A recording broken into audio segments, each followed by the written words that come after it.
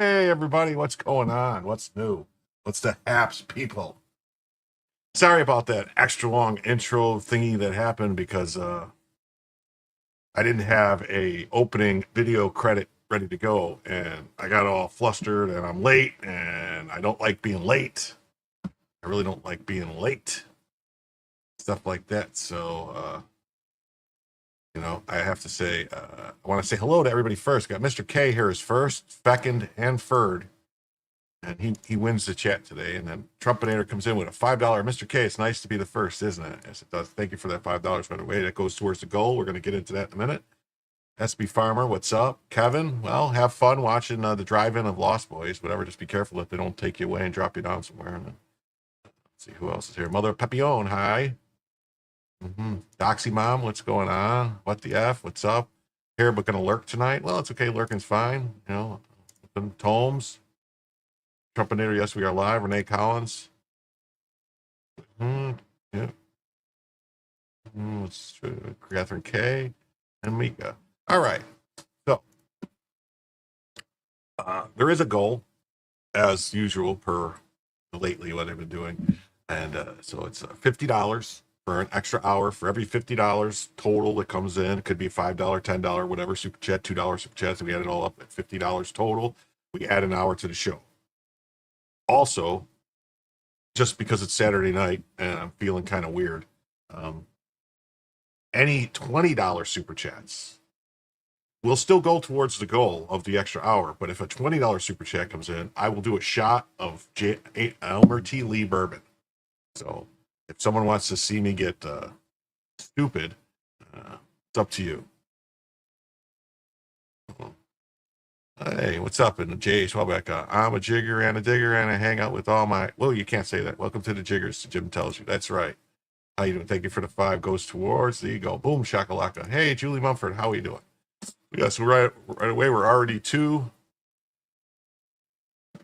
We're already 2 into the goal. You know. Yeah, drunkenness. We don't want to see do 2 shots. No. For every $20, Trumpinator, for every $20, I will do a shot of Elmer T. Lee. And the $20 will still go towards the goal, but for every $20, not $20 total, for every, like for a $20 super chat, I will do a shot, which I don't know. We'll have to see. That might not be enough if I start getting really hammered. So, anyway, we'll see.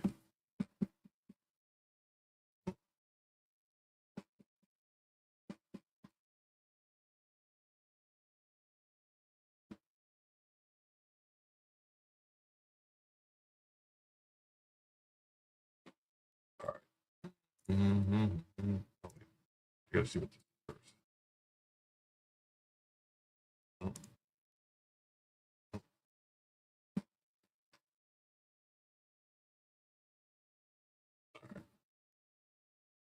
Here we go. All right. Isn't that how Arcada started? No, I don't think that's how Arcada started, but Arcada just drank a lot. I don't think he did shots. I think he just drank, but I don't know. No, I don't have a bottle filled with apple juice. I have a bottle of Elmer T. Lee, which I'll go get if I get a $20 super chat. I don't have it sitting here right now because I've never really gotten that many. So we'll see. Just don't paint yourself blue like Joe. Well, I don't have any blue paint. So we'll see. All right. Here we go.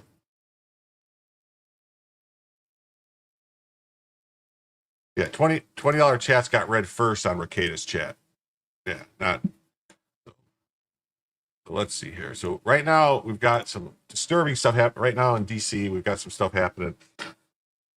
The feds have moved in, taken over, and they're patrolling DC. And it seems like crime's really come down in DC. And so you've got 2 camps. You've got the actual people who live in DC, the actual residents, and they have a take on it. And then you have the people that don't live in DC, the white liberal awfuls that came in, and they've decided that they don't like that the crime is down in DC. They like the crime to be up. They want to keep the crime there and not. So let's see here. We got this.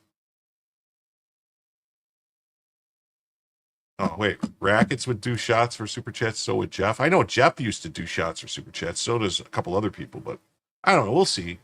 Someone, the only reason I said this because the other night, someone, I think it was Saturday. I don't know what night it was. Someone offered me money to do a shot, and so I did it. Whatever. Finally able to chill at a red light with my window down, not worried about if one of them young niggas is coming. Ride through the city, feeling more safe than I ever felt. Finally. So see, like this person says, it's the safest they ever felt in the city. Okay, yeah, but see, I don't have that kind of audience. You know, I'm not expecting this audience to be putting up $100. I mean, if 10 people were to give me $20 each and I had to do 10 shots, then I might be like, whoa, I might have to slow this down. But I don't see like, you know, I could do 5 or 6 shots, no problem, without falling down, I think. So we'll see what happens.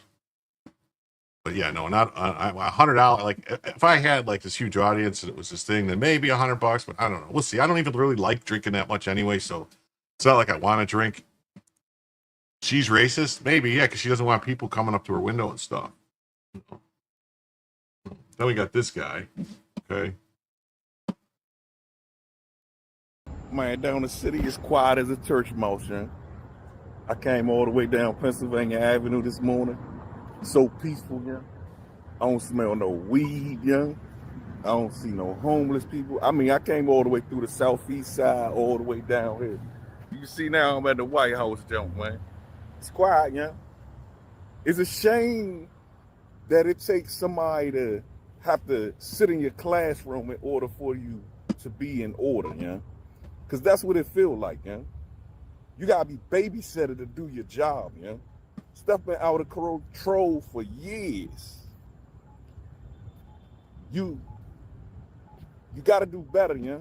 You gotta do better, yeah. And mainly, young, you got the problems. It's us, man. It's always us giving everybody a bad name, yeah. We'll see how long this lasts, yeah. How many murders was it last night? How many carjackings was it last night? Talk to me. And y'all keep on posting all these data numbers and things of that nature that y'all see everybody else reposting. The stuff that came from the Metropolitan Police Department and the mayor, yeah. Let me tell you something, yeah. Let me tell you something. You can't be that stupid. You can't be, man. Who enters that information to get that data analysis, yeah? People do. You can enter whatever numbers you want to make whatever report show what, but you can't hide the crime, young. You can't do it. Let me give you something to break it down to you for those that don't understand. I retired from UPS, right? So what they used to do to play with the numbers or whatever, we have mission packages, you'll have drivers over the hours. They'd go in and enter the information and the report would show whatever they needed to show to keep their bonus that week for their bosses not to fire their ass. So stop believing that stuff. And I don't know if you ever had to deal with the DC government, young, but they suck, young. They have got a lot more better now that the officers have did what they had to do and got all of these people out of the government and got rid of the riffraff and things of that nature. People actually do work now. Let me give you this for example, right? You got carry and conceals or whatever that were being issued by the DC separate department that was handling the gun license and the things of that nature. They went from turnaround time for like 4 months, 5 months for you to have to damn get a gun registered in DC and get a carry and conceal to 2 weeks. It used to take you 3 months just to get an appointment to talk to somebody and take your information and your gun down there. Now, you go online right now and they got appointments available tomorrow.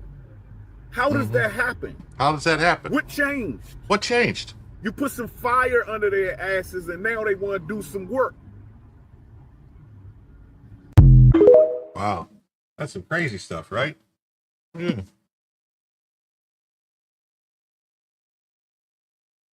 But we do need to get a lot more people talking about it. Yeah. Would rather see people disappear than. Oh, this guy's like, oh man, people are going to get disappeared over you smelling weed. I got this one right here. It says this guy says Anacostia is located in southeast DC, across the river from Capitol Hill in Ward 8. And they have seen an increase in National Guard and federal assets. And we asked the local manager at the D-City Smokehouse what his views are on the increased federal patrols. Hey, what's up, Derek? How you doing? They are making their presence felt because you could tell on the streets they're quiet. A lot of people don't want that smoke. We asked Sean if he felt the area was dangerous and in need of federal help. He said the youngins out here, they wild. They do the wildest things. They got their ski masks on. If you see it with your ski mask on, you're spending a whole week in jail. You're scaring folks out here. We don't want to be on the edge no more. We just because of what they're doing on these streets. It rolls over to good people, he continued. So let's see.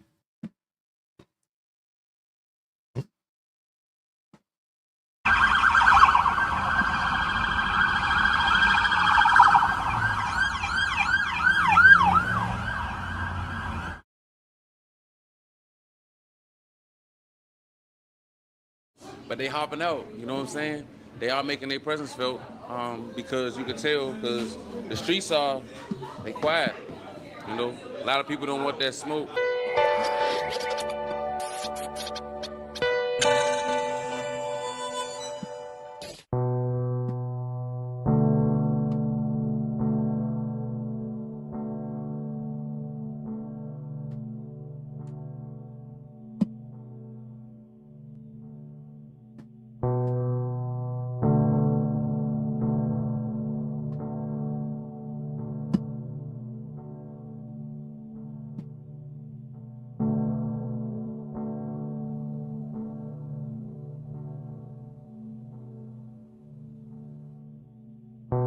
Hi, my name is Sean McWhorter. I'm a pit master at D City Smokehouse, 2010.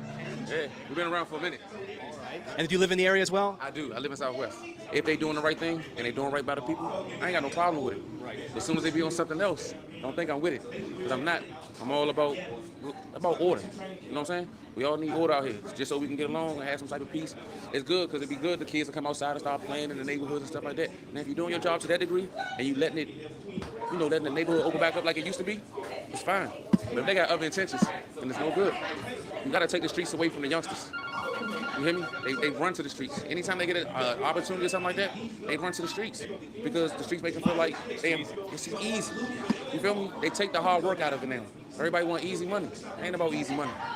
You get a fast-paced situation, and then you got a fast ending. Nah, the hard work is where it comes from. Right, you think about today, not necessarily tomorrow. You know, the immediate situation there. I saw the building down here on my right, your left, has bullet holes above the doorway, and the window got shot out. Just as an outsider, it feels dangerous. Do you feel like it's dangerous down here? Yeah, you always like that. The youngsters out here, they wilding because they do the wildest things. You know what I'm saying? They got their ski mask on. Like if you a male, I'd be like, if I see you with your ski mask on, you spending the whole week in jail. You know what I'm saying? You scaring old folks out here. What are you doing? Like for real, you're not supposed to be scaring the old folks. That's the last thing. Even little kids, they know what that means. Take the mask off. You know what I'm saying? They gotta do something about the mask. That's just making them vulnerable. Totally fair, and wonder why they're doing it, which we kind of know. If one of them came in here just to get something to eat and they got their mask up, then it's everybody on edge. You don't want to be on edge no more, cuz. Like for real. Just because what they doing on the streets, it rolls over on the good people. It rolls over on the good people. It does. We the best thing cooking in the city, baby. You hear me? The best thing cooking in the city. They gotta come past. We at 1301 over here on Murrayberry Avenue in Southeast. Yeah, I'm gonna go get me some barbecue. That's the best place in the city. So yeah, Border Hawk, he be on his stuff. Yeah, thanks for reporting the real stories. Good question.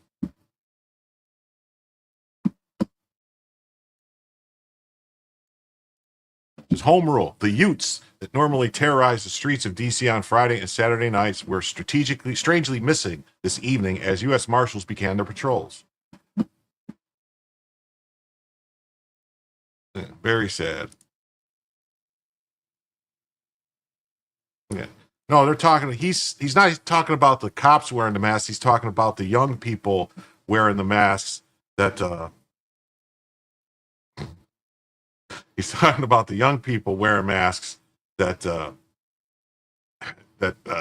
makes everybody on edge and everything. So that's what he's talking about. That it should be a law that if you see these kids out with masks on, that they should have to spend a week in jail. And hey, look at this. We got Mr. 5. We got a $5 for the goal, Mr. K. So that gives us $5. That means we are $35 away. And then Trumpinator comes in with a 20 and says, I don't need you to do a shot. No, I mean it. Well, unfortunately, Trumpinator, them's the rules. So I'm going to have to do a shot for this 20. And that puts us at $35 towards the goal. So that means another $15. And we add an hour to the show. Hey, Jim, how you, Rick, how you doing, buddy? And hold on one second.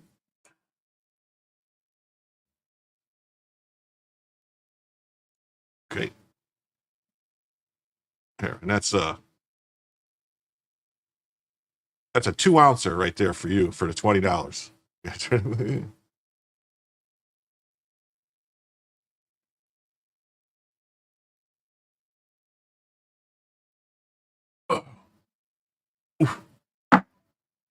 It's gonna be a long night. Just I'm paying to not do it. Well, And I put a thing out there. Yeah, I already had it poured. I did. I was gonna do, because even if I didn't get a 20, I was gonna do it at the end of the night. I was planning on doing it at the end of the night if I drunk. Wow. So okay, so we have another 5, so that means we're $10 away. $10 away from an extra hour. All right, so let's see. So yeah, the U.S. Marshals began their patrols. Law-abiding residents took advantage of the calm to dine out, according to Open Table. So yeah, so people just decide, like, this is where we're at here. And this is from BG on the Scene. He's a guy who goes around and does a lot of stuff, with doing a lot of riot coverage and different things. So.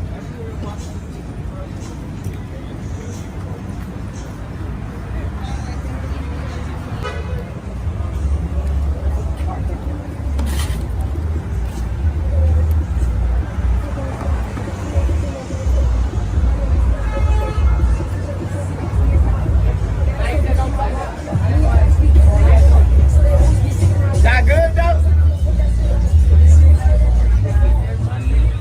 Oh, don't hit my bed.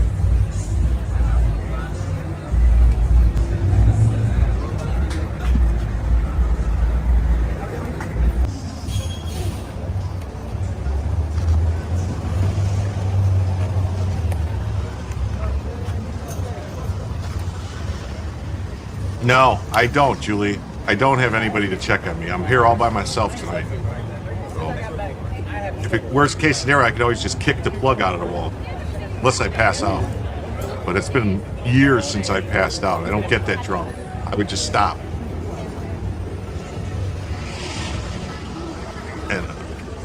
And I don't want anybody who's in recovery to do anything or drink. I think it's important for people to, if anyone who has a problem, they should get help. They should not drink if they have a problem and not do drugs. I don't recommend anybody do anything.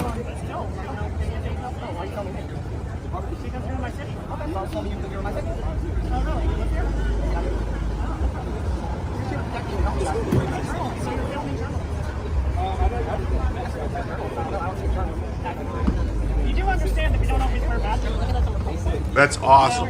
Yeah, why were you filming? I'd say You gonna tell me or not? What's your bathroom?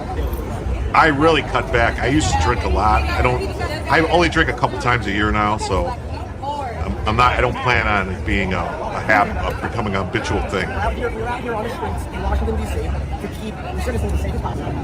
Okay. From a mandate down from the president. Okay. Telling us that we're going to come down here and we're going to keep these cities street safe because there's murders and rapists and robbers and all this stuff going on. So we're coming down here helping you guys Where are the out. murders and rapists and robbers right now? I mean, we've made over 100 arrests in the past week, so I think that should show some stats. Okay, but so as I understand with U.S. law, it's guilty. It's innocent until proven guilty, right? So. Okay. So somebody's So carrying. you arrested 100 rapists and robbers Oh, I and said, you I prosecuted all of them? said, I said there's 100 arrests. I think over 100 arrests, I think. Did you hear that person?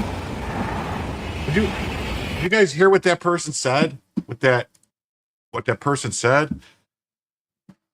Oh, Mark. I'm gonna get you, Mark. That person was saying, well, so I thought in America that it was innocent until proven guilty. How could you say you arrested rapists and murderers and all these people if they have you been convicted yet? No, you arrest them for the crime. You didn't give them names and say these people are this. So she posted her own tweet. What? Oh, that lady posted a tweet? Really? All right, Mark. So now I'm going to be tactical with you because this is not a $20 super chat. This is a $25 super chat. So technically, I don't have to do a shot for this 25. No, I'll do one. This is but I think it's going to get cut off with this first goal, and it's going to be the end of these shots because now that I'm thinking about it, $20 is probably way too low. Yes, and we hit our goal. So for the extra hour. So that's awesome. I take it one day at a time. That's what they say, and and I'm glad that you're staying clean and sober. And yeah, 67 people watching, only 32 likes. Hit that like button if you haven't already. Hit the like button. Please subscribe if you haven't already subscribed, and participate in the chat.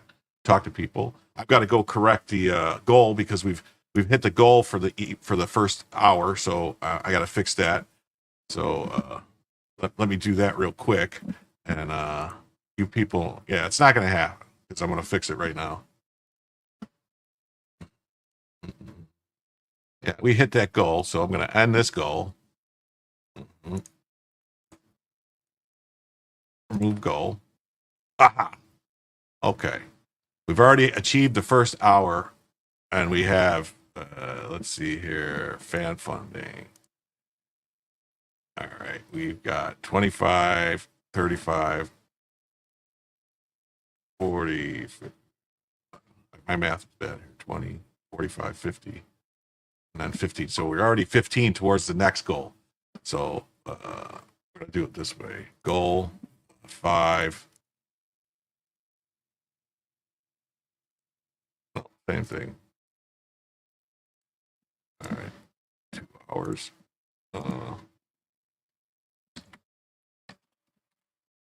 This is forever.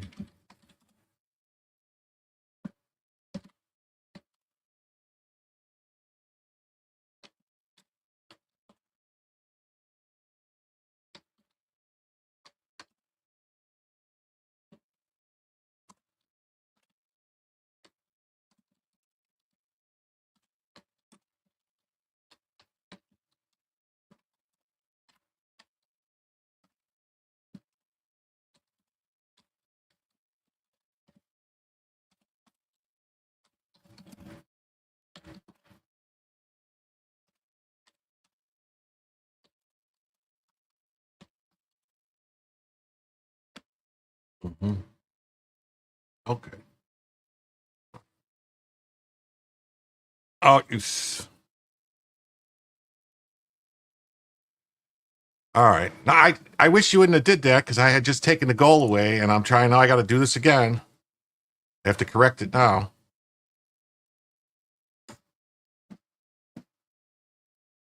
Got to remove the goal. I got to start over again. You're killing me here.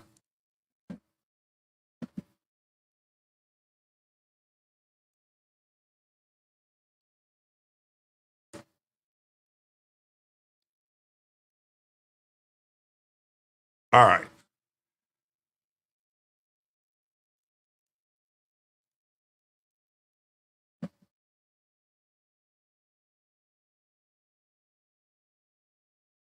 That's all right. No, actually, that's 3 shots I owe Mark now. So this is going to get weird. All right. Hold on. That's 3 shots.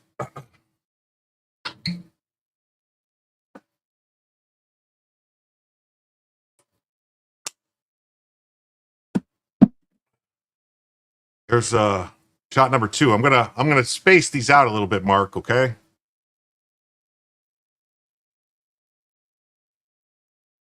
I'm gonna space these out a little, and I'm removing the shots from the. There's no more shots. I owe Mark 2 more shots, and I'm spacing them out. But right now we have 4 out. We have a 4-hour show, and we're on our way to 5 hours. We need another $35, and we will be at 5 hours. Right? Okay. I think that's where we're at. Yeah. Let's see. Let's see. We got like 50, 75. We got 100. So that's 4 hours. No, I'm sorry. 7,500. So that's 2 extra hours. Then another 15. Yeah. We need $35 more, and we'll be on our 5th hour. So, okay. Those are 2-ounce shots. Those are 2-ounce shots. Can you see it? Those are 2-ounce shots. So, yeah. Yeah, they're 2-ouncers. They're what's commonly referred to as a jigger with a J. So, yes. Yes. All right. So let's see. So, yeah. So people are mad about this.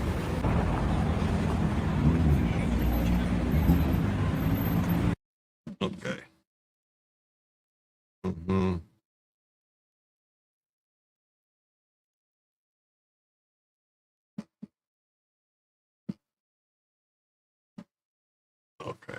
So it says home rule. Deputy U.S. Marshal Matthew Silverman said tonight's patrol isn't targeting anything specific. Only aiming to interact with residents, talk to people, say hi, and let them know we're out here. Do I really have that much content? Well, I have, just for tonight's show, I have over 20 topics with multiple links, and I still always have other stuff in the back that I could go to if I need to get to it. If I could go, like, I could probably go 12 hours in a show and not run out of stuff, because I have, like, every day I do a list, and I usually have anywhere from 20 to 30 topics with multiple links, and I usually don't get to half of them. So I have a bunch of stuff from the past couple weeks that I could always bring forward and use, and kind of, yeah, so I could make it work. And that's a quarter cup of alcohol. Well, it is. Yes, it is. Yeah, so where was I? Oh, yeah. Deputy U.S. Marshal Matthew Silverman said tonight's patrol isn't about targeting anything specific, only aiming to interact with residents, talk to people, say hi, and let them know we're out here. That's actually good. That's how the policing used to be. You know, when you used to have a neighborhood cop, and he would be on the beat, and he would talk to people, and you would get to know them. And Yeah, right now we're just out in public, right? In full uniforms, all right? It's kind of like a community outreach showing our citizens that we're out here to keep them safe. And that's all it is. So we're not out here, we're not making arrests, we're not grabbing people up and throwing them in the back of the cars like some people have already accused us of doing. We're walking around talking to people. If I see somebody that's filming, I have no problem going up and saying, hey, how are you? Because we're just doing the kinder, friendlier, we're out here, so hopefully if anybody is around here that is going to try and shoot up the place tonight, or rob somebody, or kidnap somebody, that they're deterred because there's so many of us out here. And that's it. That's really what we're trying to do. So are you patrolling for anything? You are patrolling? Yeah, Patrolling. Yeah. So if we come across something, then of course we're going to act in accordance with what our policies and procedures are. But you're not looking for something specific at this moment? Not looking for anything specific. All we're doing is trying to interact with people, talk to people, say hi to people, make sure they know that we're out here. And, yeah, and that's it, really, yeah. How has the reaction been from people I out think here? it's mixed. Yeah, I think it's mixed. I think there's some people that are out here that don't want to see us out here. I don't know why they don't want to see us out here. I talked to a bunch of people that said they feel more concerned about us out here because now there's more guns out on the street. I think there's a difference of a trained law enforcement officer who has a gun than a criminal who has a gun, especially when that gun doesn't have a serial number, you don't know whose gun it is, and they're out popping off rounds to hurt somebody or kill somebody. But we're out here to protect that, and that's all we're out here to do. So it is, I mean, it is disheartening to us as law enforcement officers, but we're used to it by now, that we're out here to help serve and protect and keep people from getting hurt. That's all we're trying to do. Given the size of DC, how do you choose where did you go? So that's all from our team leaders. There is a joint operations center. That joint operations center is picking certain areas. So right now we're going to be here, Navy Yard, around the metros and all that stuff. Because I got to stop. I just saw this come through. This is from a friend of mine. Low Watermark says, Jim, do not drink anything for this. As I gave to Dave, I'm glad to give this to you. People, Jim is amazing. Do not make him drink. See you soon, Jim. I'm hoping you'll come back on the show soon, Mark. It was always a good time having you here to talk and get your opinion on stuff. Love to get you on and even to get Eric back on again. Eric was good to talk to. And, even though we disagree on some stuff, it's always good to have conversations.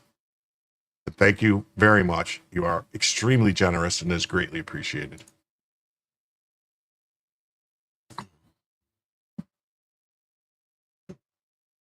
I consider the entire chat to be rich with just love and tenderness and happiness.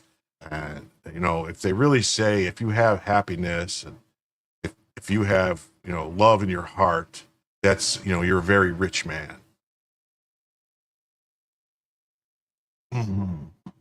So you think that deserves a drink? Well, it's going to be I owe him 2 more shots, right?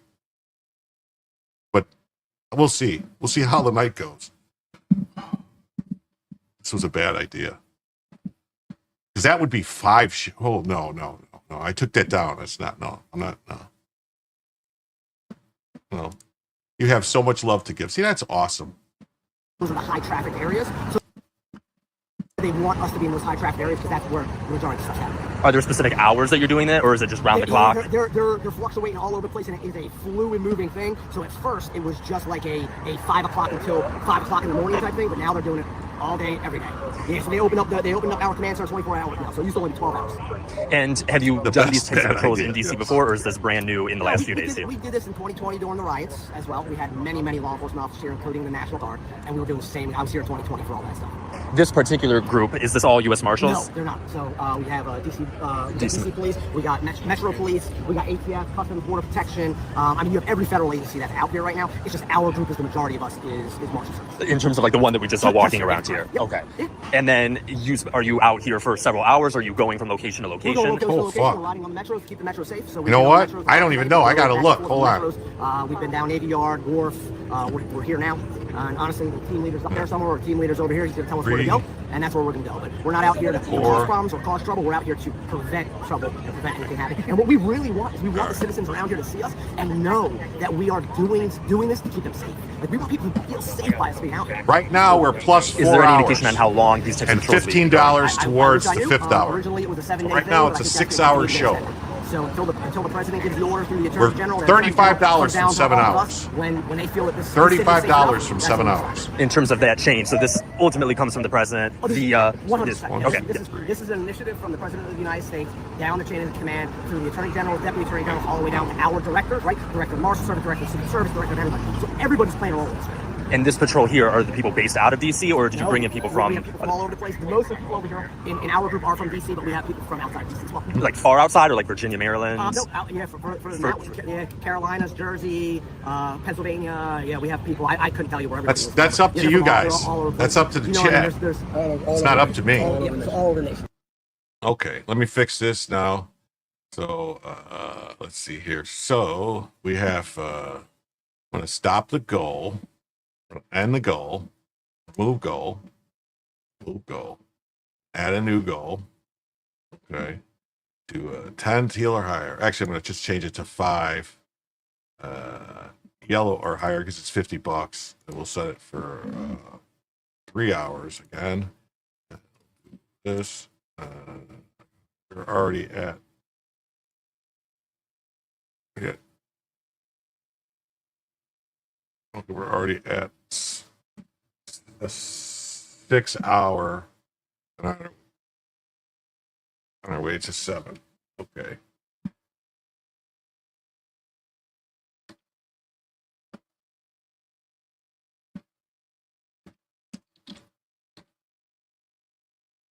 We're already at a 6 hour show on our way to 7. There we go.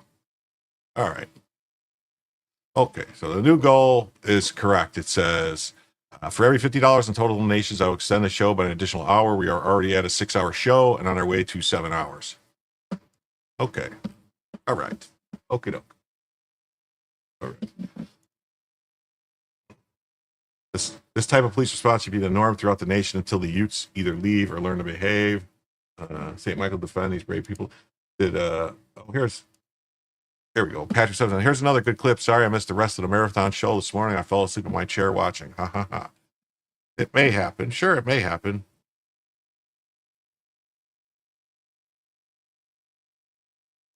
Well, I like to correct it and, keep it going. I mean, I could also do the math myself. It's every $50, so I just add it all together. When it gets complicated is when I have to start figuring on memberships and stuff. That's where it starts to get complicated, but. Oh. You have a 1-year-old granddaughter? Oh, I have 2 grandsons. One is 2 and one is 9 months. And actually one's 2.5, little going to be 3 in December, and then one's going to be 1 in November. But they keep me busy, man. They get up early and chase them around and stuff. And that's why I can't stream really during the day. It's just strictly a night thing. They have to both be in bed. And every once in a while, my grandson will come bursting in. What the hell is this on my neck? Oh. You can't find it? All right, whatever. It's no big deal. Federal agents are roasting leftists who are harassing the cops. You can choose to be so. Let's see. Yeah, and you can choose to eat a salad. This is incredible. I saw a couple videos like this.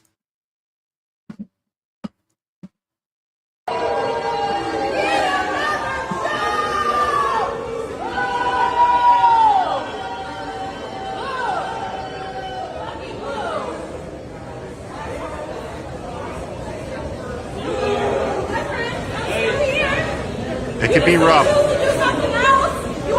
but they are a blessing. You can choose to eat a salad. You could choose to eat a salad. That was funny. You choose to eat a salad. I love this. Mix a salad there, fatty. What's this say?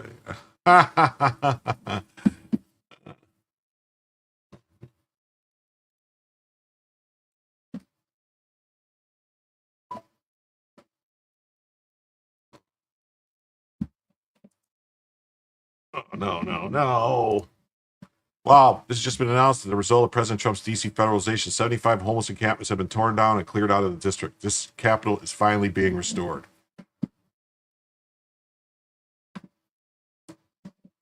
This is crazy.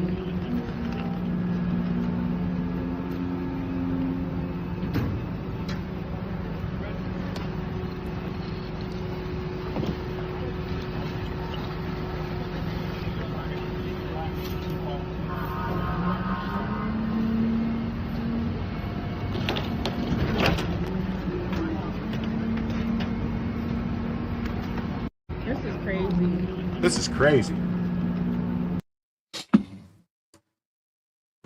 Restoring order in DC isn't about optics. It's about ending the chaos that Biden's policies left behind. Federalizing enforcement allows ICE and DHS to clear dangerous encampments while connecting with individuals for humane solutions. The alternative, letting crime fester blocks from the White House, that's just insanity. Critics scream overreach but ignore the 76% drop in violent crime in a cleared zone since August 1st. This isn't cruelty, it's just common sense. When cities fail to protect citizens, the federal authorities have to step in. The Capitol revival proves Trump's leadership delivers results where weak local government has collapsed. I think what they're calling encampments to me seem like they might have been kind of small, like 5, 6, 10 tents, but I don't know, man. They sure pop up quick. Where are they moving the homeless to? I don't know. I mean, hopefully they're moving them to somewhere where, like, actually giving them housing somewhere, you know, like something. They were talking about, you know, if to offer them help and stuff, and your watermelon plant has severed buds. My pineapple plants are taking off like crazy. This year I've already picked like 12 pineapples. I've got one more that's going to be ready in a couple weeks, and I got other ones sprouting up. Normally it's just like one of them things with the like once a year usually, but I guess now I'm going to get 2 crops a year maybe of pineapples. But where I'm at, I can't really grow in the summertime. You know, pineapples is the only thing you can grow really in the summertime. Anything else just get burnt up from the sun in Florida. So you have to, like in the spring, you can plant, like February, you can plant, and then in October, you can plant like tomatoes and cucumbers and stuff. But my favorite tomatoes to grow are these little ones called sugar bombs. They're a little bit like grape tomatoes, and man, they're so good.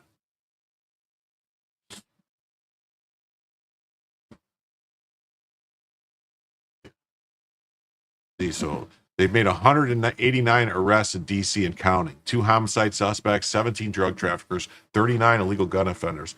Now, the thing about the illegal gun offenders that I have a question about is, like, is that their only charge, is that they had an illegal gun? Because I don't think that there's anything as an illegal gun. I think they're just undocumented guns. And, you know, technically shouldn't be a crime in the Constitution. But the 2 sexual predators, 75 ICE arrests, This is what happens when you actually enforce the law. We're taking back our nation's capital. Together, we will make D.C. beautiful and safe again. We, the people, are waiting for arrest number 1 of a Democrat or deep state asset. When will those arrests begin? Yes. Russian inclusion hold 0, January 6, 0, Mar-a-Lago 0, Biden pen 0, all this stuff. Benghazi, Doge, Ukraine, all zeros. This Union Station in D.C. is safe and under control thanks to the National Guard and the DEA patrols.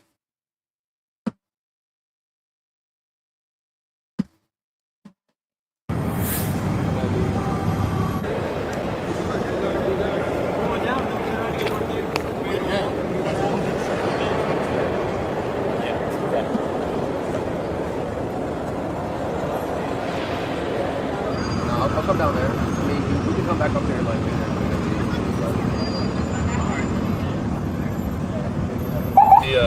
like this. Yeah, it's like Awesome. Thank you. Yeah, of course.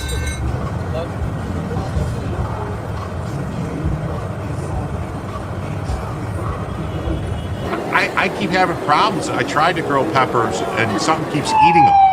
I don't know if it's the rabbits. I got a lot of rabbits around my house. I don't know. Something's been eating my pineapples too. I had to put chili. I had to put cayenne pepper around my pineapple plants to keep stuff from eating.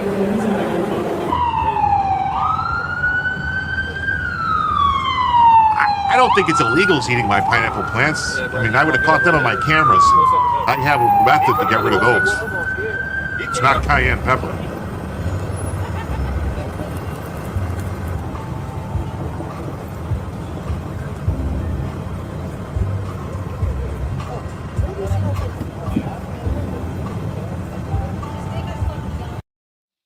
Mm-hmm.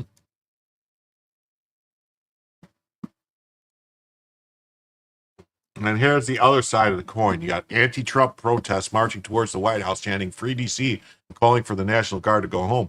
Now you see, hey Barbie World, how you doing? Nice to see you tonight. She said, "Good evening, Jim and chat." Yes. Oh, you think it's the squirrels?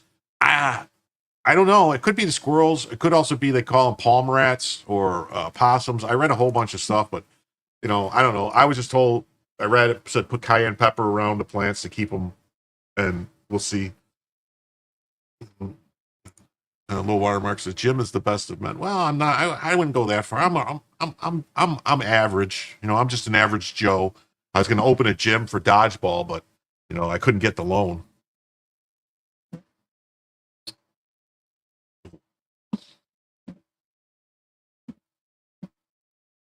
This is just a short clip, but I mean, I want you to look at these signs.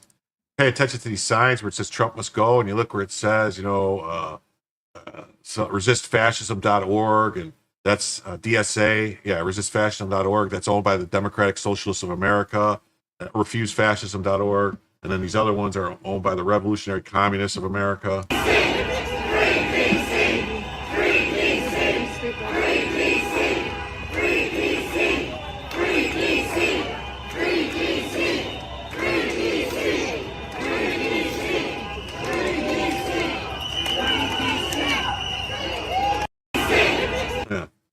So these are all paid protesters that are getting bussed in. Check out those angry old white people. Did they all get a couple of coupons for IHOP? This protest is proudly sponsored by the friendly, currently unemployed, unindicted folks at Act Blue. Mm-hmm. Mm-hmm. Don't remove crime from our cities. Look at them. They want the crime. They say, give us the crime. We want the crime.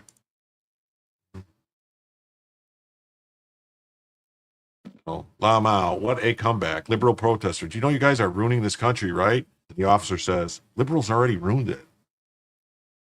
Dems want the officer fired. I say, give him and these other gentlemen a raise.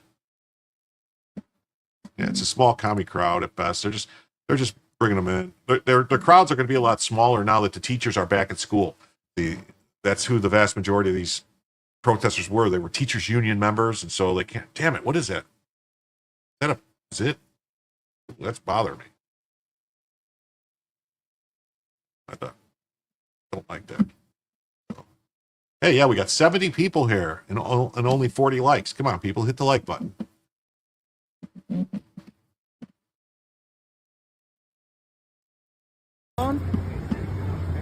Is your...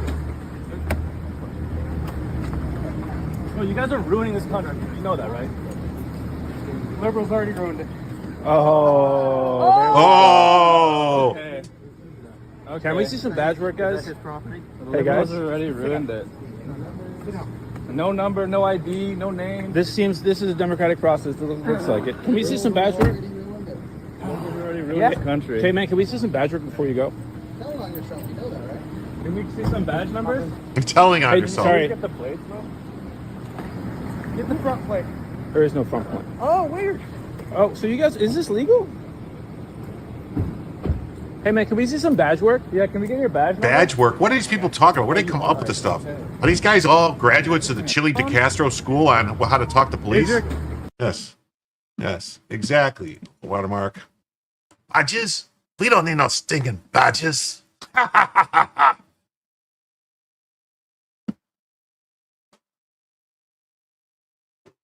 Any police officer in America would say the same. Since I got swatted, I talk to local police very often. Let's just say there's a massive chasm between what the police see on the ground and the utopia liberals believe is possible with their ideas. MAGA backs the blue does not back the Democrats. That much is certain, and for good reason. Abolish the Democrat Party to support criminals and traitors.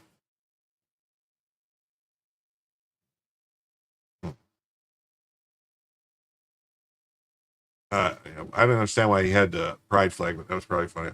Cops need clearly visible identifiers. I understand why they cover their faces, but they need a way to report and challenge any actions. Yeah, they should have a badge number or some kind of number that they can, that they can, that they, if there is something they need to report, some kind of number or something. I mean, they should have something. That way you know who they are, and if they actually do something wrong, they can be held accountable. But so far, I haven't seen them do anything wrong. As myself and other press began filming Homeland Security investigations, police on DC, an officer asked me the places that we're going, just give them privacy. And I told him, I'm never not going to film something on a public street at the request of the feds. Oh, okay. Yeah, some sovereign citizen matriculation. Yeah, it is. We got a lot of that stuff going on. Yeah. And Ford Fisher, I've had a few exchanges with him on Twitter. He's we're doing an outreach thing, and we're not doing enforcement right now. So can we go do that? Like, we've had a lot of interruptions, and we want to actually, the places that we're going, just give them privacy, because as far as what we're doing, that's basically. With all due respect, on a public street, I'm never going to interfere with anything, but I'm never. See what he's asking, and he's saying they're doing outreach, so they're not arresting people. They want to go talk to people and see. So people that are like homeless or maybe on drugs, they want to go talk to them and see if they need help and try to offer them help. And they don't want people there filming, because that might make the people not respond well to being filmed and stuff. So I can understand him asking that. I mean, he can't tell him. He's just asking him, hey, can you not do this? He's not telling him he can't do it. He's not telling him it's against the law or anything like that. So I understand that. I think that's right. It's actually like, that's good. They're actually trying to reach out and be like, almost like social workers or something. Like, can we help you? Get you off the street, get you in a place to live, get you in a treatment facility, get you some, yeah. All the cops do have body cams on too. So yeah, I understand.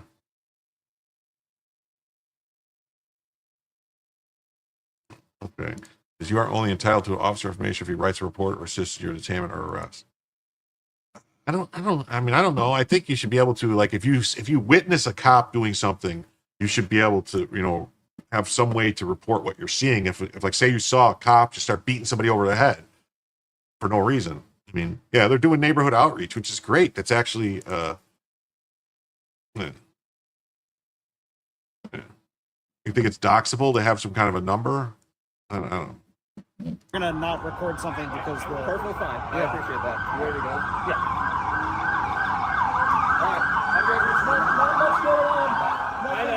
Nothing going on anywhere. Hey, appreciate talking to you guys. We're doing an outreach thing. He didn't pull a baton for you to film. You're good. Ford Fisher. Try filming victims or witness of a crime while they're trying to give statements to police conducting an investigation. Let me know what happens. Yeah. The Fed seemed friendlier than I would expect towards journalists, considering how many people are interfering and how bad the press is for them. Well, this guy says Duncan Lemp. Duncan Lemp is a guy who got killed by the cops in a bullshit raid. So I don't think that's the real Duncan Lemp. It says, why would any officer arresting someone in the middle of the street expect privacy? They're not arresting anybody. They said they were doing community outreach, talking to people. They just asked for a little privacy so they could actually. Democrats are.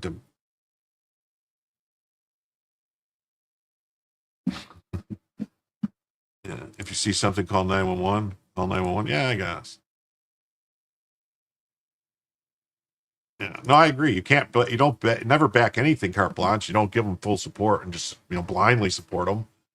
But, generally, like, I could tell within a few minutes of seeing something whether or not I'm like, oh, wait a minute, that cop's fucked up. He shouldn't have did that. Or, man, this is bullshit. Or, whatever. And then I have this outreach thing. You just need to agree with me. Yeah. Hey, Steve Hilliard, how you doing? It says Jim had several outstanding programs this week, and I think his chat is way above average. Oh, You call Jim and the Ghostbusters. Yeah. Who are you going to call? Ghostbusters. When there's something strange in the neighborhood. Who are you going to call? Ghostbusters. When something weird and it don't look good. Who are you going to call?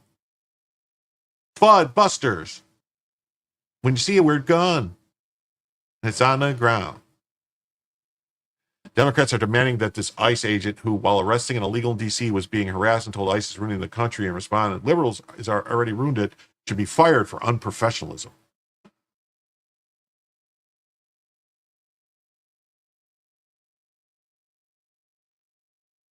Jim's better than the Ghostbusters? Well, maybe. More entertaining. Yeah. If there's solar flares in the sky, who are you going to call? Well, not, and he wouldn't call me. I am not a solar flare expert. That's the solar flare guy. That's the space weatherman, space weatherman, right? That's his name. Secret suspicious observers is his name. It takes the cops 30 minutes to get to your house, but a 357 only takes seconds. 357 takes less than this, 0.0962 seconds.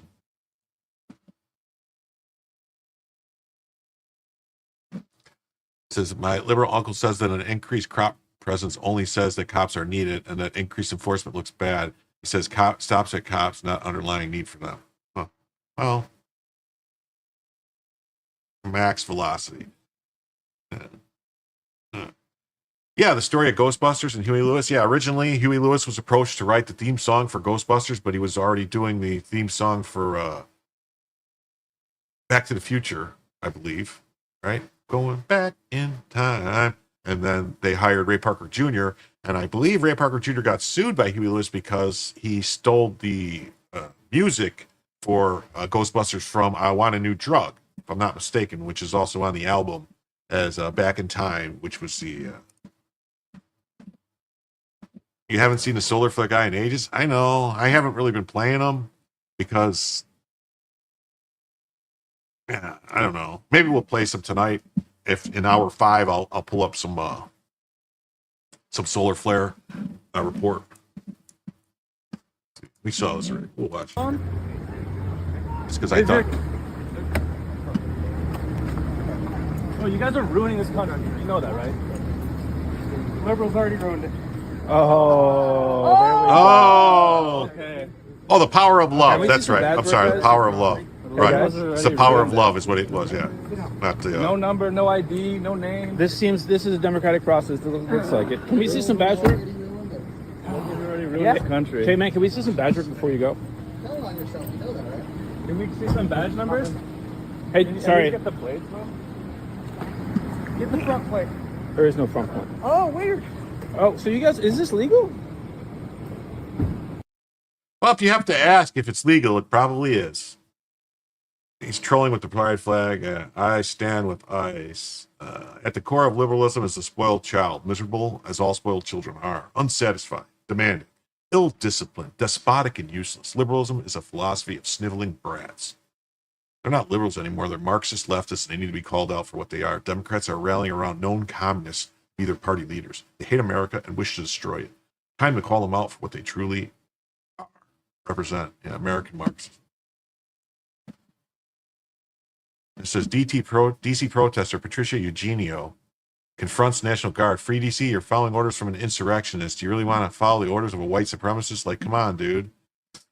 Support them all. Yes, we are a constitutional republic. Yeah.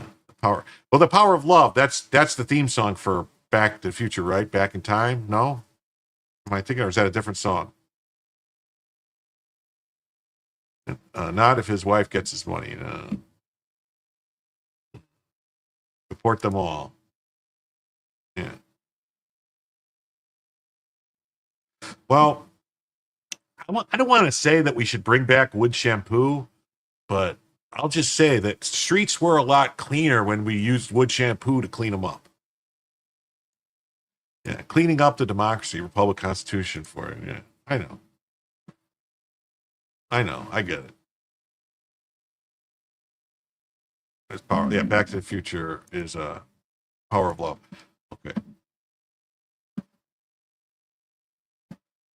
Okay, nothing there. All right. Let's see here. Let's see what's going on here.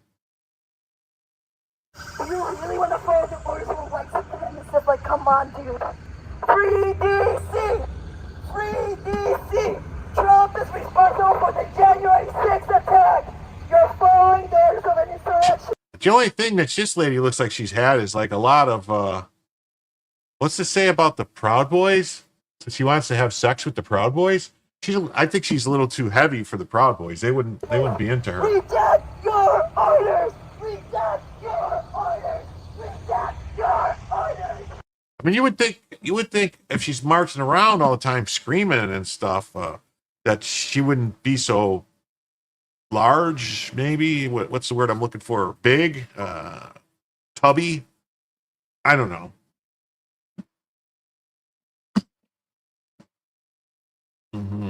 A former elected official, she's a former elected official in D.C., is pushed out of the way by police as National Guard vehicles depart amidst protests. Well, you can't block their travel, you know, there, Mr. Ford Fisher. You're not allowed to impede. It's a crime to impede.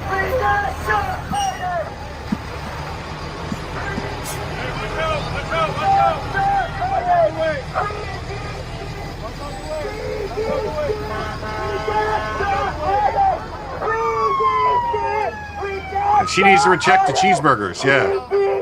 Puffy. Fluffy. Well, that camera added a good 100 pounds.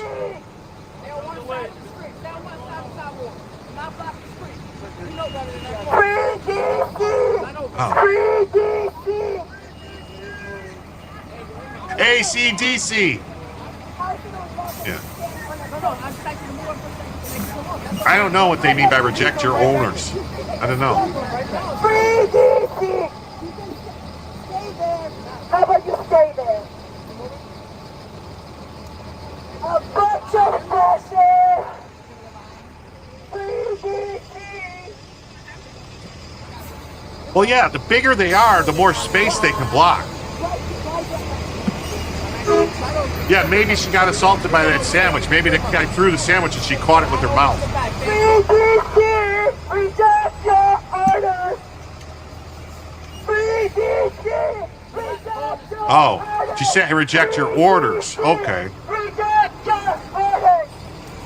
BDC, reject your orders. Wow, look at her run.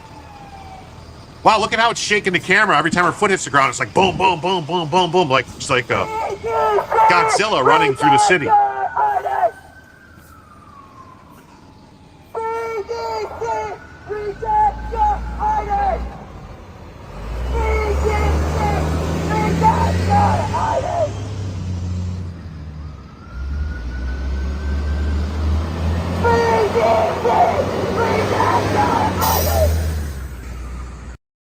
Wow. And then current view at Union Station 2 hours ago. Let's see.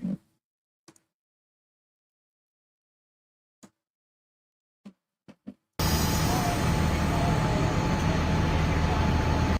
says the Bondi order is unlawful. You are not obligated to follow it. Oh, really? Okay. And what makes you say that, guy? Man blocking line of military vehicles given water bottle by MPD who successfully gets him out of the way without making an arrest. Protesters continue to yell at the National Guardsmen as they leave Union Station for the night. Oh, okay. Let's see. I see stuff like this and I have zero sympathy for any of these people. USA! Flag USA! I'd like to see some people sign up on DSA too. Where are my socialists at? Oh, on DSA, so that's Democratic Socialists of America. So he's a communist because DSA and Revolutionary Communists of America are the same organization. It's the same funding force.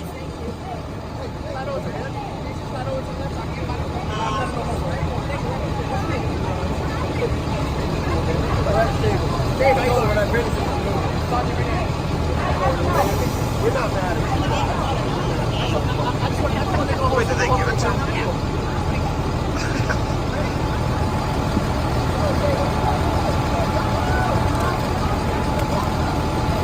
I'm gonna go get my bike. You'll see me again tonight.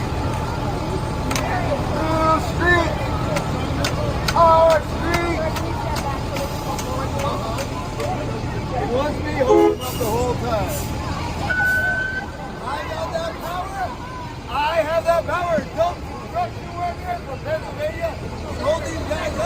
Just your typical white liberal woman. The guy claims to be a construction worker from Pennsylvania. No. There is no socialist construction workers.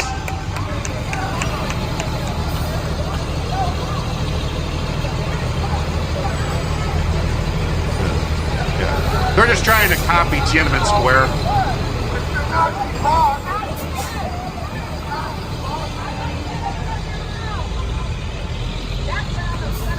Yeah, I'm sorry. I'm thinking I might have to remove the megaphones after all this stuff because it kind of seems like I'm agreeing with these people. Oh my God, look at how big this soldier is. Don't we have standards anymore? I mean, what is she, 220 pounds, 5'4"? Lord. Get out of here. Goodbye, National Guard. Goodbye, National Guard.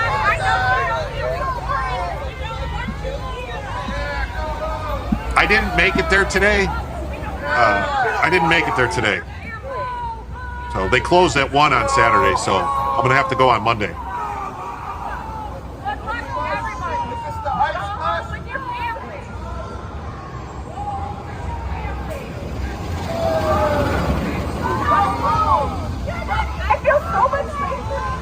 Wow, look at that. Oh my Lord. Oh my Lord, look at this. It's a red superstar. Hey, wait a minute. That's $1.99. I thought that was that's awesome. I really appreciate it. That's going to go towards the goal. So right now we are $17 towards another hour. So another 33, right? $33, and we will be at a 7-hour show. So right now the show will end at 4 a.m., but if we get another $33, we will end at 5 a.m. Eastern time. Thank you very much, SB Farmer.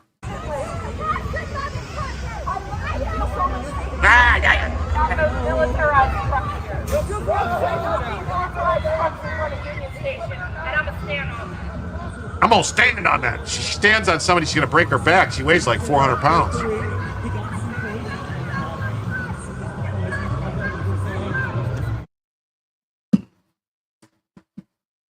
Oh man, see, and I thought this was going to be a lot more. Liberals marching towards the White House. Yeah, keep pushing the UN, WHO, NATO, and WF talking points. She's demonizing Americans and America itself so that the U.S. cedes sovereignty to the UN as political policy of global government. We know you are evil globalists demonizing America. Soros needs to start paying them more and get some better talent. Definitely. Here we go. What is this? Second front, Jim in the foreground, Jim in the second front in the foreground, Jim in the background.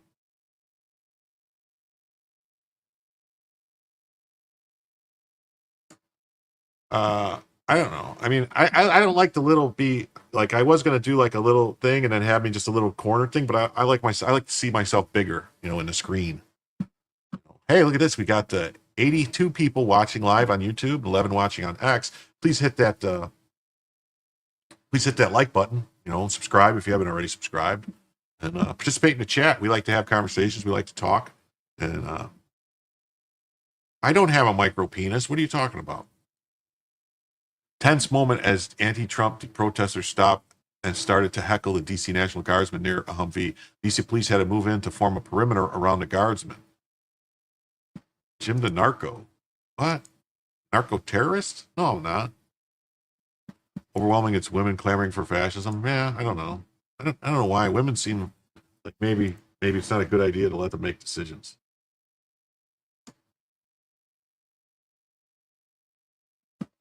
What is this? I dare you to sip it to a dictator. I dare you! Sip it to a dictator! Shame on you! Shame on you!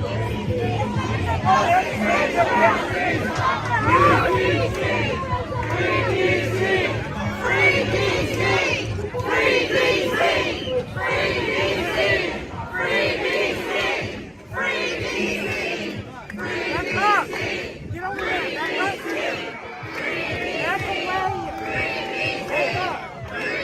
Back up! Back up! Back up! How far? Back up to the sidewalk. Sidewalk? Yeah. Back up out of their face.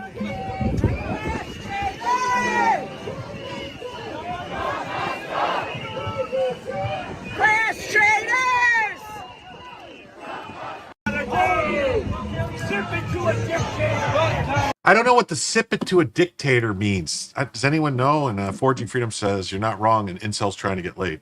Yeah, you gotta. There's ladies. You gotta really be careful of the male feminist types that say they're your friends trying to help you, because generally speaking, those are the guys that'll try to get you drunk and take advantage of you, or try to do things that they shouldn't be doing. And like basically, yeah, be really careful of the male feminists. They're the most dangerous person in the. Oh, simping to a dictator.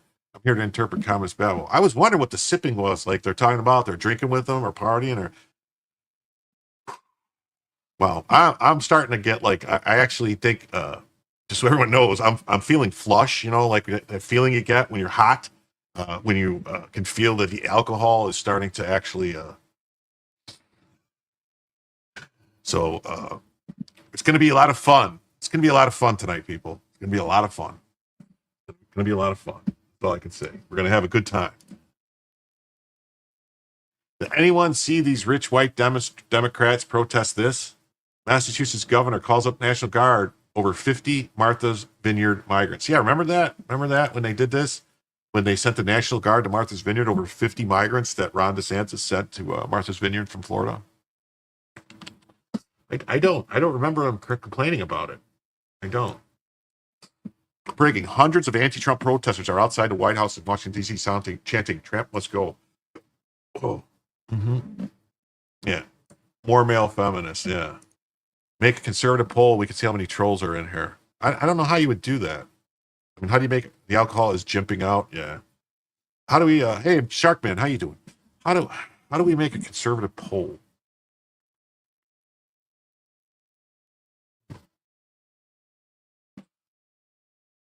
Male feminists are called sneaky F clerks. What does that mean? F clerks. Or is it F slurs?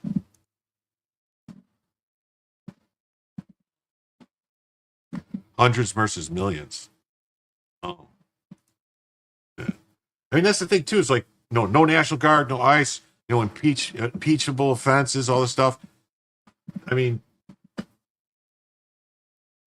they like to say stuff.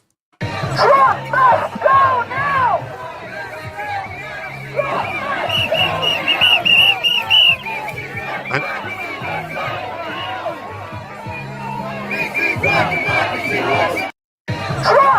I mean, Trump was just elected, less than a year ago by a wide margin. He won the popular vote. He won a landslide in the Electoral College.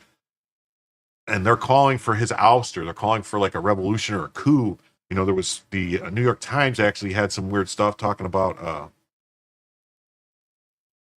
that, we need the military to stand up to get rid of Trump. And if they really believe that the right is all these fascists and they're dangerous and white supremacists and they're the most dangerous people in the country and all these problems, what you're calling for, basically a civil war by trying to get rid of the president that all these people voted for. I don't think you've thought it through too well, that it's going to end the way you think it's going to end. Like, you tried multiple times to kill Trump. That wouldn't have ended well either.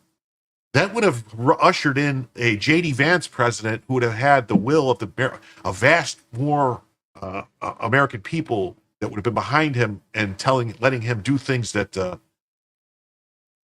you wouldn't like. I mean, they openly call for civil war. They do. You got Democrat politicians openly calling for assassinating Republican leaders. No, I know they don't believe it's called projection. I know they're the actual fascists. They're the actual authoritarians. They're the ones that want to lock you in your house. They're the ones that want to take away your freedom. They're the ones that will, want to put you. It's not even the plurality of votes. Trump won the majority. He won over 50%. But what they did, the shenanigans they pulled in California to try to pull her closer, a month after the election, I don't buy any of it. I don't.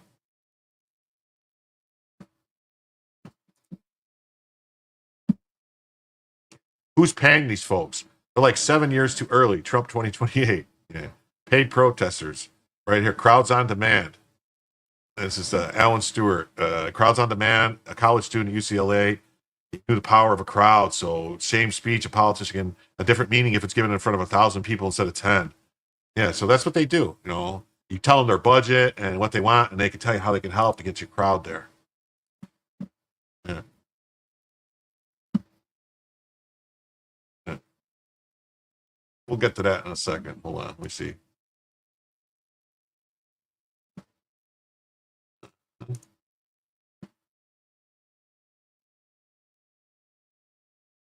Yeah. Yeah, these are the people that are here protesting right now, just so we're clear.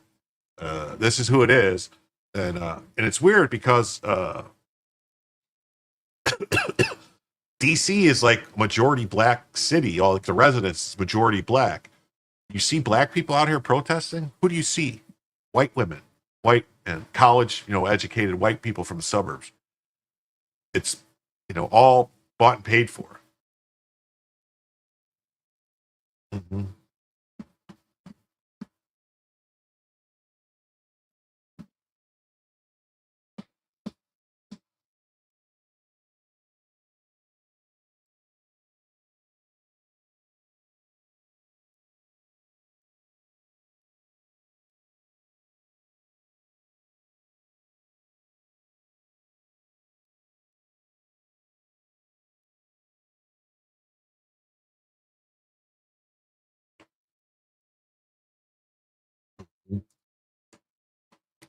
Hey, Jay Leave God, how you doing? Yeah, if it weren't free in DC, they'd all be jailed. Definitely, they would all be locked up if it weren't free. Soros is paying a lot of them. I think a lot of the money came from USAID, and since that got tamped down, they're trying to get it other places. There's got the Act Blue money that's coming in with the, and there's that whole thing, the investigation on Act Blue, because they were doing smurfing is what it's called, right? Where they're doing the bogus donations and stuff. They're doing some kind of thing with mortgages where they're buying, Act Blue is buying houses and then selling them for 100 to 200% markup to foreigners. That way they can use that money to pay for donations. Yeah, DC was the town I immediately wanted to get back on to I-95. Yeah. DC is Detroit without the auto industry. Detroit has no industry, or DC has no industry. DC has no. Anti-Trump protests started at DuPont Circle in response to Trump sending the National Guard, federal officers to D.C. to bring the crime rate down. Never surrender. Yeah, never surrender to crime. Never surrender to crime. Defended neighbors from ICE decry genocide. Some of us have resigned or blown the whistle. This shows we are millions, many more of us than there are of them. There was an election, lady, and 77 million plus people voted for all these people to be deported. Kamala Harris got 73 million, 74 million votes. So where were your many more people? Are you going to try and say, well, Joe Biden got 81 million votes, so you had those people? Where did those people all go? Oh, that's right. They were just ballots that got mailed out everywhere. Multiple ballots to every house. Houses got 10, 12, 20 ballots. People picked them up, packed them up, and sent them off. I mean, the only election that was really rigged was 2020 and stolen was 2020, stolen by fake mail-in ballots. Let's stop playing games. Feds knew it and they covered it up because the Chinese were sending in driver's license for people to do stuff and all the ballots that got covered. Let's stop playing games here. Now we must take this higher. We must direct all of this and more towards the only thing that truly measures up to the existential threat humanity faces. The whole Trump fascist regime must be driven from power. Okay, so she's saying they must be driven from power. So she is calling for a revolution. She's calling for a sedition against the government. That's actually a crime. She should be arrested. She's not saying we're going to vote him out. She's saying the entire fascist regime must be driven from power. That means chased out, forced out with force. That's what driven means, to be forced out with force. That's a call for sedition, a call for revolution. It's illegal in the United States to advocate for a revolution to overthrow the government. It's a crime. People think, well, you got First Amendment rights. You don't have a First Amendment right to call for the overthrow of the government. they kind of put that one in there, like, no, you have to sell the stuff, but if you could say you hate the government, you could say you want the government to change, but you can't call for a revolution against the government. Yes, revolution. That's what they want. No, that's the problem, Jay. They don't understand the definition of fascism. To them, saying we want everyone to be able to own guns is somehow fascism. To say we don't want people here on, working for slave wages and working under the table and being held hostages and stuff. We want people to, to be legal and to have like the proper credentials and everything and to be here legally. That's somehow fascism.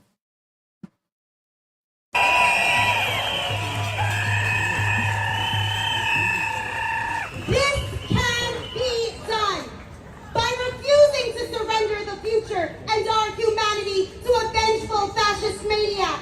Never surrender! By rising defended neighbors from ICE. By rise, see that should have gone on a little longer. By rising up, seems to be around 1,500 people. He says. That's what she says. Anti-Trump protests in D.C. rage against the National Guard deployment to curb D.C. crime, exposing leftist NGOs' vested interest in chaos and despair to justify tax hikes. Washington, D.C., hundreds of anti-Trump protesters flooded DuPont Circle, clutching signs and chanting, "Never surrender! Never surrender!" in a desperate bid to derail Trump's bold move to deploy the Guard and federal officers to slash D.C.'s crime rate. Why do they always sound like that? I don't know. I think it has something to do, I think when you get something breaks in your brain, it causes that to happen. Aren't these all colleges? Yeah, well, see, that's the thing is the colleges are actually indoctrinating these people to think like this.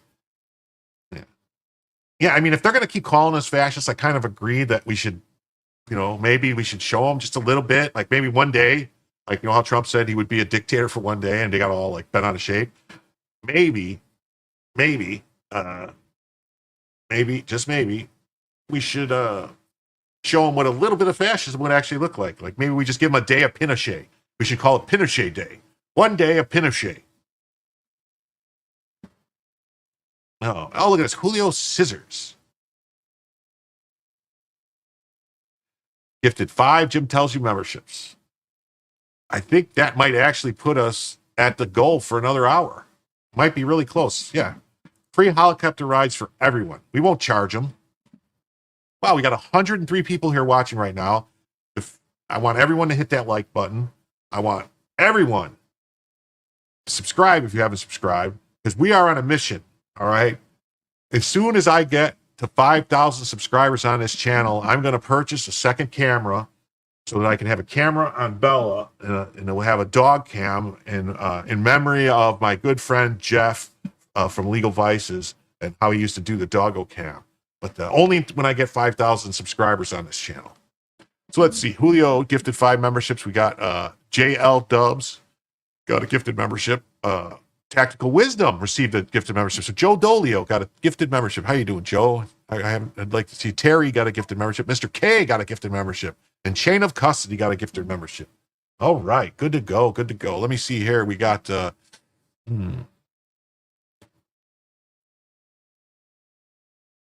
Was that 5 gifted memberships?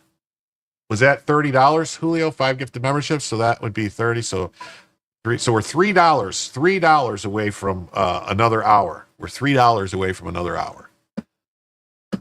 So we are right now. We are at 6 hours, and with the next $3 comes in, we will add another hour to the show and get us to 7-hour show.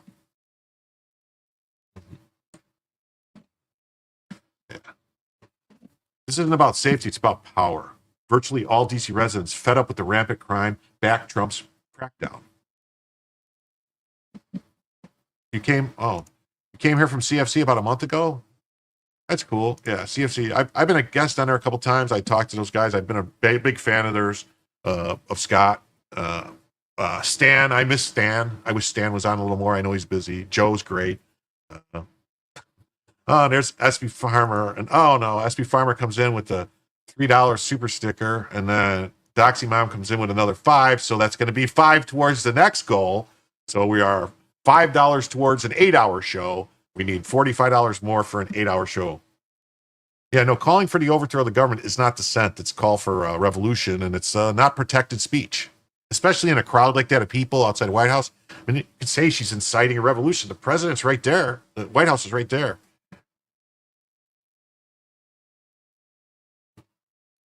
Because I gave you 2 instructions for polls. That should be worth $3.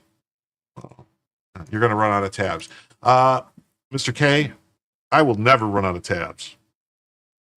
That's all I'm going to say about that. But you know what? I do owe another 2 shots though, so I'm going to do one now. It's been an hour and a half into the show.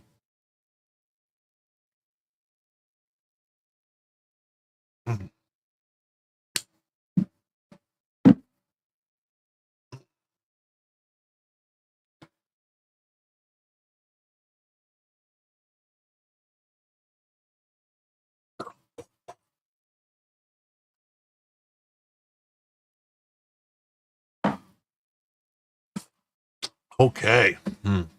Yes. Wow. What do you know? We lost 10 people by me taking that shot. I guess I just made people mad. Mm-hmm.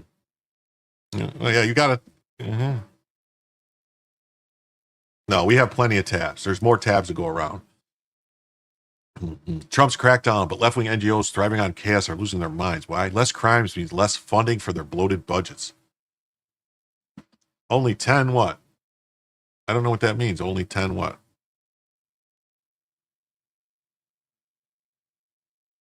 What's going on? Am I?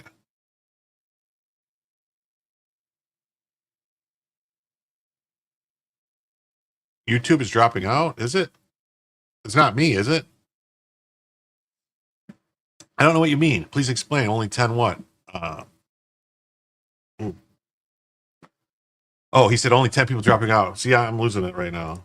Yeah, those 10 people were bots. It's suicide, yeah. Democrats, ever the enablers of disorder, cheer homelessness and crime to perpetuate a cycle of despair, giving them an excuse to raise taxes and funnel cash to their cronies under the guise of fixing the problems that they've engineered. Trump's decisive action, deploying 800 National Guard troops and federalizing the D.C. police, have already yielded over 100 arrests targeting criminals and illegal aliens. Residents like Kevin Schling praise the cleanup, while NGOs and their Democrat allies wail.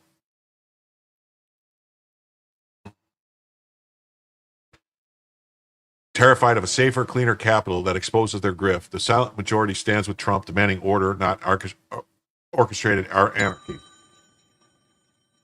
Hold on a second.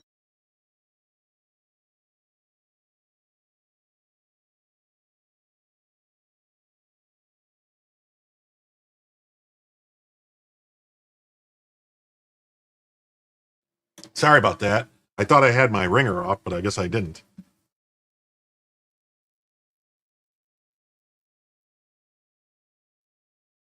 Mm-hmm. Okay.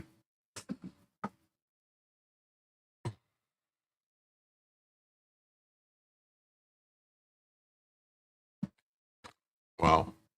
I just lost my train of thought here. Yeah, Trump, residents like Kevin Schilling praise the cleanup while NGOs and their Democrats allies wail. Terrified of a cleaner, safer capital that exposes their grift. The silent majority stands with Trump, demanding order, not orchestrated anarchy. I think I read this already. Wow. Oh, wow. Here, so we got a video here to play. Look at that. I could have been playing this video. The numbers are breathtaking. Since President Trump asserted federal control over our nation's capital in Washington, D.C., we have seen a record number of violent offenders, bad guys, gang members, and all kinds of threats to public safety removed off the street, as well as their illegal weapons that they've been using to terrorize the citizens of this city. Additionally, we have seen over 70 homeless encampments that have scarred and disfigured the public streets of this city, dismantled and thrown away. They and all the homeless suck. Cleared They all suck, Forging Freedom. They all suck. At the same time, we have the National Park Service going around and getting rid of the gang graffiti that has been left untouched by this city for decades. Since I've lived here, I moved to Washington, D.C. 20 years ago. And I've seen graffiti in some of our landmarks that has gone unremoved for decades that is now being cleared away. You have gang members that are being taken off the streets.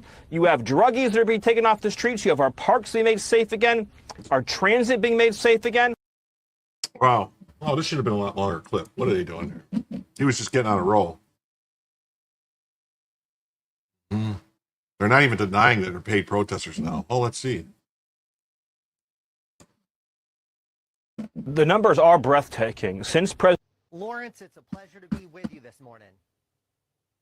Well, it's great to have you. I'm really intrigued with your business model. So, for example, how much are you paying these protesters in Washington, D.C.? Well, when protesters, we don't comment on specific protests, but generally the range can be from the low hundreds, the low 100s, into a few hundred. It really depends on the location, the duration, and any challenges that, for example, cold weather or early morning. You guys at Fox and Friends know all about getting up early in the morning. We tend to pay people more in that. Obviously, everything Crowds on Demand does is peaceful and law-abiding protest. There's a law. Huh. That's interesting. What happened?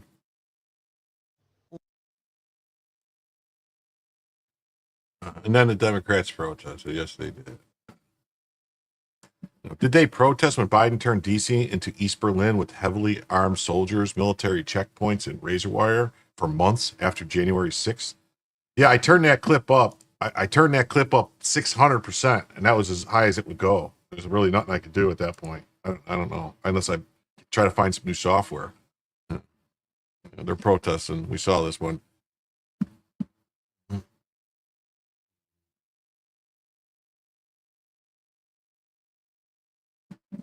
In a week, D.C. Attorney General POTUS was right to invoke Section 740. First, as a practical matter, does anyone actually believe the D.C. government was doing an effective job keeping the people of D.C. safe? Regardless, the complaint has multiple legal flaws. Here's one. Declare that the EO and any action taken to implement the EO, including issuance of binding order, are contrary to the Home Rule Act and the Constitution because the EO does not identify special conditions of an emergency nature with sufficient specifics determine when those conditions have ended. And well, here's the thing. Also, I would like to remind you that the Home Rule Act is actually unconstitutional because the Constitution says that D.C. is a federal district under control of Congress. It shall not have any local or state government. So Congress can't just decide to go one Congress in the 1970s, a heavily Democrat Congress with a Democrat president can't just go, hey, we're going to give D.C. a home rule now. Violates the Constitution. You need this thing called a constitutional amendment. D.C. versus Trump hit the docket this morning. Congress could not have used more deferential language about the circumstances in which the president can act, notwithstanding and whenever the president of the United States determines that special conditions of an emergency nature exist. So, yeah. DC's complaint that the president's EO doesn't have sufficient specificity, I'll disagree with that.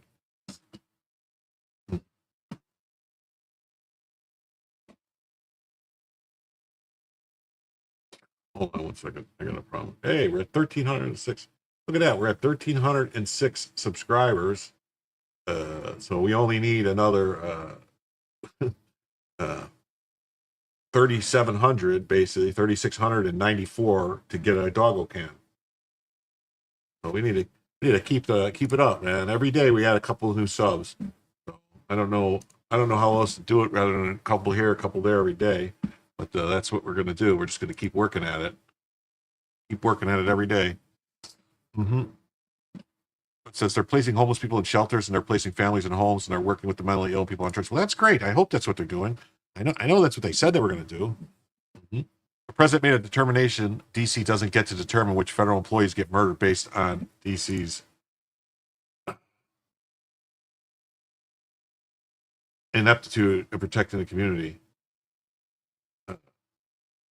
And then section 2, it says, I determine that special conditions of emergency nature exist that require the use of the MPD of the District of Columbia for federal purposes, including maintaining law and order, the national seat of government, protecting federal buildings, national monuments, and other federal property, ensuring conditions necessary for the orderly function of the federal government. Effective immediately, the mayor shall provide the services of MPD force for federal purposes for the maximum period permitted under the law. This is a non-justiciable determination by the president. Well, I'm sure they'll come out. Yeah, 100 live viewers. And Patrick says, I swear, Jim, you're one of the fastest growing streamers I follow. You've been knocking it out of the park. I happen to know for a fact that some of our mutuals are jealous because they don't grow. Well, you know, it's better to be a grower than a shower is what I was told. But I don't know if that's true. Jay Labgott says, just keep plugging away. The subs will come. I know. Yeah, I don't know what's going on. It goes up and down, up and down, up and down. It goes 100 and then down. It takes a lot of sharing your content. Yeah. Why do I see a court maybe just go to siding with the complaint and state Congress has to act first, unless, of course, decide the homework is bad? Well, no. The act gives the president wide latitude, and the SCOTUS, there's enough people on SCOTUS that are going to say, no, the statute says what it says. Now, I think there's at least 4 people on SCOTUS that will say the Home Rule Act is unconstitutional because they are what's known as originalists. And they will look at the Constitution and say the Constitution says this about DC. It doesn't say that Congress can just decide to start doing things that are not in the Constitution. The Constitution doesn't give Congress the authority to establish a city government for DC. Any more than the Constitution doesn't give them the power to turn DC into a state. See, that's to say, like, let's make DC a state. The only way to make DC a state would be to change the Constitution, would be a constitutional amendment. The only thing they can do, which would be constitutional, would be exactly what they did in 1840, where they reverted parts of DC back to Virginia. They can revert the northern part of DC back to Maryland, so that all the residents would be back to Maryland. They would just be people from Maryland. They would be citizens of Maryland. They would have representation in Maryland. They would have, the electoral votes of Maryland. They would have Maryland Congress people. They would have a Senate representation from the state of Maryland. Well, that's what needs to happen. Mm-hmm.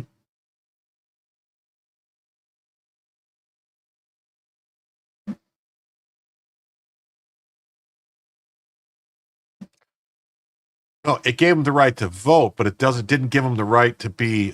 They don't get a senator. It gave them gave them the right to vote. Yes, for the presidency, but that's it. It doesn't give them. Didn't give them. They don't have representation. Did they award them a certain number of electoral votes, like one electoral vote or something? I mean, what did they get? I don't know. I don't know what it says, but I know that the Constitution says that the DC can't have a state government or a city government. It has no local government. It's controlled by Congress. It's overseen by Congress. Oh, that's awesome. It says, I share your content to 7 of my conservative Facebook groups, total about 30,000 people. I also share your content on my X account. Well, that's awesome. I appreciate it. I do stream on Facebook, but like I said, it doesn't really seem like Facebook's doing anything. It says it's non-judiciable determination by the president. There's no remedy in a federal court for DC's claim that determination lacks specificity. Does DC want a special monitor appointed to determine how many murders, rapes, and assaults are permissible for a given period, such as the president's determination can be second-guessed by a federal court? If DC's leader cared more about the safety and well-being of the residents of DC than engaging in constant lawfare against the president, great things could happen. It could be a real crown jewel city. The lawsuit is not going to do anything for the people.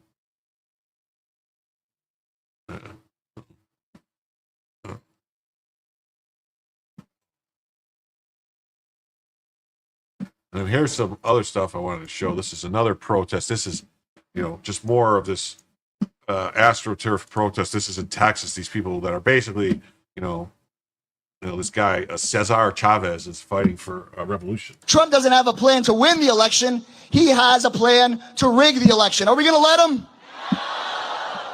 They're doing what they always try to do. From Bull Connor to George Wallace. They want to silence the voices of working Texans and Texans of color. From George Wallace to what? Wait, what? What did he say? Does this Democrat realize he just named 2 prominent Democrats? Let's go back a second there. And they're only fixing what Democrats already did in California and Illinois and New York. But what the hell? Maryland, Massachusetts? They want to silence the voices of working Texans and Texans of color.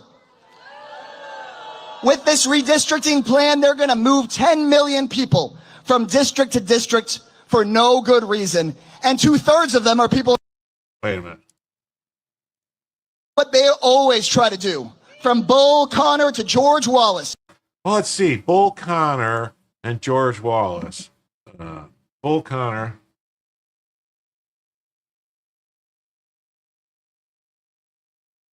Okay.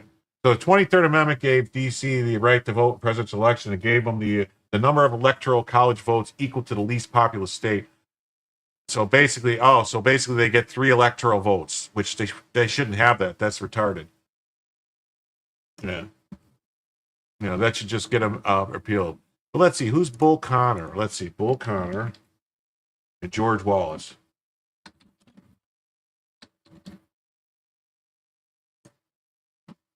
Huh.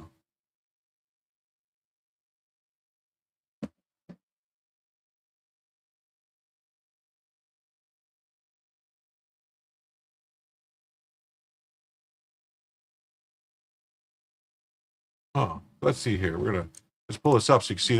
This is Bull Connor, the guy he mentioned. He said they're gonna do what they always do. So here's Bull Connor, all right?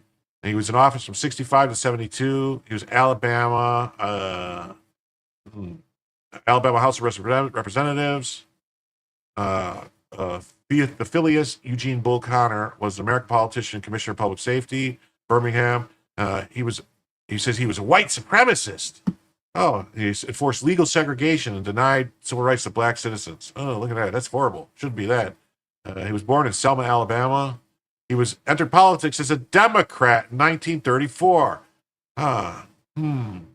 He extended a poll tax. Wow.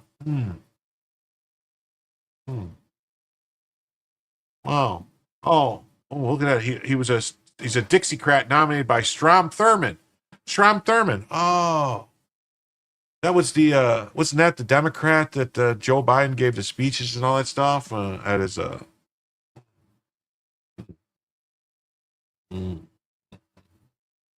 So they're complaining about people that were Democrats. Hey, look, wow, 99 people watching. They want to silence the voices of working Texans and Texans of color. First of all, it's not silencing any voices. They're still getting to vote. This is ridiculous. So what about the millions of voices that were silenced in Illinois when they gerrymandered those districts? What about the millions of voices silenced in New York? The millions of voices in California?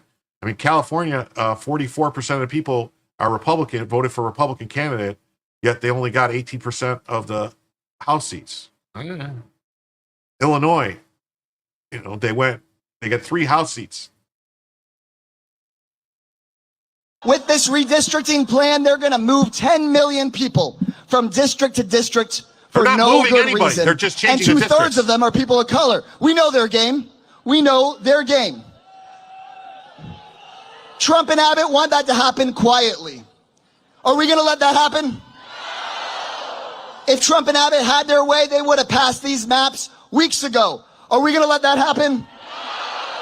Trump and Abbott want you to feel powerless. They didn't want a quorum break. They wanted to get away with this. But thanks to your fight, thanks to our fight here in Texas and our leaders' fight, now we've got people in California fighting back, saying to those California Republican members of Congress, if you don't stop what's happening in Texas, you're going to lose your jobs.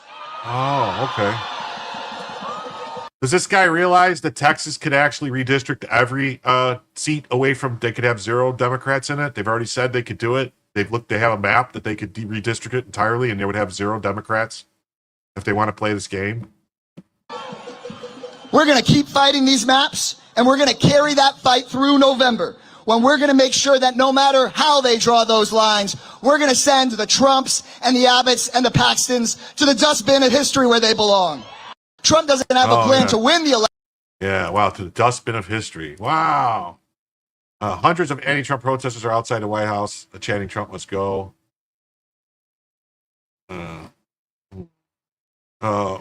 Bring the receipts. I have every single episode of your Spewed Index ready for release. Oh, no. We're not. Never mind. No, this is my bookmarks. What am I doing here?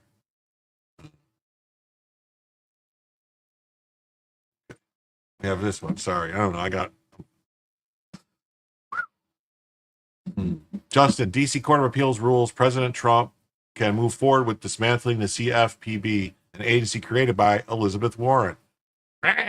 She's doing a rain dance. She's been sending smoke signals. 106 people here. Hit the like button, people. Let's go. Make sure you subscribe.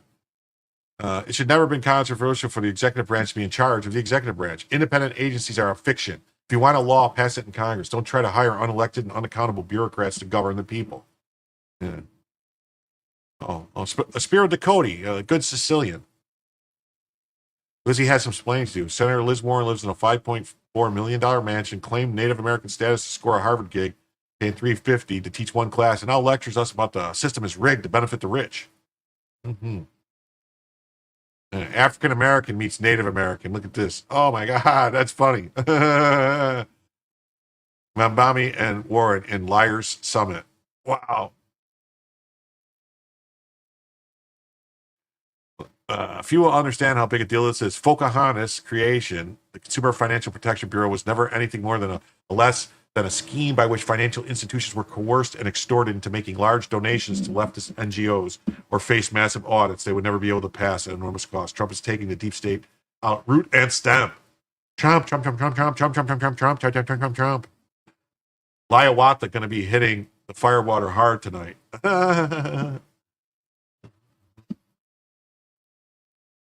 And the D.C. Circuit has ruled against the CFPB union, and cuts can continue.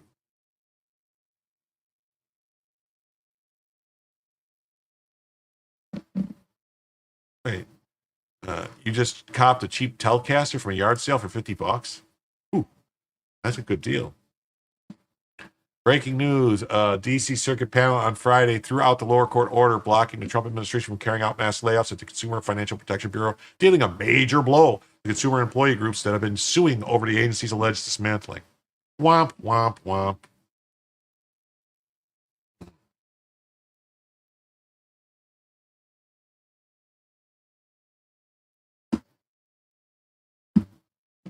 And here's Elizabeth Warren.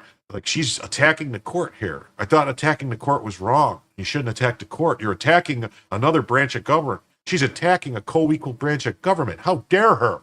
How dare her? The divided decision willfully ignores the administration's lawless attempt to destroy an agency created by Congress that helped millions. Helped you make millions of dollars? We don't care about your millions of dollars, Liz. But the administration cannot yet resume its illegal attempt to shut down. The fight continues. 2 Trump appointees on the D.C. Circuit allowed Trump's immense effort to dismantle the CFP to proceed over the dissent of pillared Obama appointee. Well, where's my soundboard? What do you want me to... I ain't never been so frisky in my life. I have a soundboard. Cocaine's a hell of a drug.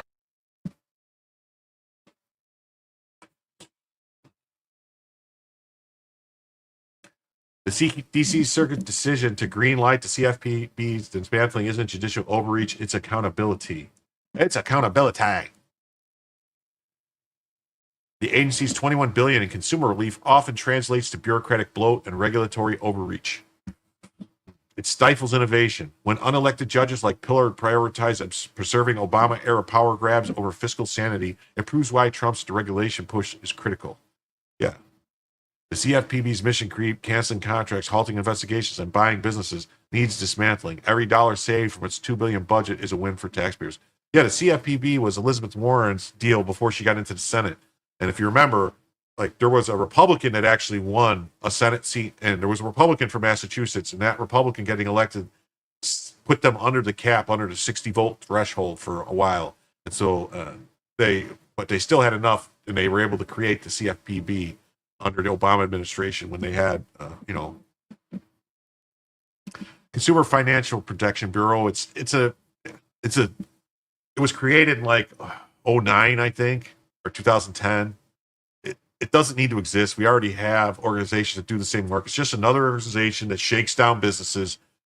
You know, the CFPB's mission creep, canceling contracts, halting investigations, bullying businesses, needs dismantling. Every dollar saved from its $2 billion budget is a win for taxpayers.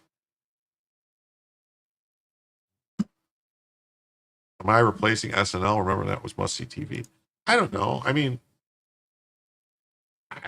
I don't want to replace anything. I just want, people to watch and enjoy it. I want to put out a product that people enjoy, that people say, you know what, I learned something. It was entertaining. It wasn't, it wasn't boring. It wasn't, he doesn't drone on. He doesn't, yell at people. He doesn't rant about stuff. He just tells us the facts. He gives us his opinions when sometimes, but that's all. And I want people to have a good time. I want people to talk to each other and to chat, get to know each other, and build a community, and a community. This isn't about shutting down consumer protection. It's about ending the fiction that bigger government equals better governance. Drain the swamp. Fund what works. The real story behind our unchecked power is a cost to taxpayer. If you don't like Trump, go watch SNL. I don't really do good impersonations. I could try. Let's see. Huge vagina. Yeah, huge vagina. See, I can't really do a good Trump impression.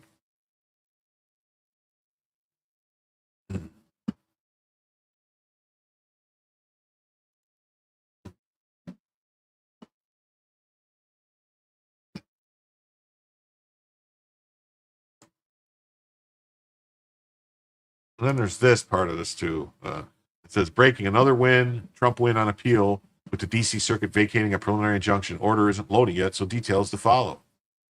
It is so ordered. The preliminary injunction is vacated, and the case be remanded for further proceedings. But here's what the case is about. Okay, so it says Katz, as circuit judge, to remote the president's deregulatory agenda, the Consumer Finance Protection Bureau undertook a series of actions to substantially downsize the agency. These actions included terminating employees, canceling contracts, declining additional funding, moving to smaller headquarters, and requiring advance approval for agency work. The plaintiffs in this case either represent CFPB employees or use services provided by the agency. They sued to stop what they describe as a decision to shut down the Bureau. The district court found that the agency leadership had made such a decision and then entered a preliminary injunction severely restricting agency actions regarding employment. The district court doesn't have that authority. Among other things, we hold that the district court lacked jurisdiction to consider the claims predicated on the loss of employment, which must proceed through the specialized review scheme established in the Civil Service Reform Act. And the other plaintiffs' claims target neither final agency action reviewable under the APA nor unconstitutional action reviewable in equity. Accordingly, we vacate the preliminary injunction. The government appealed and moved for an emergency stay. The purpose of the stay motion is challenged only the scope of the preliminary injunction. Issued a partial stay that allowed TFP to terminate employees or stop work if the agency determined after particularized assessment that the employees or work at issue were unnecessary to the performance of the Bureau's statutory duties. Days later, the agency issued a RIF notice to more than 80% of its workforce. The Bureau represented that it had made an individualized assessment required by our partial stay order. Rather than attempt to police compliance with the requirement, we lifted the partial stay insofar as it allowed the government to conduct RIFs.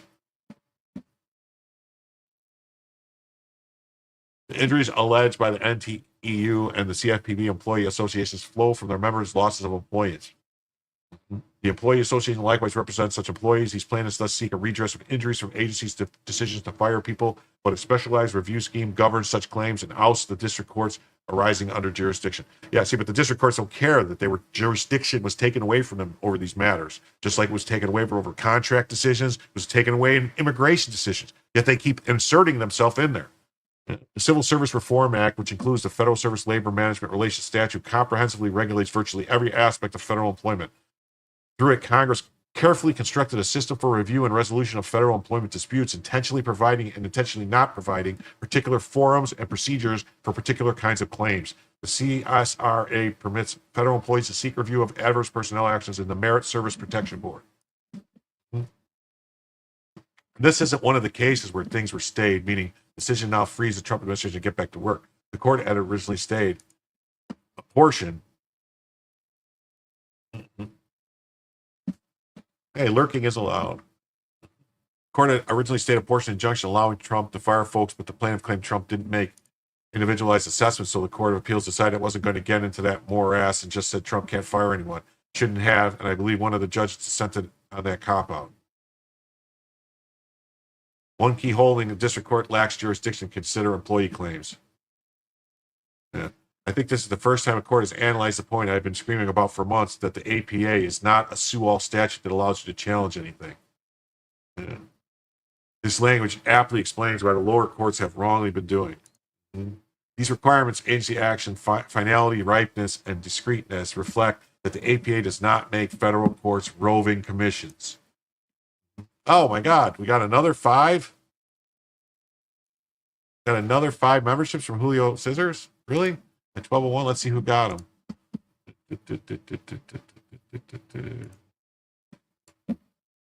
Okay. So we got Duck and Felonies received a gifted membership from Julio Scissors. Unhyphenated, Chris, Pat Hacker, and John Mosley.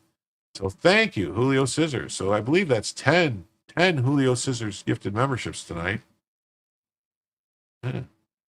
So I believe that puts us, I'm going to have to double check something here, but I believe that puts us at,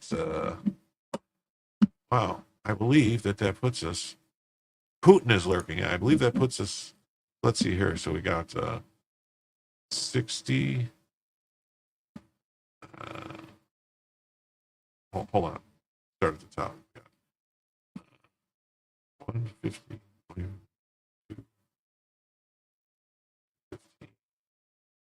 We got 30%.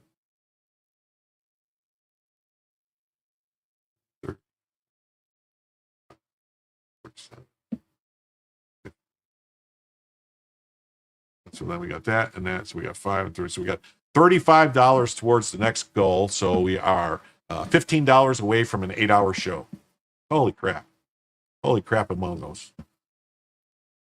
What must you do for qualified memberships? You have to go into your settings, Steve. Go into your settings and select accept gifted memberships. In your settings on YouTube, it'll be there in your YouTube settings. It'll say accept gifted memberships. You click like it's like a on your computer or phone or whatever, and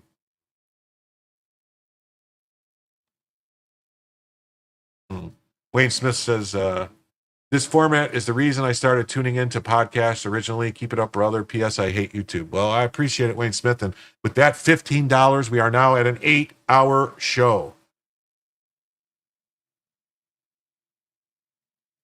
Oh. It says he can't figure it out for some reason. Let you know. Let me put a link. Let me put a link to join in the chat, okay? And if you go to join, you should be able to turn gifted memberships on in the same thing where the join is. Let me put it in the chat right now. A join link.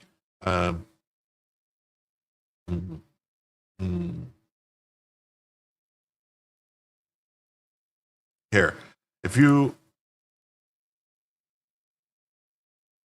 click the green super chat sticker on the top,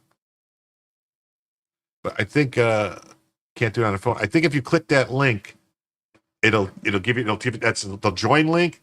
But it should also give you the option then to accept gifted memberships at that place. There should be a way to do it. Oh, I know, Julio. I know you're not trying to keep me up just supporting the channel. It's fine, though.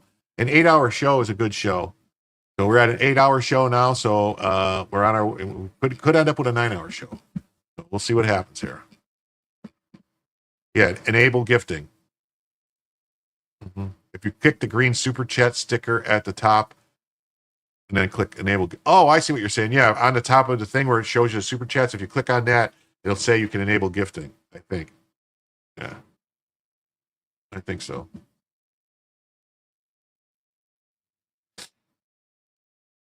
Okay.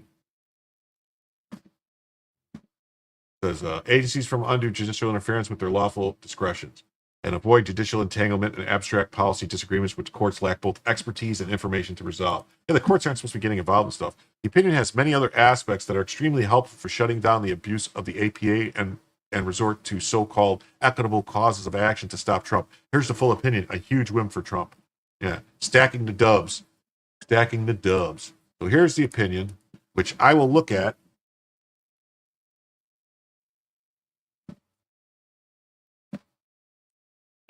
Yeah, just think, Jim has 6 hours left. Yes, we are we're going to hit the 2 hour point, and we are. It says I have like 42 memberships. YouTube is rocking. I don't know what that means. Oh, people gifting memberships.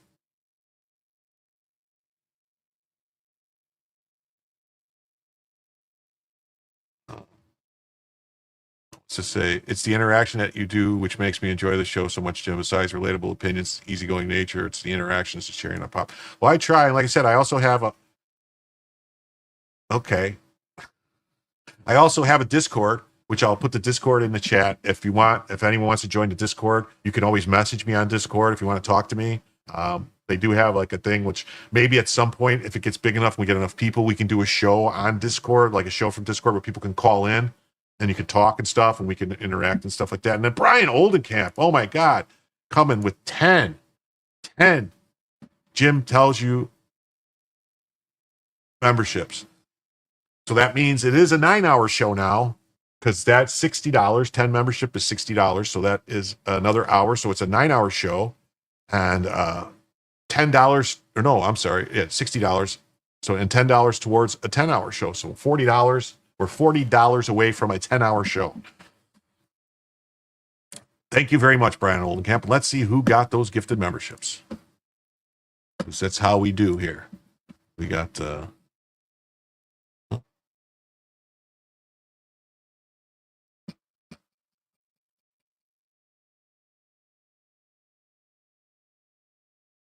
let's see here. So Brian Oldenkamp with the 10. We got Crew Revere got a gifted membership. Snorum got a gifted membership. Kevin Prostraro got a gifted membership. Ben Togel got a gifted membership. Proxy Loxy got a gifted membership. HHS Custom Knives got a gifted membership. Bob Rogers, Miss Solar Terror got a gifted membership. LB got a gifted membership. Blue Sky got a gifted membership. Death Networks got a gifted membership. Wow. And we got Job for 9 says, how do you get a longer show? Well, that's a $10 super chat. So that $10 will go towards the longer show. So right now we have a 9-hour show with your $10. That gives us $20 towards a 10-hour show. So that means $30 more, and we have a 10-hour show. Yeah.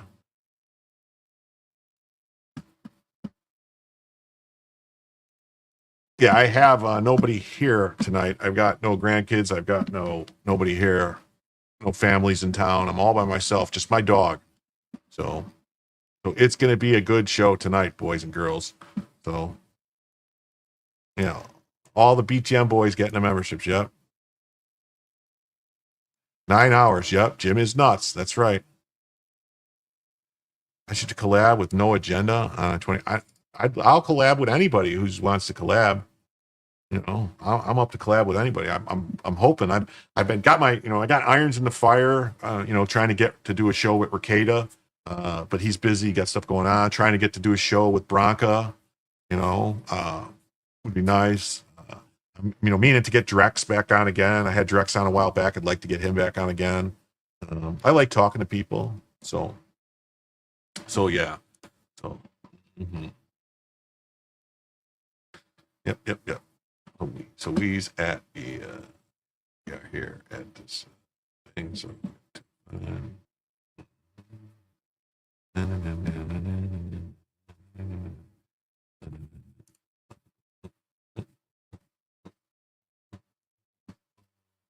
here it says on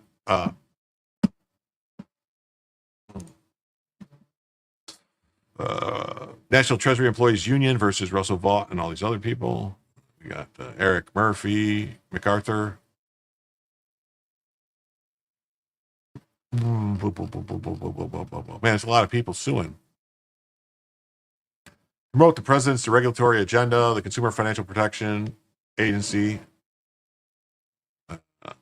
And took actions of significant downsizing. The plaintiffs in this case represented either the CFPB employees or services provided by the agency, and they sued. They hold that the district court lacks jurisdiction to consider the claims. That should be the end of it. If the district court lacks jurisdiction to consider the claims, that should be the end of it.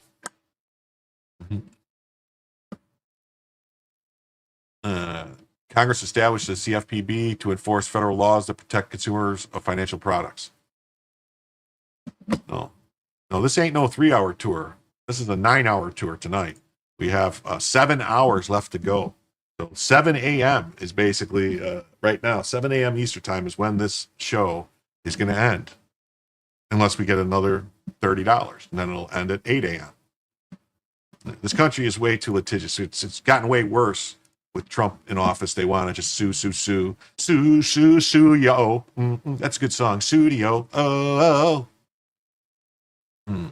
Congress authorized the CFPB to pursue 5 general objectives: provide timely and understandable information to consumers, protect consumers from unfair practices, reduce regulatory burdens, enforce consumer financial laws consistently, and encourage the relevant markets to operate transparently and efficiency.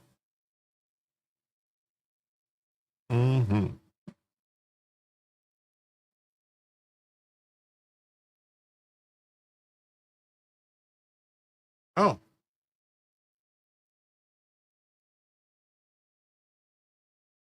Hey, Salty C, I just got your friend request on Facebook.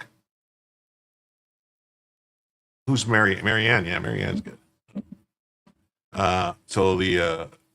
Congress authorized to do all that. Congress gave them broad discretion regarding how to pursue the goals.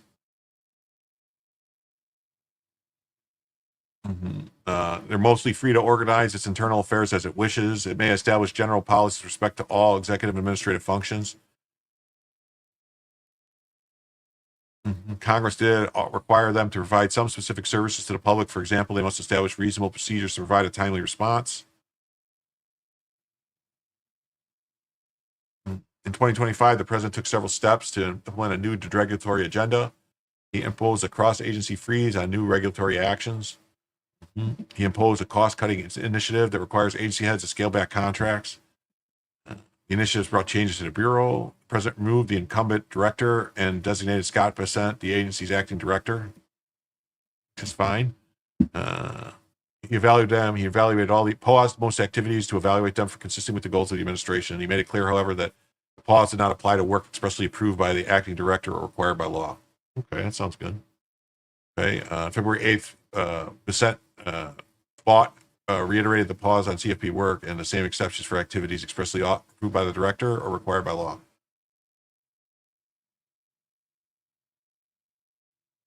Oh, I forgot to put this in. I'll put it in the chat right now. It's there's the Discord right there. There's the Discord membership if anyone wants to join the Discord.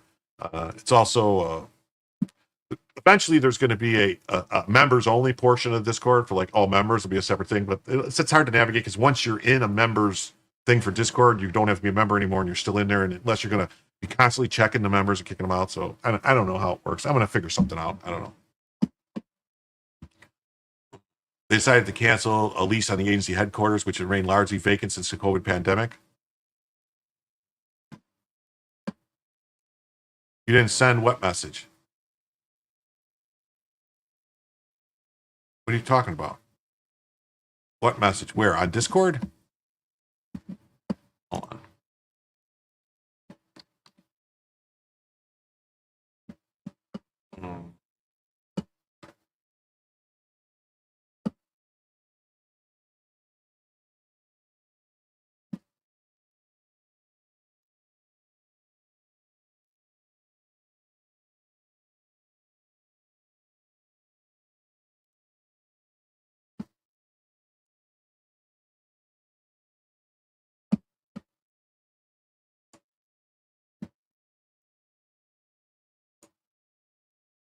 Oops, sorry. I don't want to. Anyway, I'll get back. I don't know what message you're talking about, Steve. Send me the message where? On Twitter?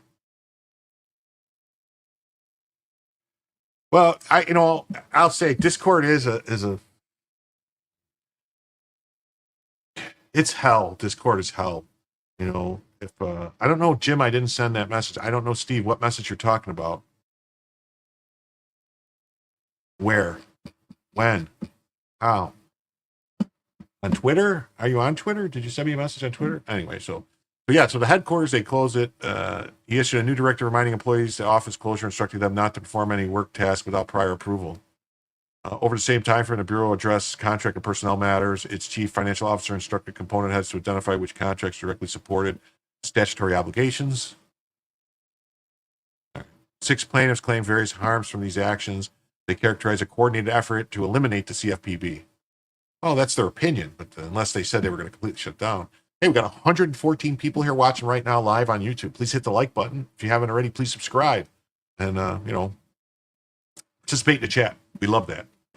2 plaintiffs' organizations sued, but the final plaintiff, Ted Steege, alleged his late wife could not meet with student loan ombudsman after that official was fired. Well, maybe his late wife was dead, and that's why she couldn't meet with the ombudsman. Plaintiffs brought 2 claims that the government's action eliminated the Bureau's usurped legislative authority. Well, they don't have. There's actually a person in Congress that has the authority to sue. I think it's the comptroller, if I'm not mistaken, has the authority to sue over stuff like this. After a 2-day evidentiary hearing, the district court granted a preliminary injunction. The court found the government was engaged in a concerted, expedited effort to shut the agency down, had no intention of operating the CFPB at all. That's not factually true. The government says that's not what they're doing. They're supposed to take their word for it. Government appealed and moved for an emergency stay. For purposes of stay, it challenged only the scope of the preliminary injunction. We issued a partial stay and allowed them to terminate employees. Days later, the agency issues a RIF notice to more than 80% of the workforce. The Bureau represented that it had made individual assessments. Rather than attempt to police compliance, we lifted the partial stay insofar as allowed the government to conduct RIFs.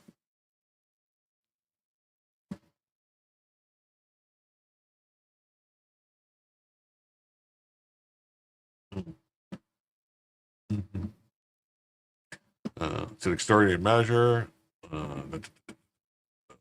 We start with the jurisdiction because the district court granted an injunction. Our appellate jurisdiction is secure. The CFPB contends the district court lacked statutory jurisdiction over the claims. We agree with the first contention and disagree with this section, and that none of the other plaintiffs has Article 3 standing. Yeah, Tom Clancy, he didn't really explain it too well, because I don't know. I know he probably had some connections. I know he was connected to the Navy, but I'm not exactly sure what his connections were to intelligence. I think it was naval intelligence, if I'm not mistaken. But I don't know. He was like a soothsayer, man. You got to think about it. You know, if you read the book Debt of Honor, which basically predicted the whole crashing planes in the buildings thing, executive decision, Baron the Dragon, Teeth of the Tiger, good books, man. District court usually has jurisdiction over claims arising under federal law, but a special statutory review scheme may displace that jurisdiction. The injuries alleged by the NTU and the CFPB Employee Association flow from members' loss of employment. The Employee Association likewise represents employees. These plaintiffs thus seek injuries from agency decisions to fire employees, but a specialized review scheme governs such claims.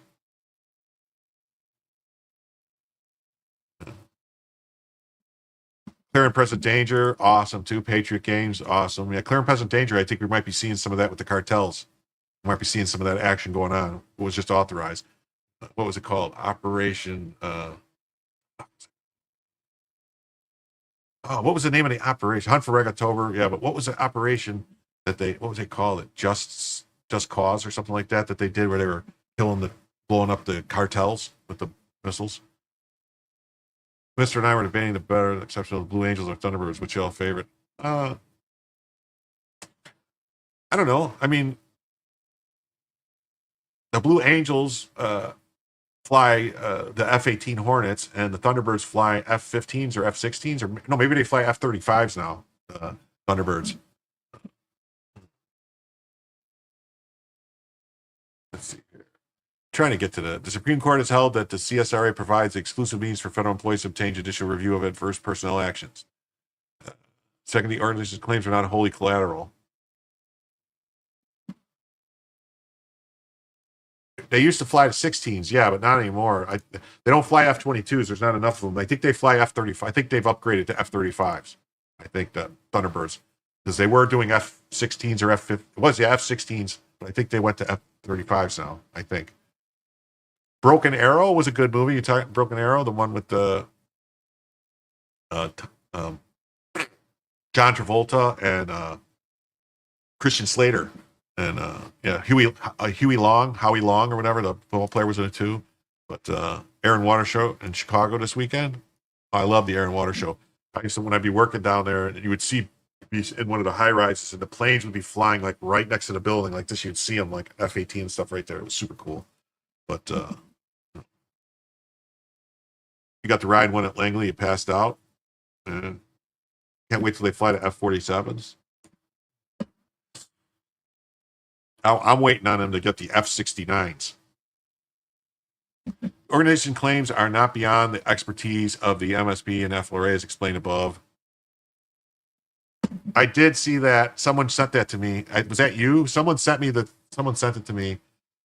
The trainer, they pulled it and shot out. I think that was an F-15 trainer. Shot out on a runway. Operation Mongoose Azteca.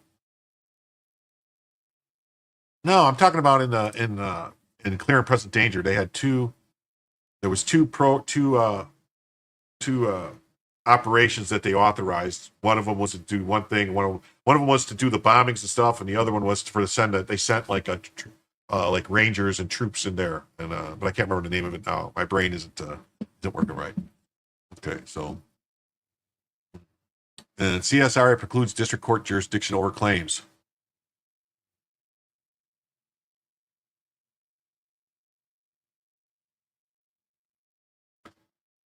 Says, do we have a plane better than China's hypersonics? Well, China's planes have only copied all of our planes. Like basically their stealth plane, which is I think it's called a J-20 or something like that. I think it's a J-20 or J-40 or something. Is a direct copy of the F-35. They're you sent the eject to me? Okay. I knew somebody sent it to me. Yeah, I knew somebody sent it to me. I have it. We can pull it up real quick while we're just screwing around.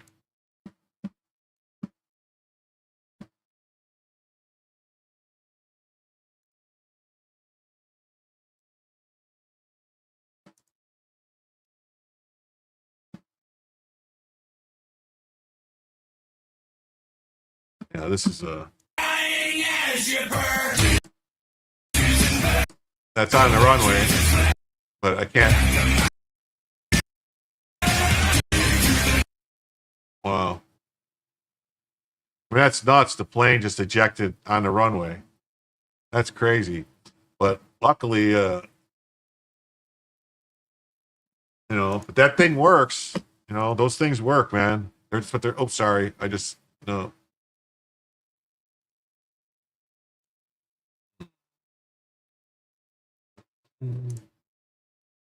That was I docked somebody's,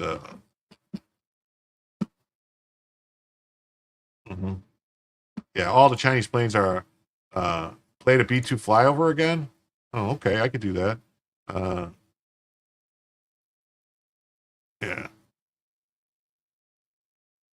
Oh, AC-130, Spectre. Which one's the Spectre or the Spooky?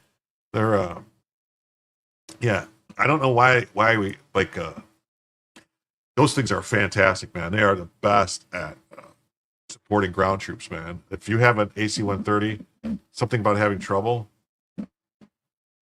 I don't know what you're talking about. You sent me a message. Where, though, Steve Hilliard? Where did you send me a message? Is what I'm asking. Where was it sent? On what platform? Yeah.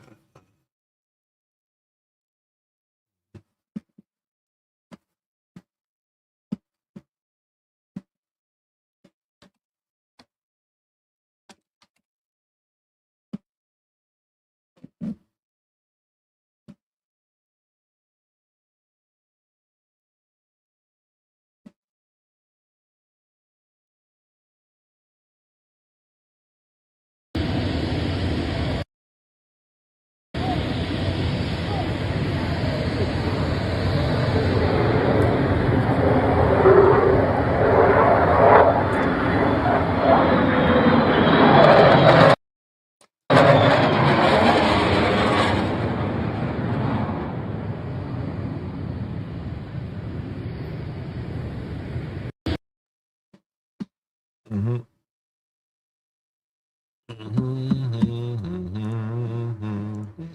Now, was those? Does anybody know were those F-22s or F-35s flying with the with the with that B-2? Anyone know? No. Get out of here. What are you doing? Why are you doing this to me?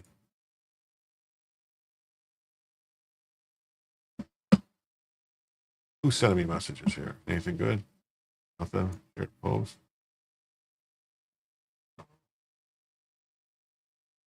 Uh-oh.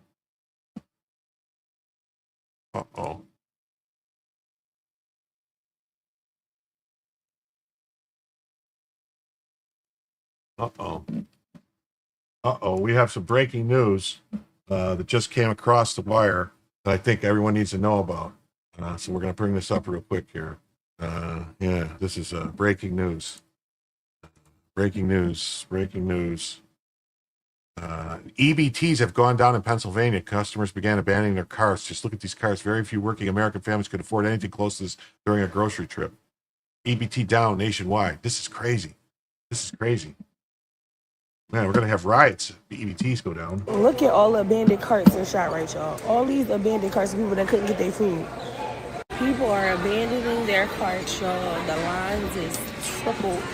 I don't know what that's about, but it's annoying. It's there. At this point, y'all, at this point, I'm thankful to God that I have cash and I'm able to pay for my groceries, but there was people in here, y'all, that had like a whole cart full of groceries, probably just got their stamps, and y'all gonna shut it down. I don't care what nobody say. I just find it really calculated how you guys were supposed to give out the Sunbucks mid-July. It's August the 11th. School is in session for some next week, for some the week after.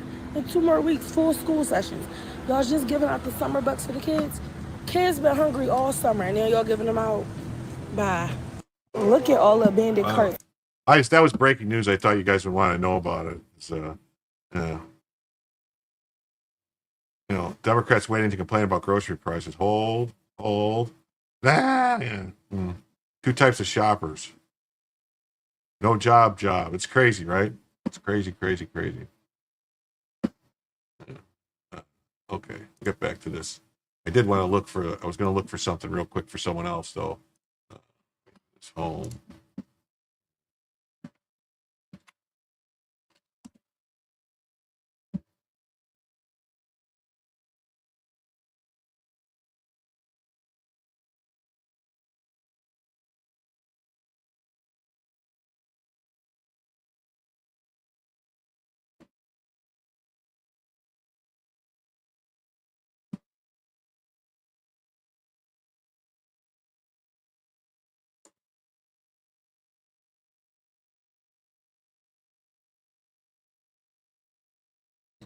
I don't know. I got so many videos I can't figure out the right one to play. So, the remaining 4 plaintiffs do not seek redress for employment-related injuries, but the government contends that the lack of constitutional standing under Article 3 in assessing the sufficiency of standing allegations, we take the plaintiff's merits theory as given. Here, that means we assume that the leadership was unlawfully attempting to dismantle the Bureau. For standing purposes, the question is whether these plaintiffs have shown that dismantling the Bureau would cause them to suffer a concrete, particularized injury that's a favorable decision would redress. And the organization can establish standing based on an inquiry to one or more of its members.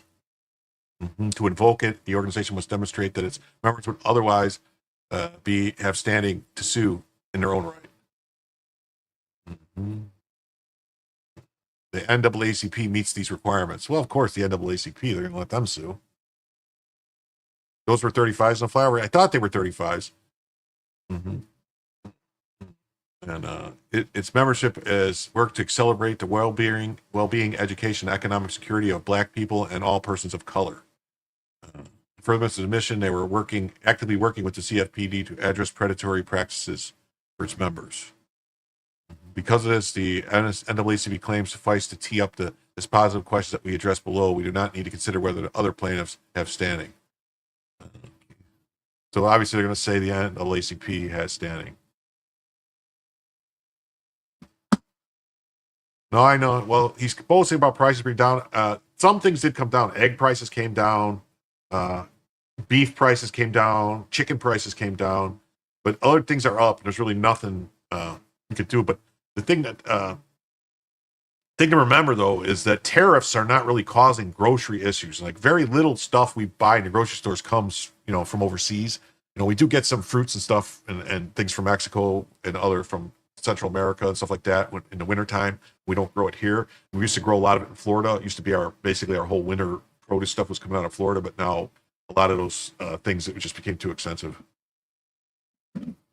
Oh, it says 14 hours ago, DHS issued new EBD cards after the Georgia cyber attack. Well, what are they supposed to do? They cyber attacked them. I've noticed some things are cheaper, but dude, go to McDonald's or go to Burger King and see what the price is. I mean, it's nuts. I mean, you go to McDonald's and you want to get a Big Mac and fries and Coke. It's like 14 bucks, something like that, $15 for a Big Mac, a fry, and a Coke. It's ridiculous. I mean, pizzas, holy crap. You order a pizza from a place now. I mean, if you order from an actual pizza place, like a legit pizza place that makes decent, good pizza, you're going to spend $30-40 on that pizza. Mm-hmm.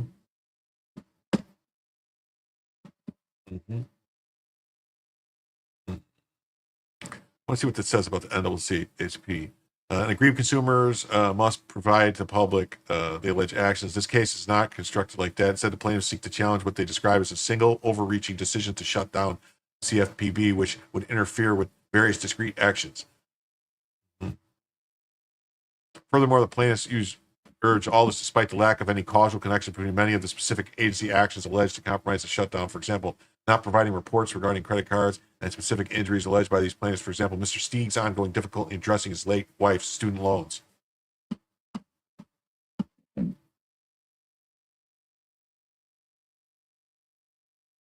It's two milkshakes, one large, one super tiny at Freddy's, $13.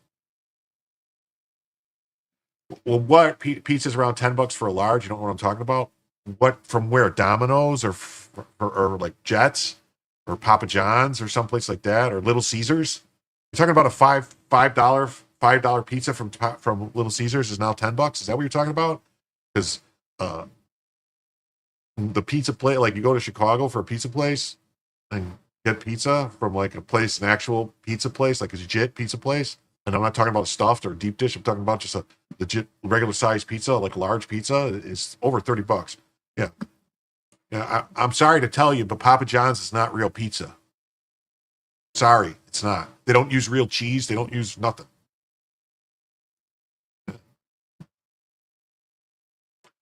It's because these demands up. New generations don't want to cook and clean.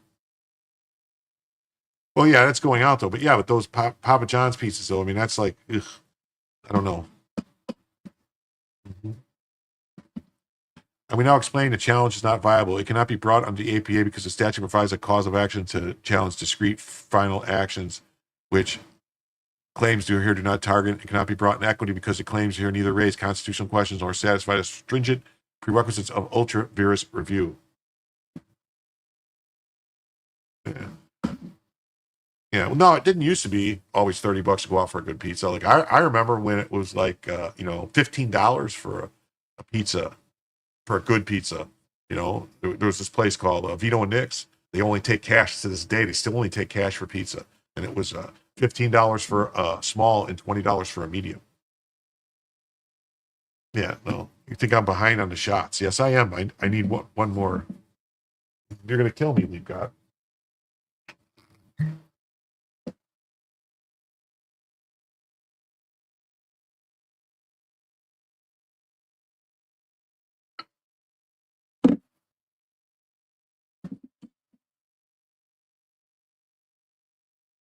What's not meant to be, Steve? Where are you sending me the messages?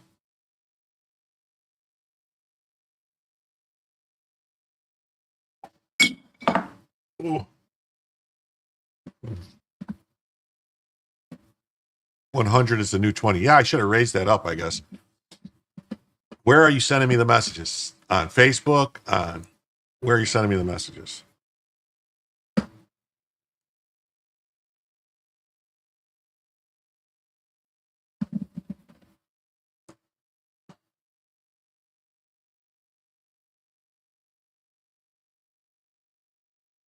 No, I don't have any friend requests on Facebook.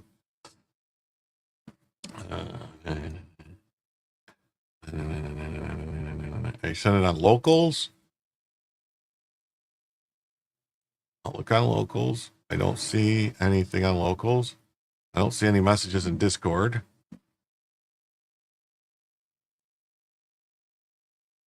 I don't know where you're sending me these messages that you're talking about. On Twitter?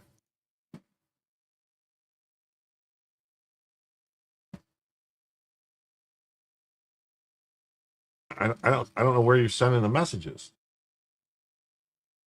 You send me an email?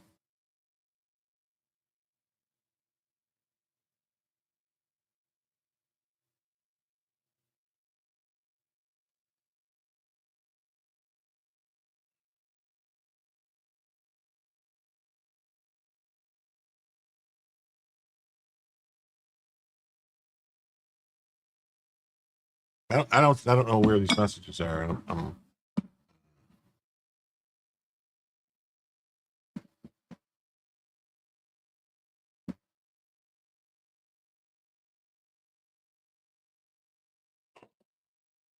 Okay. So I don't know, Steve, just type in the message and tell me what you want. He said, Jim, never mind. It's not meant to be.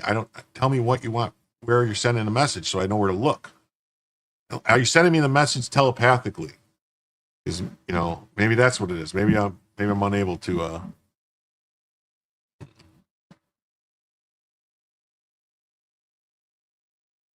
the APA cabins a timing, focus, and intensive judicial review of federal agency action. Requires a plaintiff to target specific actions. Okay. Yeah, so they did this, and another Illinois resident said deep dishes for tourists. Yeah, it is really. People say that, oh, that's Chicago pizza and this and that. 85%, 90% of the pizza in Chicago, pizza places in Chicago don't even sell that kind of pizza. That's what I don't know. Is Steve in the room with me now? That's what I don't understand what's going on. Like you have 3 types of pizza in Chicago. You have the deep dish stuffed, whatever you want to call it. Some places do multiple. They'll stack pizzas on top of each other and have like a 2 or 3 layer pizza, but that's completely different. But then you have regular crust, like a regular, hand tossed type of crust, which is like I don't know, it's not super thin, but it's not really thick. It's like a regular pizza size crust. Like a lot of places sell that. It's like usually that'll have like a sweet sauce to it. And then you'll have like the tavern pizza, which is like a really thin cracker crust pizza, which they sell in like a lot of places that have a bar. Like it'll be a pizza place in a bar. They'll have that pizza, which they'll have, and it's usually greasy. It's usually really good too. Yeah. Anyway, so hand tossed is good. The Supreme Court held that agency action under the APA must also be specific. Yeah. Yeah, I'm not a big, I'll eat it. I can eat it, but it's not one of them things where I want to eat it often. Like occasionally, occasionally, occasionally, like there's no. Jim's show will be long enough for my leftover pizza from dinner to be breakfast while watching. Yeah. No. There's nothing wrong with it. Like I haven't had it in a long time, but I used to like Nancy's. A place called Nancy's had really good stuffed pizza that I used to like, but you can't eat it. It's like not one of them things like you can eat pizza like I used to eat pizza like almost once a week in Chicago and order from different places, get different. They were different. I would order from Palermo's, I would order from Nick and Vito's, I would order from Baracco's, I would order from Angie's, I would order a bunch of different places.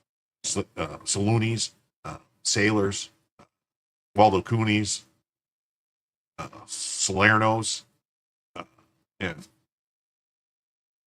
Chimino's. So yeah, all these different places. But you like your New York style, you can fold it when you eat it. Yeah. Mm-hmm. So we've been on this topic for quite a long here. And so then Trump won, but then the plaintiffs filed a motion for an emergency stay of the panel opinion with the D.C. Circuit en banc. In other words, plaintiffs who are trying to halt Trump's firing and grant cutting just lost and want the full court to prevent the order from going into effect. Lou Malnati's, I'm not a fan of Lou Malnati's. I'm really not. If you want a really good deep dish pizza while you're in Chicago, There's 4 places that I would choose from. I would go to either Nancy's, if you can find a Nancy's that's still, if they're still good. Giordano's is really good. Gino's East, they have a pizza that's called, what's called the sausage patty, where they take a thin layer of sausage and the whole top of the pizza is just sausage covered. And so there's that. Or either Uno or Duo. Pizzeria Uno, Pizzeria Duo. It's basically the same thing. It's not, though, but it's basically the same recipe. Some guy stole the recipe from Uno and started Duo, but so they're basically the same. But if you're going to eat at Uno or Duo, I said you go in and eat there and have the experience of where you have like the salad and everything. They have a really good salad, stuff to eat at the table. But anyway.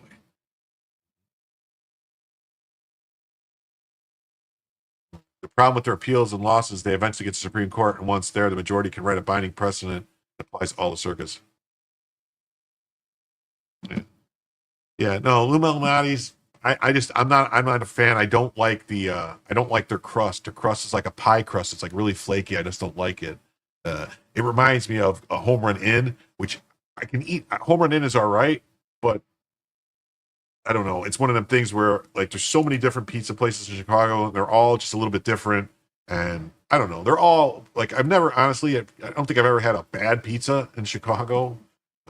Like from an actual pizza place. I don't think I've ever had like a bad one. I was like, oh, that pizza sucked because it's pizza. I mean, how do you screw up a pizza?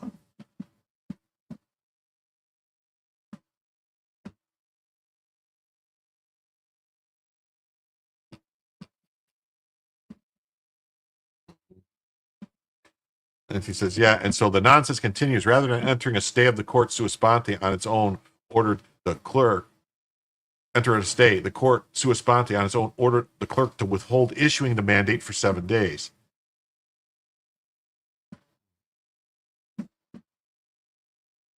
That means that the panel's order in favor of Trump is held at the appellate court and not sent back to the lower court to implement. It is ordered the court's own motion that the clerk withhold issuance of the mandate for 7 days after disposition of a timely petition for rehearing for petition en banc. This instruction of the clerk is without prejudice to the right of any party to move expedited issuance of the mandate for good cause shown. So the court directed Trump to respond to the motion for en banc in 5 days.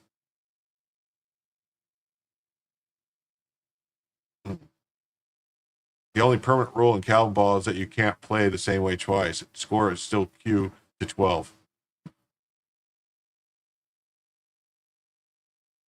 Yeah. Oh, you saw the pizzas that I make? Yeah, I make a homemade pizza here.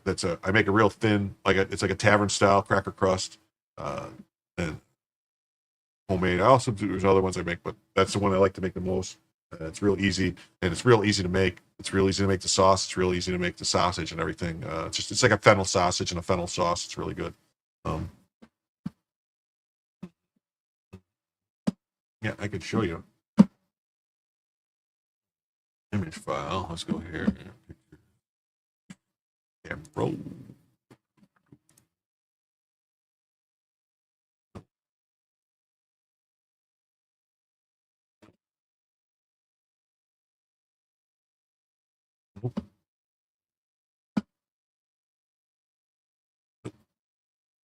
When's the last time I took a pizza picture? Been that long?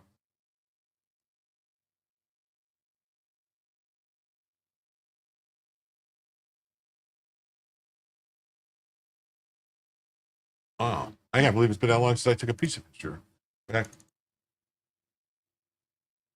Wow. What is going on here? What is going on? That's crazy.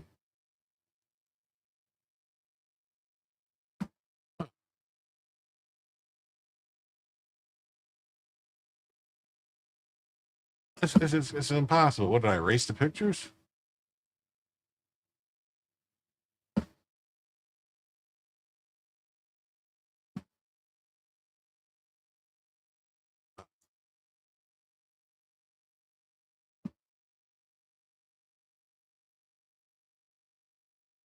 I don't know. What is happening here? This is nuts. I know it hasn't been this long since I took a pizza picture. This is crazy.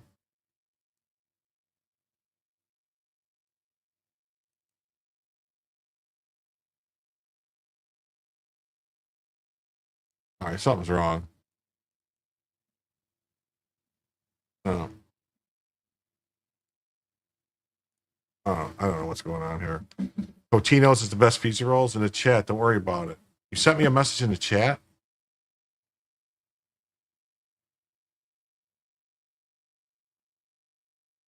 Sorry, Steve. I must have missed it.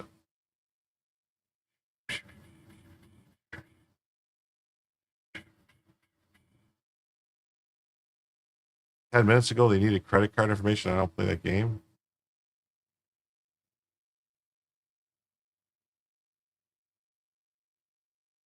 No, nobody should need a credit card information from you.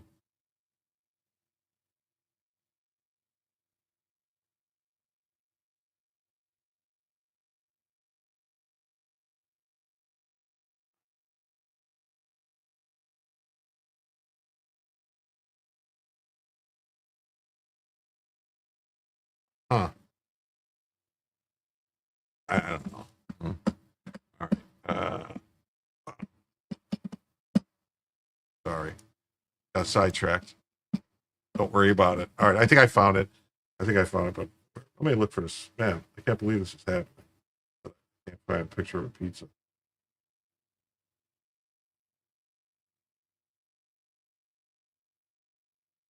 There we go. Right there. March. I knew it was March. What is going on here?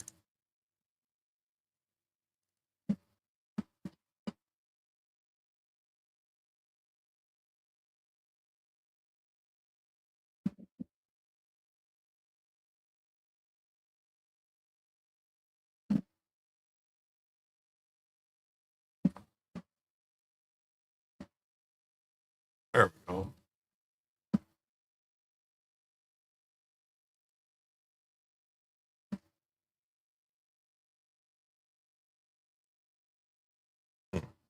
Well, let me put this picture. Well, let me show these pictures. That's crazy.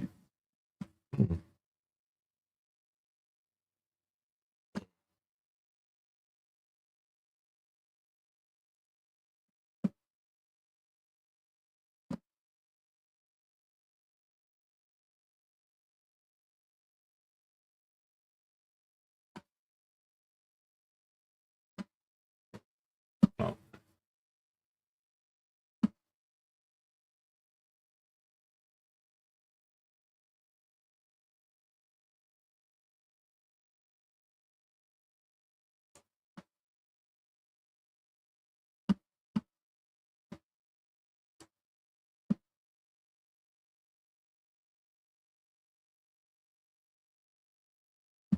Anyway, I don't know. I'm going to stop because I'm getting sidetracked here.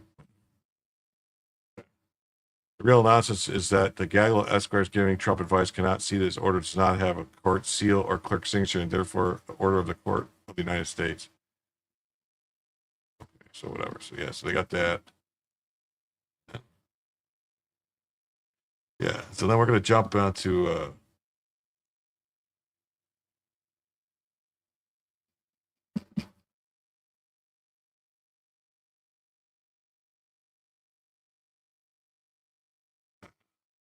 Jump into this. So this is about the meeting with Trump and Putin. I was in the room when the press spray became a cacophony of screaming at the president of the United States and Russia. The Russian delegation was visibly off-put. Putin even said enough in Russian. Trump laughed it off and said, "Look, you see what I have to deal with?" Well, this is the press. Basically, the press is trying to sabotage. Jack Posobiec, you've been there since early this morning. Put us in the room. Tell us about the Air Force One trip, your observations, what happened, and how do you believe this the talks are progressing right now?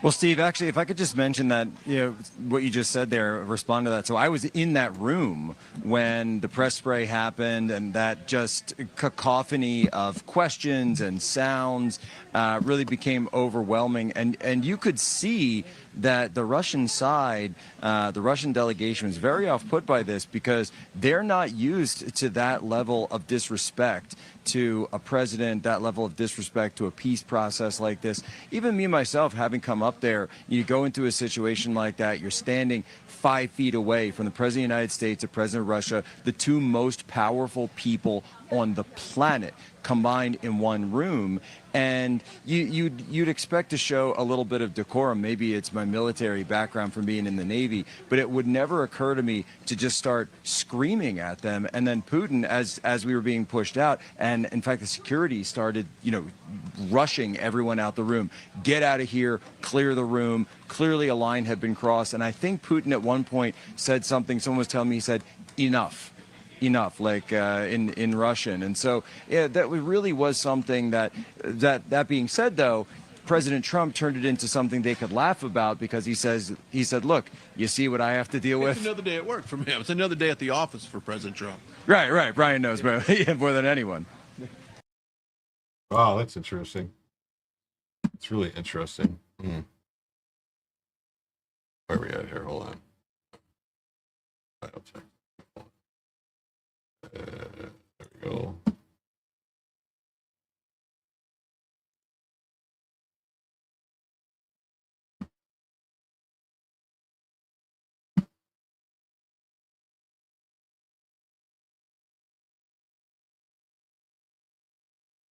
All right. There we go.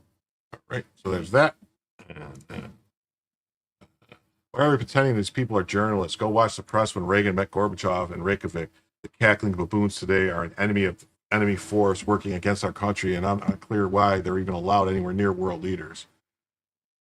I would compare the American press to jackals and hyenas, but then I would be insulting jackals and hyenas. Moments ago, President Putin and their meeting. Let's hear what happens here.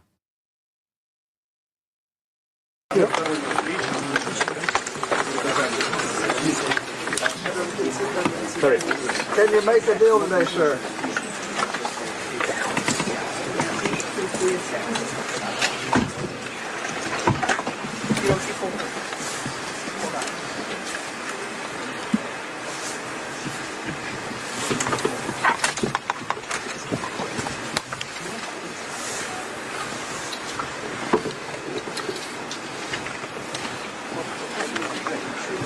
Just go up.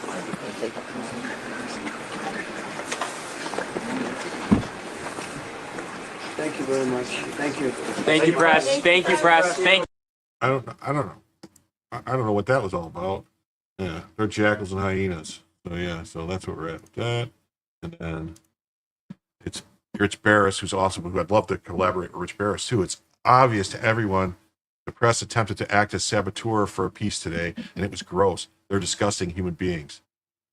This was possible saying he was in a room talking about it. Really gross. The deep state. Susan Rice is worried Putin put a listening device in the beast. As national security advisor, she was the one tapping Trump's wires by unmasking wiretaps of members of his campaign. She knows the Secret Service sweeps for bugs. Oh, we're going to get into Zelensky. It turns out Zelensky has been, let's say, padding his nest to the tune of $50 million a month. We're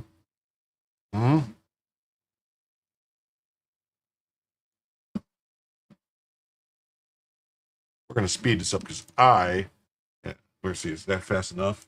Susan Rice, it is an out-of-body experience, I will say, to watch things happen in a way that is so different from how things would have been done in an administration you worked in. And that is even more so, I would bet, for you, given you were the national security advisor. What is your takeaway from the meeting today? What did you make of it? It was, in short, Jen, a big victory for Vladimir Putin. He walked off his plane onto a red carpet to a clapping Donald Trump and a flyover of American military aircraft, an extremely warm reception, and then they get into the President of the United States limousine, one-on-one with no staff and no interpreters. and Putin apparently speaks good enough English to carry on a conversation. I hope, Jen, that he did not drop a bug in the backseat of the president's limousine as a former KGB chief, because having Putin in that limousine is really quite an extraordinary gesture. And then he lets Putin speak first at the press conference. But the big picture is that this is the end, from Putin's perspective, of his international isolation. He's welcome onto American soil for the first time in almost 2 decades outside of the UN. And he gets a warm welcome from Trump and gave nothing in return. Stuck to his hardline positions about Ukraine, and he walks away with no sanctions against him, evading sanctions for the 4th time. He walks away with no ceasefire, vague discussion about an agreement that nobody understands. And he's in a stronger position than when he arrived. And Trump, frankly, it's not clear what he got, except some, backhanded BS about how a war wouldn't have happened if Trump had been president, which is something Trump loves to say. And that literally might be the only thing Trump got out of this whole charade.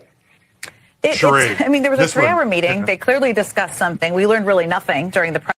Yeah, they learned nothing, really, nothing. But I want everyone to remember who Susan Rice is. Susan Rice was the person who they sent out on TV after the ambassador to Libya, Christopher Stevens, was murdered because they were doing Operation Timber Sycamore, where they were taking the weapons from the people in Libya who were buying from the different factions, the terrorist factions of Libya, were buying weapons to send to Syria to give to basically Al Qaeda in Syria to overthrow Bashar al-Assad. And and so they attacked, basically the ambassador was unprotected in Benghazi, and they did not let them, because they didn't want to expose the CIA's mission, what the CIA was doing about a half a mile away. They didn't want to expose what they were doing with the trading, doing the weapons stuff, so they didn't let the people go save him. And it's a great movie called 13 Hours. You might want to check it out. It's really good. But she went on TV on Sunday shows and told everybody that it was all over. It was a protest that got out of hand over a movie. Hello from Lincoln City, Oregon. Hey, nice to see you. Nice to see you, James. I don't know. She knows she's going to prison. Well, 13 Hours. Great movie. Great movie. Really good movie.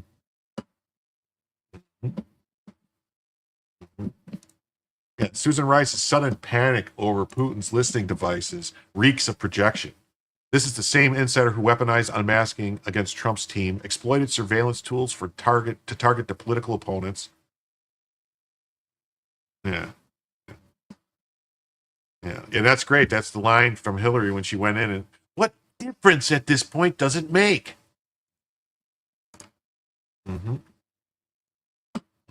Now she's clutching pearls over security protocols she helped corrupt. Classic DC hypocrisy. Remember Comey's 8647 shell post? Insiders love cryptic threats when they're the ones pulling the strings. The deep state isn't fiction. It's Rice's ilk, abusing power, then pretending to care about national security when spotlight flips. The pattern of selective outrage, and covert maneuvering runs deep. Trace the connections here.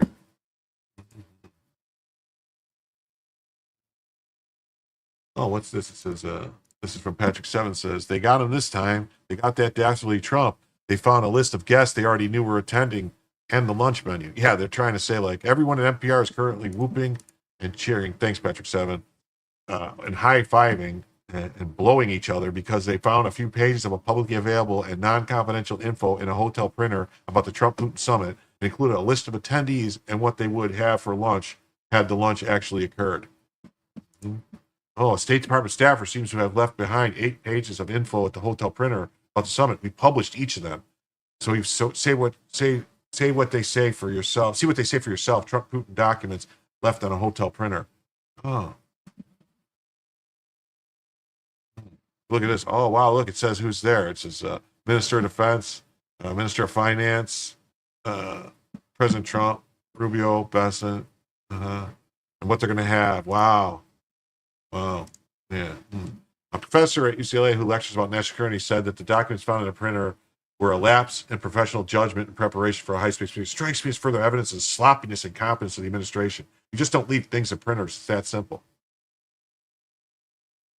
Really. Yeah. Really.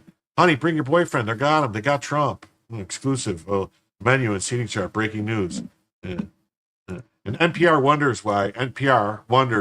She works for NPR. Wonders why they got defunded. Yeah. They wonder why they got defunded. Then they found a liberal law professor to say that this just proves the administration is stupid and evil. Yeah. Exclusive to menu. Interesting thought. Memory popped in my head when I read this ridiculous story. There is some validity to getting intel from printers and copiers. There are data companies that go around and buy up old copy machines in bulk and take the hard drives out and sap all the data. Literally every copy and scan ever made is still in that hard drive. Investigative reporters that were doing the story bought some that were being auctioned by the government and found a bunch of classified info had been scanned and copied. Granted, it's a completely different scenario. Speaking, it sparked a tism in me that I had to comment about. Yeah, this guy, Blue Sky Lives, huge if true. Yeah. Meanwhile, I was still pretending it didn't happen. This didn't happen. Look at this. Los Angeles Times. Subramane. Courtney Subramane. Look at that. Well, I'd like to see old Donnie wriggle his way out of this jam. Trump wriggles his way out of the jam easily. Well, nevertheless.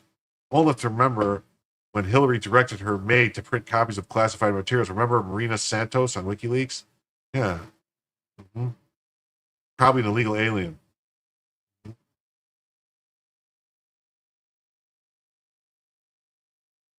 Save those menus. What a joke. What a joke. And this just in.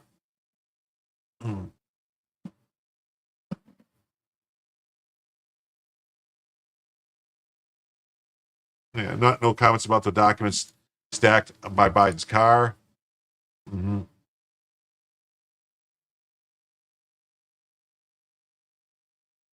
Says, I don't know, Trump has so much to clean up with bonding and key position, not to be negative. I just don't see it all happening.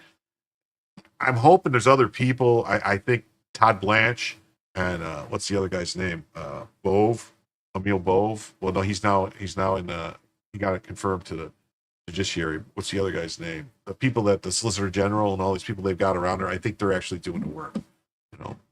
Nicole Wallace agrees that she was more prepared for the meeting with Vladimir Putin than Trump was. Alicia Mendez, it's possible that we were more prepared for this meeting than Trump was. You could probably take that to the bank.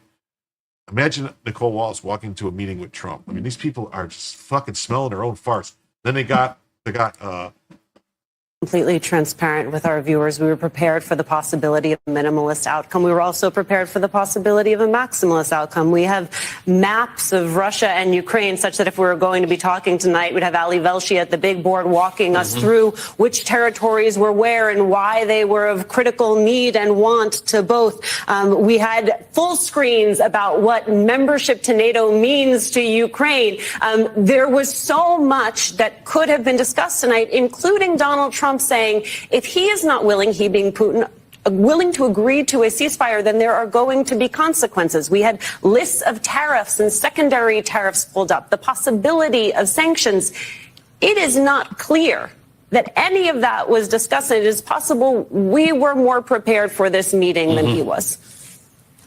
Oh, you probably take that to the bank. Completely transparent with our viewers. We were prepared for the possibility of a minimalist outcome. We were also Sorry.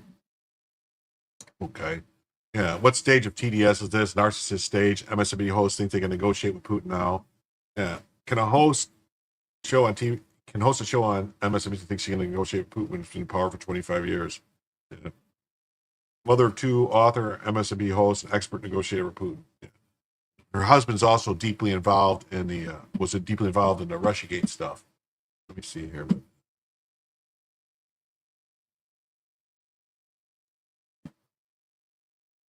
New tab. Open image tab. Okay.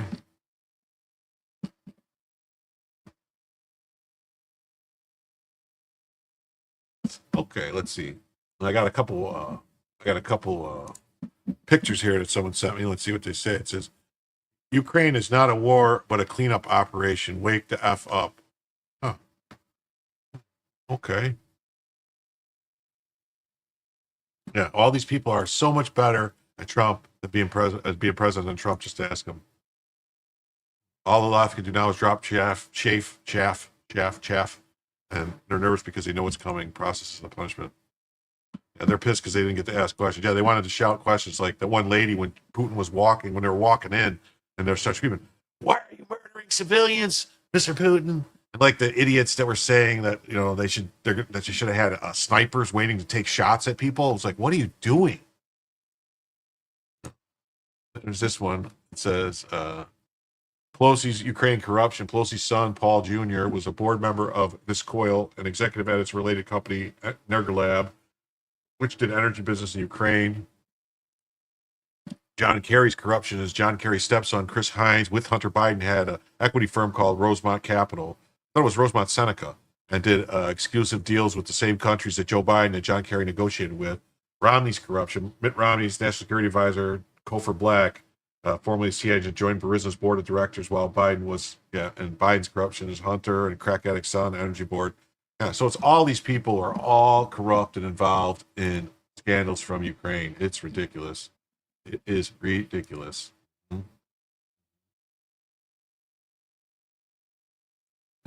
Yeah, this, it says, MSNBC's Nicole Walls cursed out Donald Trump and made several jabs about his greeting with Vladimir Putin at the Alaska summit. Commies everywhere. Friendly reminder that Jackie's engaged to one of the biggest war hawks in neocons. Oh yeah, you probably should check your own staff. Yeah, there's this one. Like a friendly reminder that Jackie Heinrich is engaged to one of the biggest war hawks in neocons in Congress, Brian Fitzpatrick. Not surprised she's spewing fake news. Oh, this is from an account I blocked. Huh, why would I block an account? Fox News reporter Jackie Heinrich, the way that it felt in the room was not good.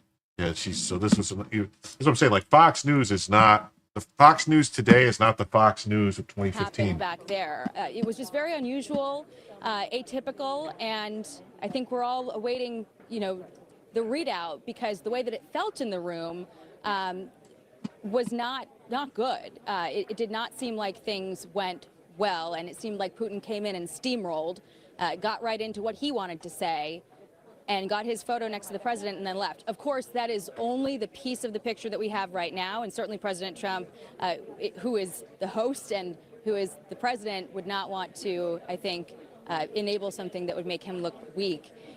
But we are eagerly awaiting to hear the background on that. And I will also note that we didn't see any sort of scowls on the faces of the likes of Steve Witkoff or Secretary Rubio or any of the other members of the U.S. delegation. And I think had it been concerning, we might have seen something there. But just to paint a picture for you of in the room, how it felt, what we're wondering about, what we need to know to put the pieces together and fully understand what we all just witnessed. Yeah, she walks it back. Brian Kilmeade basically pushed back on her. Let me see if it's here. This is Brian Fitzpatrick and Jackie Heinrich. Yeah.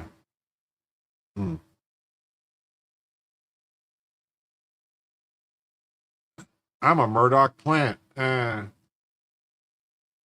Average SEC couple. Might as well have been looking into a crystal ball and flipping through tarot cards for giving that report. Yeah, if I'm not mistaken, she walked it back, though. She walks that back. We're going to get into it in a second. Let me pull this up. I'll find it. Let me pull this up, and then I'll look for this. Hold on.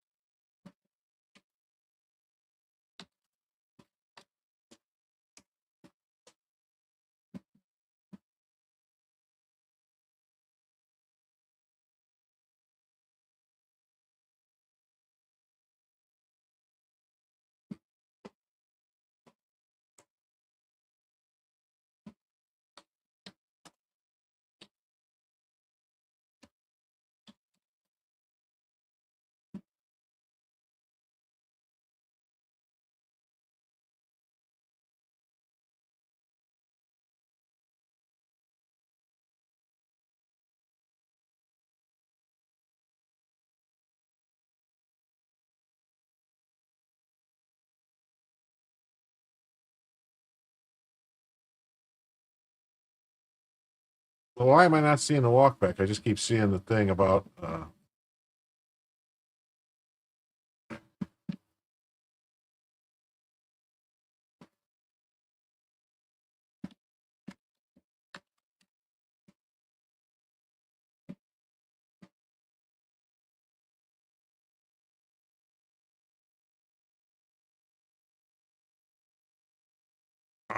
Why don't I see it?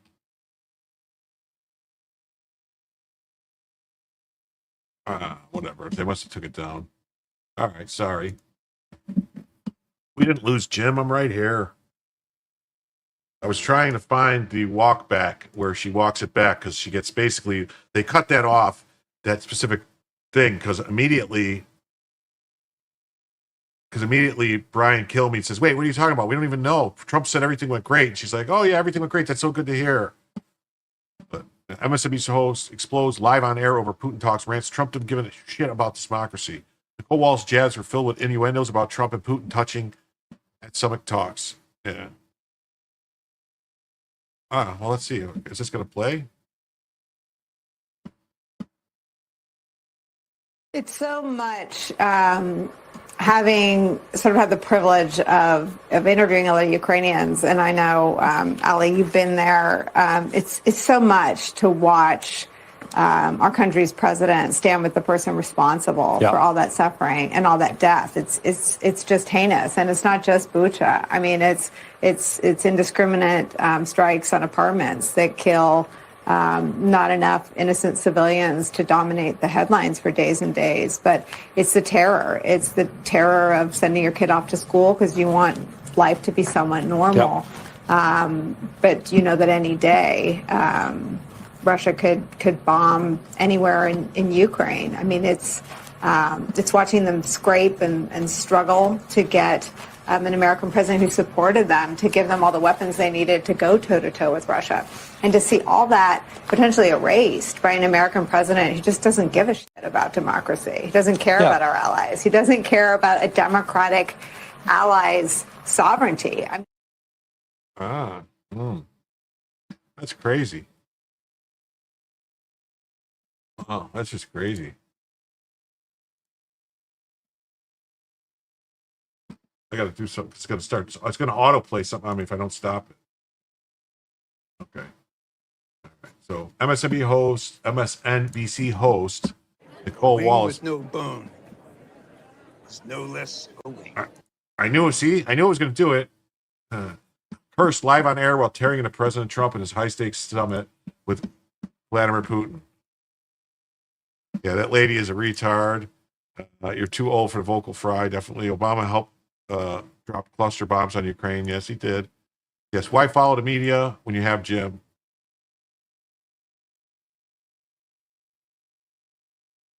Nicole must be part of the CIA Mossad apparatchik machine. Okay, I think I got that. I was trying to do some math to figure out how many hours I got to go. I can't. I lost track in my head. I got 1, 2, 3.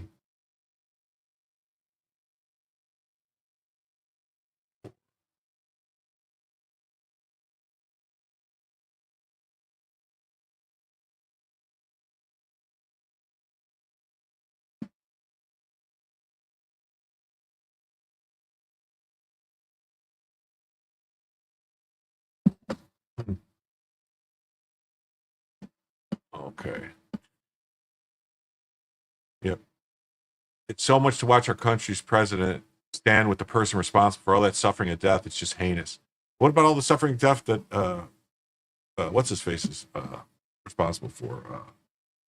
All these people. You can say that about anybody. It's indiscriminate strikes on apartments that kill not enough innocent civilians to dominate the headlines for days and days. What? It's terror. It's the terror of sending your kids off to school. I mean, it's watching them scrape and struggle to get an American president who supported them to give them all the weapons they need to go toe-to-toe with Russia, and see all that potentially erased by an American president who doesn't give a shit about democracy. Trump was the first president to give them defensive weapons.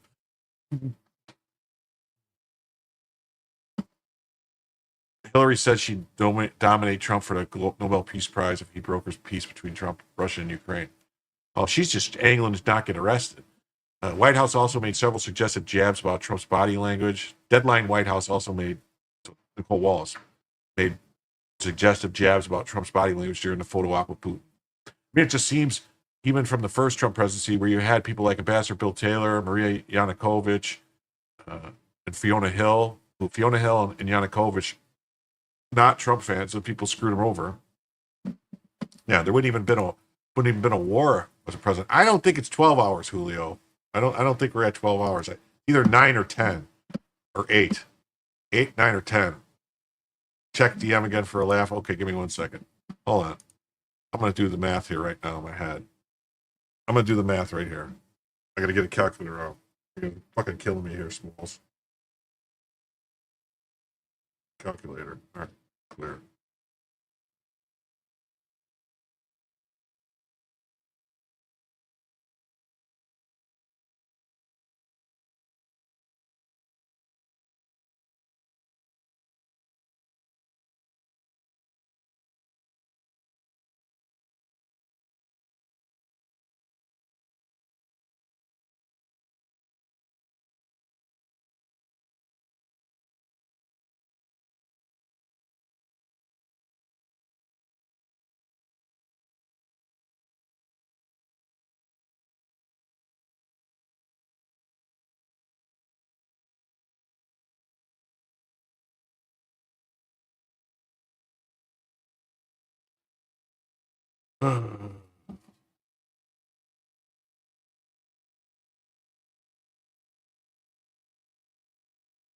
Okay. All right. So I got the math all done in my head now. Jackie Walks Back is on Fox with Kill Me in the thumbnail. On the Fox right here, what I was looking at.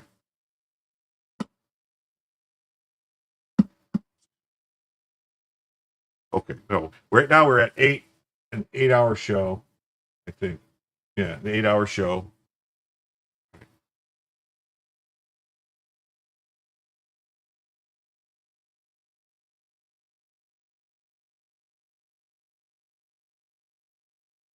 And we're $20 short of a 9-hour show from the math I did. Mm-hmm. On Fox News. Oh, on Fox News?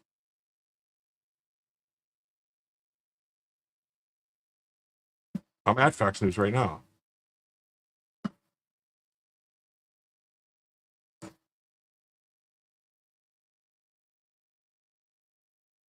This?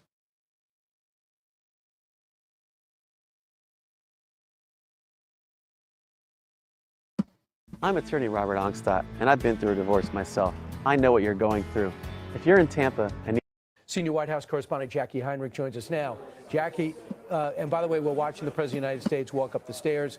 We watched Vladimir Putin kind of limp his way up the stairs. So the President of the United States was deep in thought kind of at the podium, and he did say they've agreed on some things, but they didn't agree to have a major deal, and certainly not a ceasefire, Jackie. Have you able to ascertain what was agreed on and what wasn't? No, unfortunately, I've been calling every source that I can and not getting much, if anything, out of them. I think that they want to let the president be the first to give his perspective on what we all witnessed, why things went the way that they did. I think we do need to hear from the president explaining why it was that he allowed Putin to come out and address the world, standing on a stage next to him without apparently having gotten what he said he would need for that moment to happen, which was enough of a negotiation, enough progress that perhaps they could get a second summit, keep the discussion going, bring Volodymyr Zelensky, the Ukrainian president, to the table. Now, for all we know, maybe that's in the works, and the president decided that it was probably better and more effective toward his ultimate goal of achieving a ceasefire and achieving a peace plan to allow this to go the way that it did. But in the room, it left us with a lot of questions, and the way that things panned out, having Putin. I guess I take to shouldn't the be podium speeding and, these things up. I need it to lecture take longer everybody because I got about the root causes of the conflict and state that the Russian position is to ensure its own security when, of course, it was Russia that invaded Ukraine. And a lot of the talking points that we hear from Russia in their justification of this war, to have Putin list off all of those things and then suggest that potentially any progress Jackie, made today just real quick, could be sabotaged by Ukraine. Not to interrupt you, but I'm going to interrupt you. I just want to tell you on the other side, Vladimir Putin, who boarded his plane about 30 minutes ago, just left now. So he has left. He's heading back to Moscow. The President of the United States just walked up the steps, probably usually the last of his delegation, got out of the beast and walked up by himself. So he's about to leave. I just was texting back and forth with Sean Hannity, who just sat down with the president. And he said the president noted that he came out and said there wouldn't have been a war if he was president. And that's what part of Vladimir Putin said at the end of his written remarks. And he also said, in a scale of 1 to 10, I give today a 10. So that's the president grading what he thought of the meeting. By all of our standards. Isn't a news conference. That's excellent news, and exactly what we needed to hear from the president, because obviously there's a reason why he allowed things to happen the way that they did. He allowed Putin to address the world here and take the stage, even if there were no questions asked by the press. There was a reason for that. We didn't get a lot of explanation in the moment as to why that happened, so I'm happy to hear that the president feels good about the progress that was made today. He did say that he needs to call Zelensky and call up NATO allies and give them sort of a readout of what happened. But also we should note that some of the agenda didn't go today the way that it was expected to. We know that the president was going to have a one-on-one with Putin. It turned into a 3-on-3 that included Secretary of State Marco Rubio and Steve Witkoff. And then on the Russian side, Sergei Lavrov, the foreign minister, and also your... But they did have a one-on-one in the car. They were in the car alone together. Remember? Susan Rice was saying about that Ushakov, they were in the car together alone for the car ride. Foreign policy advisors. So that happened, and then there was not the broader, expanded bilateral meeting that would have included the economic angle of this discussion with Secretary Bessent and Secretary Lutnick, Chief of Staff Susie Wiles, and also Pete Hegseth, the Defense Secretary. As far as we are aware, that broader meeting never came to pass because it was in the middle of that 3-on-3 that the press was called into their seats, and the two leaders came out and gave their relatively short summary of their meeting and then went on their way. So it's really going to come from the president and from the three people in that room to brief everyone else about where things stand, what's next, what he has in hand right now. Jackie, thanks so much. I appreciate it. We're trying to put the pieces together little by little, and knowing the President of the United States, he's going to do a gaggle on that plane, and we'll get some answers right there. Yep. Okay, so we're going to go back now to the story that I wanted to read. MSNBC host, so she explodes. She said all this stuff. Fox said straight scrabble to get an American president who supported them to give it. Clinton said that, and then the deadline also made several suggestive jabs. I mean, it seems like we're even further from the first Trump presidency where you had people like Ambassador Taylor and all them, yeah. And he shouldn't touch Putin so many times in front of the cameras. And that Donald Trump, who can't even explain why he shouldn't, and there's no one around Donald Trump who can even explain why he shouldn't touch Putin so many times in front of cameras. They're gone. Why wouldn't you touch Putin? What is going on? What is the deal? What is the deal?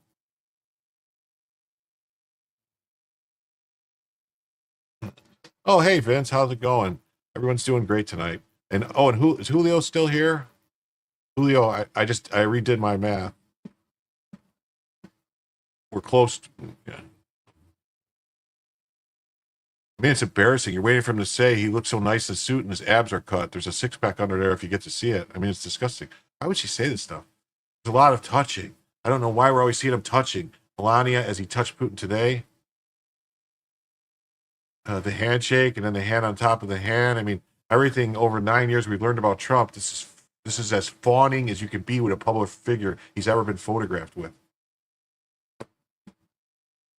And these people don't understand anything about, Trump greeted Putin on the red carpet in Anchorage, Alaska. Another touch Wallace took issue with, scoffing at like it's a literal red carpet welcome for an internationally indicted war criminal.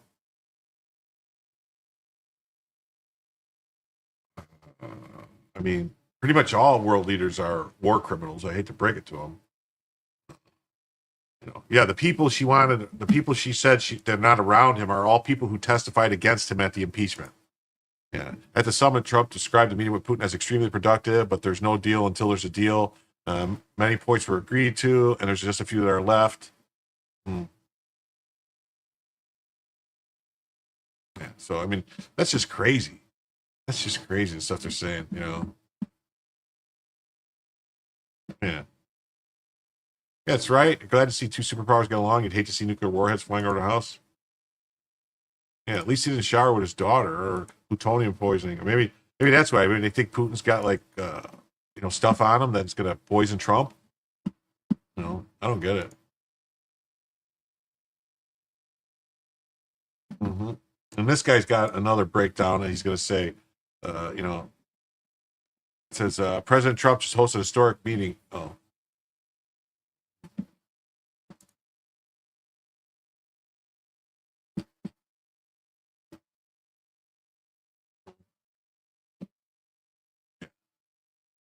Yeah, this is how I feel right now, really.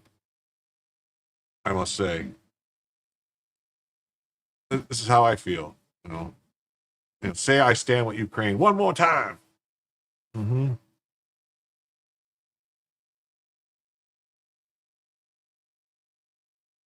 Say what again? Say what again? I dare you. I double dare you, motherfucker. Say what one more goddamn time.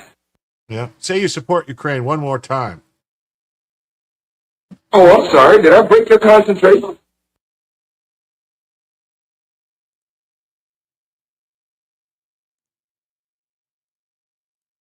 Okay. President Trump just hosted a historic summit with Putin in Alaska. One by one, Trump and Putin delivered major announcements and clues on what's next directly to the American people. Was that too loud? Was that loud? Was that really loud? Mm-hmm. I thought it was Biden's daughter he showered with. Probably granddaughters too. Biden, Biden did a lot of stuff that they claim was like basically the same stuff like that LBJ did, swimming naked and stuff. I can turn it down a little. English, motherfucker, do you speak it? Was that better? He's everything you should know, and no joke, it gets crazier the further you read. He said it's okay. It scared the crap out of you. Okay. Pulp Fiction, yeah. Yeah, I've got quite a few Pulp Fiction things lined up in my soundboard. I also have some, I like this one. What is your major malfunction, numbnuts? I like this, and I like. I'm the great Cornholio.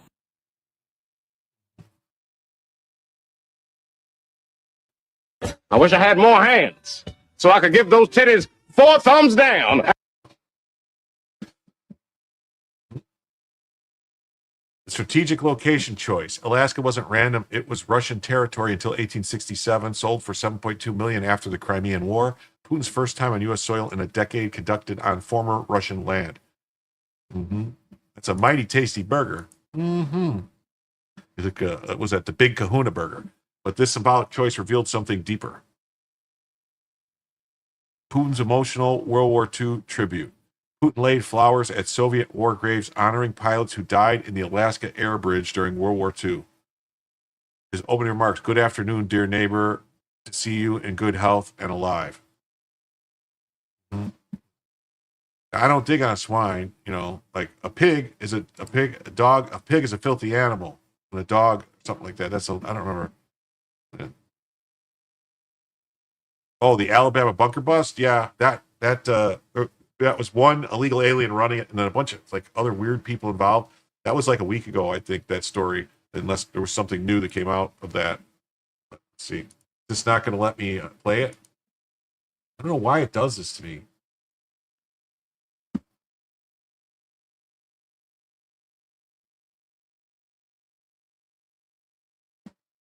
No, sometimes, whatever reason, it doesn't let me play the videos.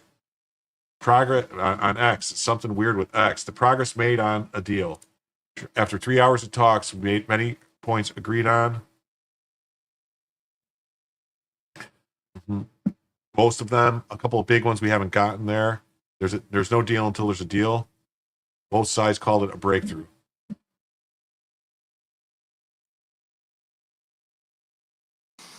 So there's no deal until there's a deal. I will call up NATO in a little while. I will call up the various people that I think are appropriate, and I'll, of course, call up President Zelensky and tell him about today's meeting. It's ultimately up to them. They're going to have to agree with what Marco and Steve and some of the great people from the Trump administration who've come here, Scott and John Ratcliffe. Thank you very much. But we have some of our really great leaders. They've been doing a phenomenal job. We also have some tremendous Russian business representatives here, and I think everybody wants to deal with us. We've become the hottest country anywhere in the world in a very short period of time. Okay, cool. The Moscow invitation. Putin's closing words in English next time in Moscow. Trump's response: I'll get a little heat on that one, but I could see it possibly happening. The establishment's worst nightmare: direct superpower diplomacy.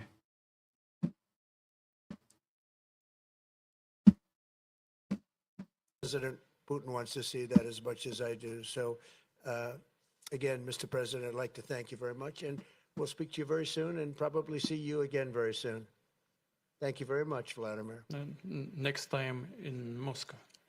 Oh, that's an interesting one. I don't know. I'll get a little heat on that one, but I could see it possibly happening. Thank you very much, Vladimir. And thank you all. Thank you. Thank you, President. I mean, and you got to be nice. You can't, they say you catch more flies with honey than with vinegar, but you also catch more flies with shit. But either way, you got to give a little bullshit. You got to do a little dance if you want to get things done. You can't just be ignorant and, well, they've been saying that about Putin for a long time. There's been rumors that he has cancer. There's rumors that he has other stuff. Here's the thing. The problem is for the West and for other people is that the people that are behind Putin, that are coming up behind Putin, there are a lot more hardline people there than Putin himself. Yeah, he'll call NATO and say, we're taking all our troops and going home. No, no one ever said Putin's not a great guy at all. Putin never said he was a great guy. Putin's a murderer, just like all world leaders are murderers, in my opinion. But, we should have better relations with Russia. There's no reason that we should be at odds with Russia. A lot of things that the Russian people and the Russians want are the same things that our people want. There's a financial reality check here. The numbers behind the panic. Ukraine received 267 billion euros in 3 years. Congress approved another 113 billion for Ukraine, and 62 billion flowed to defense contractors in 37 states. Peace threatens a $2.7 trillion global military industry. Human cost. Trump revealed the stakes. 315,000 Russian soldiers killed or wounded. 31,000 Ukrainian military deaths confirmed. We're going to stop the 5, 6, 7,000 people a week from being killed. Yeah, Putin is a great guy for Russia. Yeah, he's not, doing that. And then they were our allies in World War II and World War I. Hillary had a reset button. Yeah, and we should have gotten out of NATO. Once the Soviet Union broke up, NATO should have got dissolved. And after 9/11, Putin went to Bush and wanted Russia to join NATO to go after the terrorists, and got told no. They said if you join NATO, there's no reason for there to be a NATO, which was just stupid because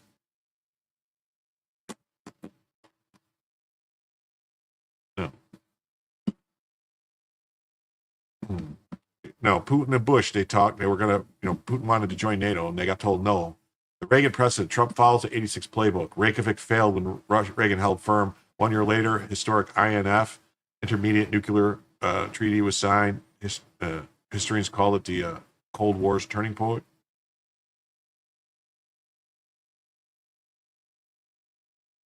Yeah, NATO is just part of the one world order. It is now. Strategic patience over instant gratification. A trilateral path forward. Trump's next move is revealed. They're going to set up a meeting between Zelensky, Putin, and myself. Direct negotiation replacing proxy warfare. The America First calculation. Trump's reframe. Every dollar not sent to Ukraine equals border security funding. Resource reallocation from foreign wars to domestic priorities. strategic focus on American interests over global policing. The India strategic opportunity. The summit shows Trump's willingness to engage major powers directly. India should seize this moment. Leverage Quad partnership for strategic co-investment deals. Move beyond trade disputes to semiconductor defense partnerships. Using existing Tata Infosystem and Reliance investments as a foundation. Tata. Bold investment beats traditional diplomacy. So I think this guy, Carl Mehta, is just an India guy he's always trying to somehow tie India into everything. And he said, why the summit matters, breaks the cycle, ends the proxy conflict escalation, establishes direct diplomatic channels, prioritizes American interests over DC war machine, creates a pathway to actual resolution and the art of the deal on a global scale. Thanks for reading. We are the superpower. We don't need NATO. NATO needs us.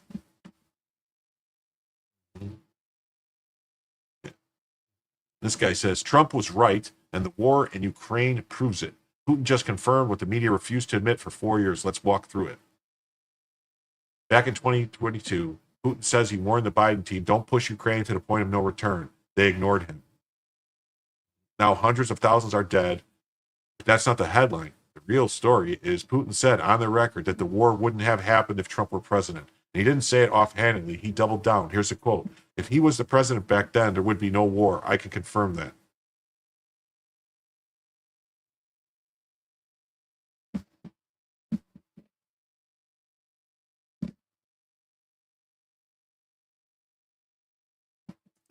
Oh, it says, I just did a shot. Your turn. Actually, I will do one here in a minute. It's been an hour since I did one. It says they rescued 10 kids, 3 to 10 that were still drugged and trafficked regularly. Yeah, weren't some of the kids like related? Weren't there like parents and stuff doing it too, and grandparents and everything? And it was like really weird, man. I was like, really weird. Really weird. Oh, I'm almost done with the bottle.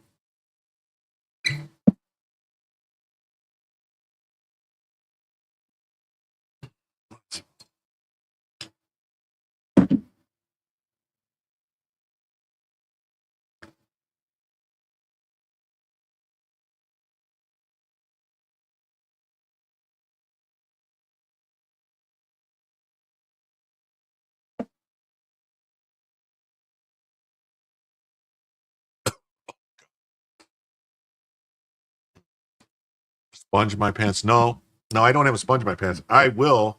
Yeah, parents and relatives. It was really gross. The story, really gross. No, I will have to pee here in a little bit, and I'll put a video on when I go pee.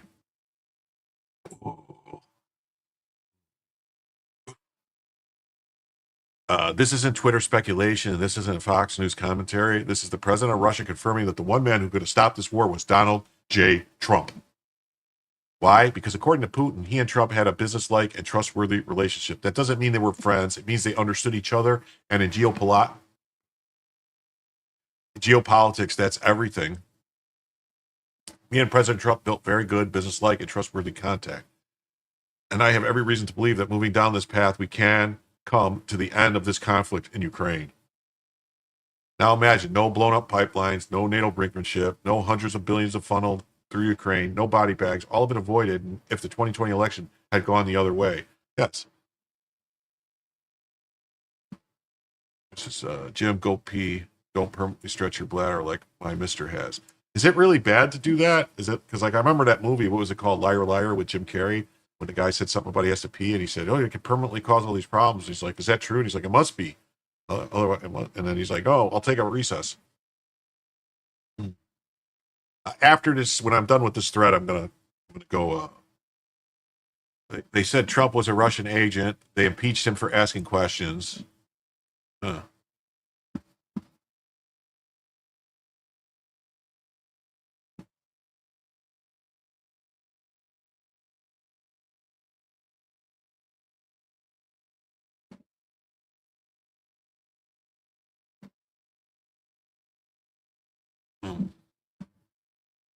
They impeached him for asking questions about Ukraine. Then they ran the CIA assets to lie about Hunter Biden's laptop, and they replaced him with a walking blank check for war.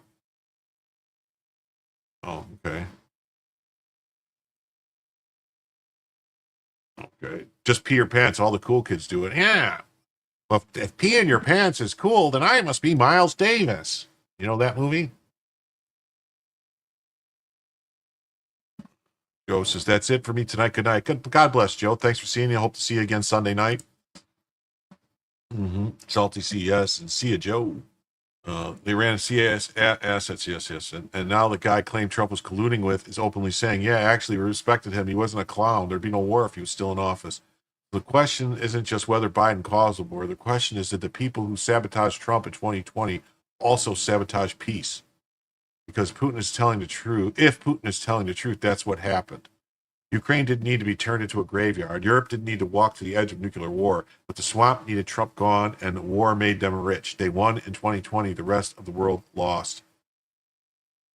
Just pee in a bucket under the desk. That would work if I didn't bring a bucket in here, though. Putin's statement is brutal, not just because of what he said, but because of what it confirms. The world was more stable when Trump was president. The world was more stable. The world was more stable.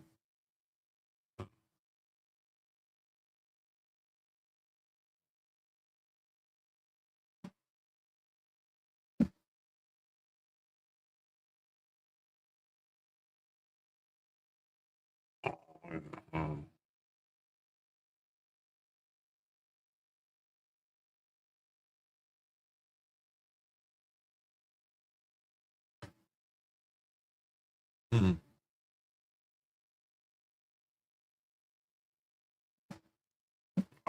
Mm.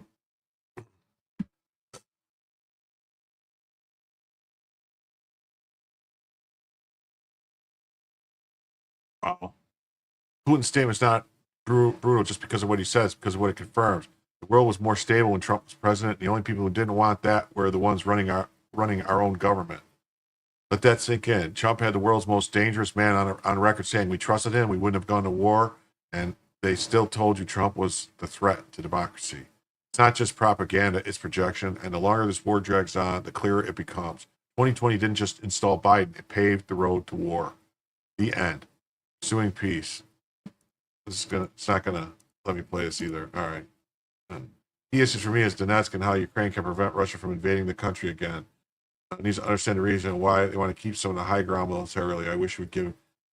You're asking the right question, but frame it in the State Department flashcards. If security was the real priority, Zelensky would have scrapped Minsk, wouldn't have scrapped Minsk, greenlit drone strikes, or issued a 2021 decree outlining military deoccupation of the Donbass, all before Russian formal recognition of the republics. That provoked the war.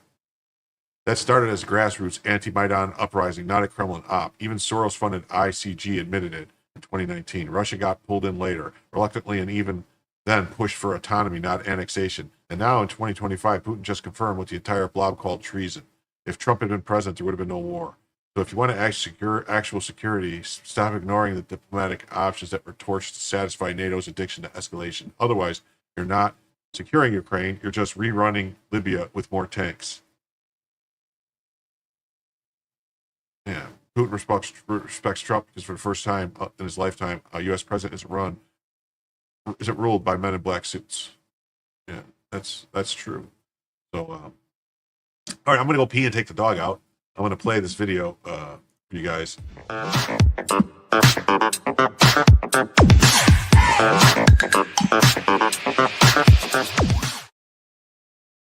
Hey, how you doing? I'm Jim, and this is Jim Tells You. And this is just a short video that I'm making to try something out about news stories that I'll be doing. And hopefully, if you like it, let me know, and I'll continue to do these little short stories, little videos. If not, if you prefer the live streams, let me know, and I'll do whatever the audience wants, because, that's the whole point of doing this, is make the audience happy and make you come back and subscribe and watch the videos. So, today, we're talking about a scandal. It seems there was an issue with the Secret Service at Obama's mansion, and emergency services had to be called to the scene. It says a scuffle between Secret Service agents breaks out at Obama's D.C. residence. Here's the report. A physical altercation between a pair of uniformed Secret Service agents guarding former President Barack Obama's D.C. residence earlier this week necessitated a call to a supervisor, according to a report. Susan Crabtree, Real Clear Politics national correspondent, posted a scoop on X platform, which contained alarming details as the administration seeks to rebuild the agency and its trust with the American public following the near assassination attempt on President Donald Trump's life last summer. Two female Secret Service uniformed division officers got into a physical fight outside former President Obama's D.C. residence while guarding it. So two women got into a fight at Obama's house, and they had to call the cops on two Secret Service women who got into a fight at Obama's house. That's classic.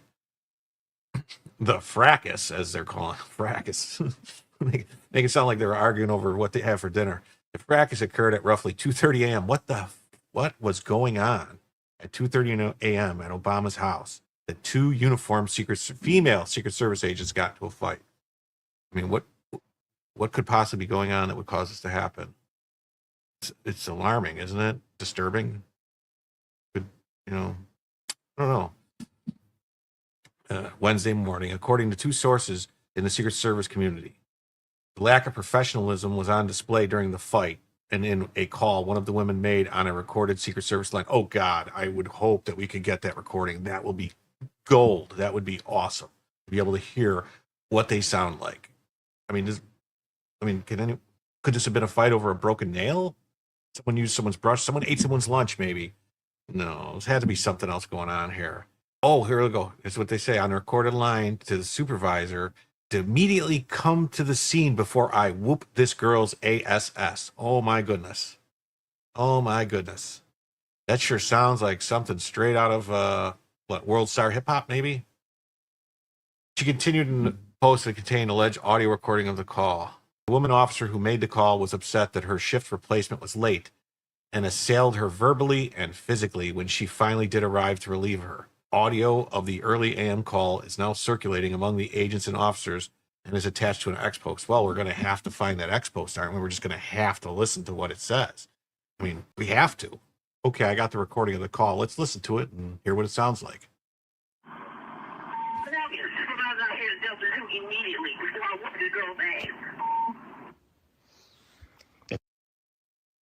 Let's listen to that one more time because I could make out what they're saying, but there's a specific dialect I'm trying to hone in on to try to decipher who this might be.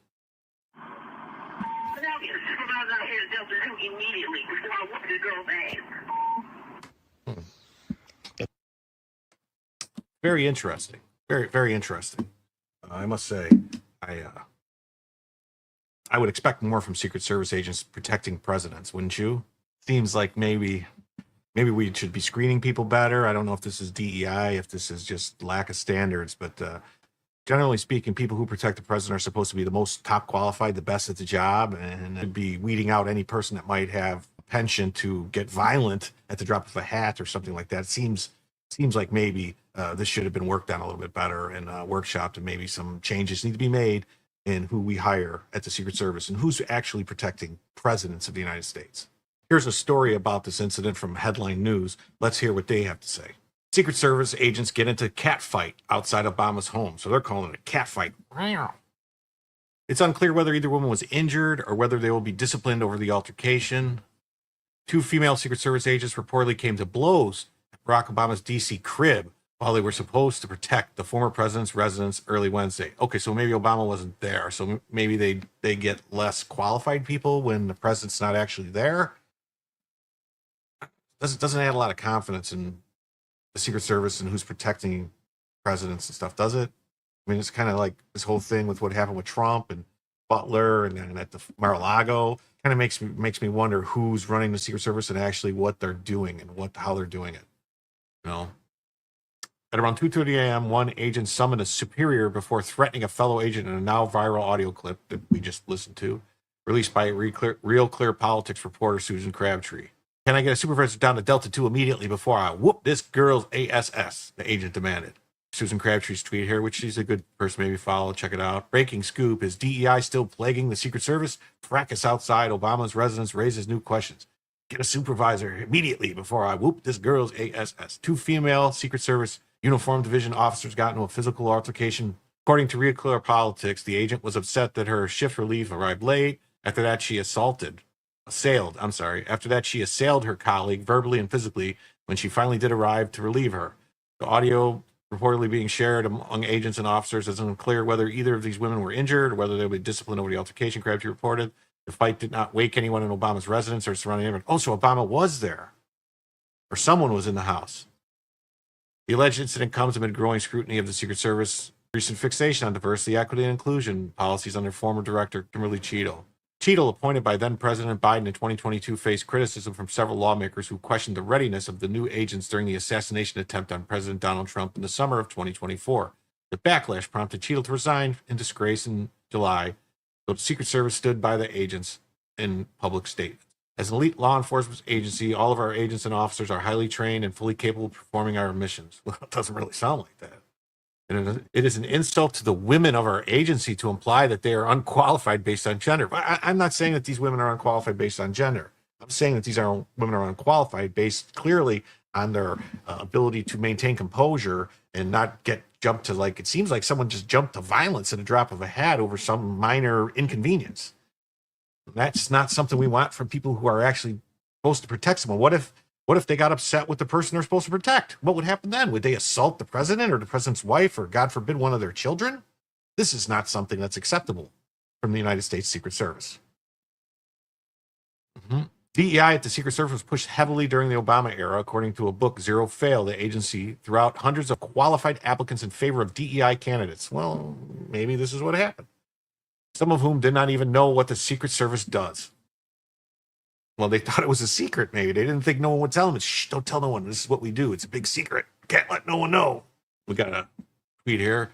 DEI was implemented in the Secret Service in the early 2010s, and this was the result. The agency threw out 300 qualified applications, replacing them with applicants who didn't know what the Secret Service did. Other applicants includes a 400-pound man, some with prosthetic. Wow, that's crazy, with prosthetic stuff. I mean, maybe we'll finish reading some of these here. Other applicants including a 400-pound man, someone with a prosthetic arm, and others who said their roommates don't like cops. There's an excerpt from the book Zero Fail, which is crazy. I'm going to have to look more into this book. Here's more of the tweet from Susan Crabtree. We'll just read a little bit more of this. I had to go find it. It says, breaking scoop, DEI still plaguing the Secret Service. Fracas outside the residence. We went through all that. 2 Secret Service agents got into a physical fight outside of the president's home. Went into that. 2:30 in the morning. Lack of professionalism. Yeah. Fight did not wake anyone in Obama's residence, or so. Yes, we talked about that. So someone was there. I wonder who was home. Was Obama there? Was his wife there? Were the kids there? Was it just like staff? I mean, we know it wasn't that chef that drowned, but maybe there was a different chef there. Okay, and the incidents raising new concerns. It says Cheadle resigned under a cloud after the J-13 assassination attempt against Donald Trump. The Secret Service for years has experienced low morale and severe manpower shortage, which also contributed to lower hiring status as the agency works to increase its agents and officers.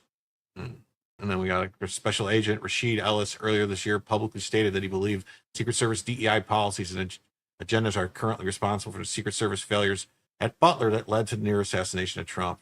And numerous sources have questioned Sean Curran that Trump tapped to lead the agency. So basically what we have here is we had 2 women, at least one of which seems to have been possibly unqualified for the job. Maybe both were unqualified, or one showed up late, which is standard operating procedure for this new generation of people, it seems like, that just can't show up on time for anything. And the other one didn't like it because she had stuff to do or somewhere to go. And instead of handling it the right way by just, clocking for overtime or calling her boss and just saying, hey, someone didn't show up, what's going on?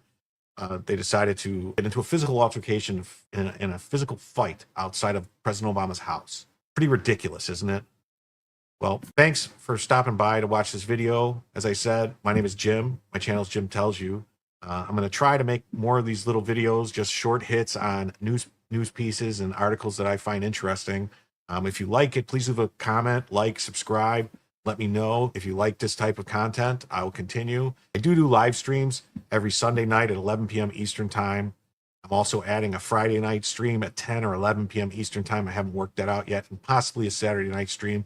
Along with, I do appear on other shows throughout the week, such as Good Logic, which I suggest you give him a sub if you haven't already. He does great content covering.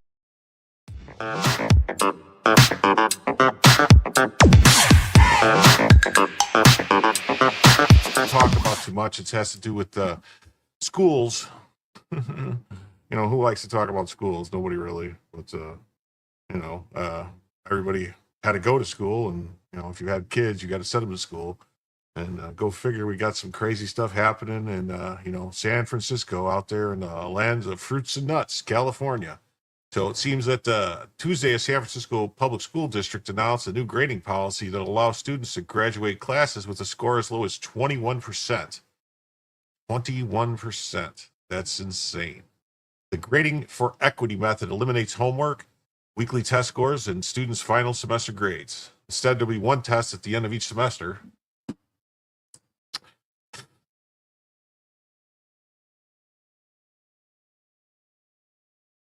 To decide if a student has passed or failed a class. The final exam can be taken several times, the Voice of San Francisco reported. Maria Sue, I wonder if she's suing people. Just kidding. The superintendent of the San Francisco Unified School District enacted the new guidelines without seeking approval from the board, according to the nonprofit. Changes will impact about 10,000 students across 14 high schools in California's Bay Area, which I don't know if anybody's familiar. San Francisco Bay Area is actually a very well-to-do. I mean, there's Oakland, and then there's San Francisco, San Jose, that whole area, Santa Clara County, Los Gatos. Some very, very well. Some of the areas are very wealthy, very well-to-do, very high-quality schools.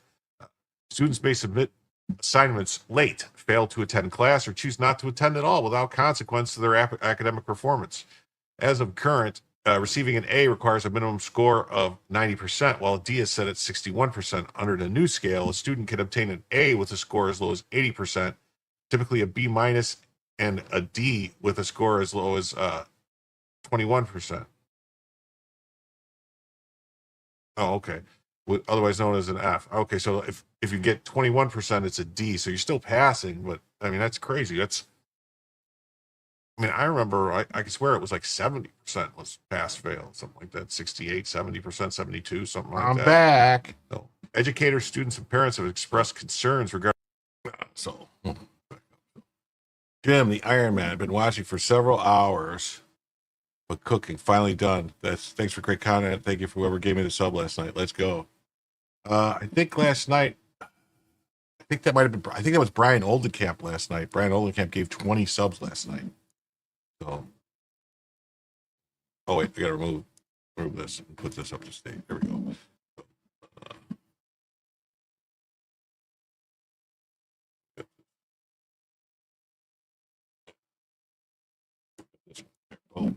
Bombshell. Newly released emails prove our own intelligence community sabotaged the 2018 Trump-Putin summit. They pushed a fake Russia hacked the DNC story they knew was false. They weaponized it to blow up the summit. There are no lengths to which they didn't go. And this Rod Rosen. You said another meme? Oh, let me look. Come on. Okay.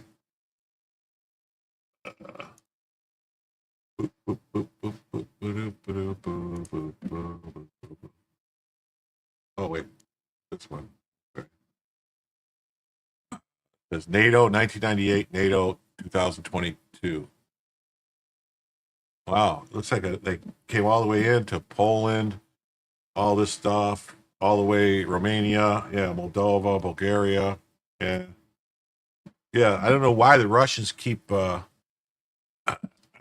Russians keep moving their bases closer to our bases or something, moving their borders close to our bases. Let me see if I can get this to work. Okay.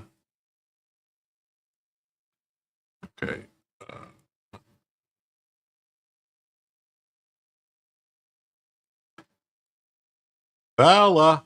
Come here, girl. Come here. Come here, Fluffy. Come here. Here. Come here. Come on. Come here.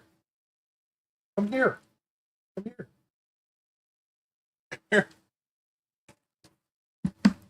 Come here. Come here. Come. Come. Come here.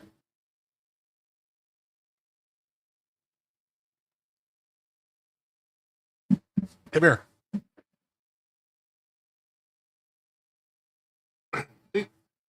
He's alive. She's camera shy. I don't know. She's sleeping. Oh, damn it. Now I got the cord tangled up in my chair. Oh, no.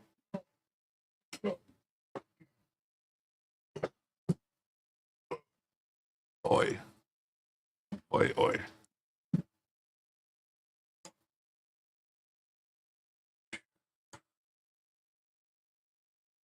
Okay. That's good. Good enough. Mm-hmm. That's crazy that they did all this stuff. You know, that's crazy. That's nuts. Let's see the other meme. Oh, DEI hard. Yeah. This is yeah. Mm-hmm. Yeah. Camera shy. Yeah. Oh, that's cool. Mm-hmm. Dog's like, yo, it's 2 a.m. I don't care. I want to go back to sleep. Yeah. She doesn't, she does not, like the, how'd you say?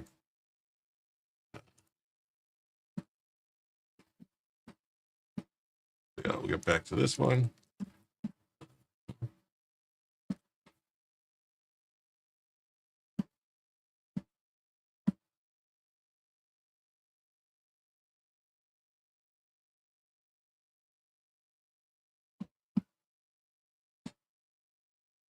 Tulsi Gabbard just released a smoking gun. Like, Tulsi's been doing a great job. Yeah, that's the Butler agent. Yeah. Tulsi's been doing a great job, in my humble opinion.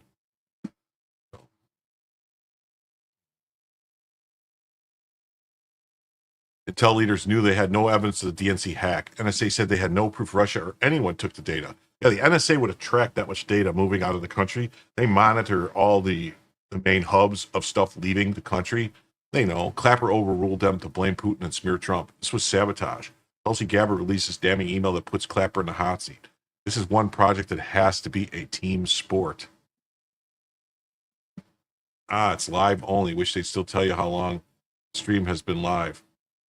No, it shouldn't. The stream's been live for almost 4 hours on Neurodivergent 1.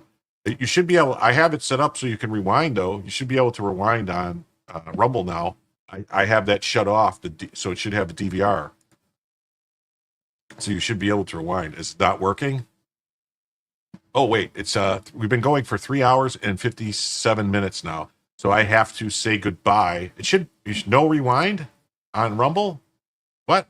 Hold on, let me double check that. But I've got to say goodbye to Instagram, and I'm going to say goodbye to X too, because there's a 4-hour cap on Instagram.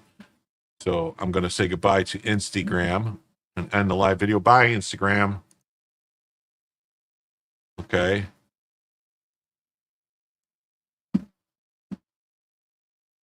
And then I will say goodbye to X also, X Twitter. You guys have got a 4-hour free ride tonight. If you want to continue to watch, come over to YouTube or come on over to Rumble or go to Facebook, because I'll still be on Facebook for Facebook has an 8-hour cap. So it appears that we will be on Facebook for past the 8-hour, because we are at a let's see, we're just short of, we're at a 9-hour show right now. So that's a total of 9 hours, 7 extra hours. So come on back for Jim to tell you some news if you're on X. Okay. All right. Every refresh resets the clock. No rewind. Hold on. Let me look. Let me double check. It shouldn't be that way.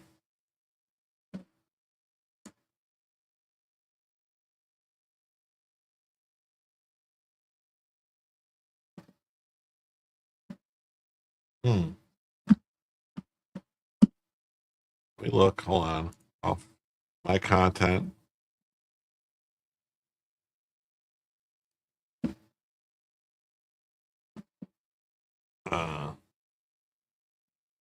Settings.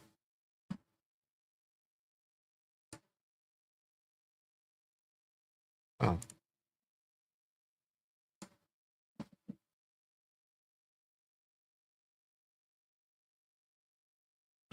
I swore I had it set that way. I wonder why it changed.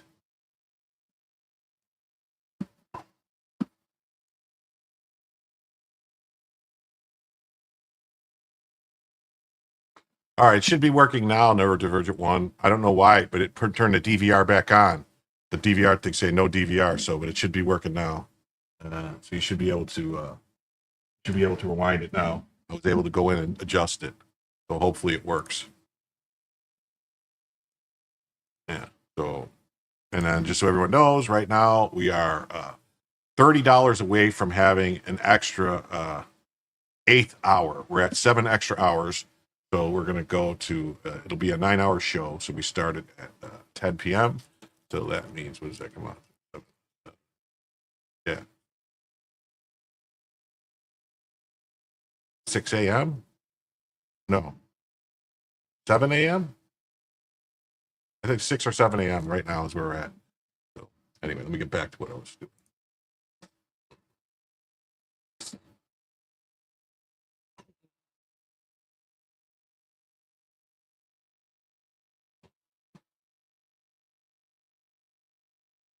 Yeah, now it's almost 4 hours. We're at 4 hours right now. We just cracked 4 hours. So in 2016, Obama's DNI clapper had forced the Russian hack the DNC narrative into the official intel report, despite strong objections from NSA chief Mike Rogers. That's our story, and we're sticking to it. Translation facts didn't matter. Yeah. 0600. Yeah. Now it's at almost 4 hours. Yeah, we've been going 4 hours. It's 2 a.m. So another 4 hours is 8. Yeah, I think, actually, no, I think it's later than that. Wait.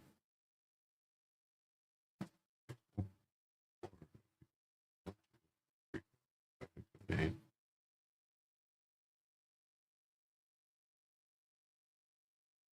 I think it's good thing Jim isn't a vampire. Yeah. It'll be sunlight when we're done, anyway. This was a lie that was weaponized in 2018, 3 days before Trump's historic summit with Putin. Mueller indicted 12 Russians. He knew they'd never stand trial. It was theater designed to brand Trump a traitor and poison diplomacy with Moscow. Yeah, a lot of people forget that. They said, "Oh, they indicted those people. They indicted people that are never going to get to try because they're not here." And then they had to drop the charge because they actually sent lawyers for the one thing, if I'm not mistaken, to say like, "Yeah, you're lying. We didn't do this." At Helsinki, Trump questioned the DNC hack. Why did the FBI never take the server? I don't see any reason why it would be Russia. The media and both parties crucified him. His own DNI undermined him, but Trump was right. Even CrowdStrike, the Clinton-connected firm that first screamed Russia did it, admitted under oath in 2017 they had no evidence Russian hacked the DNC, no proof data was stolen at all. Rogers lost his security clearance. Pretty much anybody who was involved. Yeah. I don't know if you're 3 hours behind and you don't know if you make it much longer. Well, like I said, I took a nap today. There's dishonesty, was speculation, became gospel. Yeah. The followed is U.S.-Russian diplomacy froze. Trump was branded a Kremlin puppet. Millions of Americans brainwashed by a fake narrative, all because Obama ordered his team to rig the intel. Yes, there'd be arrests. And of course, the story doesn't end there. After Obama and Hillary spent years bending over to engage Putin, the benefit of the Trump smear proved too great to resist. So they torpedoed U.S.-Russia relations, eventually leading to the Ukraine war, playing with fire. Yeah. CrowdStrike is Ukrainian, right? Yeah, that's what I thought. Yeah, Obama, after my next election, I have more flexibility. Bottom line, Russian collusion lie was the biggest intelligence fraud in U.S. history. It smeared Trump, it protected Clinton, it sabotaged peace. And now emails prove they knew it was fake all along.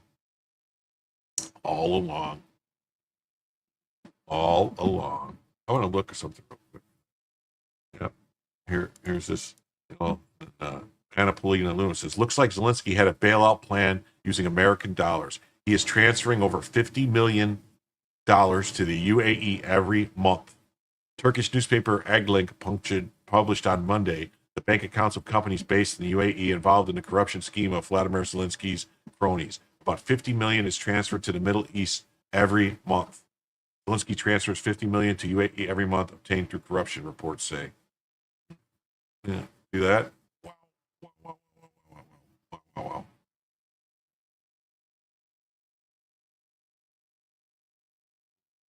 And there's a link to the MSN article.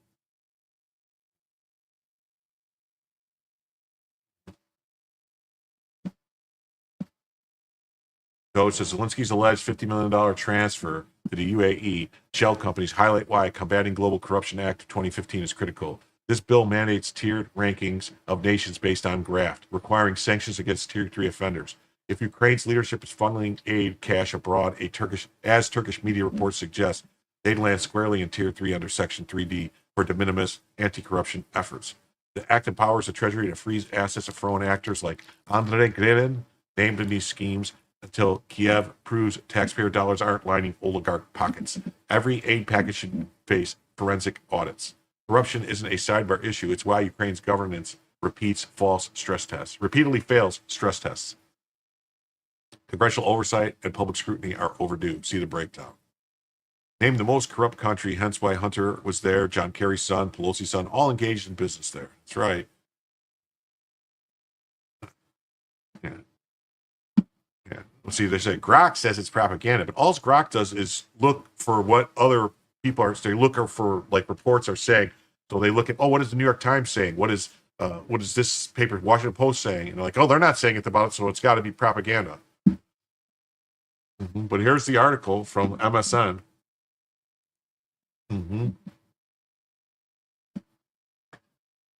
Zelensky transfers $50 million to UAE every month, obtained through corruption. Turkish newspaper Adalink published on Monday the bank accounts of companies based in UAE involved in the corruption scheme. About $50 million are transferred to the Middle East country every month. Oh. Yeah. Grok was doing really good, and then they did something like they stepped in because it was telling the truth too much. And so now they basically picked authoritative sources. Yeah. Yeah, Grok 4 got fed the ADL and SPLC handbooks. Yeah. I don't think Elon Musk is involved in the day-to-day operations of Twitter anymore and Grok. I think he's got other people doing it. So let's see here. Let's see.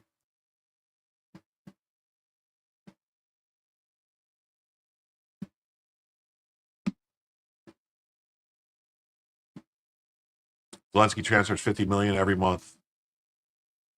A Turkish newspaper published this on Monday. Since last year, Ukraine has been rocked by allegations of corruption, which can strike the Kiev government in the very heart, the newspaper reported, adding that the main problem for Zelensky is that his inner circle is also involved in the corruption case. Zelensky's closest circle transfers about $50 million a month to the accounts of two companies linked to Andrei Grevin, the alleged disposer of funds obtained through corruption. Both companies are based in the United Arab Emirates, and they get the holding numbers. He's a former consultant to the State Property Fund of Ukraine. He's under international investigation in connection with his complex network of companies and a portfolio of luxury goods in France, UAE, and Europe.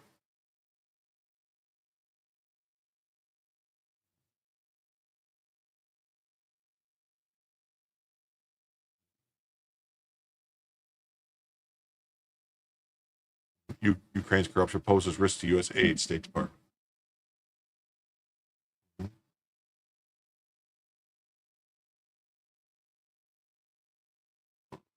Over the longer run, particularly as the department plans to assist Ukraine's recovery and reconstruction, corruption in the Ukraine government and private sector poses a risk to the effectiveness of the U.S. foreign assistance, and it requires a robust oversight. Since February 24, 2022, Congress has appropriated $45 billion to the State Department and the U.S. Agency for International Development to support Ukraine's military operations, provide humanitarian relief, and ensure the continuity of the Kiev government operations. OIG found that Kiev had not updated its integrated country strategic due to staffing limitations, and the ICS, State Department bureaus, and other agencies lack guidance for designing programs and performance indicators aligned with common strategic goals.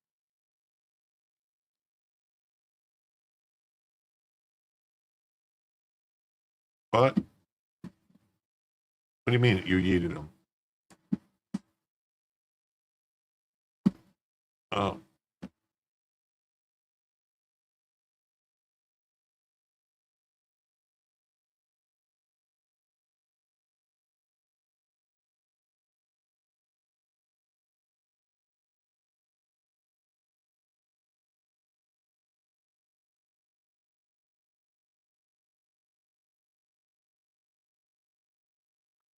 Yeah, it must have been. Sometimes that happens.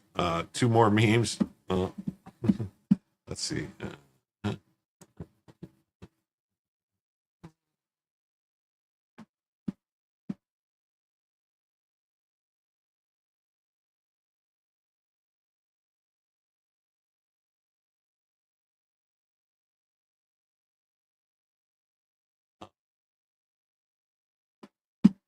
like this one. I'm gonna look at this.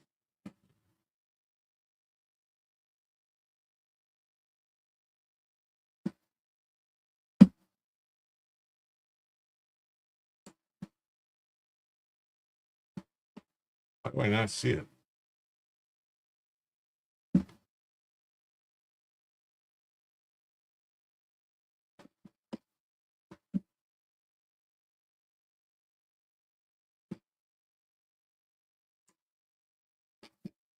Okay.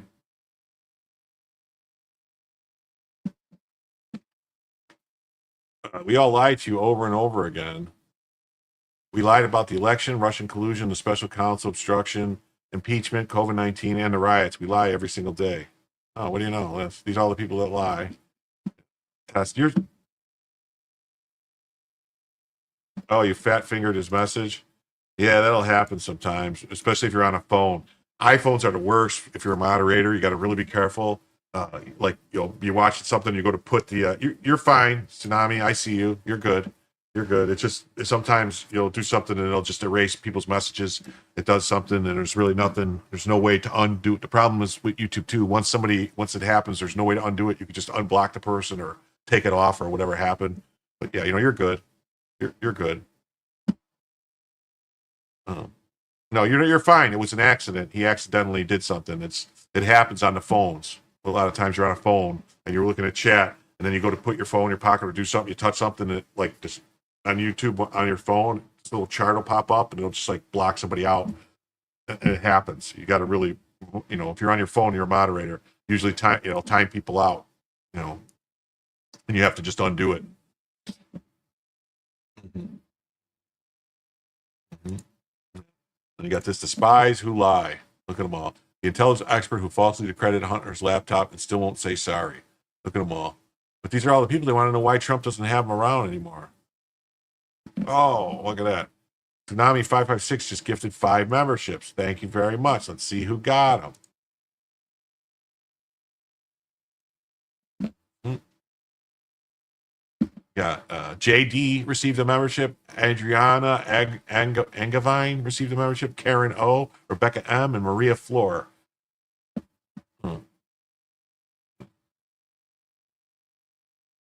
Thank you very much for all you do. Hey, we got 123 people watching right now. If I could ask you to please hit the like button if you have it, and please subscribe if you haven't already subscribed. Would be nice. Mm-hmm.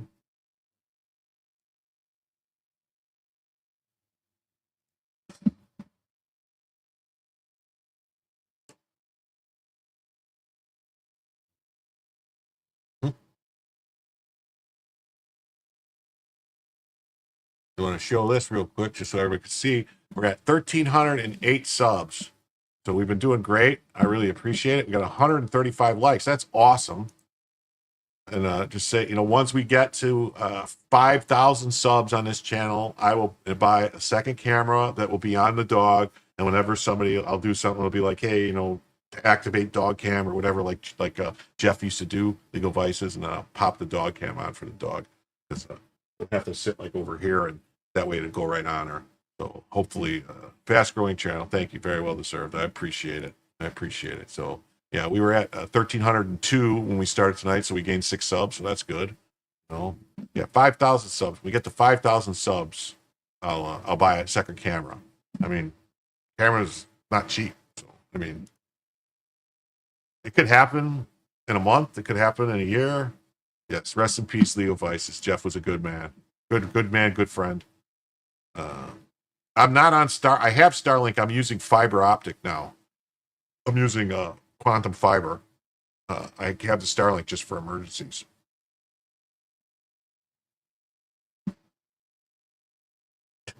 Oh, Rick says, no, I'll buy you a camera and a good mic. No, 5,000 subscribe. No, 5,000 subscribers, not 5,000 members. 5,000 is just subs to the channel. That's all. Not no.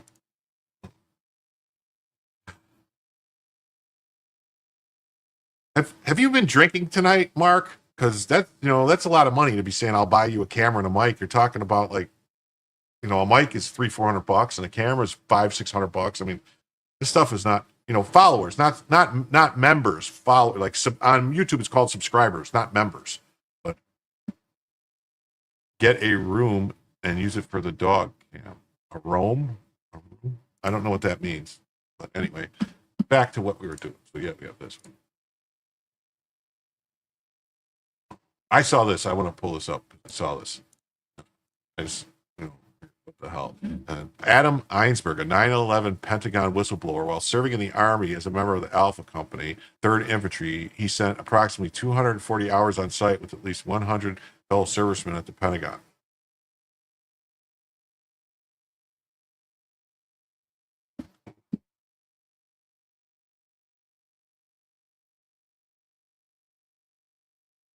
It says, I assume he has given the movies we watched with BTM. I don't know. That's tiny. No, not memberships. Just like on Rumble, that would be followers or whatever. But on YouTube, it's called subscribers. But it's not, they don't charge anything on YouTube to be a subscriber. They charge for members. Like being a subscriber on Rumble is a charge. It's completely different. I'm not even tracking Rumble. I only got like 300 followers, less than 300 followers on Rumble. And yes, I'm starting my own not a cult. No, it's no, I'm not talking about paid stuff. I'm just talking about actual like you track subscribers on YouTube, which is just people who sub to your channel. It doesn't cost anything to sub to YouTube channels. I know he's flexing on me. I know. He's swinging that big old thing around. Big thing. Yeah, the occult. Anyway, so in short, he helped clean up the mess for the plane crash, except there was no plane, he argues. Uh-oh. This guy says, he's claiming it was extreme heat coming from the ground, but there was not any smoke or steam coming from the ground. Anyway, I don't know. That's probably going to get me in trouble for reading that, now that I think about it. Oh, there's this, yeah. We got this from TASS. It says Zelensky's inner circle transfers $50 million every month to the UAE. Every month, members of Vladimir Zelensky's inner circle transferred approximately $50 million obtained as a relief result of corruption schemes to the UAE. Do I want a Rumble sub? You'll skip it. If you want to gift one, I don't have any Rumble subs. I don't think I have any subs on Rumble.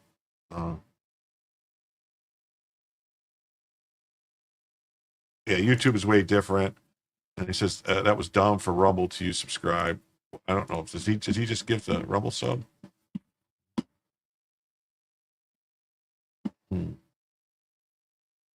Oh, yeah. Okay. Neurodivergent said gifted one sub on Rumble. I'll gift one for you. Thank you. YouTube is way different. Yeah. Yeah. I don't even know how to get like Rumble. I don't even know how Rumble stuff. I had yeah. Thank you very much. Yeah. You're in the UAE and you're not getting any of that money. Yeah. Congrats on the red rash. The newspaper wrote that it's publishing current accounts to where the money is being transferred, and at the same time, it published no documents to prove the transfers. Turkish newspaper wrote, citing Ukrainian media reports, that between 2021 and 2023, Gamirin's family purchased real estate property in Dubai worth over $14 million. May 2021, companies Gamirin Family Holding and GFM Investment Group were established, where, according to the newspaper, the money is being transferred. And then there is Substack. Yeah. And then there's locals. Like I have a locals too, but I don't really push the locals. It's too much stuff. I mean, to keep track of all these things. You do now. I know. Now I have a rumbler, a rumbler.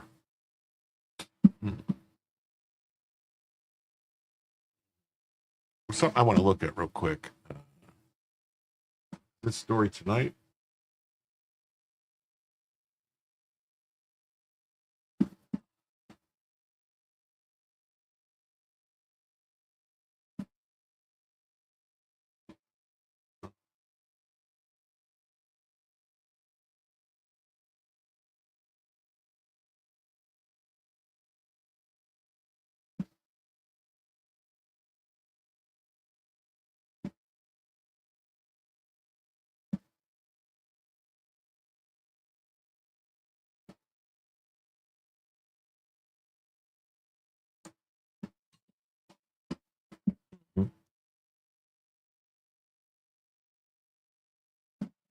Okay.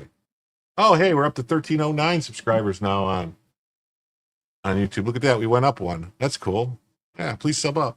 Give us a like. Oh, locals membership also gives you a red sub. I think I have one locals member. I think, and it's low watermark. I think is my Elvis died yesterday. Oh no, not Elvis. Man, I was just gonna go see him in concert. Oh, that stinks. That really stinks. Uh-oh. I'm on the wrong thing here.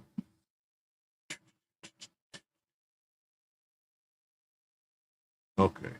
There we go. This is the story we want to talk about. Okay. Wall Street Ape says American truckers exposing a Mexico scam that allows Mexicans to stay illegally in America and take American truck jobs. Let me explain to you how these Mexican tags in America. This is a Mexican national. He's supposed to come to America with a load from Mexico, drop it, and leave right back. They don't. They stay over here 6 months at a time and even longer. A lot of them just live here in America illegally, committing what is called cabotage.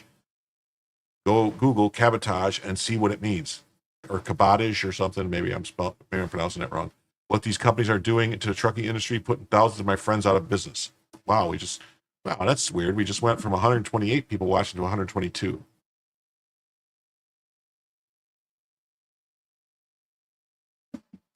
Okay, it says the Rumble follow button is comparable to the YouTube subscribe button, and Rumble subs get to see premium content for channels they're sub to.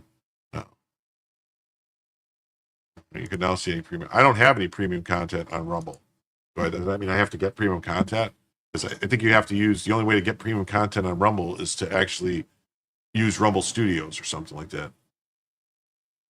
We can't compete because these people make very low wages. Look at this blue tag. See the blue tag on the bottom? That tag is for us Americans to be able to go to Mexico, and we don't because we don't want to get killed down there or get kidnapped.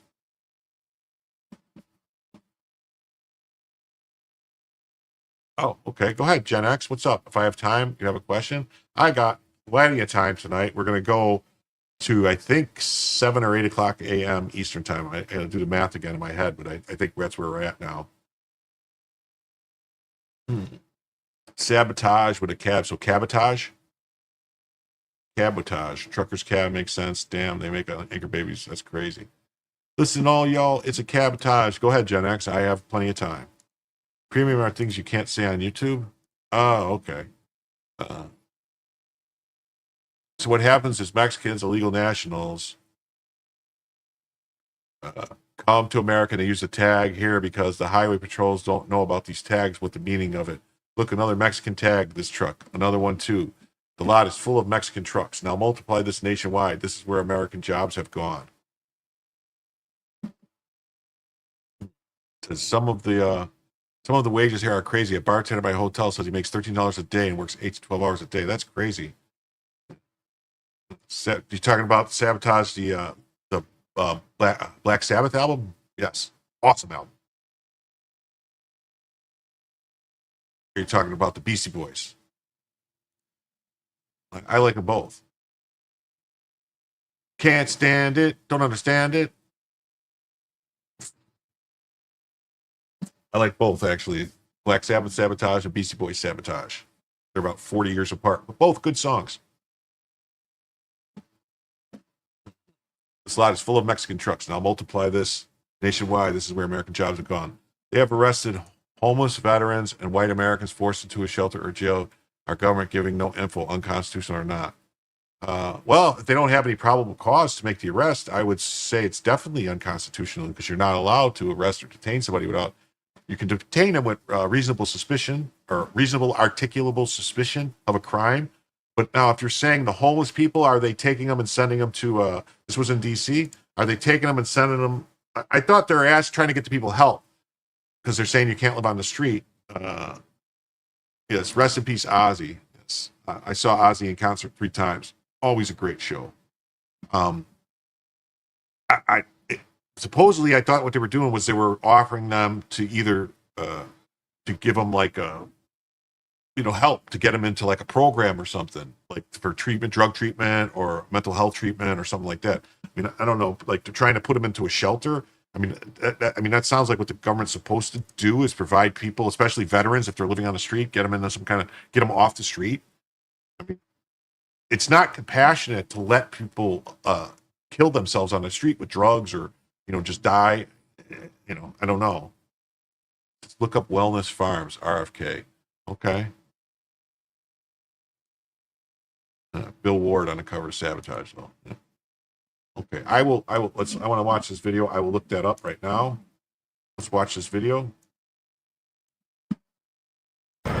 Please, I beg you, let me explain you about these Mexican tags in America. This tag, see the collar? This is a Mexican national.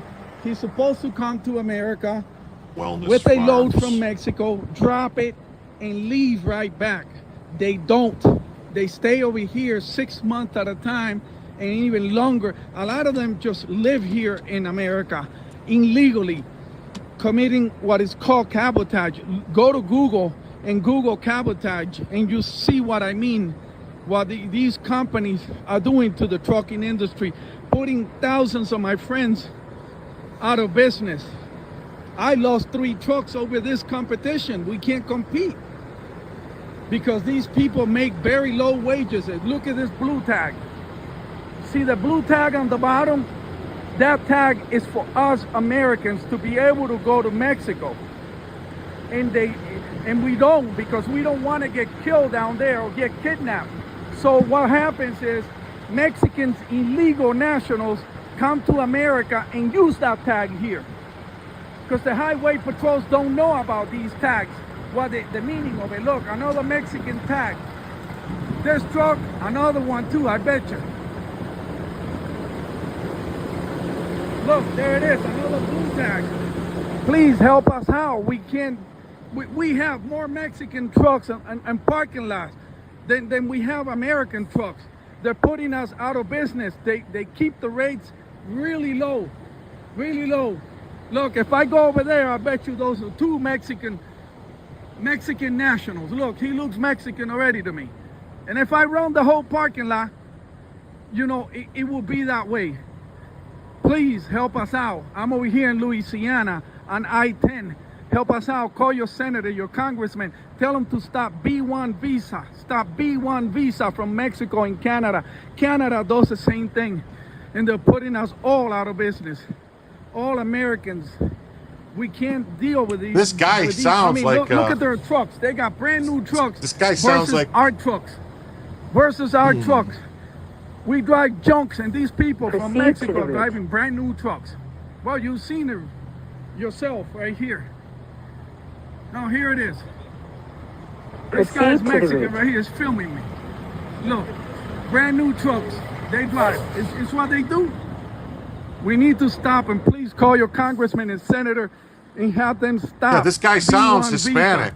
He sounds like he speaks English, but he has a thick accent. Sacrifice enough as it is to be dealing days with these. Joe Biden. I'll address this in a second, Jen. Joe Okay. Biden allowed this abuse with the trucking industry. Okay. All right. We're going to address Jen's comment here.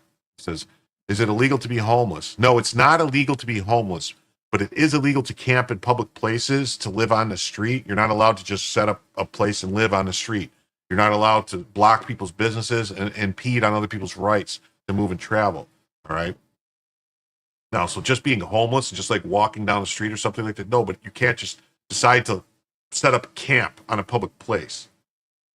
So like sleeping on park benches and stuff like that. There are laws against that, doing camping in public places and stuff. That is against the law, and it's not like so much, I understand, but especially when they're offering to give people a place to go, a shelter or stuff like that, so it says, government can force citizens into shelters or jail committing no crime, no constitution. They can force people in there if they think they're a harm to themselves or others. So like they have, it's basically, forced a civil commitment if they think that they're, if they're not, taking care of themselves and, that's just right. A lot of homeless people don't want to follow shelter rules. They want to be free to come and go as they please and do their drugs, but they don't have the right to do that in a public or private place. So I don't know. Now, I did pull up this thing, which I'm going to pull up, Wellness Farms from RFK. So we could say it's RFK has proposed establishment of wellness farms as a potential solution for individuals struggling with addiction and mental health challenges. key points about his wellness farms proposal. No, you need to go to a judge to commit somebody. You can't. They don't just get to say you're committed. They got to go. A judge has got to sign the order to commit somebody. They're being given a choice with benefits or move someplace else. They're a public nuisance. Yeah, it's basically what they're saying is like, well, if you have to go, you can either go one of these places will provide for you, or you have to go somewhere else. We can't. It's not. I mean, I'm not like a bleeding heart liberal type of person who says do all this stuff, but we owe something to veterans and we owe something to people as a society. And, Michael Schellenberger has done great pieces on this about what's happening, about letting the people kill themselves on the streets. We just, more people are dying overdosing than just about anything else. I mean, it's crazy. And it's living like that. And it's causing problems with everything else, diseases and other stuff happening. So we have to, the thing is, I don't want to see it go back to the way it was with the asylums where they were super bad and all these people like the whole, one flew over the cuckoo's nest stuff. But there are some people who should not be out on the street because they're dangerous to themselves and they're dangerous to others. People that run around screaming and stuff and attacking people and stuff. And, you go to a judge and you get them committed. And it just basically what we've been doing, all right, over the past 20, 30 years is certain districts make it outlaw and will arrest people or do stuff. And so that people get moved out to other places. And then you have places like Portland and Seattle and New York and Chicago and LA and San Francisco, where basically anything goes, they can do anything they want. So that's where the people all go. But we need to if there's no courts, then I agree there's no due process. There has to be some due process to determine, like you would have to have them get evaluated by like a psychologist or psychiatrist, some kind of doctor to determine, hey, they have this drug addicted problem or something like that. Technically, it would be constitutional if they take them to the court and the judge says so. I mean, if they're on the streets and they're addicted to drugs and they're doing drugs on the street, stuff like that, it's technically a crime. I mean, they're offering to help them. So what are you going to just say, nope, you got to just let them stay there and live on the street and shit and piss on the street and harass people and attack women as they're walking on the streets to do stuff? I mean, we have to, it's just like, he says, I'm not homeless, but if I'm drunk in public, I go to jail. There's your court. The shelter thing is a way to consolidate these people and fix the ones that help. Yeah, I mean, that's what they want to do. They want to make more things to help people. They're not, they're not trying to, punish people. They want to get people more like ways to try and help them. But at some point, if the people won't help themselves, if they're just going to continue along the road and you keep giving them break after break after break, eventually they're going to end up in jail one way or the other if they can't follow the law. I don't know. I don't understand. You're saying no courts happen to D.C. I don't know what you're talking about exactly. Only things I've seen is they got rid of. They said, this encampments. This encampment's is illegal. You can't camp here. We're going to take the encampment down. So you can either go to a shelter or you can leave on your own and go someplace else. Or if you try to come back here and camp in this place, that would be trespassing. You'd be breaking the law and you're going to go to jail. I mean, that's how it is all over the place. If you try to camp on a public street or camp in a public park, they're going to send you to jail for camping in a public park. It's against the law. And you can't sleep on the streets. It's not a crime to be homeless, but it is a crime to just go sleep on the sidewalk in front of somebody's business.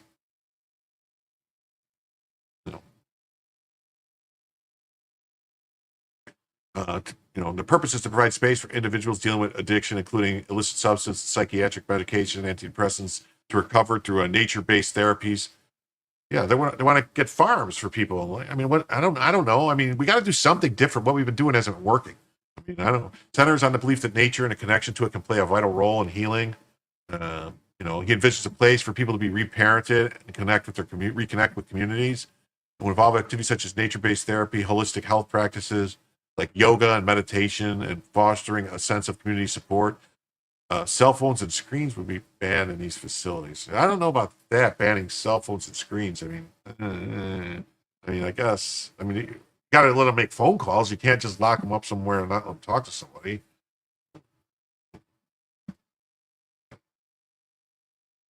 They used to allow sleeping in your vehicle at a Walmart parking lot. I think most Walmarts will still let you do that. I think they'll let you charge your. I think they'll let you like bring your RVs there and stuff. But target population, while initially focused on individuals with substance abuse disorder, Kenny has also included individuals taking psychiatric medication, such as antidepressants and ADHD medications, in his proposed scope of the wellness farms. Kenny suggested these farms could be funded through a tax on federally legalized marijuana. Well, that makes sense. You know, I think it's a way you can fund a lot of things if you want to help people on drugs, is you tax the drugs. Well, I mean, here's the thing, Jen. A lot of people are put in jail with no court until they get their first court appearance. When you get arrested for breaking the law, for committing a crime, you don't see a judge. You go to court. You spend, up to 72 hours in jail until you see a judge or have a bond assigned or something like that. I mean, that's the way it works for every crime, for everything. You don't immediately see a judge. I mean, that's just the way the system works. It takes time when you get arrested. It takes time to see a judge. I mean, to say, oh, you're arrested with no due process. I mean, due process is not immediate. Okay, we're talking past each other. I'm not talking about being homeless.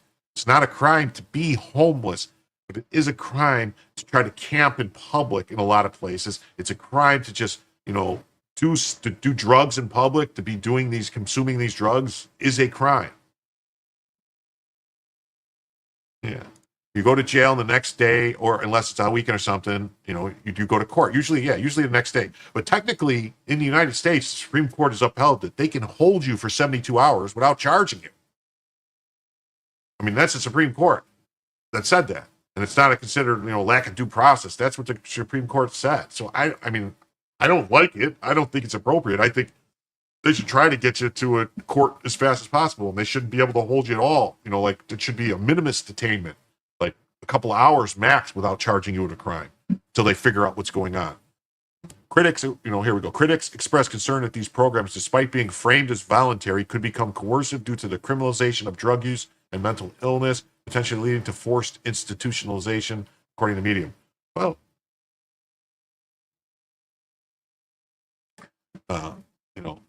lack of evidence-based care. Concerns exist regarding the potential for these facilities to downplay or exclude evidence-based addiction and mental health treatments in favor of alternative or non-medical approaches. Kenny's past statements question mainstream medicine and supporting alternative approaches. I'm confused about that too. What do they mean by evidence-based addiction? I mean, what's the evidence? Is vagrancy a crime? I don't know if it still is. I don't know if vagrancy is still a crime. I would have to look that up. Homelessness isn't a crime. The issue is trespassing, intoxication in public, and worse. You're urinating in public, defecating in public. All these things. That they generally are going to get them on. They find a way, and then they don't hold court right there. You don't see a judge before you're arrested. They say they have probable cause. They swear that you have arrest. That's what the police do. They arrest people all day, every day, just by saying that this crime happened. They say this crime. They mark it down.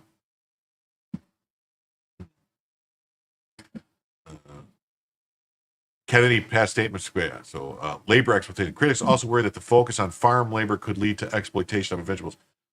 Well, yeah, no, I don't agree. You don't go rounding people up and send them to work on farms. That sounds a little, under conditions reminiscent of historical institutions and forced labor schemes. Yeah, that doesn't sound good. Constitutional legal judge. The concept raises potential concerns related to the 14th Amendment's Due Process Clause and the Americans with Disabilities Act, particularly regarding involuntary confinement and access to the least restrictive care setting. history parallels. Critics point to historical examples of institutions for people with disabilities and mental illness that promise rehabilitation through labor and structured environments, but often resulted in abuse, exploitation, and ineffective care.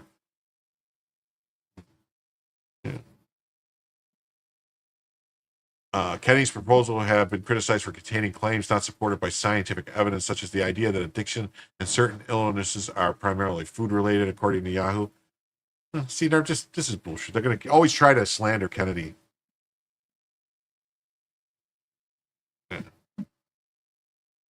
12-step adherence. Some individuals and groups who follow the 12-step recovery model, which emphasize on faith and value-based approaches, may be wary of certain medications, have shown support for Kennedy's wellness camps. Yeah, so 12-steppers, I would think, are a big fan of what Kennedy's talking about. There's no easy solution. You know, I would really. So you got a friend who got 30 days for peeing in a parking lot after a concert? Yeah. I want medicine to get back to the first do no harm, the Hippocratic Oath, because they're not anymore. With a lot of things they're doing, they do a lot of harm.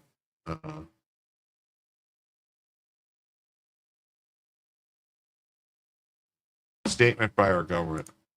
Far from the Capitol, however, he is. Oh, you're talking about that was one at a press conference, right, where they said, like, what's going to happen to the homeless people? And they're going to be offered shelter, but they're going to be relocated far from the Capitol. I don't know, but didn't specify where to be relocated. Families did not know where they are. If these people had families, why weren't they living with their families, Jen? You know, most people that are living out on the street, they have mental issues, and the reason they're not living with families because they like threaten their family, they abuse their family, they did things. I mean, the vets should all have a place to go. We shouldn't have homeless veterans living on any street. You know, but what do you do if you have a homeless vet who's addicted to drugs, who refuses to get help, who refuses to do anything? Do you just let him sit there and murder, to kill himself, or possibly hurt other people? I mean, at some point, someone's got to step in, and that's a judge. That's, social workers. They step in and they say, hey, you are a danger to yourself, and we have to put you somewhere to take care of you.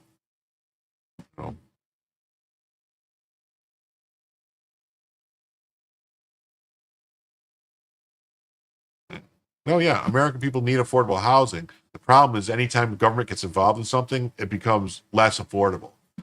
So the solution really is going to be that it's honestly, people aren't going to want to hear this to own property, but we need a serious correction.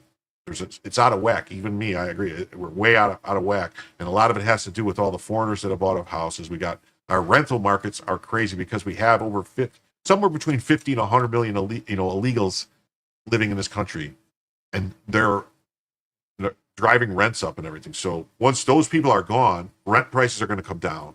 Housing's going to come down. It's going to hurt. Boomers are going to be pissed because their house are like, wait, my house, I bought this house for $200,000 and now it's worth $1 million.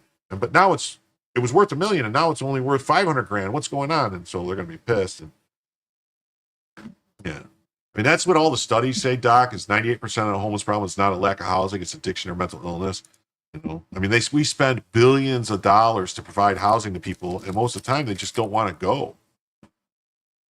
Yeah.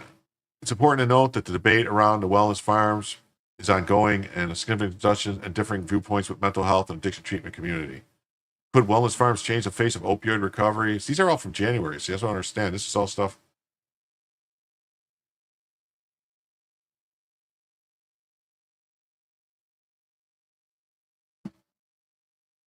Okay, Jen, people are arrested. They don't go to court before they're arrested. They get arrested. They get processed. The next day they go to court. That's how it works. That's the way due process works. They don't have a judge before they arrest them if they're committing a crime like trespassing or indecent exposure or urinating in public, violating a city ordinance violation for camping in public, and they can arrest them if it's a misdemeanor. They arrest them, and then they go to court the next day. That is due process. That's the way our law works. If you go in and you take a candy bar out of a store, they don't go, you took a candy bar, we're going to go to a judge and arrest you. No, they arrest you. They used to anyway. Yeah, homelessness is not a crime, but doing something besides being homeless, it's not like, oh, you don't have a home, you're under arrest. No, but if you just decide to go sleep on the someone's front porch or sleep on someone's stoop or go sleep in a park on a bench, and they have a law against it for making it illegal, they can make it a crime to sleep on that bench. Yeah, that wouldn't be bad too if they opened up more homesteading type of thing, like let people claim some of the federal land that they got there. Let people go claim some acres.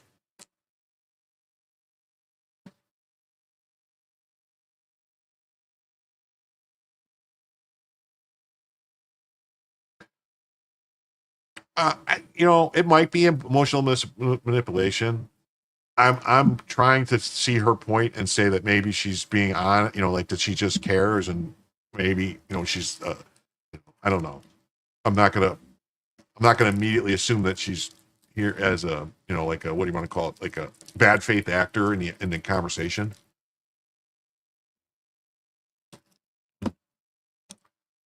Yeah, so we got all this stuff, and it's RFK says, but this is all this stuff is from January.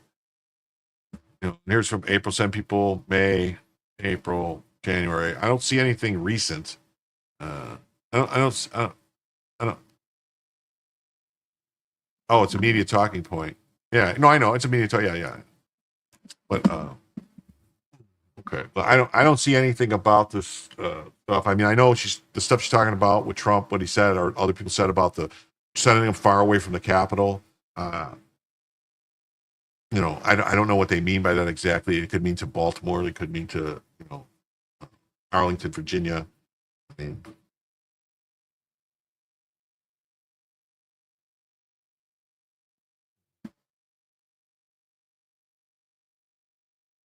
what is this? Oh, is this the Mexican thing again? Oh yeah. Okay, so.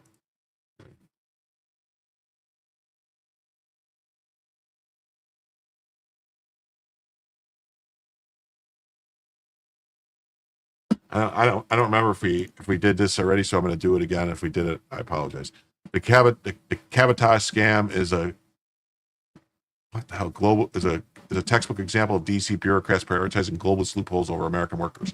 Foreign truckers exploit the USMCA provisions meant for cross-border trade, then illegally haul domestic freight, undercutting U.S. drivers who face stricter regulations and higher costs. This isn't just about jobs; it's a national security crisis. Fraudulent Mexican CDLs. LFCs have allowed unvetted drivers from Cuba, Venezuela, and beyond to operate on U.S. roads, contributing to deadly crashes like Austin's I-35 pileup.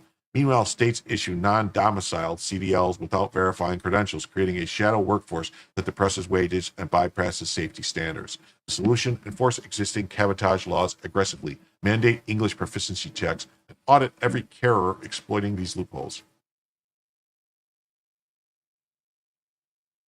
Yeah. American highways should be a dumping ground for unaccountable foreign labor. Florida fixed that recently. If you don't read and speak English, you can't drive commercial vehicles in Florida. I thought you weren't allowed to have a CDL if you didn't read and speak English anyway in the United States. Mm-hmm. Yeah, if you haven't already, give me a follow on X. I'm on X as Jim Satala. That's my name.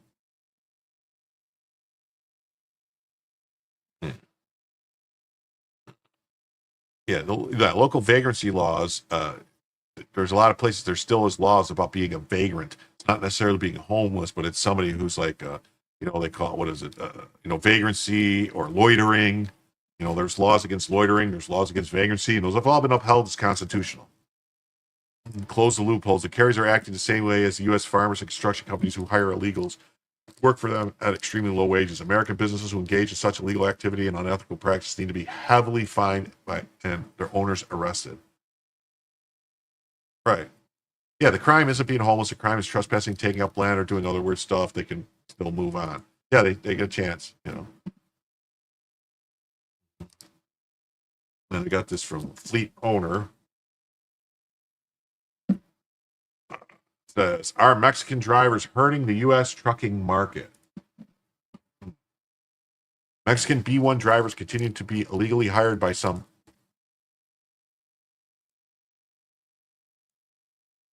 trucking fleets to haul domestic interstate loads. Industry stakeholders are calling for a crackdown on the practice, arguing that these customs and immigration violations harm U.S. freight markets.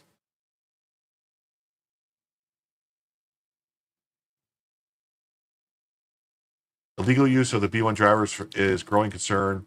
American Trucking Association brought this issue to light at the Truckload Carriers Association conference last week, blaming the practice for contributing to the difficult freight market. If you are using Mexican B1 drivers to haul domestic loads, that is illegal. It's called cabotage. ATA's chief economist said during a presentation. It's another reason why the market has been bad. The true extent of the Mexican cabotage is unclear, but Costello and other industry stakeholders see a problem caused by significant violations of under-enforced laws. How common is this type of cabotage? Criminal activity is hard to quantify, making the relevance of cabotage challenging to determine. During his presentation, he said that Border Patrol protection officials at Port Laredo told him U.S. fleets are using Mexican drivers often. He was like, okay, it's absolutely happening. It's happening a lot. According to Costello, the CBP official said that companies are telling B1 drivers once they enter the U.S. to take one of their trucks to make domestic hauls. Fleet owner reached out to CBP about the topic. U.S. Customs and Border Patrol takes cabotage seriously. Public Affairs Officer told him CBP routinely conducts outreach to advise carriers and brokers on the consequences for cabotage, and allegations of cabotage are addressed at a local level. In 2019, a Teamsters Commission firm in Mexico City investigated the B1 driver market around Nuevo Laredo. Firm Empower investigated online forums and directly contacted individual drivers and carriers and found that the B1 employment model was growing in popularity among carriers for its competitive advantages, and that many carriers directed B1 drivers to violate cabotage laws.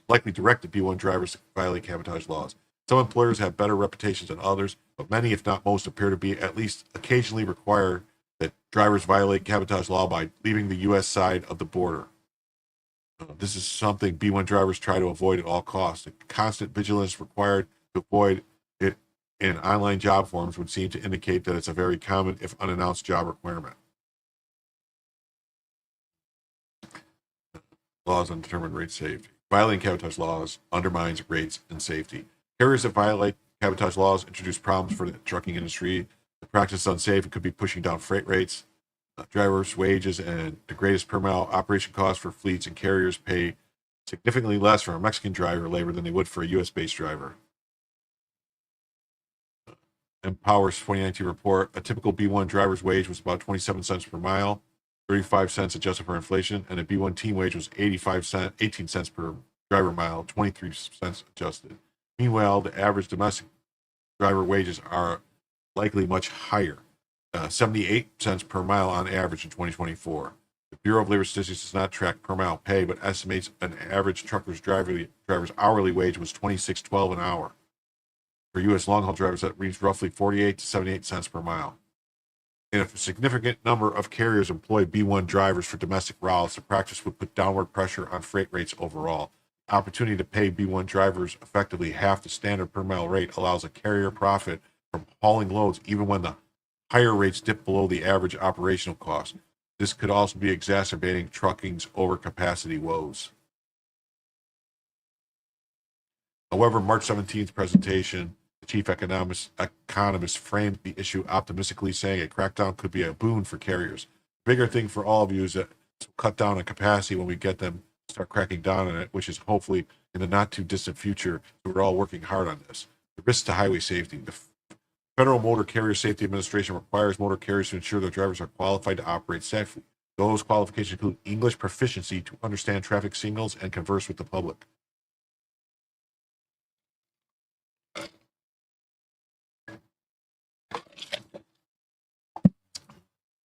While foreign drivers are not necessarily unqualified, illegally employing Mexican B1 drivers for domestic transportation concerns many trucking industry stakeholders. Carriers that freely ignore cabotage laws are more likely to ignore safety-critical regulations. Bringing unqualified drivers to roadways, trucking forum members regularly share their experiences with drivers who cannot understand English. Ooh, okay, Rick, thank you for sticking around for 5 hours. Have a good night. See you soon. Amen. If you're in a situation where you don't speak the native language, it's easy to make mistakes because you don't know what's expected. There can be mistakes in regular aspects of the job or mistakes that can dramatically impact or undermine highway safety. They said they recorded 30,000 drivers that could not speak English sufficiently, roughly 0.16% of all inspection violations. And that doesn't sound like that many. Trucking industry groups are calling for a federal government to better enforce the cabotage laws against Mexican B1 drivers. Its enforcement certainly needs to pick up in the intensity because realistically there's been virtually none. ATIA now publicly supports a crackdown on the issue. They fully support a crackdown on the illegal use of B1 Mexican drivers hauling domestic loads. It's illegal and it needs to stop immediately. We have brought this issue to the attention of Homeland Security and other law enforcement agencies. We'll be working with them to crack down on U.S. fleets engaged in the illegal practice. Here's the guidelines. I'm just going to say there is guidelines. Says there's guidelines for compliance of the motor vehicles and engaging cross-border traffic stuff. So they have rules about it, basically, that says they're not supposed to be doing this stuff.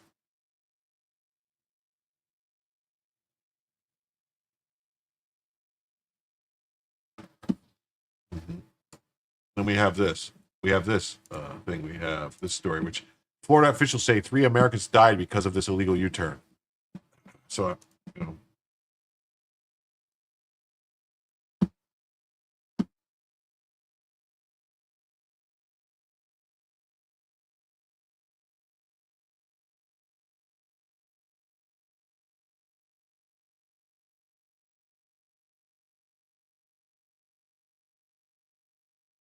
you see what happened there? This guy made a U-turn on a highway from the right lane of the highway all the way across.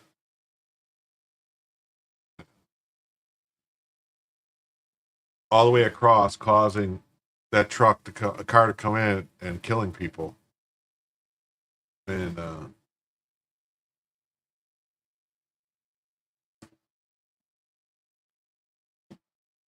this is the full story. Just remind him his buddy filming the deadly scene, who's effing uploaded this video today. They seem proud.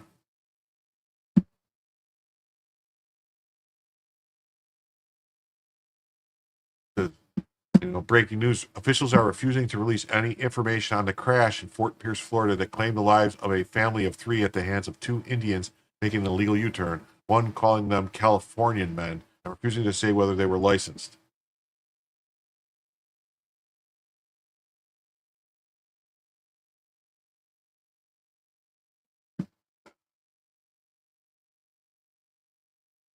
Yeah, through a gap in a barricade for emergency vehicles with a sign no U-turns. Yeah, I know. That I don't know if you showed it, but there was 2 airheads who didn't speak English and made a U-turn on the road and caused a death. Yeah, that's exactly what I'm showing. 3 dead after illegal truck U-turn in Florida.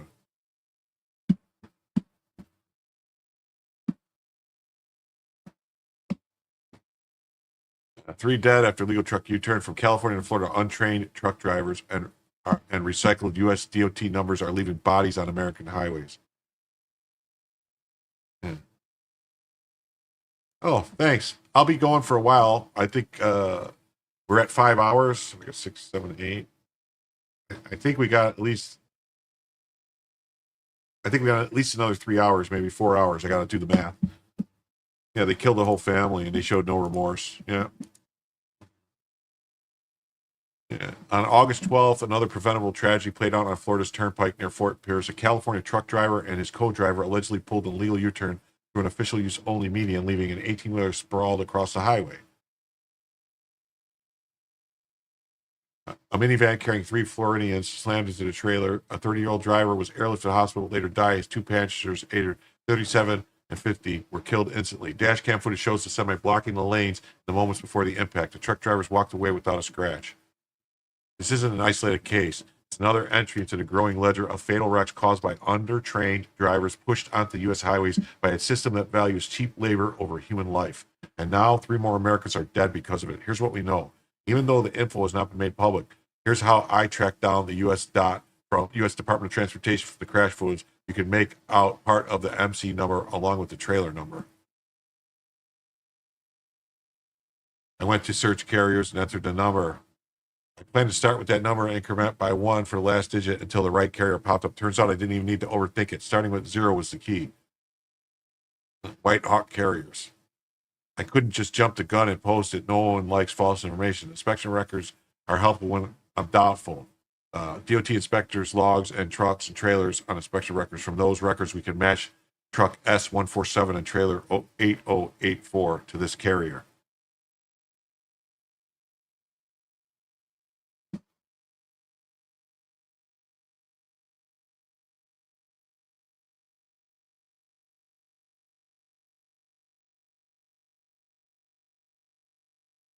Volvo truck number and all the stuff. The evidence proves sufficient confirmation that we identified the correct carrier.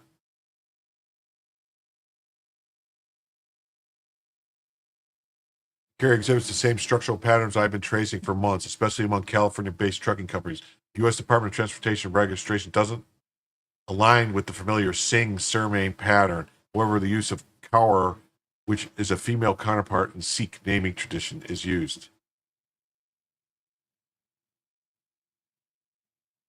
A recurring pattern identifies use of a spouse's name when registering a new authority. When you've run out of names to use for yourself, just use someone else's. This tactic serves to obscure the relational ties between carriers, allowing them to evade exact match searches within the U.S. Department of Transportation FMCSA system, and thereby complicating the detection of repeat offenders. So yes, multiple other trucking companies are directly linked to this one. The previous trucking company was registered to Samjarat Singh. Another related trucking company is registered to Harpreet Singh, and another one registered to Kinderberg Singh. There are 227 companies registered under Singh within the zip code 95307. Wow. That's crazy. Oh, for Doxy Mom. You're leaving? Okay, see ya. See you soon. Hopefully see you tomorrow. Oh.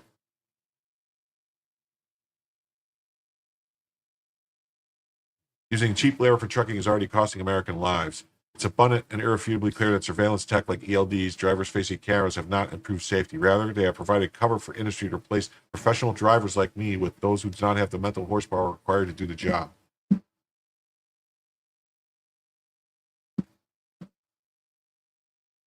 I get it. Jim tells you I get it. I was hoping that independence welcome, but not. Everybody's welcome here. Oh, you're saying goodbye to Tsunami. Everybody's welcome here, Jen, and nobody's attacking you. We're trying to have a conversation. We're just telling you we disagree with what, I think I understand what you're saying. I'm just disagreeing with what the facts are. I don't think that by them saying that you're trespassing or you're violating a law that it's a law that has not been ruled unconstitutional, that says you can't sleep in a public place, you can't sleep on a park bench, or you can't camp in public, that you can either go, they offer you to either go somewhere else or you're going to get arrested. And you're saying that they haven't saw a judge, so they can't arrest them. Well, they don't need a judge to arrest them. Now, if they were going to put somebody in involuntary commitment to like an asylum or a mental institution or some kind of rehab or something, or you're not breaking a law, that would require a judge for it to be legal.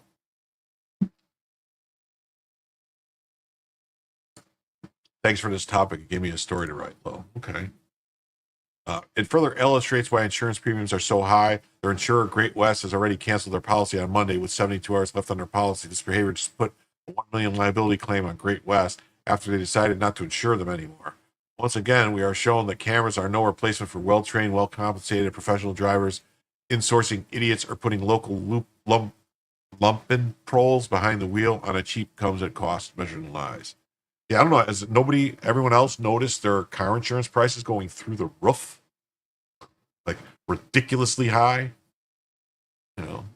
But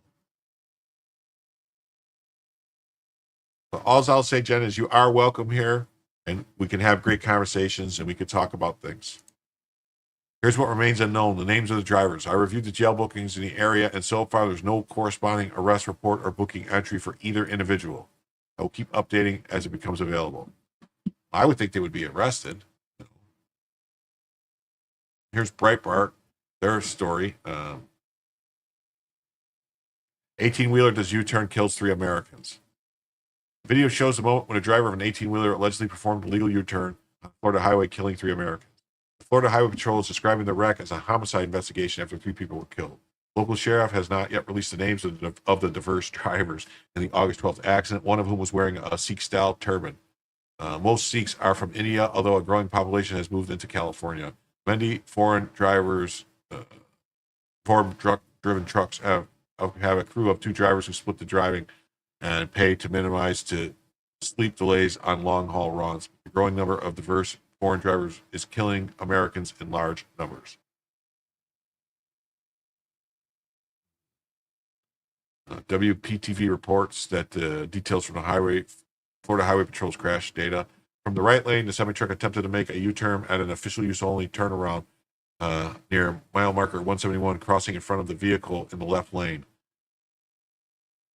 They're seeking information regarding the identities of 2 men in the semi, reportedly sustained no injuries. As of now, no charges have been filed and further details have not been disclosed. Driver of the semi and the passenger reportedly from California. However, California allows migrants, including tourists and illegals, to quickly get licenses to operate 18-wheel trucks. Yes, they do. There was a big scandal. They were selling them.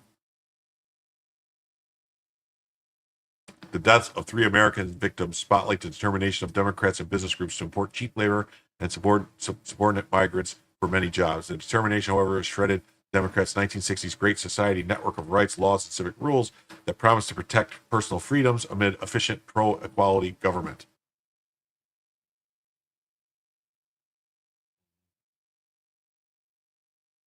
For example, to aid the migrants' arrival from many disparate cultures, Democrats have stopped trying to enforce popular laws relating to housing, hiring, wages, trucking, workplace safety, food handling, welfare, and narcotics. One result of this progressive pro-migration bias is a sharp increase in American highway deaths.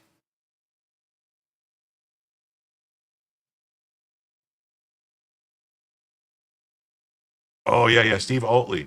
Yeah, he did the trucking industry guy. He did what was it? He did a lot of riot coverage, and I can't remember the name of it. I know Steve Oatley. Yeah, I'm trying to think what Proud American, something like that, or he did during the 2020 riots and stuff. He did a lot of coverage. I used to watch him. I still catch some of his stuff. He's good. Yeah. He was living in Florida, and then he moved out of Florida, I'm pretty sure, to South Carolina or North Carolina or something. Transportation Secretary has directed federal highway safety officers to enforce a law requiring foreign drivers to be able to read English. In 2016, officials were told to stop enforcing the law by President Barack Obama's pro-migration deputies. However, Trump's officials have not blocked the inflow of foreign truck drivers, many of whom are employed by shady subcontractors working for high-tech retailers, including Amazon and Walmart. Some of the foreign drivers illegally entered the country. Many are here given temporary visas, including H-2B work visas, B-1, B-2 visitor visas, and E-2 investment visas.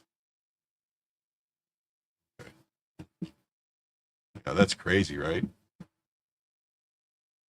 Yeah, he did the riot coverage for every night. I'm trying to remember what the name of the show was called.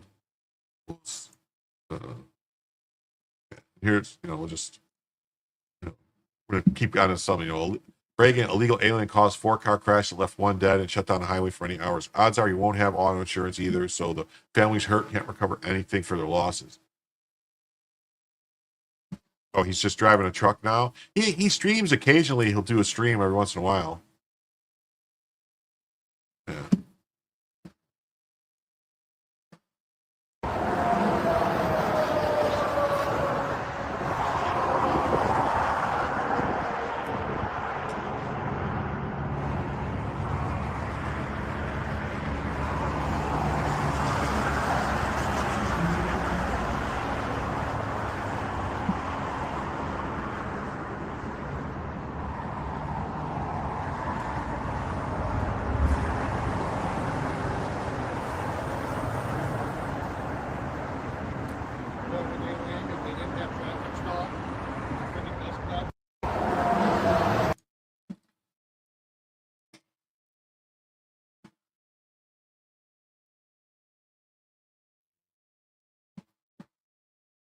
Totally irresponsible and criminal, allowing inexperienced illegal immigrants to drive commercial trucks. The truck owner should be held accountable as well as the driver, ensuring the operators of commercial vehicles know how to drive, and regulations for operating this type of vehicle is the responsibility of the truck owner.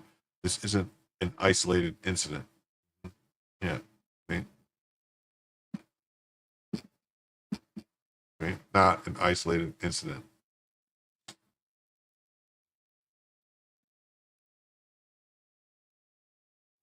Now we're going to get to some kind of a little bit of a FAFO kind of stuff.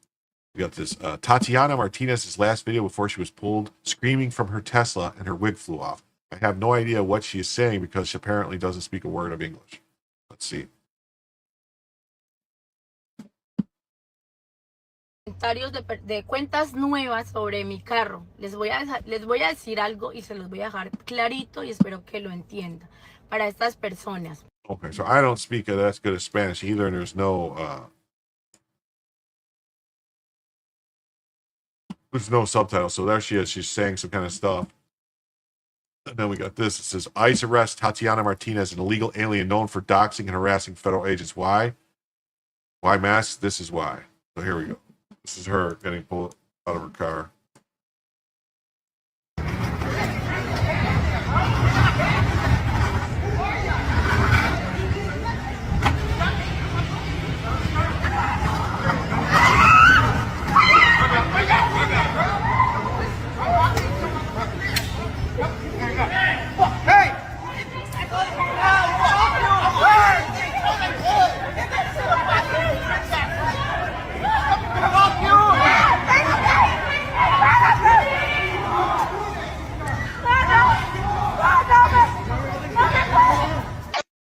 Espérate, no,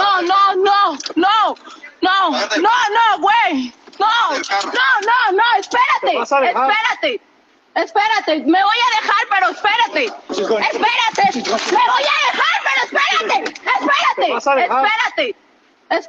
me voy a dejar, pero espérate.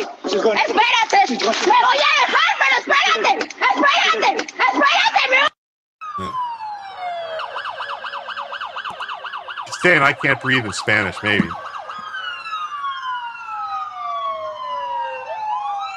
Oh, she needed an ambulance.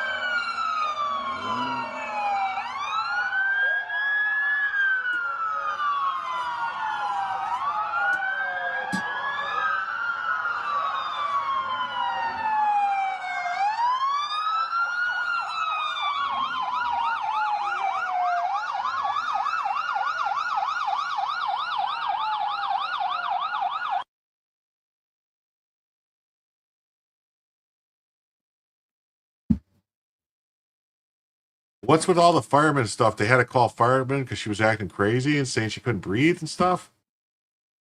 Wow, we must be going way too late because down 30 people left.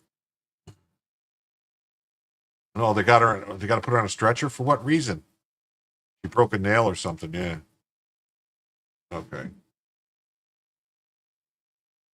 It's just ridiculous. You know.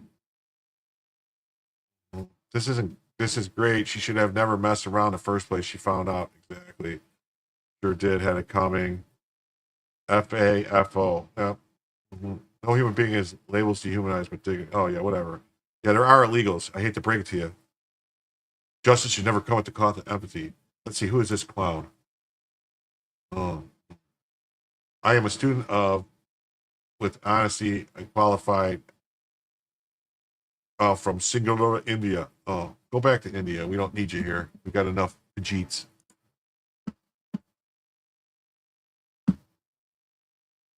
The number of TikTok influencers who are here illegally would shock you. Illegal TikToker Tatiana Martinez was arrested in Los Angeles today by federal agents during a live scene. She resisted arrest and was pulled screaming from her Tesla. Yeah. I mean, we saw this video. I'm not going to, but this guy's like, you guys are really retarded. What's going to happen when these influencers start talking about what happened to them publicly in their audience? Newhouse Money, you're not going to win anyone over once they hear their favorite influencers are being targeted. People are breaking the laws being targeted, comrade, communist. Mm-hmm. The influencer can do her work from anywhere. She has the means to obtain a green card. She decided instead to flaunt the law and jump the line. If you're here illegally, it's time to self-deport. Come back the right way. Just follow the law. Mm-hmm.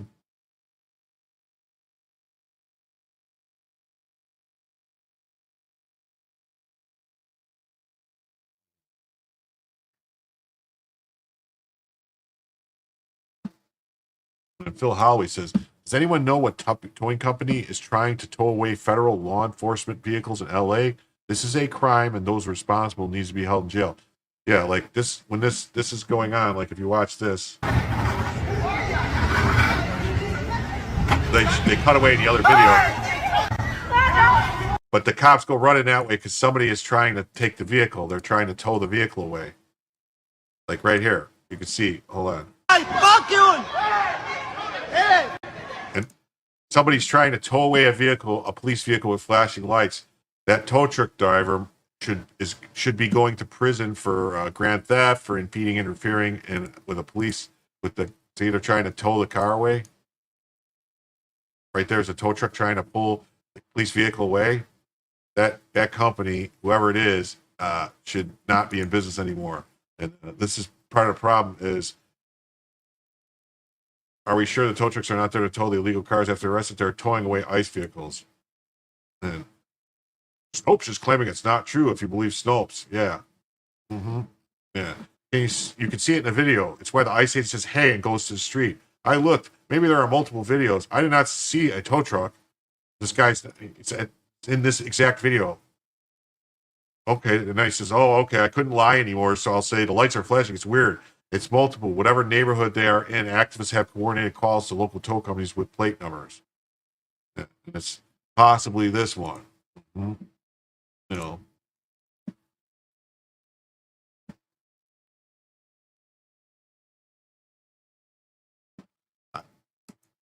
I think that's what it means, but I'm not 100% sure.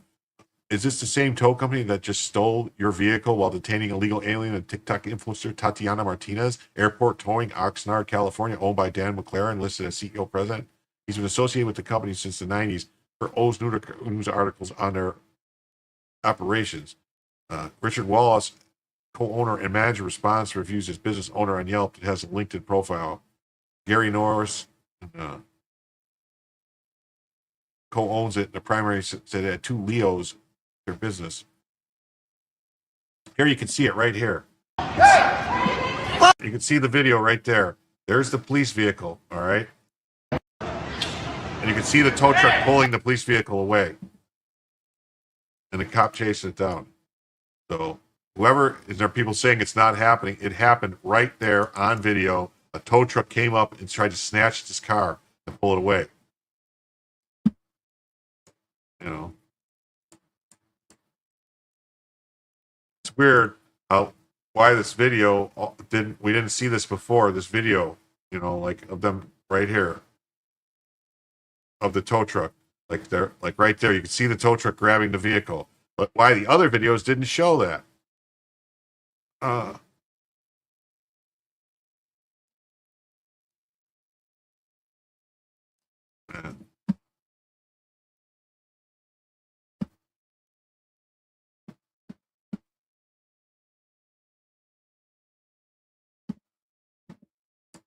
Well, it's also Grand Theft Auto. You can't just a tow truck can't just go snatch any car they want.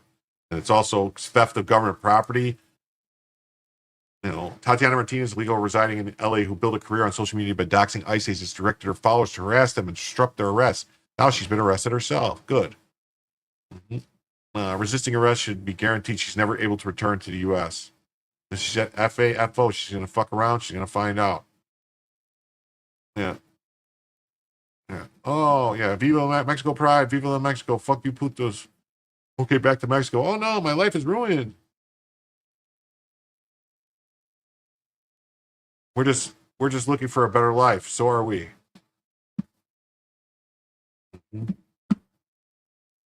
Publius says, a crazy corn pop. Tatiana Martinez, a TikToker, was on the live stream when she was arrested. Is this what you voted for? Yes, it's what I voted for. Last live stream, Tatiana Martinez, right before she was pulled out of her Tesla. And can anyone translate this into English? By the way, that's a wig that fell off of her head. Yeah. It says it's no different than the asshat who cut the tires of ICE. Yeah, it should be treated no differently. And the company should be immediately out of business. Like the Fed should be seizing all their assets and seizing the business.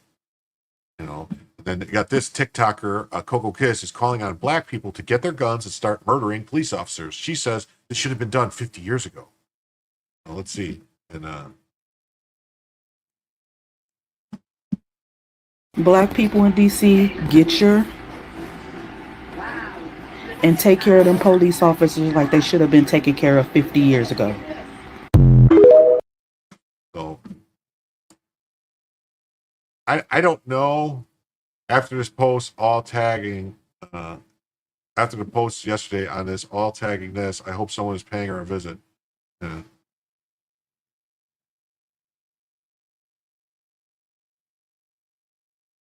Fascinating behavior.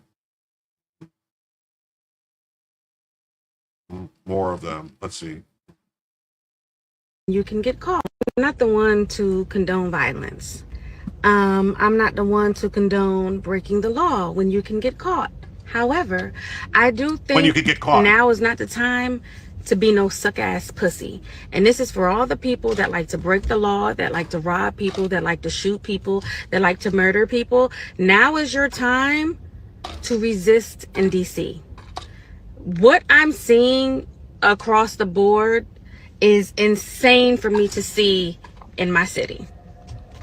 It's insane. I want y'all to harass the people that are harassing y'all versus regular citizens, versus the people that go to work every day, versus the people who keep the economy in our area going every day. I want y'all to run these police up out of here and terrorize them the same way y'all terrorize the citizens of your city. So she's obviously not a person who actually lives in DC, because the way she's talking about stuff, and you can tell, I'm going to tell you right now by her hair and the colors and stuff, she's not, she's like Jasmine Crockett. She's fake ghetto. She's not real ghetto. No. Mm-hmm. Mm-hmm. This is her theme song, Unhinged. Let's see.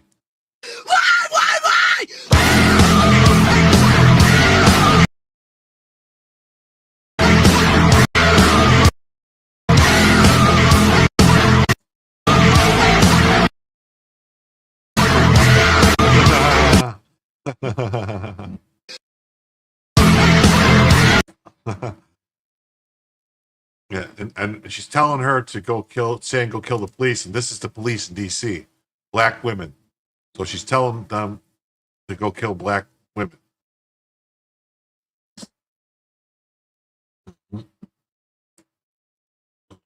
Mm-hmm. Let's see here. Mm-hmm. We have Hyperfresh. They use cookies. What if I decline? Okay.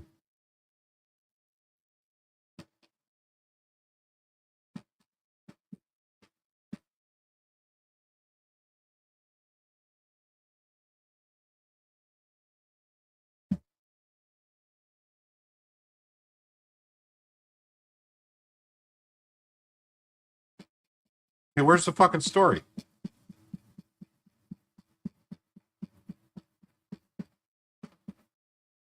Oh.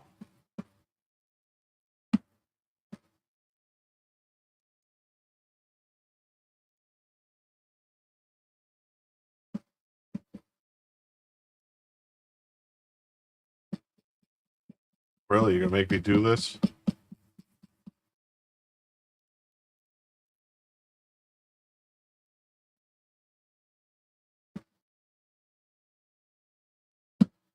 I had the story, and then I clicked note on cookies, and so it won't.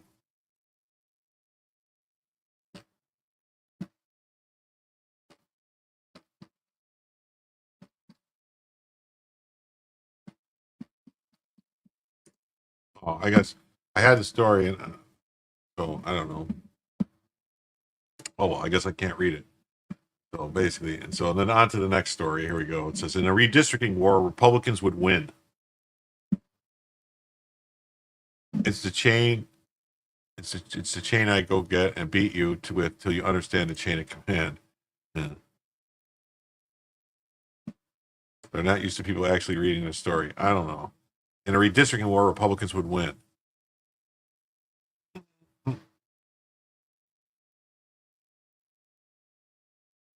We have the upside big time.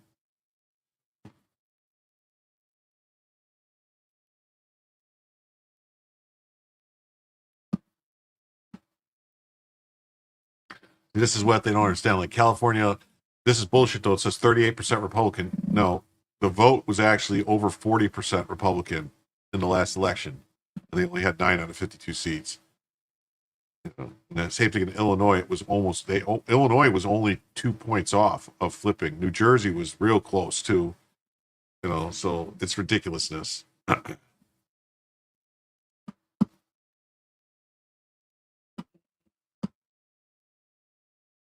This is why, because they hate you, they hate the Constitution, and they hate America. They want to abolish the Senate, they want to end the Electoral College, and they want to pack the court because they can't win without, why the left can't win without a new Constitution.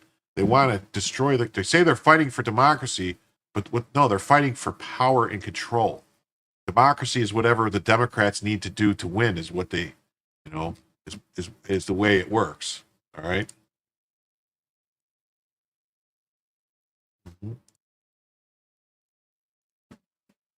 Abolish the Senate, end the Electoral College, pack the courts. Why the left can't win until it reckons with this question. After the great rebuke of 2024, many Democrats seem to think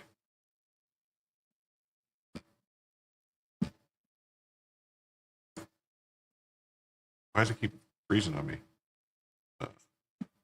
Their party needs to become more moderate, but there's another theory potent on the American left that believes Donald Trump's election shows not just that American democracy is in danger, but that it doesn't really work at all. And so, yeah, democracy is in danger, so we're going to abolish the democracy, get rid of it, because it's the only way we can win is if we don't actually have the democracy. What the country needs isn't just a new policy agenda. It might need a new constitutional revolution. From adding new states, packing the Supreme Court, and some Democrats are already flirting with under Joe Biden. Yeah, that's the kind of argument that my guest today makes in his new book, The Right of the People, Democracy and the Case for a New America Founding. This guy, Nawana Vu, is a contributing editor at the New Republic, who's probably not an American anyway.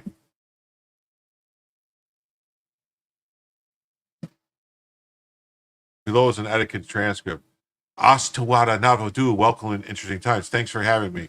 We're going to talk about how radical ideas and radical critiques from the left and what we saw in 2024, the failure of that argument. Yeah, it's a populism, because we don't want populism, so we're going to get rid of what the people want. And populism is what the people want. Many voters went to the polls in November understanding the election is a big referendum on democracy in a price way, and I think the people thought that they were being asked to judge on one hand a set of abstract ideas, the civic teacher, and the other price of groceries. More than 70% of Americans didn't believe in the democratic institutions were functioning properly. So when Democrats came out and said our democracy needs to be protected and saved, I think a lot of Americans doubted whether they had a functional democracy to save to begin with. Oh, so what this guy's saying is like, yeah, the people were too stupid. They didn't realize what Democrats were saying. So we have to take away institutions because, the people are too stupid to have freedom. People can't be trusted with freedom. And I think the election can be read both as an indictment of the particular way Democrats talked about democracy in their pitch to American voters. It's also a culmination of, I think, the basic anti-democratic deficits within the Constitution that have empowered Donald Trump and brought him to the White House yet again. What?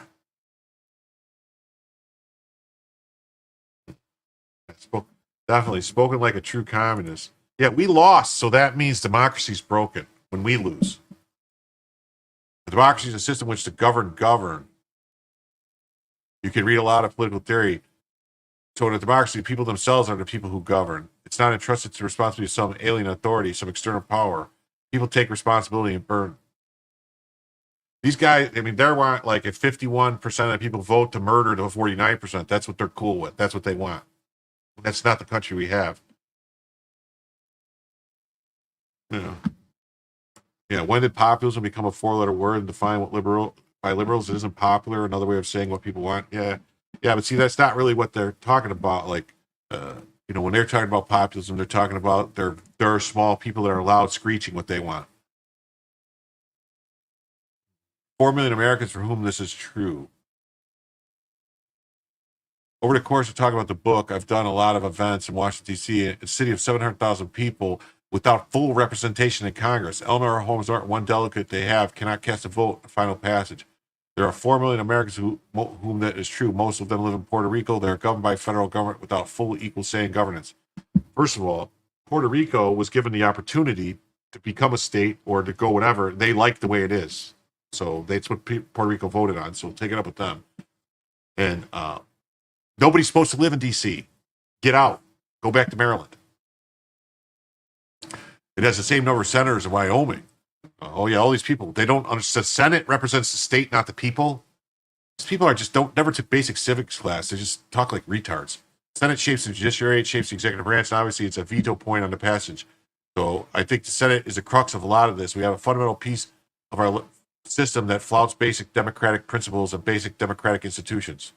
The Senate was designed in the Constitution to be the representatives of the state.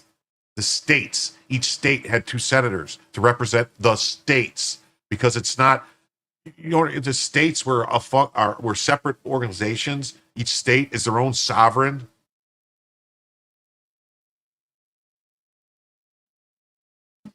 There's no ideal democracy out there in the world, but I think it's fair to say the system is not really democratic as much as it might purport to be. No, because we're a republic, and each state is guaranteed a Republican form of government. One thing that's gone around professor circles over the last decade or so is people like Elizabeth Anderson, for instance, make the point that we're governed in more spaces than just political spheres. We spend about a third of our time at work, decisions that are made at top corporations. Oh, yeah, the state houses. And so we just got bosses telling us what to do at work, and we should get the vote on what we do at work.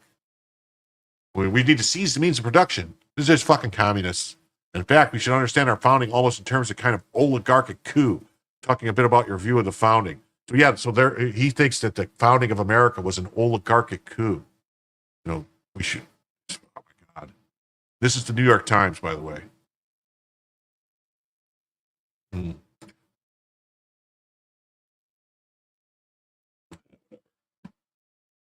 then basically Slate said the same thing. It's like, best way to fix the Senate, abolish it. Just get rid of the Senate. It's an anti-democratic institution. Why do we put up with it? Because it's the fucking Constitution. It's the way the country was set up. The Senate is there to be representatives of the state.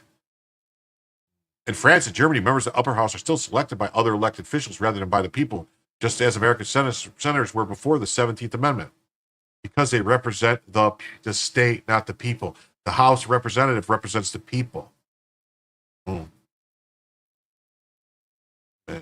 It's so hard to talk to people. It really is. You know, if the Hill's out with my column today on renewed calls for DC statehood, the fact is that residents could have full representation, but Democrats have long opposed it. It's called retrocession, where much of DC would go back to whence it came, Maryland.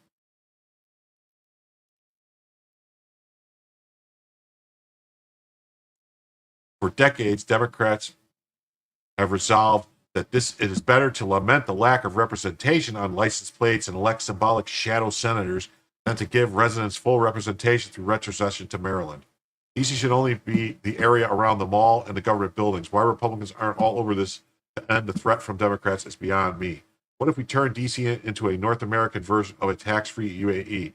Monaco, no taxation without representation, so we don't tax the city or its residents. I think it would be an easy way to clean up the city because it's a federal jurisdiction.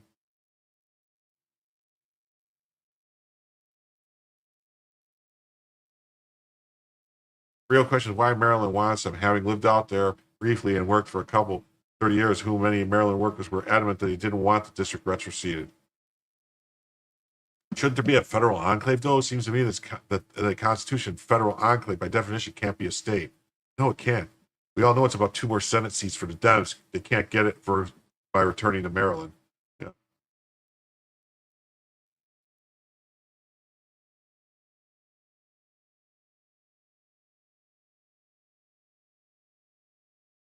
Yeah, the residents of D.C. are preached to about lack of representation, so the machine of D.C. can have their city bureaucrats and unions. The citizens of Maryland are not a happy crowd. I think it's because of the Potomac backlash. Yeah.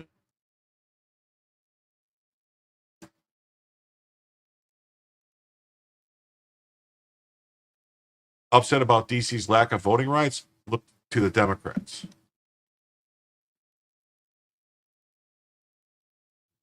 The deployment of the National Guard in Washington, D.C. has led to a media and political meltdown. In the New York Times, a column lamenting that the military has not revolted against the civilian president.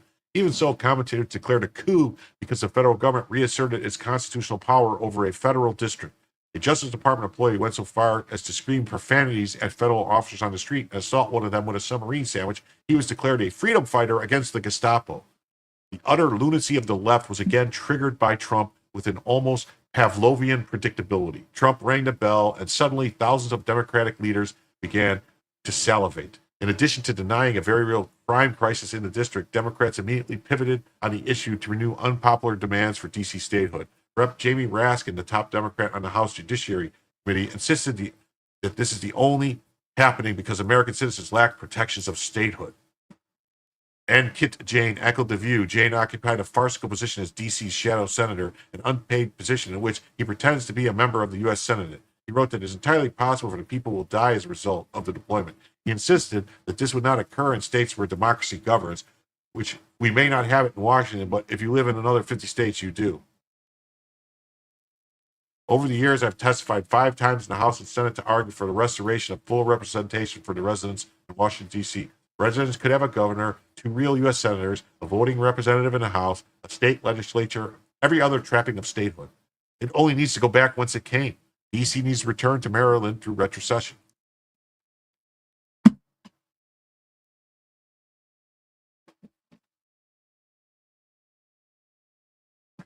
Where Maryland would take back the land given initially to create what was called the federal city. The framers did not want the capital under the control of any state, so they created the federal enclave to be under the control of Congress as a whole. Originally, the outlines of the federal city were laid out to be none other than George Washington as the surveyor. It was a diamond shape, which territory ceded by both Virginia and Maryland. Within a few decades, Virginians in what is now Arlington County and Alexandria came to regret not having direct representation and were allowed to retrocede back to their state. That left the triangle of territory from Maryland. However, Marylanders did not agree with their Virginia counterparts. They liked living in the federal enclave and decided to remain without representation. Congress previously allowed retrocession and could do so again under my prior proposal. The federal enclave would be reduced to the small sliver of land on which the Capitol, Supreme Court, and White House rest. It would finally give every Washington resident full representation. Also, in a city notoriously mismanaged for years, D.C. residents would be part of a state that excels in areas like education that could materially improve their position. Oh, he's being funny there.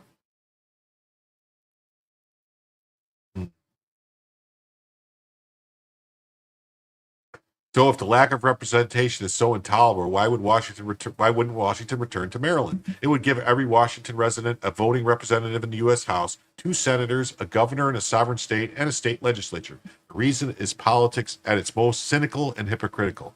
Democrats only want 2 senators representing D.C. if it boosts their numbers. It's not good enough to give them Maryland senators. That's more.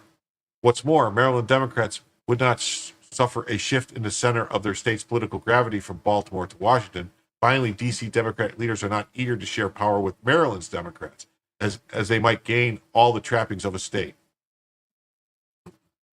This is why, for decades, Democrats have settled to leave D.C. voters without direct representation in Congress. They decided it is better to lament the lack of representation on license plates than to give residents such as representation through retrocession of the residential sections of D.C. to Maryland. Polling shows that most Americans still oppose statehood for this one city, a Vatican-like city-state. That is why Democrats are not keen on attempting a new constitutional amendment to change the status of the city. They would rather bewail the lack of direct representation while ironically trying to achieve effective statehood without a direct vote of citizens on a constitutional amendment. The fact is, Trump has every right to deploy the National Guard in Washington and take over the D.C. police. Those are entirely lawful and constitutional orders. Yet the New York Times appears to have changed its position on the danger of insurrection. Times recently ran a bizarre column by former Obama officials Stephen Simon and Jonathan Stevenson, who used to think the military would stand up to Trump. We were wrong. They complained that it now seems clear that to us that the military would not rescue Americans from Mr. Trump's misuse of the nation's military capabilities. The rescue would have meant military personnel disobeying a direct order from the commander-in-chief because they disagreed with the need for the deployment. In fairness to the New York Times, it's not exactly an insurrection. It's more of a mutiny. What is striking about the debate now is how entirely untethered it is from anything that touches upon reality. Statehood remains easily attainable for Washington if Democrats would only stop opposing retrocession. Meanwhile, the deployment is clearly constitutional. Regardless of how many columns or submarine sandwiches you throw about it on another furious fit.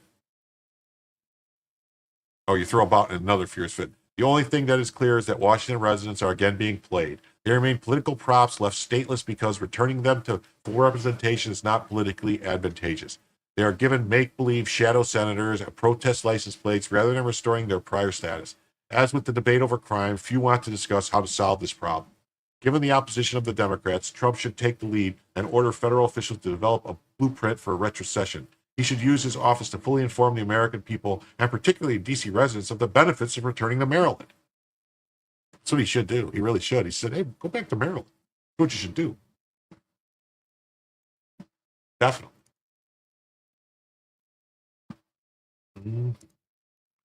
Breaking news. The newly declassified FBI documents reveal. This is on to the next story. Newly declassified FBI documents reveal the FBI's Los Angeles field office was investigating at least 19 Clinton Foundation bank accounts for possible campaign finance fraud in 2016, 2017, before the Justice Department shut down the sensitive investigation. Surely the Biden DOJ wouldn't be so corrupt as to destroy such important incriminating evidence, right? No one is above the law.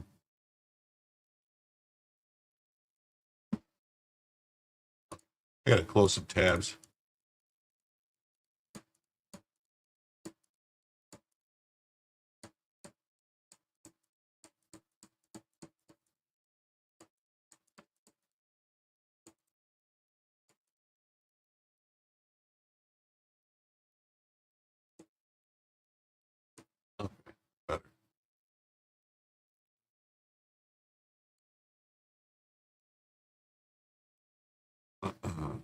Jaw-dropping revelations. 3 jaw-dropping revelations. DNA Gabbard and Cash Patel released more declassified info on Russiagate and the intelligence community's effort to strangle the Clinton Foundation probe in its crib. Here are 3 major docs you should know about. 1 of 10. First, then National Security Agency Director Mike Rogers sent a December 2016 email to then DNI Clapper on the 2017 Intelligence Community Assessment on Russia. Rogers suggested his team had neither sufficient evidence, nor sufficient access, nor sufficient time to prepare the document.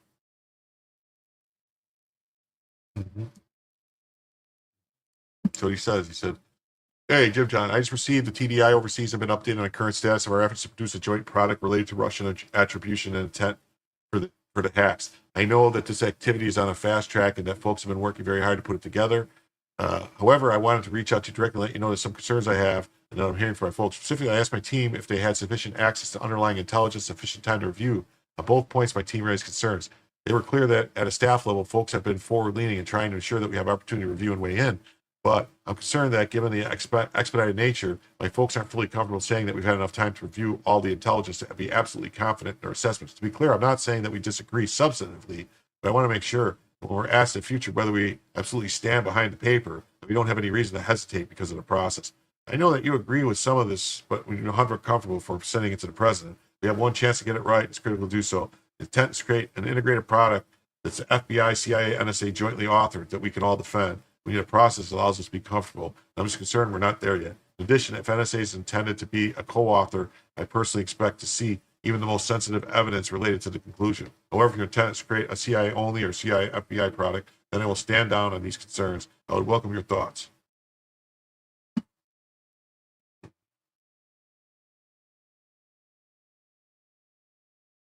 Crucially, Rogers added, I know that you agree that this is something we need to be 100% comfortable with before you present it to the president. We have one chance to get this right, and it's critical that we do so. Instead, Clapper rushed it to the highest tradition of, that's our story and we're sticking to it. Instead, more time is not negotiable, likely because the conclusion that Russia favored Trump was already out. We may have to compromise on our normal modalities. That's what he wrote. So basically, that means we got to do things differently because we need to get this result. Speaking of leaks, Just the News published a memo stating that then House Intel Committee Chair Adam Schiff and his team would leak classified information to indict President Trump. When someone said this would be illegal, he assured them they would not be caught. That's right. Right here. Blank was interviewed at the Marriott Hotel located blank after being advised that blank provided the following information. Blank previously had a positive experience working with the federal FBI and worked with the United States House of Representatives Permanent Select Committee. They worked with senior political leaders from both parties, including Nunes and Schiff, and were friends with both Schiff and Nunes. When working in his capacity, they were called to an all-step meeting by Schiff. In this meeting, Schiff stated the group would leak classified information, which was derogatory to President Trump. Schiff stated the information would be used to indict President Trump. Stated this would be illegal, and upon hearing his concerns, unnamed members of the meeting reassured blank that they would not be caught leaking the information. He was again approached by leaking classified information.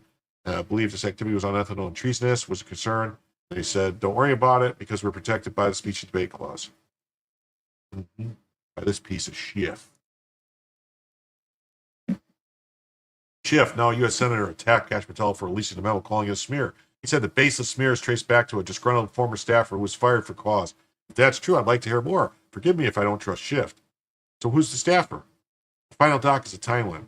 Peter Schweitzer published his important book, Clinton Cash. Intel agents wanted to probe whether Hillary Clinton's foundation engaged in pay-to-play schemes. Well, let's just say higher-ups weren't thrilled. Yep. Bombshell, FBI's own internal timeline memo, just declassified. Director Cashfield proves that multiple FBI field officers were investigating the Clintons' pay-for-play bribery revelations contained in my book, Clinton Cash, and that the Obama DOJ ordered the career agents to shut it down. This isn't just a smoking gun, it's the whole arsenal. Yep. What are the implications regarding the statute of limitations? Hear me out. Reform with the same guys. Yeah. Most damning moment, a March meeting. It became known that Deputy Attorney General Sally Yates directed the U.S. Attorney's Office in Eastern District, Arkansas to shut it down. We don't clearly know everything, and I welcome the clarifications and denials from Yates, Schiff, and others, but seriously, let's get to the bottom of this. Russiagate represented an egregious political weaponization of intelligence, and the American public deserves answers. The leading figures in the Russia hoax have spent years deceiving the American public by presenting their manufactured and politicized assessments as to credible intelligence. I'm glad she's releasing the documents on this.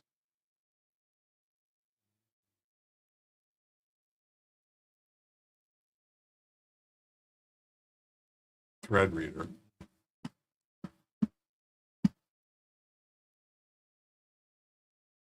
Here's from the Daily Signal. 3 jaw-dropping revelations.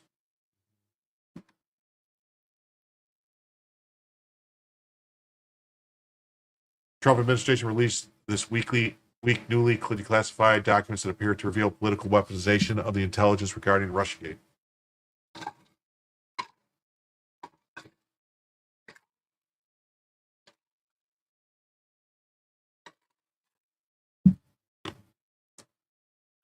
These documents shine a new light on how the intelligence community handled the investigation into potential corruption regarding Bill and Hillary Clinton's family foundation. They also suggest Democrats intentionally leak classified information to the media, claims Senator Adam Schiff vehemently contests. The intelligence community intentionally cut corners on its assessment that Russia interfered in the 2016 election in order to help the Trump campaign. The leading figures in the Russia hoax have spent years deceiving the American public by presenting their manufactured and politicized assessments as credible intelligence. Daily Signal depends on support readers like you. Gabbard caused a stir last month when she claimed that a declassified House Intelligence Committee report revealed that President Obama played a key role in manufacturing what President Trump calls the Russia hoax. Democrats claim the release of the Russiagate documents represent an attempt to distract from questions around the deceased financier and convicted sex criminal Jeffrey Epstein. The new materials shed light on potential abuses in the intelligence community. 3 new pieces of information came to surface this week. A team sport. Whatever declassified on Tuesday an email exchange between then National Security Agency Director Mike Rogers and then Director of National Intelligence James Clapper. Rogers raised concern about the January 2017 intelligence community assessment that Obama had requested. I know this activity is on a fast track, Rogers wrote, yet he expressed concerns as to whether his team had sufficient access to the underlying intelligence and sufficient time to review the intelligence. I know you agree with this is something we need to be 100% comfortable with before you present to the president. We have one chance to get it right. It's critical that we do so. Clapper responded saying that it is essentially we be on the same page and are all supportive of the report in the highest tradition of that's our story and we're sticking to it. He added that wartime is not negotiable and warned that we may have to compromise our normal modalities since we must do this on such a compressed schedule. Pepper concluded by stating this project has to be a team sport. The email released today reinforces what we already exposed. The decision to compromise standards and violate protocols in the creation of the 2017 Manufactured Intelligence Assessment was deliberate and came from the very top. Leaking classified material in Russiagate. Also earlier this week, Just the News published FBI transcripts of interviews with a former staffer on the House Intelligence Committee when Schiff was the chair. According to the 2023 memo, Schiff approved leaking classified info to smear Trump. Staffer told the FBI that Schiff stated the group would leak information which was derogatory to the president. Schiff stated the information would be used to indict President Trump. One attendee of the meeting stated this would be illegal, and upon hearing his concerns, unnamed members of the meeting assured him that they would not be caught. It's only a crime if you get caught. Now, Schiff, now a senator, condemned a release as a smear. He said the latest series of defamatory attacks from the president and his allies that meant to distract from their plummeting poll numbers and Epstein file scandal. Well, if you want a smear and a defamatory attack, I will say, what happened at the Standard Hotel with you and that boy and Ed Buck? Adam Schiff, what were you doing? What were you doing at the Standard Hotel with that boy? These baseless smears are based on allegations that were not found to be not reliable, not credible, and unsubstantiated from a disgruntled former staffer who was fired by the House Intelligence Committee for cause in early 2017. Including for harassment and potentially compromising activity on travel for the committee. On Wednesday, Just News published another declassified memo from 2017, a timeline revealing how top-level intelligence officials directed the suppression of an investigation into the Clinton Foundation during the 2016 election. According to the timeline, analysts attempted to investigate claims of a Clinton Foundation pay-to-play scheme, corruption scheme, in August 2015 based on a reporting of Peter Schweizer's book, Clinton Cash. Great book, by the way. When agents inquired about investigations, their superiors said other agents were already investigating the matter. You don't need to look in it. Other people are looking at it. Don't worry about it. Yet superiors like former Deputy Attorney General Sally Yates prevented an investigation according to the timeline. In March, Yates directed the U.S. Attorney's Office in Eastern District of Arkansas to shut it down. The memo comes from the FBI's Arctic Haze investigation, a probe opened in August 2017 to examine the unauthorized disclosure of classified information in 8 articles published between April and June 2017. New York Post reported. The FBI turned over the Arctic Haze memos to Congress earlier this week.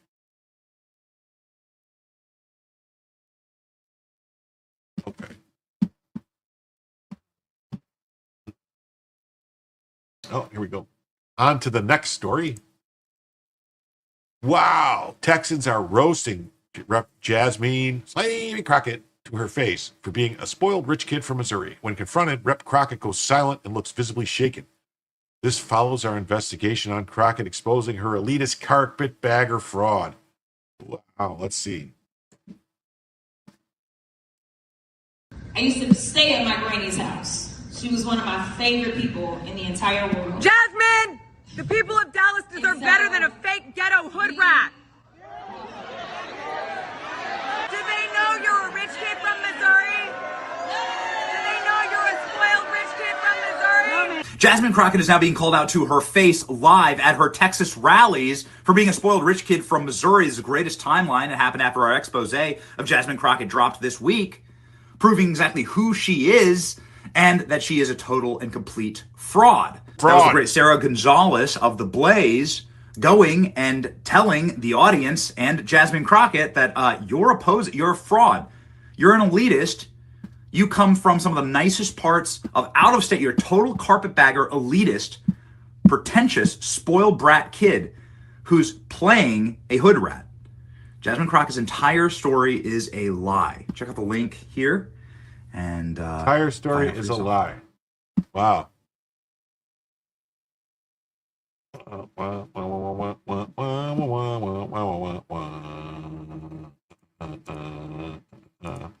Once again, we're approaching 6 hours. I want to thank everybody who's been here and remind everybody, if you haven't already, please hit the like button. If you haven't subscribed, please subscribe to the channel. Consider becoming a member. Subscribing on either YouTube or Rumble. give me a follow on Rumble if you haven't already, or subscribe or whatever. That would be nice. And we're going to keep going here for at least another 2 hours.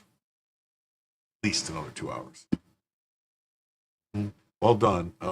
Did that hurt your feelings, Jasmine? I get it. Sort of like if someone called a person Hitler or something, you can dish it out but can't take it. And this is why Jasmine tries to keep her Republican opponent hidden and never says his name, y'all. Because he's black, doesn't raise hustle, and is articulate, and she's intimidated by that. He doesn't want Americans to see the major contrast between them. Let's see. It's her opponent. Let's set the record straight on something I keep hearing from Jasmine Crash Out Crockett and her media friends. It's this wild idea that Republican redistricting is somehow about diluting minority voices. When the crazy thing is, you know what's funny? The very district she represents, TX30, our district, was created by Democrats through racial gerrymandering. That is not speculation, that is historical fact. Back in 91, the legislature, entirely controlled by Democrats, drew TX30 after the census. On the surface, they claimed it was to empower Black voters, but dig deeper and you'll find the real reason why they did it. It was designed to isolate Black voters, to pack them into a single district so that the white Democrats in the surrounding districts wouldn't face organic primary challengers from like these rising Black leaders. It was about control and power. It wasn't about sharing it. TX30 was never drawn to give people more choice. It was drawn to give politicians, career politicians, more security. So when Jasmine Crockett screams racism at the new map, she's completely ignoring the fact that her entire seat was born from that very same. Wow. That's crazy. That is absolutely crazy. Mm-hmm. You know, she's really a spoiled rich kid and not from the ghetto, she claims. What do you know about Jasmine Crockett's upbringing where she grew up? Jasmine Crockett was born and raised in St. Louis, Missouri to a reverend teacher father and a postal worker mother. She attended elite private schools, Mary Institute, and the St. Louis County Day School. And Rosetta Kane High, earned a BA at Rhodes College, JD at University of Houston. No evidence she claims ghetto roots. Critics often label her so. She grew up middle class in the suburbs. Hood rat or spoiled brat. Rich kid from Missouri. Yeah. I've been on her for a while now. I'm from St. Louis. Pure go everyone. Jasmine Crockett's hood, y'all. Jasmine's from St. Louis, Missouri. She went to Mary Institute, Country Day, and Rosetta Kane private schools. I'm talking high-end, top of the food chain schools. Jasmine is from the Lou, and we both know you ain't hood. When I talk about privilege, this woman has lived it. I'm talking about the top 1% privilege, probably 0.0% honesty. She simply cannot attend more high-end education institutions, and she puts together, I ain't no priceless. Mm-hmm.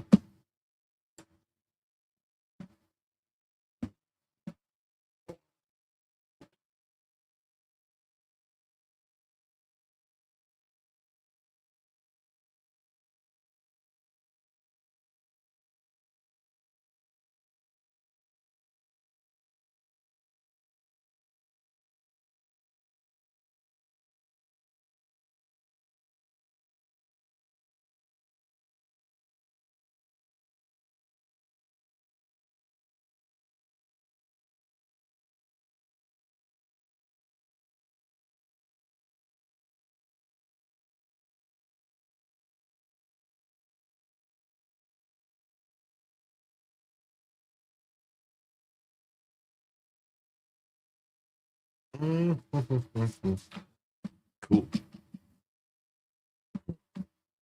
Studio Gangster.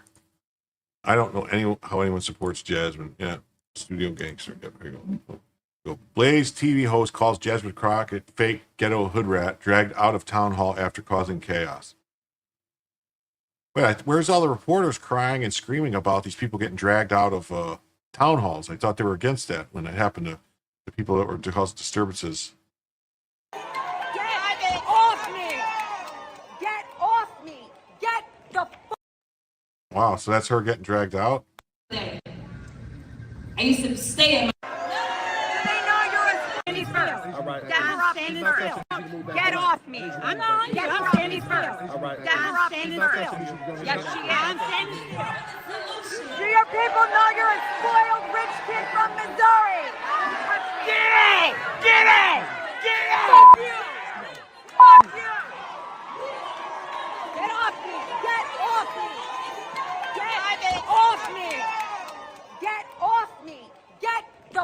All right, let's go. Let's go. Let's go. Let's go. Are you proud? Just in case I gotta cuff you up. Let's just go. For what? Let's go. I'm telling you to leave. Well, that's actually, I wish Jen was here, Jen, so we could find out what's going on with this. That's clearly a violation of her rights, that she got attacked and dragged out and assaulted, and they're threatening to cuff her up for, okay, she's a woman from Dallas. She's from Texas. She's from Dallas, Texas, Sarah Gonzalez. This is her congresswoman, and she's not allowed to say her complaints to the congresswoman? Oh, during the town hall, Jasmine Slavy Crockett shared a personal memory saying, I used to stay at my granny's house. She was one of my favorite people in the entire world, before being abruptly interrupted by Sarah Gonzalez. Gonzalez shouted to Congresswoman Jasmine, the people of Dallas knew deserved better than a fake ghetto hood rat. They know you're a rich kid from Missouri. They know you're a spoiled rich kid from Missouri. Other audience members began shouting Gonzalez down. A woman pushed her and yelled, get your ass out of here. Don't touch me. Get off me.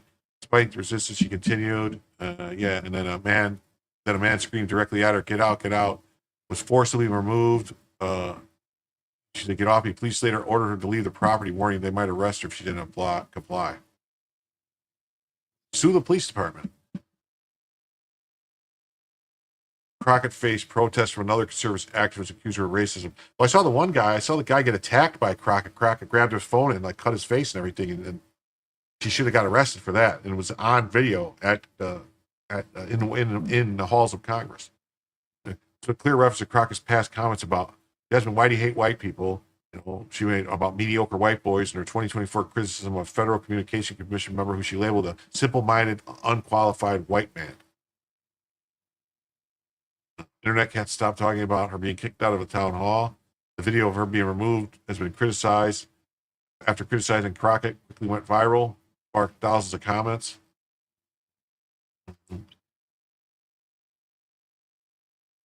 People wrote, I'm sorry, you're so amazing. I'm proud of you.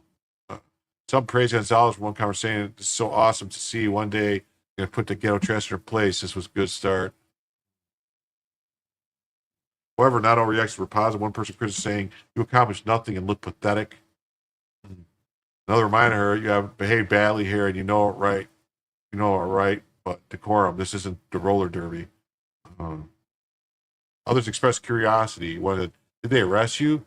They have the right to kick you out, but why would they have to handcuff you? Another mocking. She was shocked someone called her out. First time she was speechless. One different comment or question. Why do Democrats always love harassing people who are just asking questions? Oh, wait, because questions destroy their narratives. Mr. K says, I got to go cook dinner. I'll be back in about an hour if you're still going. Peace.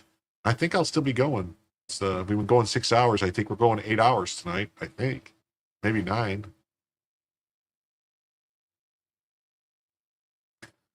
Maybe 9. Why do Democrats? Yeah.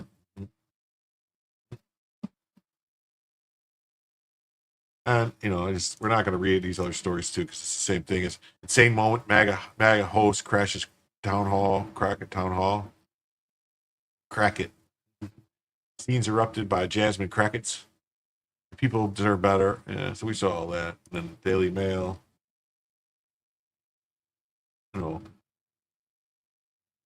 MAGA imp host kicked out of town hall for hurling shocking insult. How is it a shocking insult? I don't get that. Yeah, I work on a full shift tonight.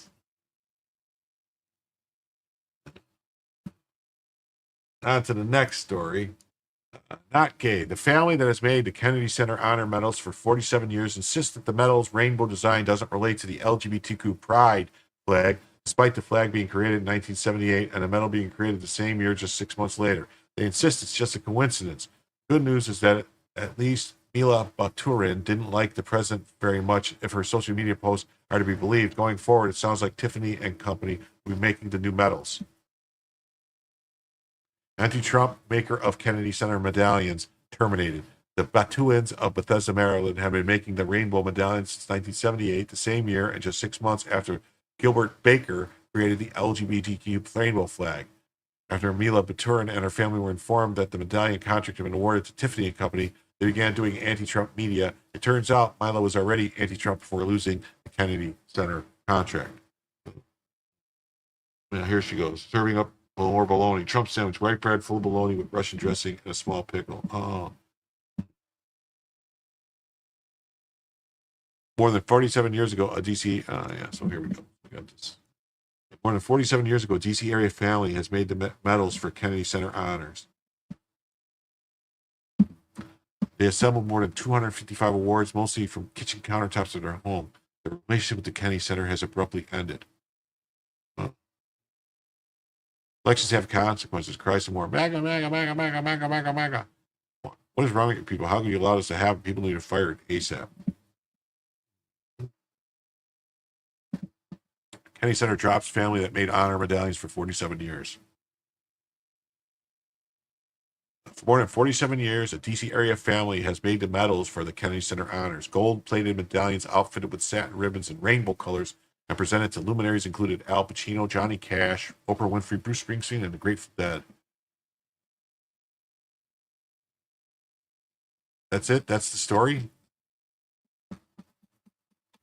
Seriously? That's the fucking story? Wow. That's your story. What a joke. Washington Post. On to the next story. It's not just Trump. Australia is moving to break China's stranglehold on the rare earth elements that power EVs, smartphones, wind turbines, and America's defense systems. The CCP monopoly is cracking. Here's what's happening. They have, yes, right here. See, they're going to use kangaroo power to mine.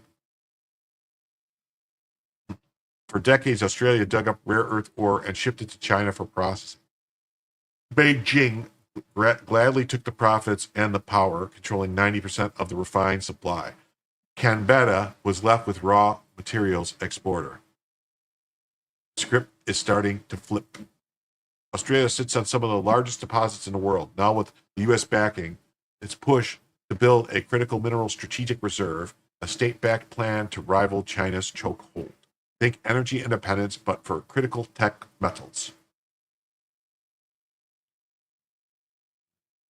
Why it matters. Rare earths aren't rare, but refining them is dirty and complex and expensive. That's why China dominates. That's why Western nations are vulnerable. That's why a concerted U.S. technological solution is needed. America outsourced pop pollution to Beijing, and China was happy to step up. China's playbook is state subsidies, low labor environmental standards, export bans on tech and skilled engineers. Results is total control. And now Beijing uses its geopolitical weapons. U.S. rare earth suppliers. China is 80%, Japan 3%, France, Estonia, and others. Wow. Australia is fighting back with new processing plants in Western Australia. New tech that makes the process cleaner. Smelters backed by government cash. Partnership with U.S. allies under the Trump strategy. It's geopolitics, not just economics. But here's the challenge. It'll take billions in infrastructure, a trained workforce, and long-term investment certainty. Right now, only 5 guys know how to make the magnets, one expert said. 5 guys makes great hamburgers, though. And they're all in Asia. The fight for the rare earths is the fight for the future. Who controls the supply chain controls technology, energy, and security. The U.S., Europe, and Japan are stepping up. Australia might be the key to securing the future of the free world, and fortunes will be made. Mm-hmm. Inside Australia's billion-dollar bid to take on China's rare earth dominance. By Sujawajawajah Tori. Drive 3 hours north of Perth and you'll arrive at Enaba. Barren and desolate, just an odd hill in the distance. This is Western Australia's mining territory. Buried in the vast terrain is a massive pit full of what looks like mounds of worthless dirt. But appearances can be deceiving. I wish I could talk like, but they all were deceived because Sauron created another ring, one to control them all, and he wore it deep in the pits of Mordor, where Australia would be the ones who mine. The pit was home to a 1 million-ton stockpile containing critical minerals known as elves. The elves had orcs, and the orcs and elves, they went at it for the earths, which are crucial to making electric vehicles, wind turbines, and defense equipment. Australia is betting big on this discovery with a $1 billion loan to a mining company to extract these metals. Yep, we have tons of rare earths in Alaska and in the South. We just didn't cry and just mine them yet. They EPA shut down most of the mines. And they want to do this to disrupt the supply chain, and China has monopolized. Will the gamble pay off? China's chokehold on rare earths has hit home with U.S. President Trump's trade wars. When Beijing restricted exports,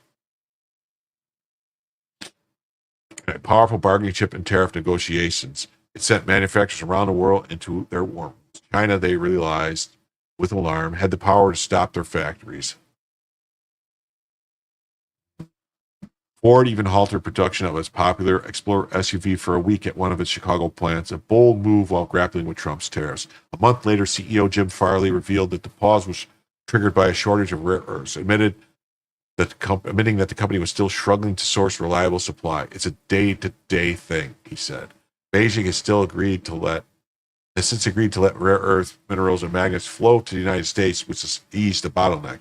Without a U.S.-China trade deal, the fear is that the disruption could return. The West dropped the ball. That's the reality. And China was in it for the long run. It saw the benefit and was willing to invest in it, said Jackie Eskstein, chair for the extractive metallurgy at Curtin University.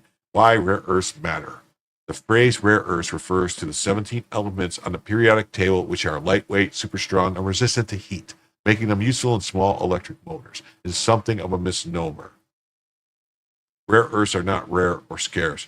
Gold is scarce, but it's not a critical material, Professor Eskstein explains. Rare earths are critical, however, take the average electric vehicle. There might be rare earth-based motors in a dozen other components, from side mirrors and speakers to windscreen wipers and braking sensors. The problem is therefore not amount, but the fact that somewhere in the supply chain you've got one or maybe a few countries controlling the bottleneck. In the 90s, Europe and France in particular had a prominent rare earth industry. Today, almost all the minerals come from China, which has seen decades mining and refining at scale. China now accounts for more than half of the global rare earth mining and almost 90% of the processing. The U.S. sources 80% of its rare earth imports from China, while the European Union relies on China for about 98% of its supply. China has since very deliberately and overtly sought to control the market for the purposes of supporting their downstream manufacturing and defense industries. Dan McGrath said he's the head of the rare earths for Iluka Resources, in between driving us around the company's vast Enaba site. But Mr. McGrath and Iluka are hoping to make a dent in that control, even if it wasn't necessarily in the company's original plan. For decades, Iluka has been mining zircon in Australia, a key ingredient in ceramics, and titanium dioxide used for pigmentation of paint, plastics, and paper. It just so happens that byproducts of these mineral sands include dysprosium and terbium, some of the most sought-after rare earths. Over the years, Iluka has built up the stockpile and it's now worth more than $650 million. This is the easy part. However, the processing or refining is another matter altogether. They're chemically very similar, so you try to separate them requires a huge number of stages. Also, you've got residues and waste that you have to deal with out of this industry, and that's problematic. They often produce radioactive materials. It comes at some cost. And that is one of the reasons the Australian government is loaning Iluka $1.65 billion to build a refinery to meet demand for rare earths, which Iluka sees growing by 50 to 170% by the end of the decade. We expect to be able to supply a significant portion of Western demand for rare earths by 2030. Our customer recognized that having an independent, secure, and sustainable supply chain outside of China is fundamental for the continuity of their business. The refinery of Iluka commitments to rare earth business is an alternative to China. But the refinery will take another 2 years to build and come online. Without strategic partnerships we have with the Australian government, a rare earths project would not be economically viable, Mr. McGrath said. China's recent willingness to turn supply of rare earths on and off has spurred trading partners to diversify their supplies. Iluka says because automakers, for example, plan their production years in advance, it is always fielding requests for when its refinery does come online. Rare earths are critical to the green transition. Electric vehicles and defense technologies making their control a pressing national priority. The open international market in critical minerals and rare earths is a mirage. It doesn't exist. And the reason it doesn't exist is because there is one supplier of these materials, and they have the wherewithal to change where the market goes, whether that is in pricing or supply. Australia's Resource Minister Madeleine King says Carbonera sees government intervention as necessary to provide an alternative supply and help the world rely less on the Chinese tyrants. It can either sit back and do nothing about that, or we can step up to take on the responsibility to develop a rare earth industry here that competes with the market that Mr. King adds. But there is something that Australia will have to contend with as it invests and works to expand a rare earth industry: pollution. In China, environmental damage from years of processing rare earths has led to chemicals and radioactive waste seeping into waterways, cities, and people bearing the scars of decades of poor regulation. With rare earths, it's not so much about the mining footprint, rather than the processing is a dirty business, because it involves extraction, leaching, thermal cracking, and refining, which produce radioactive components. I think there is no metal industry that is completely clean. Unfortunately, it's a matter of picking your poison sometimes. In Australia, we've got mechanisms to handle that. We've got a legal, environmental, and framework to work with that at least deal with it responsibly.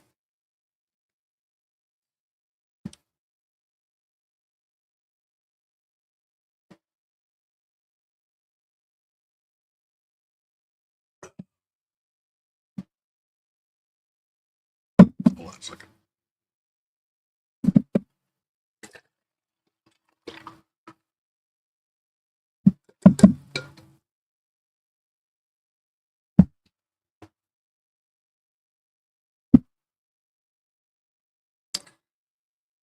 The EU has in the past accused China of using a quasi-monopoly on rare earths as a bargaining chip, weaponizing it to undermine competitors in key industries. Yeah, we're worried about cow farts, and China's out here cleaning our clocks and eating our lunch. The bloc, which is home to hundreds of auto manufacturers that so desperately need rare earths, said even if China has loosened the restrictions on supplies, the threat of supply chain shocks remain. Even if building a brand new industry will take time, Australia needs to have a lot going for it in the rare earth race and tries to be more reliable and a cleaner source. And that, crucially, is independent of China. Additional reporting by Jalston Akanaka Chumar is available. So yeah, we need that to happen. We need to get we need an ally, someone like Australia, to come in and pick up the slack, because we just can't afford China to be the one handling all this. On to the next story. Homeland Security says, Governor Kathy Hochul, your shameful secret is out. Rather than putting New Yorkers first, you're protecting a criminal, illegal alien killer with a rap sheet including convictions for manslaughter and criminal possession of a firearm. If you are a convicted criminal alien, you should not have the privilege to be in this country. President Trump and Secretary Noem will continue fighting to protect every American citizen and remove the worst of the worst from our nation. Governor Hochul pardons a Laotian immigrant to stop his deportation. You've heard that correct.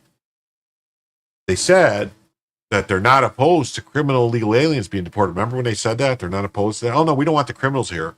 But they're pardoning them now so they can stay. That's what they've resorted to. Wow. The man had been convicted of manslaughter as a teenager after he admitted to fatally shooting a man during a pool hall confrontation in Brooklyn, arguing it was self-defense. There's Kathy.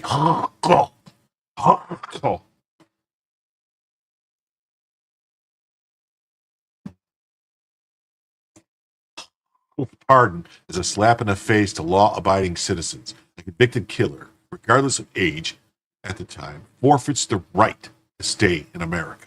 This isn't about second chances. It's about enforcing the law. Illegal immigration costs taxpayers $150 billion or more annually. And shielding violent offenders only incentivizes more lawlessness. The Trump administration has restored order by prioritizing deportations of criminal aliens, while Democrats like Hochul undermine ICE to score political points. If you break the law, you leave. Period. End of stop. Do not pass go.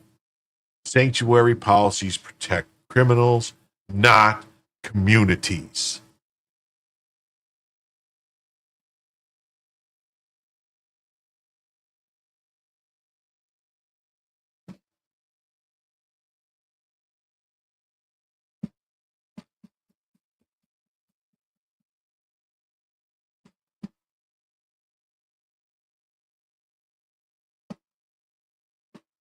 Here we go.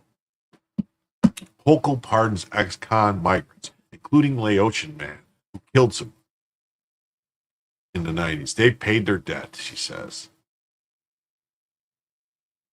Governor Kathy Hochul has quietly been pardoning illegal immigrants with decades-old criminal histories, including one who killed another man.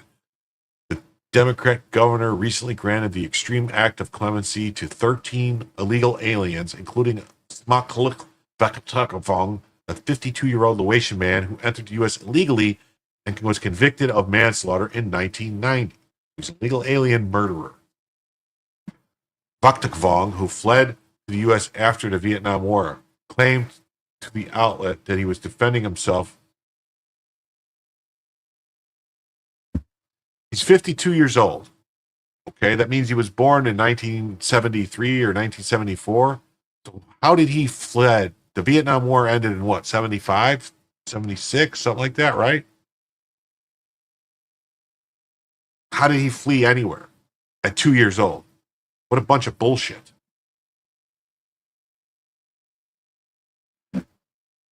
Governor Hochul last month quietly pardoned a migrant convicted of manslaughter. They've paid their debt, and I'll be damned if I let them be deported to a country where they don't know a soul. Hochul told the Times, defending her decision. Those who would demonize them to score political points, I ask, where's your compassion? Where's your compassion for the people they murdered? For the, you know.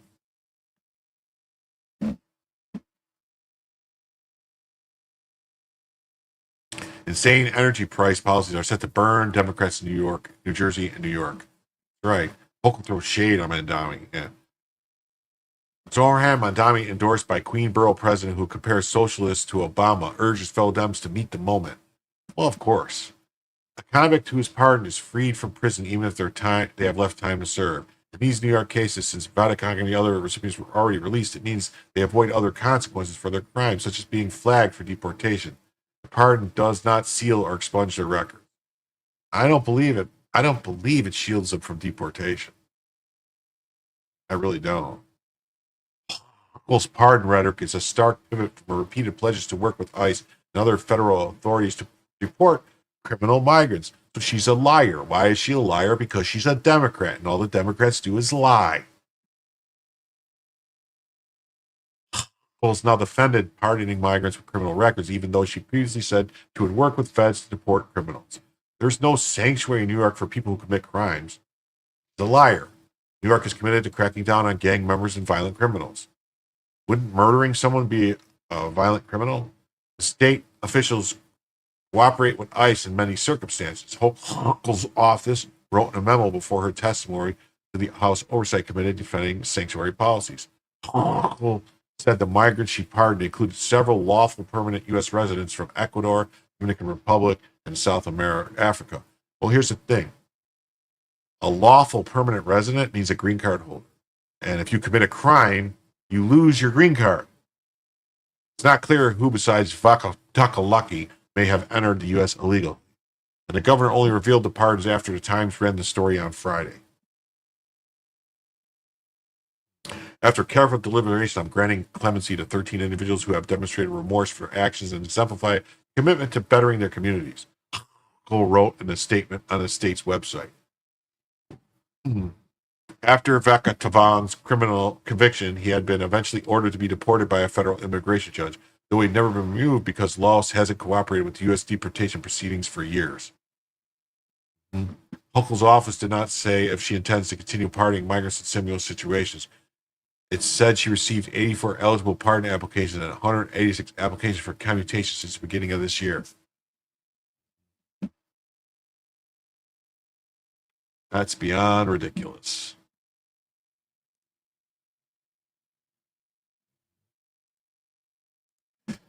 Hochul pardons Malaysian immigrants to stop his deportation.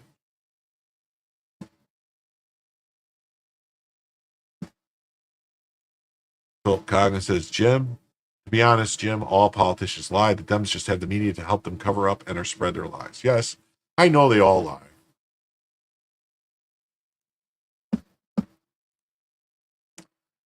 We got this next story. Cuban-born biotech honcho enters the New York City mayoral race seeking to upset Mandami. I hate communists, he says. You hate communists too. Join our movement. Let's take back our city.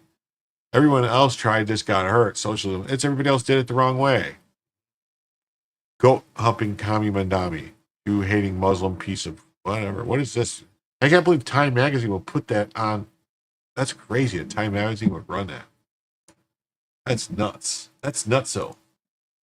Cuban-born biotech honcho enters New York City mayoral race seeking to upset Mandami. I despise communists.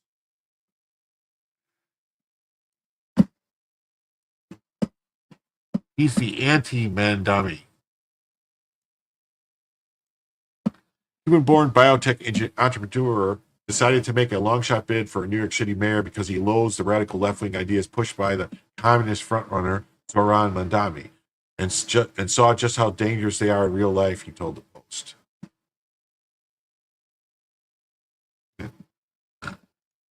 Bit says, you know how the old saying, how can you tell a Democrat is lying? Their lips are moving. I was raised in a socialist, communist society, so I'm the antithesis of Zoran Mandami's ideology, declared Joseph Hernandez. In fact, he's a motivator for me to fight in this race. I despise communists. I am a believer in the American dream. I believe in capitalism. I am not perfect, but I've lifted more people out of poverty than any other ideology. Oh, it says, okay, no, it's not perfect. Capitalism. Okay. A 52-year-old Lower East Side resident who immigrated to the U.S. at the age of 7 with his family to escape Fidel Castro's communist rule entered the race as an independent just over a month ago after collecting enough signatures to get on the November ballot. Well, the problem is there's so many of these independents running in the race, they're going to probably dilute the vote and let Mandami win. I saw this. I want to look at this story too. This victim's girlfriend's among 9 South Carolina teens arrested after 16-year-old's murder. Alleged setup.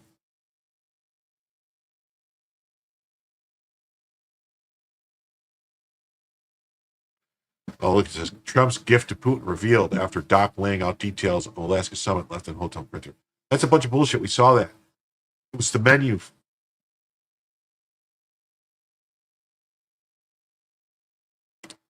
I doing this because I love the city and I want to make it better, Hernandez said. I don't have baggage like many of the other candidates. I'm a businessman. I'm illogical. I know technology and how to structure budgets. The registered Republican heads Manhattan-based healthcare and technology investment firm Blue Water Venture Partner. If elected, he vowed to hire 10,000 new cops, along with other public safety improvements, convert unused office space into affordable housing, use artificial intelligence to improve city services. Cuomo is a registered Democrat running for mayor, and Zoran Mandami is a communist Marxist Muslim. The huge underdog joins a crowded field that, besides Mandami, the Democrat nominee includes Republican nominees Curtis Sliwa, Mayor Eric Adams, former Governor Andrew Cuomo, and defense lawyer Jim Walden. Adams and Cuomo are registered Dems running as independents. Walden is a registered independent. Hernandez says he's raised roughly $300,000 since entering the campaign in late June. He's already secured the endorsement of a bodega and small business group, which vehemently opposes Mandami's proposal to create Soviet-style city-run supermarkets.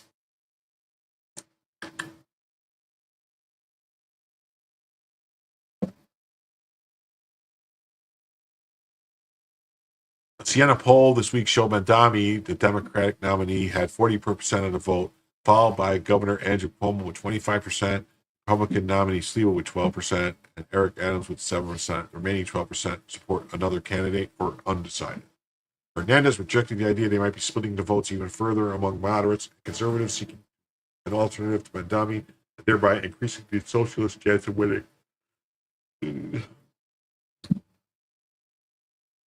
Wow. I'm doing this because I live in the city and I think it's spinning out of control. And I think I'm the most qualified candidate, he said. I'm a businessman. I'm logical. I know technology and I know how to structure budgets.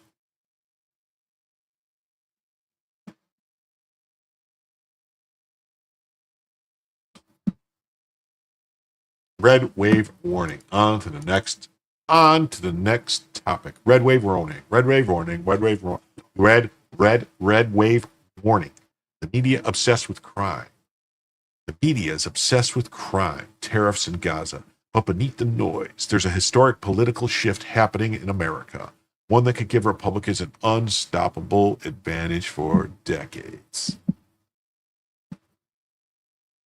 Meet Seth Kersell, the most accurate voter registration analyst in America. He called every 2024 swing state. He even predicted New Hampshire would be close. Now he's tracking a massive registration swing towards the GOP.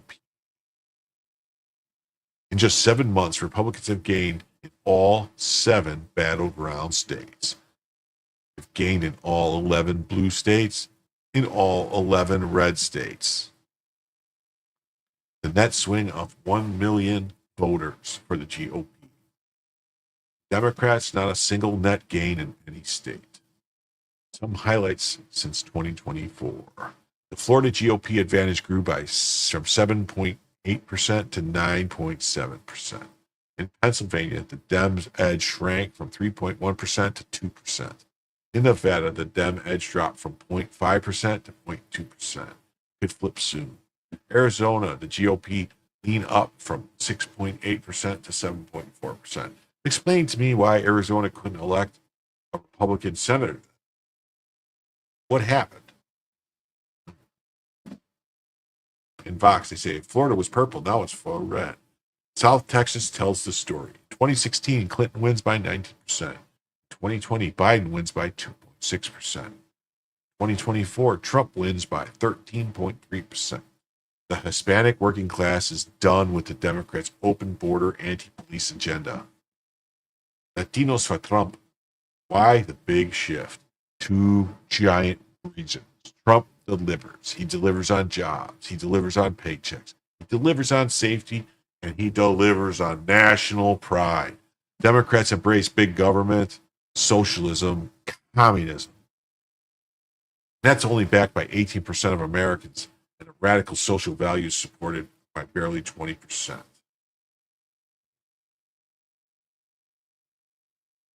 This is the deepest political realignment since FDR's New Deal, which was communism light. If Trump keeps delivering results, the Democrats keep doubling down on fringe ideology, the GOP's voter base will mathematically be unstoppable. One can only pray, right? Pray. You got like this. Huge news. Missouri is planning a special session of the legislature to pass a pro-Republican 2026 congressional map. Republicans are playing to win. That's right. Missouri is going to rework the map and play some serious wooga games.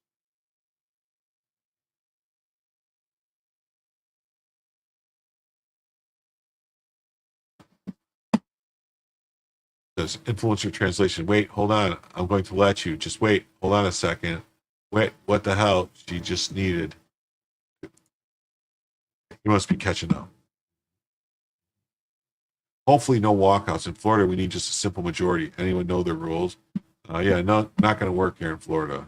GOP has a huge advantage in Texas, Florida, Ohio, and more could flip 10 to 12 Democrat seats, netting Republicans 6 to 8 seats. Dems plan in California, Illinois hinge on shaky voter amendments likely to fail.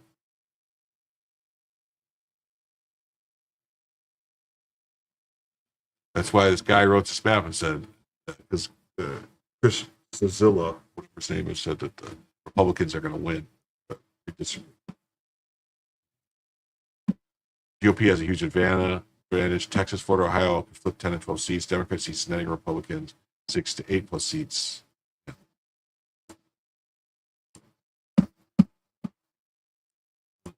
Missouri Senate leader says special session is likely to redraw congressional map. Democrats could lose one of the 2 seats they currently hold in the 8-member U.S. House delegation. They vow to do what they can to derail this redistricting. Momentum is building for a special session of the Missouri legislature to redraw the state's 8 congressional districts with the aim of gaining a seat for Republicans. Democrats will fight it, but a united Republican majority with more than 2/3 of the seats in both chambers can force it through if they wish. Missouri Senate Pro Tem Cindy O'Laughlin, speaking in Columbia, said it's likely that the lawmakers will be called in. She was in Jefferson City for discussions about a special session, but she said she seen no map proposals and was unsure on the timing. We first heard that President Donald Trump was urging Republicans to redistrict the state from discussions on social media and posts. Lots of things run downhill. So I thought, well, this will be ending up in our neighborhood here before long, and it has. Nothing was settled during the discussions, O'Laughlin said in a text Saturday morning. We all agreed we'd continue working on the idea. No decision made. Governor Mike Kehoe would need to convene a special session. His office did not respond by email to inquiry about asking for a comment on Friday. In a little more than a week, the idea of withdrawing Missouri's congressional district lines has gained enough momentum to seem inevitable. House Minority Leader Ashley Ayoun, a New York, Kansas City Democrat, said Republican members are gung-ho, while Democrats are looking for ways to derail it. The chances of that are slim. I'm kind of just waiting, I suppose, but I fully expect it to happen. Everyone I've talked to, especially on my side of the aisle, expects to go down, get steamrolled on the issue during a special session. Missouri has 8 seats in the U.S. House, 6 held by Republicans and 2 held by Democrats. Same total and partisan division it's had since a seat was lost after the 2010 census. Of the 8 members, only U.S. Rep. Ann Wagner, a St. Louis County Republican, has won with less than 60% support in the 2 elections since the maps were redrawn. Wagner represents the 2nd district, which has portions of St. Louis, St. Charles, and adjacent counties. Target for Republicans is the 5th district, held since 2005 by U.S. Rep. Emmanuel Cleaver, a Kansas City Democrat. He's won his 2 most recent elections with 61% and 60%. 2 adjacent districts, the 4th and the 6th, are held by Republicans, U.S. Reps Mark Alford and Sam Graves. Each received more than 70% of the vote in the last 2 elections. So what they can do is they can take 10% of the vote from each of them, and then, they can get that one. A major hurdle for any special session on redistricting is that it will have a purely partisan intent to gain an advantage for the Republican Party. This year saw a major break between Republicans and Democrats in the state Senate when partisan priorities were slammed through with a motion, rarely used in the upper chamber to shut off debate. The previous question, or PQ, was invoked to overturn the voter-passed initiative providing minimum standards for paid sick leave at most businesses and send voters a constitutional amendment repealing the abortion rights measure approved in November.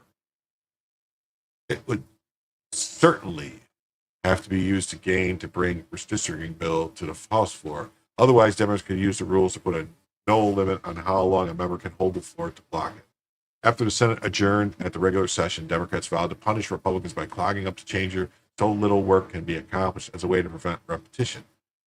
Well, if they're going to clog it up, then you just bypass them and do something different. They forced Republicans to bring senators from their homes in late May for what was supposed to be a largely ceremonial day of paperwork for the session. A truce of sorts prevailed in the Senate during a special session in June that approved stadium financing for professional sports teams and to aid storm victims in St. Louis.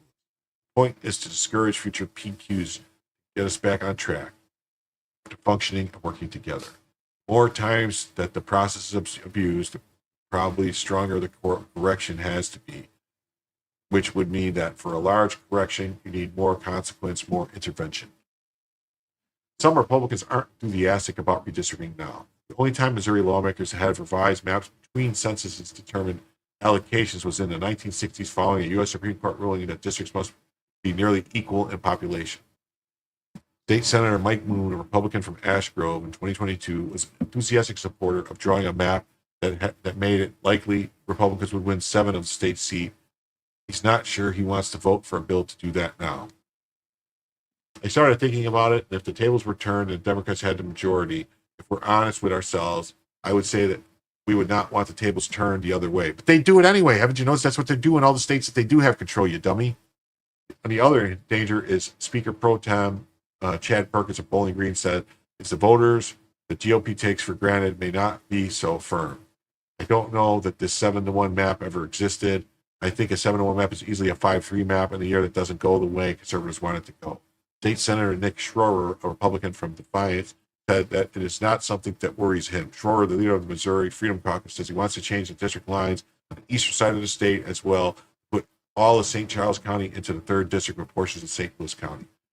But cutting off discussions won't make next year worse, he said. It's politics. You're going to have a fighting no matter what. You're going to have some strange moments. Look, the use of the PQ is not a new thing. It comes down to it's likely a roller coaster. Texas lawmakers are in special session looking at redrawing districts in the state to give Republicans an additional 5 seats. Democrat governors in California, Illinois, and New Jersey have suggested they would do the same in response.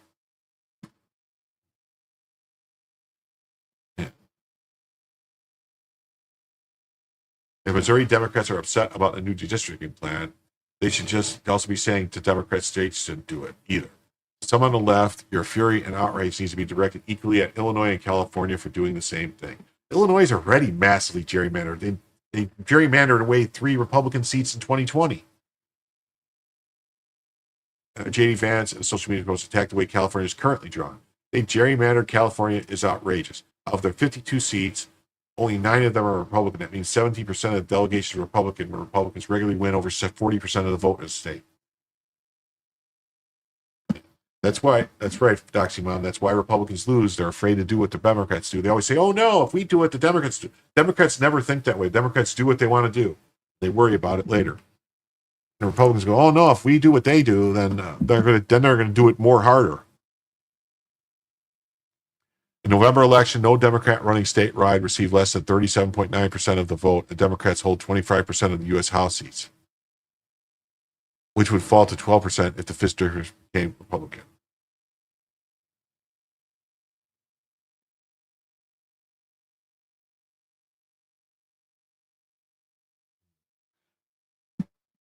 Vance's criticism of California could be applied to Missouri, Perkins said.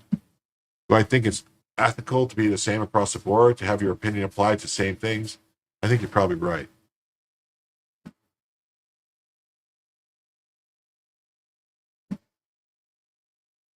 With Republicans holding a slim majority in the House, Republicans at the same level of responsibility to their voters that they can shore up.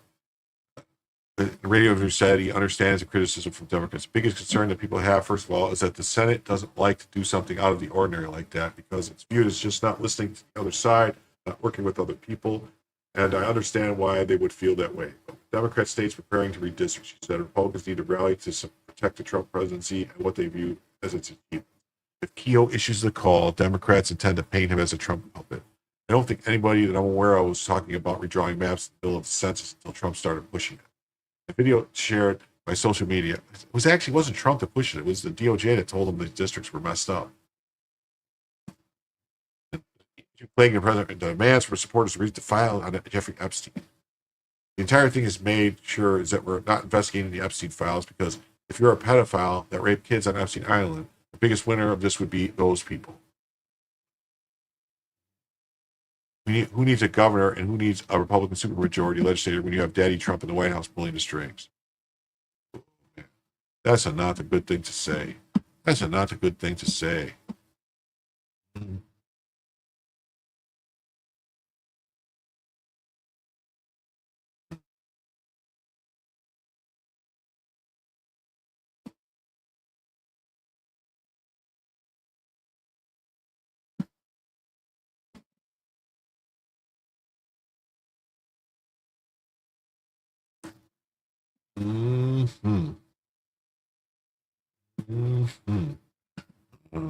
I got to pee again. I'm sorry. So I'm going to play a video while I go to the bathroom.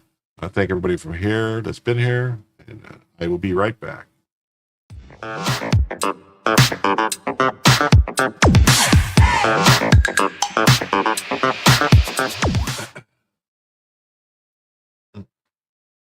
We have senior DOJ officials didn't know the database allowed the FBI to bury the existence of Russiagate documents. So we talked about this story for people who were here last night a little bit, that there's the Sentinel program that allows, or was it last night or was it Saturday night with Joe. I don't remember if it was Saturday night with Joe or if it was last night. We talked about the Sentinel program that allowed FBI to hide documents. Nobody would know about it. This is more, about that the senior DOJ officials had no clue that they had this system. Now in question is the entirety of Special Counsel John Durham's investigation into the Russian collusion hoaxers. This is by Margot Cleveland, Professor Margot Cleveland. She's a very good follow on X, if anyone you can recommend. She's always got good stuff about cases coming down, and she's a good resource for stuff like this to keep an eye on it, know what's going on. So here we go. So, people familiar with the investigation into the Russia collusion hoax told the Federalist that senior officials did not know the FBI case management database, Sentinel, allowed agents to conceal the existence of evidence. Nor did anyone from Special Counsel Robert Mueller's office mention that documents related to the investigation into the Trump campaign had been rendered invisible by use of the prohibited access coding in Sentinel. Even though they knew the Department of Justice was investigating the origins and handling of the Crossfire Hurricane investigation. So basically, we have a government that got too big and too unwieldy that people inside the government didn't know what the other people were doing. So one hand didn't know what the other hand was doing. You had the FBI doing things that the Department of Justice didn't know they were doing. And I want you to really think about that, because the FBI works for the Department of Justice. I mean, they didn't used to be that way. They used to be years and years ago when the FBI first started, and it was run by this guy, J. Edgar Hoover.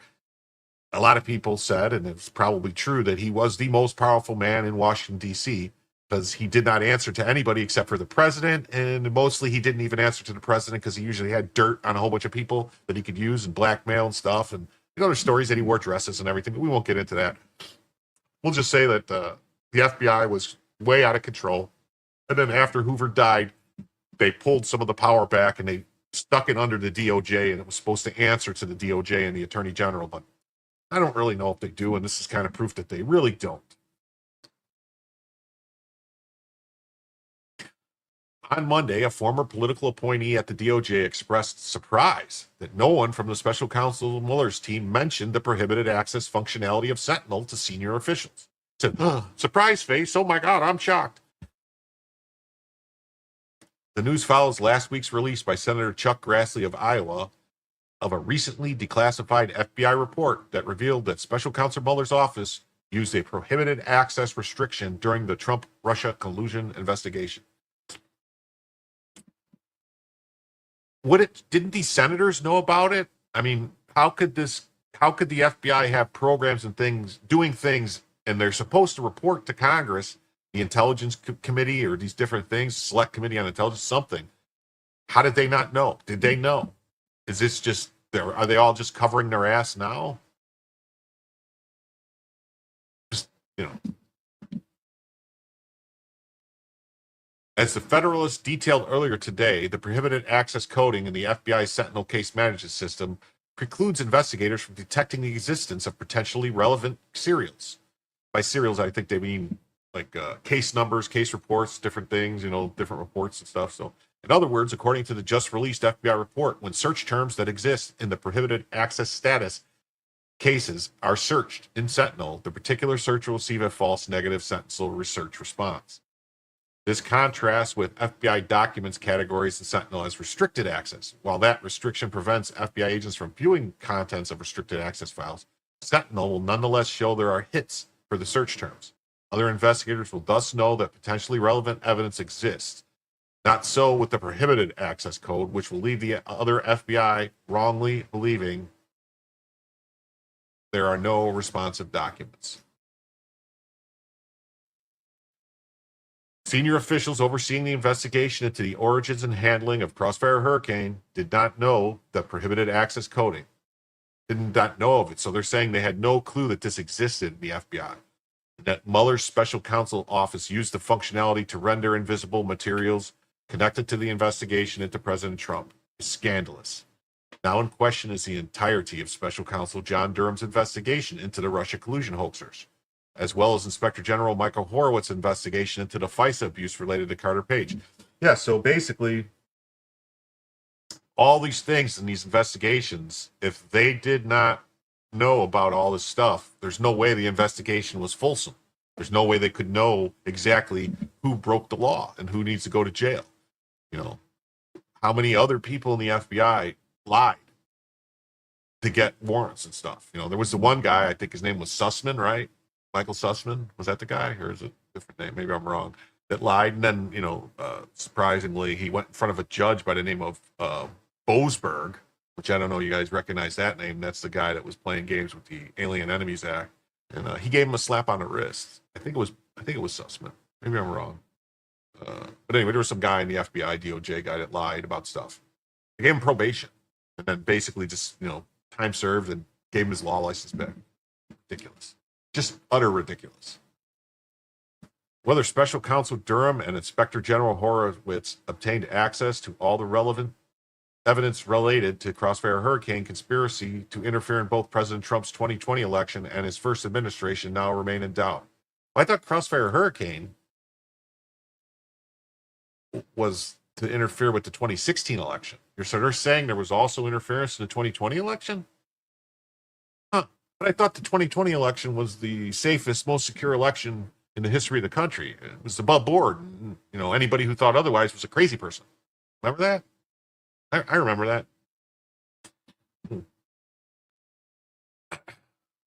Until FBI Director Kash Patel reveals the extent to which the Get Trump faction buried evidence of their malfeasance. Okay.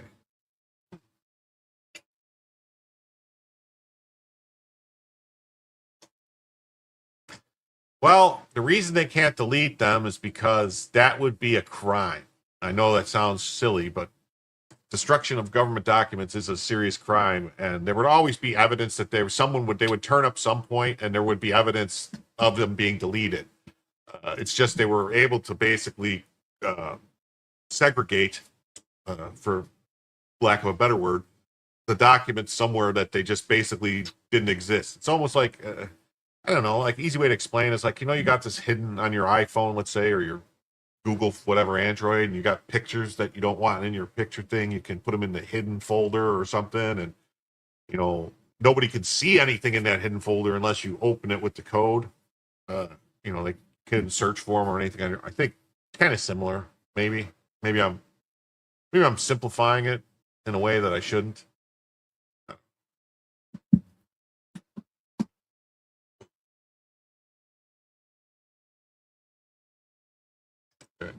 This is another part to the same story.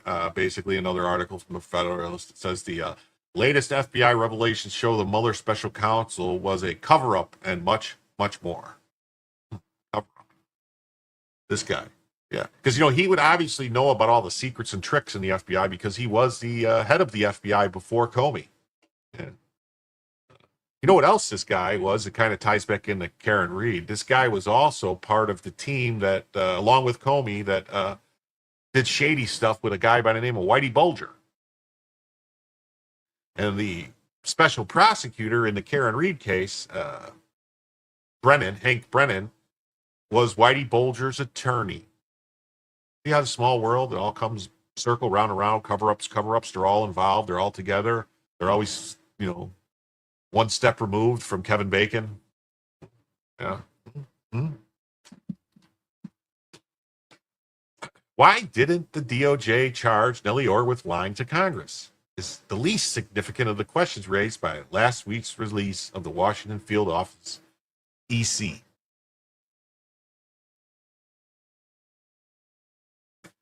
The FBI's electronic case management system, Sentinel, allows agents to hide the existence of relevant and investigative reports from other authorized users of the federal database.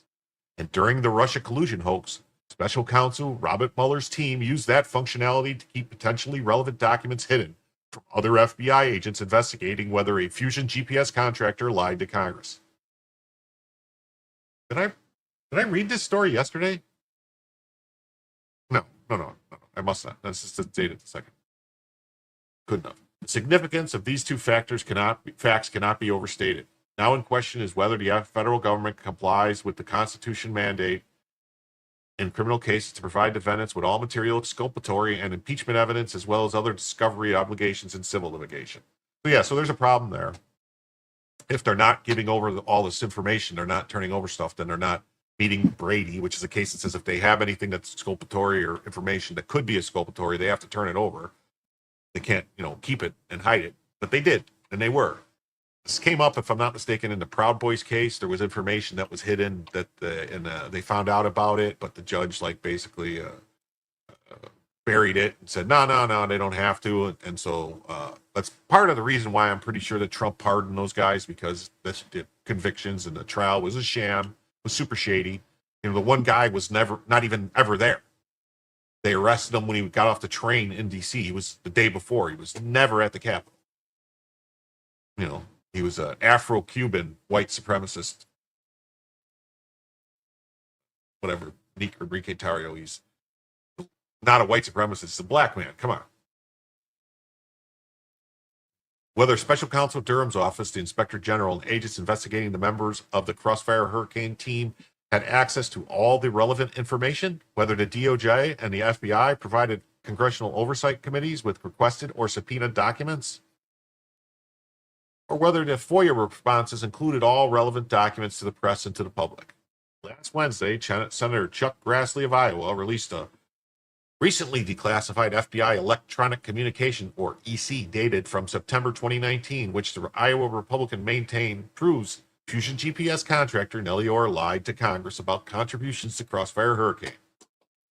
The 43-page document drafted by an FBI Washington field office agent detailed the extensive evidence indicating Nellie Orr lied multiple times during her congressional testimony concerning the Crossfire Hurricane investigation into the Trump campaign.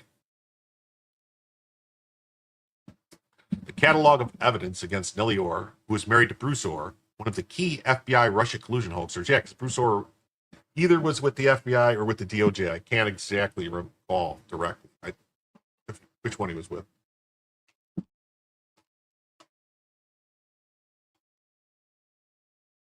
Raises the question of why the DOJ never pursued criminal charges against the Fusion GPS contractor. The EC, electronic communication, also suggests that Nellie Orr's open source research may have made its way into Steele's dossier. I had to go to the bathroom, so I popped the video on while I was going to the bathroom. Hey, Rick, how you doing? Yes, potty break. So, it was a great article that I was reading about that. So,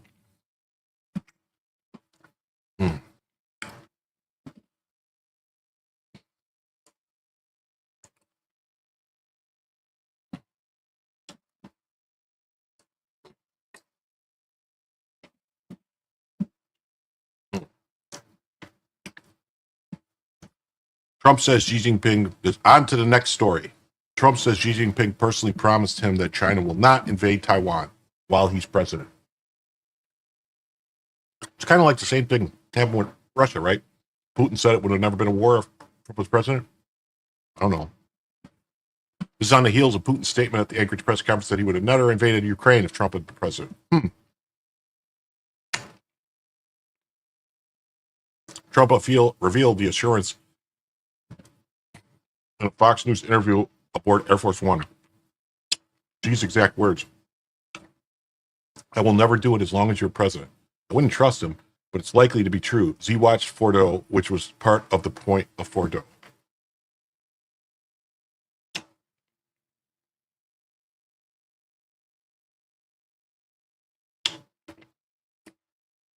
This is just stock footage of B-2s. Compare this to the Biden years. Afghanistan in chaos, Putin invading Ukraine, Hamas attacking Israel. Under weak leadership, enemies act. Under Trump, even Xi backs down. And of course, Xi added a warning. I am very patient, and China is very patient. Translation: China means to wait him out. They know Trump means business, which tells you how important 2028 really is. Defense Secretary Pete Hegseth: China is preparing to attack Taiwan by 2027. But even he thinks Beijing may wait until Trump leaves office. We can't let our guard down, but as long as we don't, we have a chance at peace. Says Trump's new missile can halt the Chinese invasion. Okay. Think about it. world's most dangerous dictator tells Trump no invasion, respect for U.S. strength. Peace is not an accident.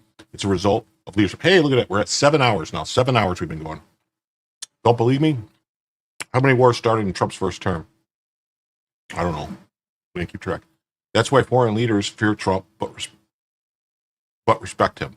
They know the U.S. under his presidency isn't run by a globalist or bureaucrats. It's run by someone who keeps his word and enforces consequences.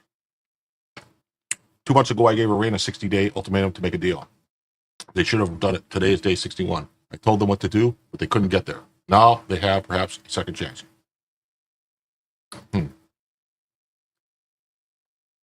This is America's choice. Weakness that invites war or strength that commands peace.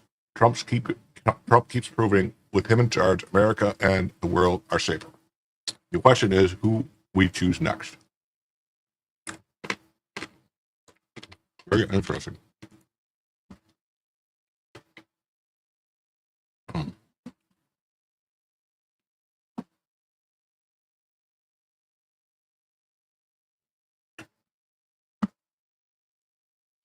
See what this says.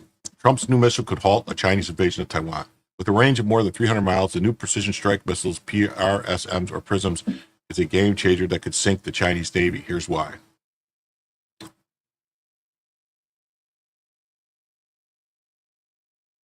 frantic arms race between the U.S. and China is underway in the Pacific, while the fate of Taiwan hangs in the balance. Washington and its allies are trying to stay ahead of Chinese capabilities, shaking Beijing off balance as it considers whether it can launch a successful invasion of Taiwan. At the heart of the U.S. strategy is a new technology that has the ability to inflict devastating losses on the Chinese Navy, precision strike missiles.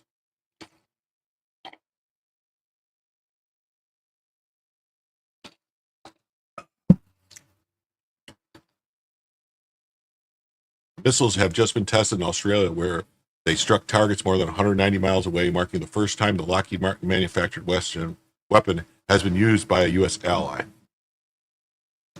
It can be fired from either HIMARS or MLRS artillery system.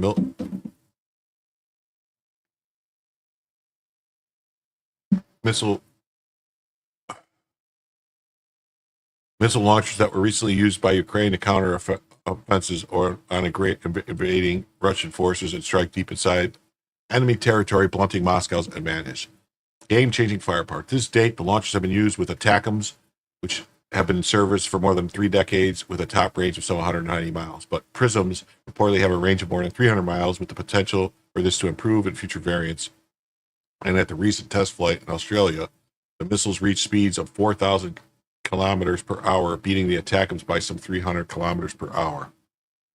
Each launch pod will be able to hold 2 of the precision missiles compared to a single ATACMS, according to Alex Miller.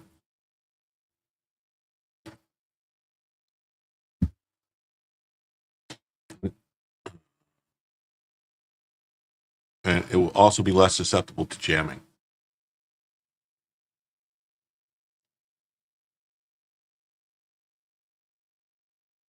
Very expensive, though.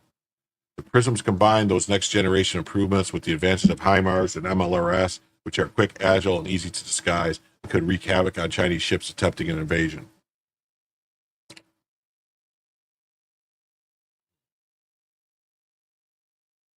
Also, what they're saying is one ATACMS could be launched from a HIMARS pod. 2 precision strike missiles could be launched from a HIMARS pod. Brad Bowman, a senior director at the Foundation for Defense and Democracy, says it really creates a challenge for our adversaries because where that system is now, it may not be there in 30 seconds or 5 minutes. It's a real detection and target dilemma. Both the U.S. and China are ramping up their military capabilities in the Pacific, and particularly around Taiwan, which Beijing regards as part of its territory, even though it's effectively been independent since the 1940s. Taiwan under threat. Earlier this year, Xi Jinping and the Chinese premier said reunification with China was inevitable, and that those on either side of the Taiwan Strait were one family. PRS could stop that coal, but time would be short. Yeah. Well, that's that. I'm not going to be reading. Okay. Well, here's a good thing. This is something I saw. Adam Schiff is paying just 3% mortgages on those homes at the center of the mortgage fraud probe. So he was able to, nobody's above the law, Schiff. I despise Adam Schiff, but he may have benefited as many as from the low mortgage rates. But he shouldn't have been able to get those loans because it's not a primary home, so he shouldn't have been able to get that loan. Should have been arrested years ago.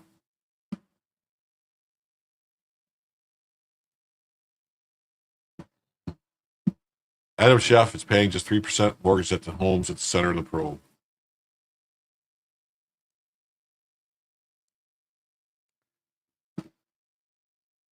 Adam Schiff is paying just paying 3% on both his Maryland and California homes since refinancing his mortgage in 2020, even lower than the 5.625 rate at the center of the federal mortgage investigation against him, newly released documents reveal. Department of Justice accusing the junior senator from California of claiming two homes as primary residence for more than a decade to score lower mortgage rates and property taxes. The grand jury in Maryland is currently weighing a criminal indictment against the former 12-term congressman. The newly released annual financial documents show that even after Schiff finally designated his Potomac, Maryland property as a second home in 2020, after 16 years, he got the exact rock bottom mortgage rate as California residents when he refinanced both that year. The average 30-year mortgage rate in 2020 was 3.10% for primary residents in the U.S., with secondary residents usually subject to rates up to 0.5% higher. Those terms padded his wealth. The California Democrat would have saved somewhere between $30,000 and $50,000 over the 16 years.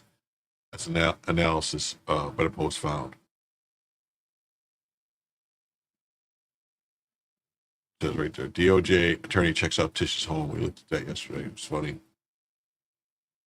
America has plenty of reasons to believe Adam Schiff schemed to smear Trump. Adam Schiff approved intel leaks to smear Trump, though he'd be CIA chief. Thought he'd be CIA chief at point one. The spacious 3,420 square foot home in one of DC's most affluent suburbs, where neighbors say Schiff actually spends most of his time, is now worth $1.4 million, almost double what he paid for it in 2003. Schiff also benefited from a homeowner's tax exemption by declaring his much smaller 6,750 square foot, one bedroom, one bathroom condo in Burbank, California, a primary home, resulting in a $7,000 reduction in property tax.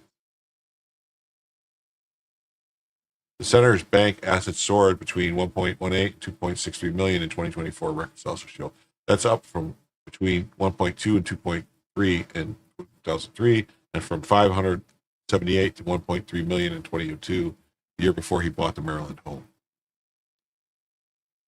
Schiff, 65, who led the first House impeachment inquiry into Trump and has repeatedly said no one's above the law, also failed to disclose his mortgages on annual financial disclosures until 2011. Post review found, even though he bought the Potomac property in 2003 and a condo in California in 2009. The omission is not explained. He's been called crooked and a lowlife by President Trump, and I've always suspected Shifty Adam Schiff was a scam artist. Schiff is accused of wire fraud, mail fraud, bank fraud, and making false statements to financial institutions. Charged would carry prison terms up to 30 years. That's a long time. 30 years. 30 dirty years. Since I led his first impeachment, Trump's repeatedly called for me to be arrested for treason. No, not treason, but whatever these crimes are.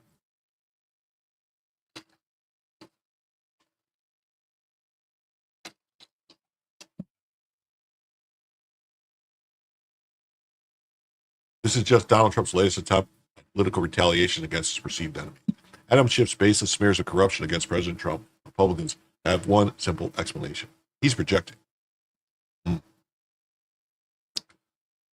Schiff is a proven liar, a con man, and a fraud.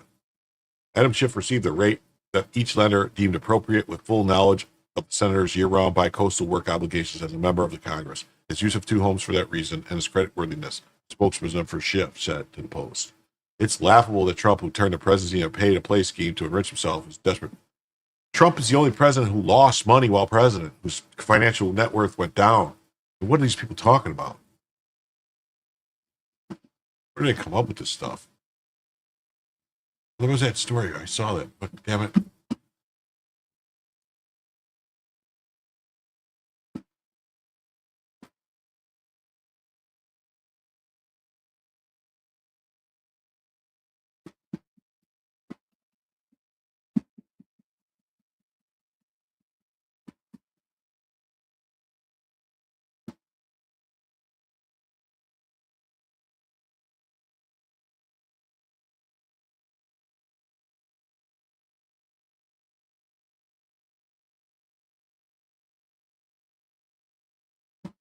That's it, right? So now everyone knows why Guilfoyle and Don Jr. split. Okay, who knows? So this was a story I saw before, and I saw it. I had it in my phone, and I didn't get it. Victim's girlfriend among 9 teens arrested in 16-year-olds. Victim's girlfriend among 9 South Carolina teens arrested in 16-year-olds murder, alleged setup.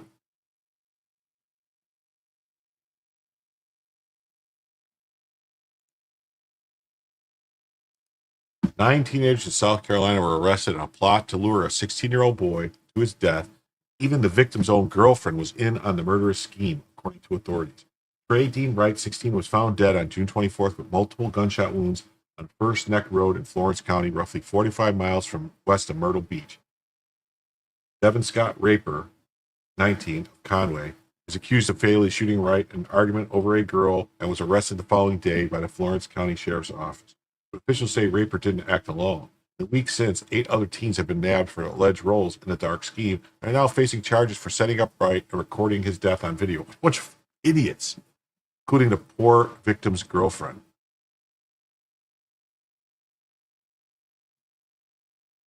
Picture from left is Corrine Belfiso, Devin Raper, Gianna Helene Kistenmacher, Hunter Kendall, and Sydney Kearns. Gianna Kistenmacher, Wright's 17-year-old girlfriend, was charged with being an accessory before the fact for bringing Raper, who she knew was armed, to meet Wright and instigate a confrontation, the sheriff's office said. Others charged in the setup included 18-year-olds Corrine Belfiso and Hunter Kendall and 17-year-old Sydney Kearns. Authorities have not yet released information on the 4 remaining individuals who have not proven charged in the crime because they are minors. They were complicit in bringing the armed co-defendant Raper to the incident location and knowing that there would be a confrontation.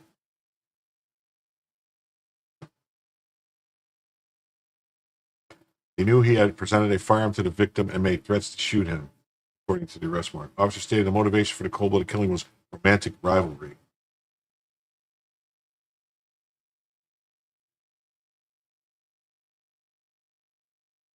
There's a GoFundMe.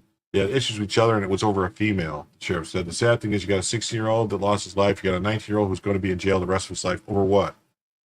Raper faces charge of murder and possession of a weapon during a violent crime and is being held without bond. Kendall is also being held without bond. If this occurs, he's posted $20,000 bond unless we can be released pending trial.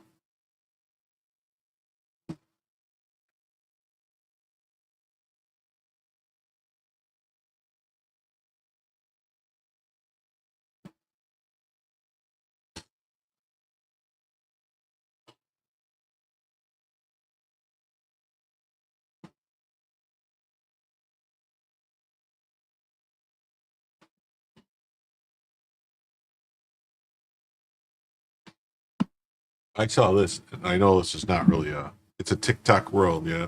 How about military tribunals? I don't know. I saw this and I was like, what? It said, this is California, March 5th, 2024, the presidential primary election. Steve Garvey was leading leaker Adam Schiff with 1.8 million votes. Then, just like that, his lead was cut in half.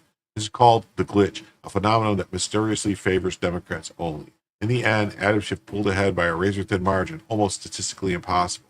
Results: Adam Schiff 1.2 million, to Garvey 1.220 million. Elections are an additive process. By the way, if you're around in 2020 and during Gavin Newsom's recall election, you know about the glitch too. That's right. In other words, Trump won 2020 and leaker is no senator, and Newsom was successfully recalled.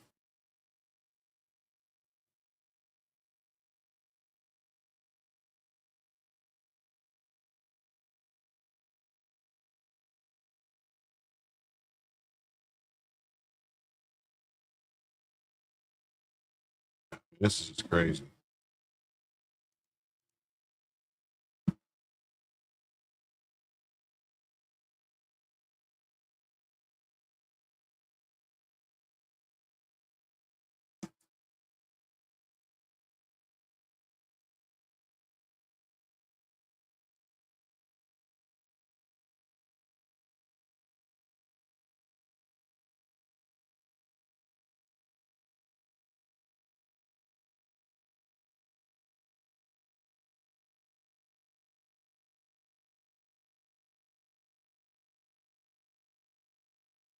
How does that happen? How is that possible?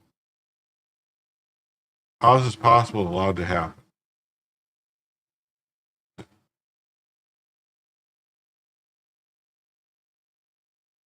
Mail-in ballots are used to rig elections in California. Every resident gets one, regardless of citizenship or registered to vote. Ballots are stolen from mailboxes and harvested.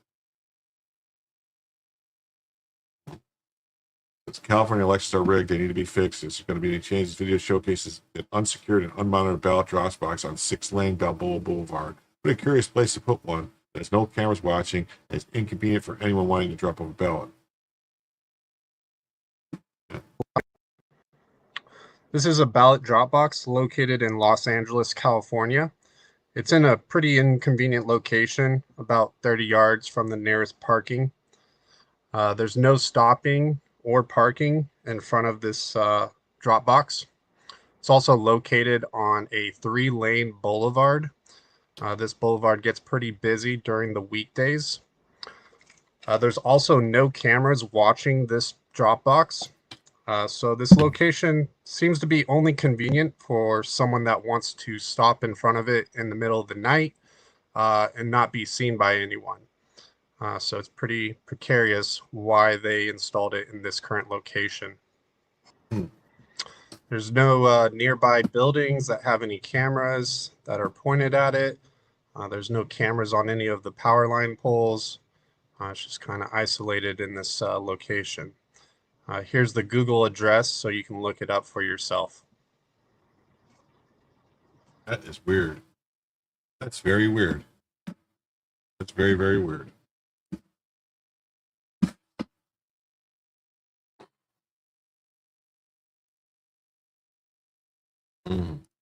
Okay, well, all right. We're going to open up some more tabs here.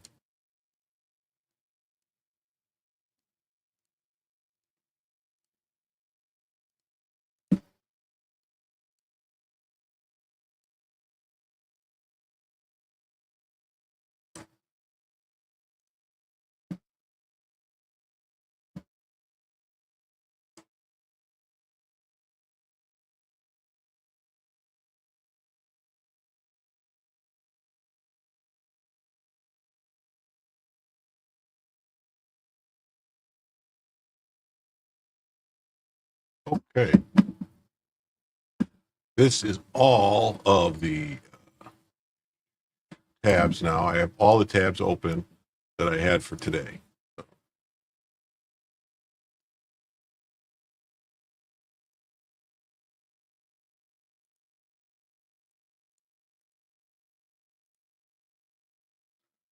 Let's jump to this. This is a good one. Stuttering John is suing podcaster Pear for surreptitiously recording his voice and mocking him. Yes. I don't even know who Stuttering John is. The Duke of the Devil. So that is Carl Heberger and Shuli Eger. Tell us about the feud with the potato. Carl has one of my favorite podcasts. So thorough, Joe Burrow. Melendez is a well-known figure in comedy and broadcast with a distinctive voice and persona, said Melendez. Mm-hmm. Yeah. The guy in the green outfit all the way to the right is Dr. Steve. He's from had the show called Weird Medicine. And you gotta get yourself fluid. That's how he talks. Anthony Cumia says, everyone knows, according to state and federal laws, you cannot take someone's discarded garbage and use it in photographs. That's how they got composed. Yeah.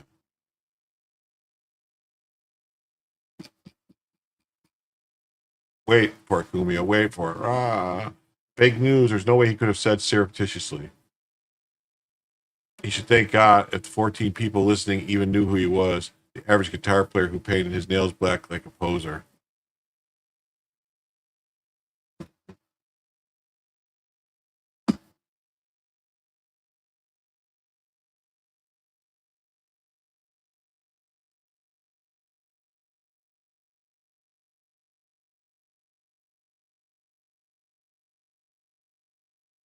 And here's the story. We're going to read it because, well,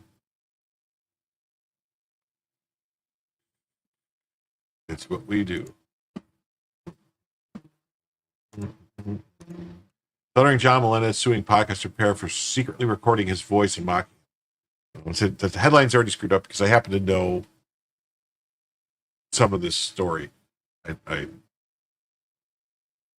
put it this way. The girl in question, Kate Meany, who made the recordings, she's the one who made the recordings of John Melendez, not these the pair, and she gave away the recording, so whatever.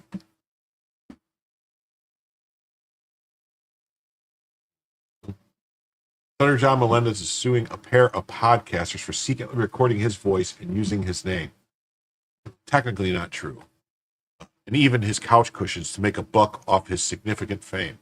Melendez, 59, claims comedians Carl Heberger and Shuli Egar used illegally recorded private phone calls to mock and ridicule him on the air and in live events where he was the main attraction. He wasn't there. He wasn't the main attraction. Melendez is a well-known figure in comedy and broadcasting with a distinctive voice and persona that he's cultivated over decades, Melendez said in his Manhattan Supreme Court lawsuit. Yeah, this guy's a legend in his own mind.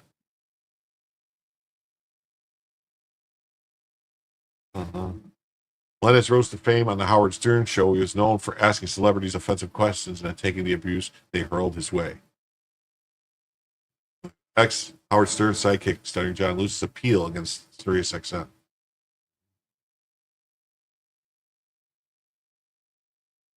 Ex-Howard Stern staffers say multimillionaire DJ Scrooge. Yeah. Melendez's name and likeness carry significant fame and goodwill among audiences. No, contends that as Heber and Egar were not as well known. Egar also worked for Stern until 2020. The center of the complaint in this event held in Rochester last August called DabbleCon 2 aimed at online fans who dabble in internet gossip. Also not true.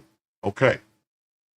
It's called DabbleCon. It's called the Dabbleverse because Stuttering John Melendez about 4 or 5 years ago, maybe longer, was on Chrissy Mayer's podcast. This girl, Chrissy Mayer, was on her show. And Chrissy just said, "Oh, so I hear you dabble." Chrissy's a comedian. She's touring the country stuff. She was also had a show called In Wet Spot on Compound Media. She's still online. Every Friday she's on the almost every Friday she's on Friday Night Tights on Neurotics channel.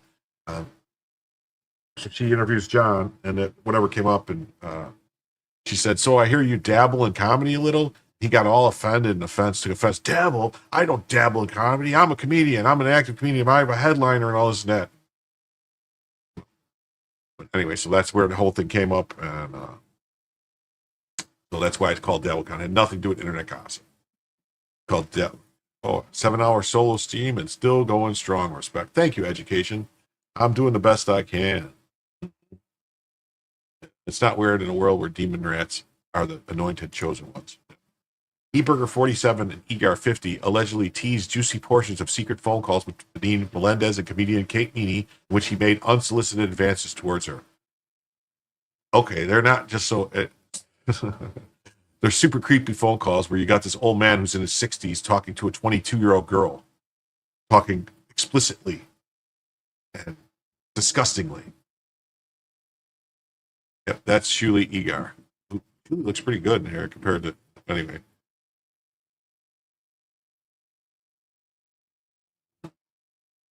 And so here's the couch that got thrown out when he got evicted from his condo or apartment or whatever. And so somebody went by and took pictures of it, sent it to them. And so somehow that's against the law, according to them.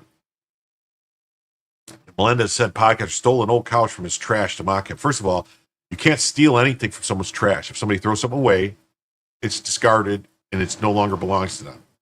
The duo has systematically used excerpts of those recordings along with Melendez's picture and other personal material as the centerpiece of their podcast and comedy acts for months, Melendez said in the legal filing.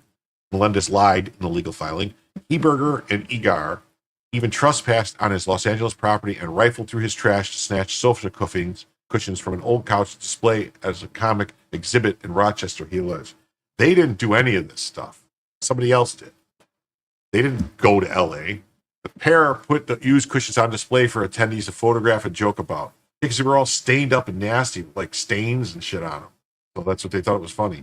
They treated his discarded trash as a trophy, Melendez claimed in a lawsuit. So he says they stole them, in one sentence, but then he says that discarded trash. You can't steal discarded trash, Stuttering John. What is wrong with you?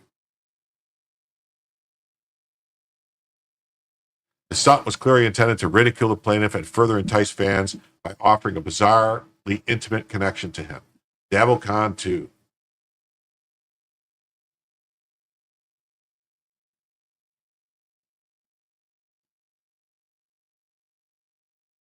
Saturday, August 17th, live podcast and his comedy at the Carlson. Melendez said he was at the center of DavoCon 2 without his knowledge or consent. No, he knew about it. He was invited. They told him they would pay him to show up. The lawsuit is completely frivolous and without merit, Hebert told the Post, denying any wrongdoing and slamming it as an asinine attempt at a money grab. Melendez rose to fame as Howard Stern's sidekick. The lawsuit is a sad attempt from a sad man to make money, added Egar. It is not the first time Melendez has gone after people for using his voice.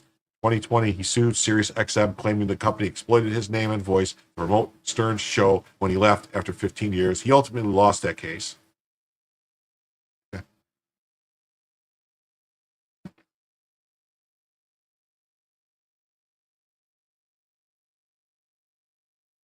John is not an intelligent man. We've watched him make the same mistakes over and over and over and over and over again, added Heberger. Melendez was on the Howard Stern show from 98 to 2004 when he left to become the new announcer on the Night Show with Jay Leno, where he worked in various capacities until 2014. Jay Leno hired John because he wanted to stick it to Howard because there was a falling out between Jay Leno and Howard Stern. Jay Leno thought that Stuttering John could actually write and was actually responsible for some of the skits and stuff that he was involved in, the questions. He didn't realize that John was basically a lazy retard who can't do anything. In 2018, he launched the Stuttering John podcast where he gained attention for a prank call to President Trump. Yeah. He called and they thought he said it was Senator Melendez. And so they put him through, or Senator Menendez. So they put them through because someone called and said Senator Menendez. He said it was Senator Melendez or John Melendez or something. Anyway, since then he's been doing stand-up shows and cameo videos. Melendez's lawyer did not respond to requests for comment. So this is, for any of you who don't know what the lawsuit was, which was Maddox versus Dick Masterson, this is lawsuit 2.0.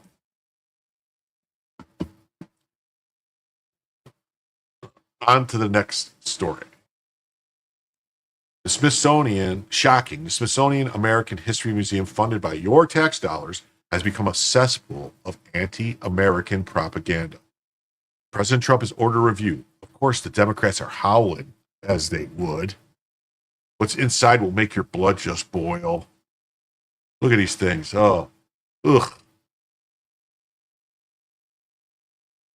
The Smithsonian is supposed to honor America's culture, its history, its science. Instead, we have LGBTQ plus pride flags, trans propaganda in the exhibits, the U.S. flag shown burning at KKK rallies and smeared as oppressive. This is your history rewritten. Walk into the American History Museum and you're greeted not by George Washington or a Star-Spangled Banner, but a pride flag. This is what millions of families and school children are forced to see first. Exhibits push radical gender ideology. They claim testing male athletes for testosterone is discrimination. Current woke politics masquerading as history. Is this really the highest and best use of our Smithsonian? And where can kids get real history if not here? I know. They need to release the bones of all the giants they collected. That's what they need to do. They need to tell the truth about the giants, about the Anunnaki, about the Great Wall. They need to tell the truth about it all. Even the U.S. flag exhibit is hijacked. Instead of celebrating it, the Smithsonian frames it in the terms of immigrant rights rallies, LGBT activism, KKK parades, anti-American protests, not a historic symbol of unity, just current grievance politics.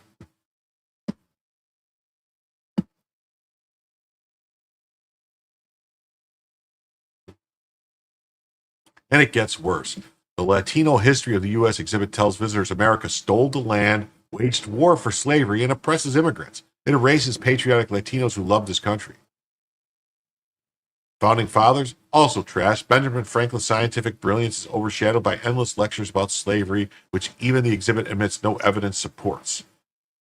Even his lightning rod gets rewritten as tainted by oppression, which is absolutely absurd. There's even a COVID exhibit pushing the debunk Stop Asian Hate narrative, framing anyone who said China virus as racist. No similar concern about the Spanish flu or the Rocky Mountain spotted fever. Democrat propaganda, plain and simple. Hate is a virus. Yeah, so Smithsonian attracts 20 plus million visitors a year, many of them kids on school trips. Instead of learning about American greatness, they're fed constant guilt, grievance, and ideology. Shouldn't an American History Museum be about real history, not woke propaganda? President Trump's team launched a full review of these museums. The goal? Restore truth, honor Americans' heritage, and stop turning taxpayer-funded museums into woke indoctrination. If you want Democrat policies, you can always turn on CNN.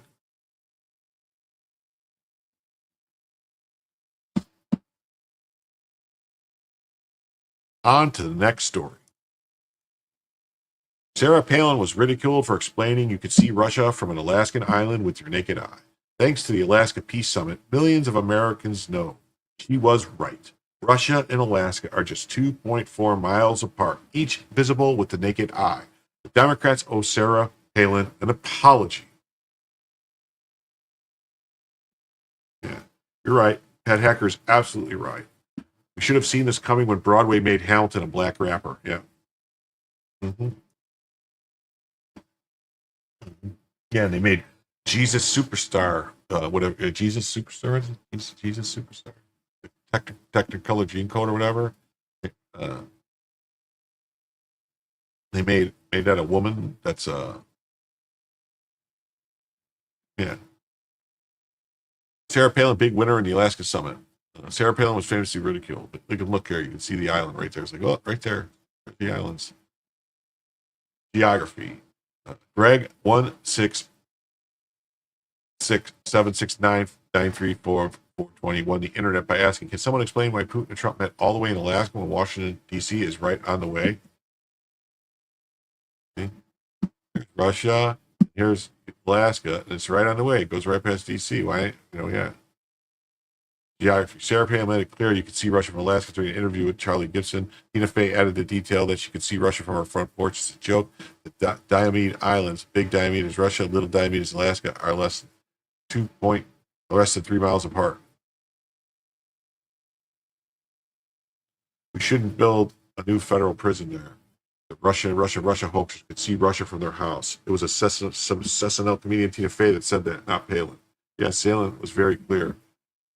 Sarah Palin's original quote came from September 28 interview with ABC Charlie Gibson, in which she discusses her foreign policy experience in Alaska's geographic proximity to Russia. Gibson, what insight into Russian actors, particularly in the last couple of weeks, does the proximity of the state give you?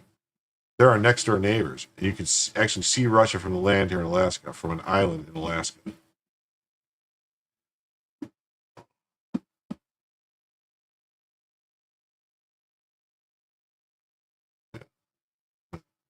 Yeah, this guy won the internet today.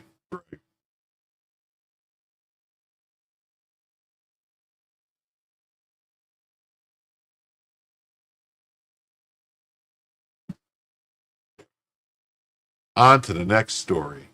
Black Nosferatu superstar. That's what I was thinking. Jesus Christ superstar. Yeah. Yeah. She'll never get an apology.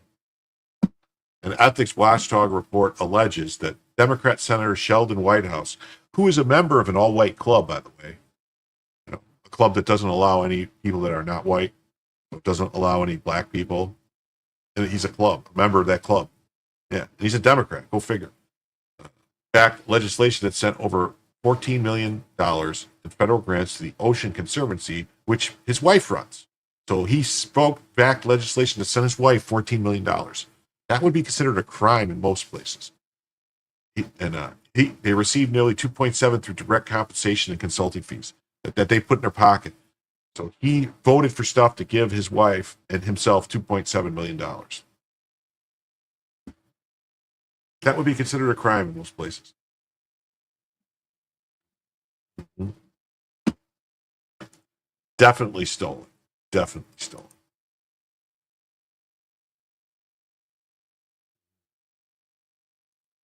Yeah.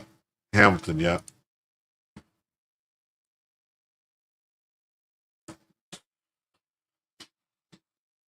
Translation, prime example of how Democrats money launder taxpayer funds. Senator Sheldon Whitehouse uses 5 minutes to question Kavanaugh about fart jokes. Go figure. Sheldon Whitehouse funnels millions of dollars to his wife's nonprofit and nobody blinks.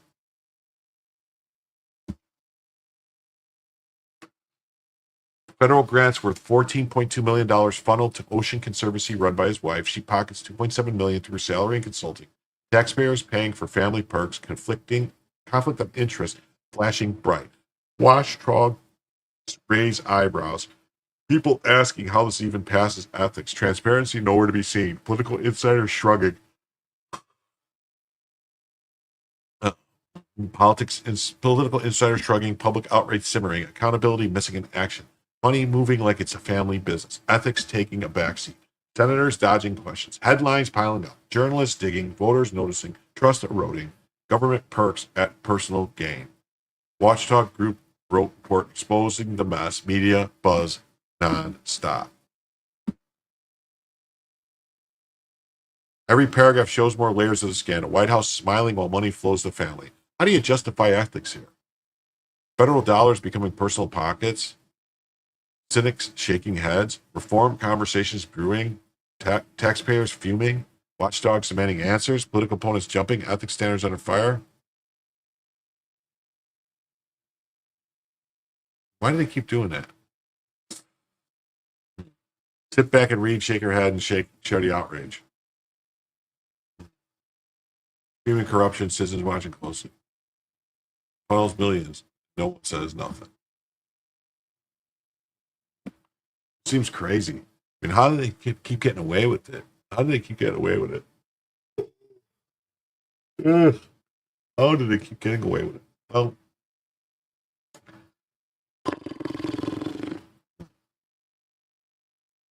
next story. WTF, a Rhino New Yorker previously jailed for insider trading is trying to replace Byron Donalds in Congress out of Southwest Florida next year. Chris Collins wants the seat. His conservative score from when he was in Congress is the same as Ilhan Omar and AOC. No, don't New York, my Florida. He receives just a 39 lifetime score for his final year and got 35%. That's worse than Ilhan Omar, 38, and just trying a bit higher than AOC's 33. Yeah, no, this guy, no. Yes, no, this guy cannot be my congressman. Jim's been at it over 7 hours and what are you showing? Yeah. And I think this was only supposed to be an 8-hour show. I think. I don't think it was supposed to be a 9 or 10-hour show. I think it's supposed to be an 8-hour show. I think that's where we were at when I did the math. I hope I'm not wrong. I'm getting ready to, the show's been going for, almost, it's coming up on 8 hours right now. Yeah. Media in the pocket. That's right.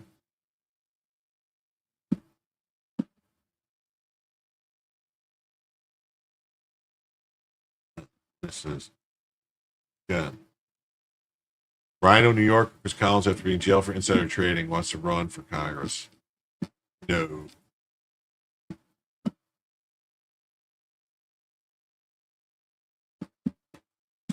Florida's voice is here for you to say. Rhino, New Yorker Chris Collins, after being jailed for insider trading, wants to run for Florida's U.S. Congress. No. Naples, Florida. Florida doesn't need a carpetbagger and admitted insider trader to represent Southwest Florida's 19th congressional district. But that's what we'd expect when we get if disgraced former New York Rep. Chris Collins succeeds. Collins was previously jailed for insider trading and had resigned in disgrace. He now seeks to replace current Representative Byron Donalds.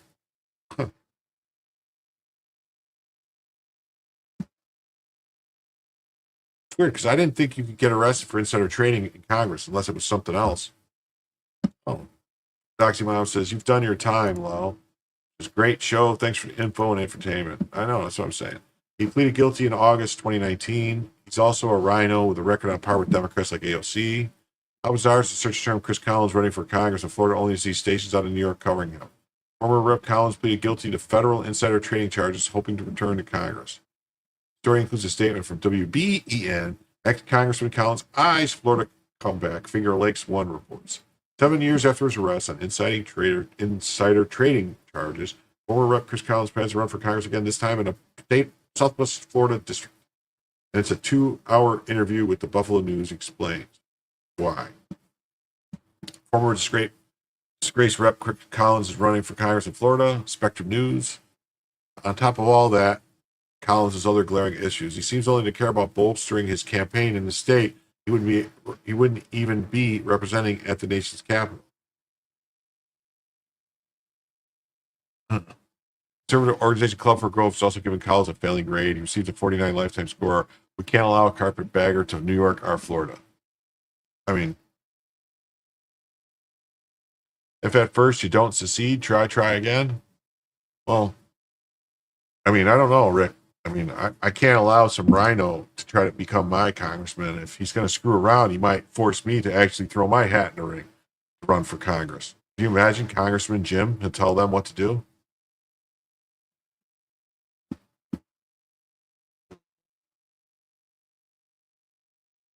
Here's a story of a lovely lady.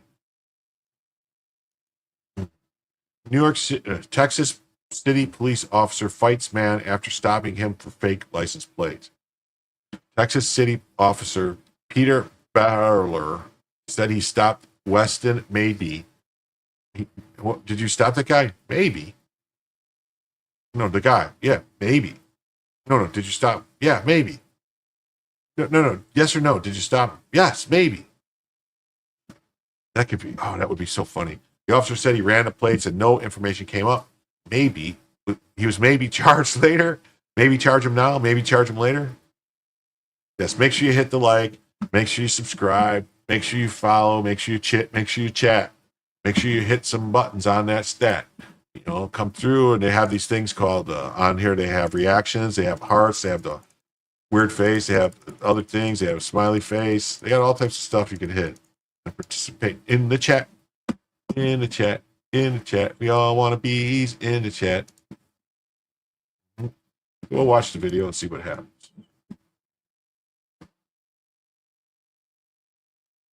You got no my rights. I just did 4 years in prison. You ain't got no right to tell me shit. Fucking ground.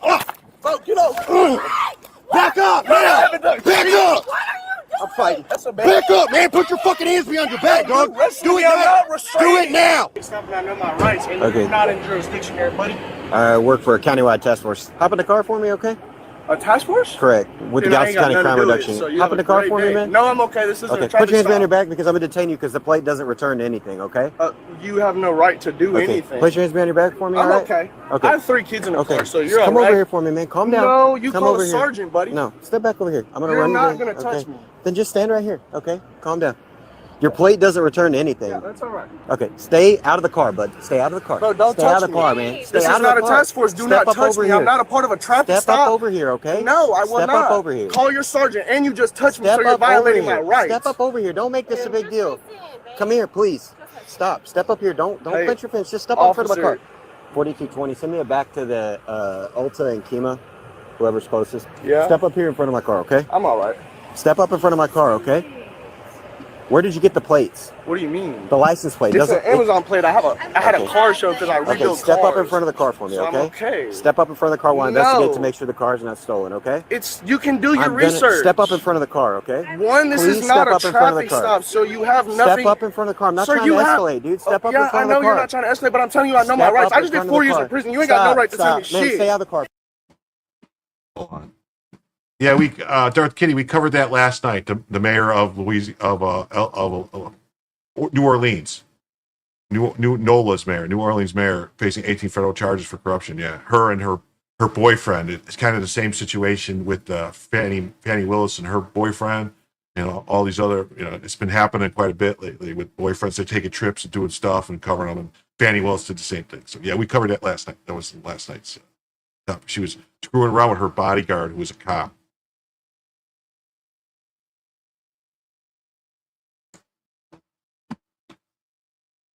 Jeffrey Vappy's his name, yeah. Which he seems like he's a lot younger than her, and like maybe maybe I don't know, maybe he was in it for the money. I don't know. For just a You second. don't have any Step right up to in front tell of me the car, anything. okay? You can Step get up in away front of from the my car. vehicle. Step up in front of the car. Stop. Charges on you, dog. We're fighting out here. Put your hands down, dude. What are you talking about? Get down on the ground, man. Get down on the fucking ground. Back up, man. Back up. I'm fighting. Back up, man. Put your fucking hands behind your back, dog. Do it now. Do it now. I can't do shit with you on me, bro. Get off of me, bro. Man, Get on your belly, dude. buddy. Get on your fucking belly. I'll sue you. Get on your belly. You just need me? Send me a unit I code. can't get on my Get on stomach your 'cause you're fucking on belly, me. dude, now. How the fuck am I gonna do that, you dumb bitch? I'm gonna let my dog bite you, Bro, dude. I You understand? can't get over it. I'm gonna let How my am I dog gonna bite turn you. over? I'm not resisting I'm gonna arrest. let my dog bite I'm you. You not already just resisting punched me, arrest. dumbass. You tackle me for Get no on your reason. fucking face, dude. Get the fuck off me. Get your hand down. Bro, get off me. Bro, get off me, bro. This is what you call people who don't understand. You just comply and do it. I'm suing you. You ain't suing shit. You're going back to prison is where you're I'm not going. resisting arrest and you are illegally Stay down on the detained. ground. You are illegally detained. Give me your hand now. I'm not He resisting tried to arrest. punch the You are cop. Give me In your I swore I fucking saw him hand. swing on the You are cop. illegally detaining me. Keep him coming. I got one in custody. Bro, what the fuck, nigga? Bro, get the fuck off me, bro. You finna break my wrist, bro. I have heat restrictions. Stop. I Stay have down. No, he's got a heat restriction. Stay down. Bro, it's hot, I got bro. one. Bro, it's hot. It's hot. Get off me, please. I'm Stay not down. resisting. I'm trying Stay to It's get my hot. wrist. It's hot. Get off me. Oh my My God. wrist, you fucking pussy. Stop. Man, bro, I swear to God, I'm Keno suing for you like so whoever's bad. close. I'm so suing you so hard. Stop. I'm trying hot, to get bro. up. It's hot. I'm not resisting. It's hot, bro. Please. Please, bro. It's burning, bro. Please, bro. Yeah, I saw him swing punches too. But I mean, this is the problem. I don't know. This generation of kids, these young kids, they think this is, that you could say this stuff and do this, and people who think they know their rights but actually have no idea grows every day. They watch a YouTube video about First Amendment auditors. They think they're going to mimic what they saw, or they had a conversation with someone who said something. It's so sad. Getting really crazy. We've had the dumbest society now at all levels, and the children are the ones tasked with taking out the trash. We're asking for that asteroid because at large we're incapable of continued linear growth of civilization. Uneducated bastard only knows how to survive in prison.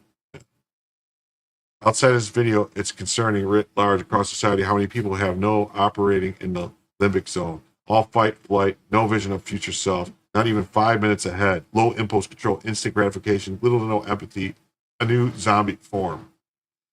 We call it toxic shitty. Mayor probed over fraud and forgery claims. You could buy a license plate on Amazon. He's telling the truth. It wouldn't have been a simple, hey, let me just run the VIN number and stuff. It could have been handed in 5 minutes. The way he acted turned into something way worse. Clearly, prison taught him a lesson.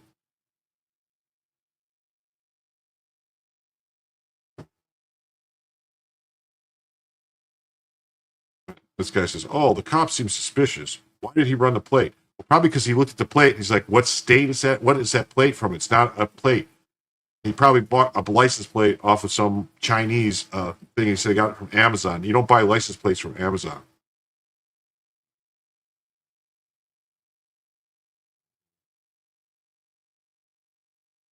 The cop is a bully. Why do you have to step in front of the car? You could just talk to him. The escalating. Yeah, there you go.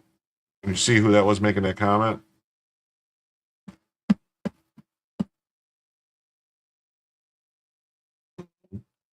Here we go. Footage released of viral arrest involving Texas City officer. Dash cam and body footage went viral.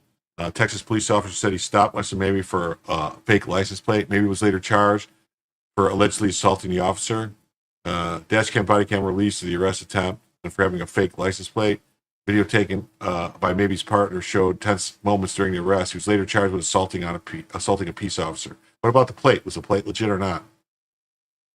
I saw him swing on him. So the body cam shows approach maybe, stating that he was a countywide task force and telling maybe to get back in his vehicle. Texas police said the officer was working with a task force in Galveston County. He was heard telling the officer that he knew his rights and his confrontation wasn't a traffic stop. Bear ordered maybe to put his hands behind his back so he could be detained. The officer said he ran Maby's plate and no information came up. Maybe refused the order, saying the Bear had no right to detain him.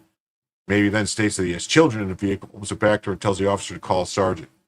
Beller tells Maybe to walk to the front of the police vehicle, which Maybe refuses. The officer then asks Maybe where the vehicle's license plate came from, to which Maybe says he was bought the plate online. The vehicle was in a used in a car show.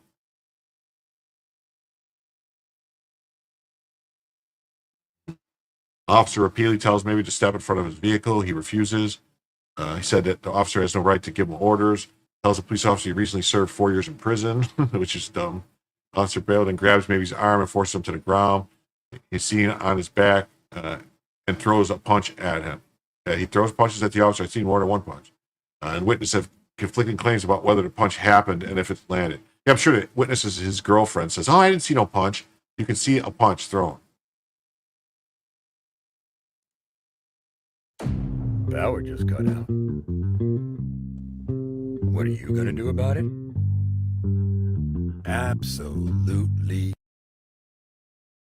Video continues with Officer Birmingham Maybe on his back and telling him to get on his stomach and put his hands behind his back. Maybe says the order was difficult to do with the officer on top of him. Man, this newspaper hates cops. Whoever wrote this article. Intense moments caught on camera of a takedown by a Texas City police officer. You see, the officer was working with the Galveston County Sheriff's Crime Reduction Task Force in Kemah when this happened yesterday around 3 o'clock. Our Abigail Dye has both sides of that story. What are you doing? What are you doing? No, what are you doing? Babe, just let him. Babe, just let him. Just let him. This video was taken outside of a shopping center in Kemah, Texas. This is Texas City Police Officer P. Baller that you see in the video. He's sitting on top of Weston Maybe, who's now sitting in jail, charged with assaulting a peace officer. What are you doing? We were getting school supplies, and as I was gonna go open up the trunk to get the stroller out, I saw a cop coming from like Waterburger area, and the license plate he's saying is not coming back to our cars. It's not coming back as registered at all. So I'm like, I need to get my phone to show you all the documents because I'm at the trunk. When I go to get my phone, he throws them on the ground.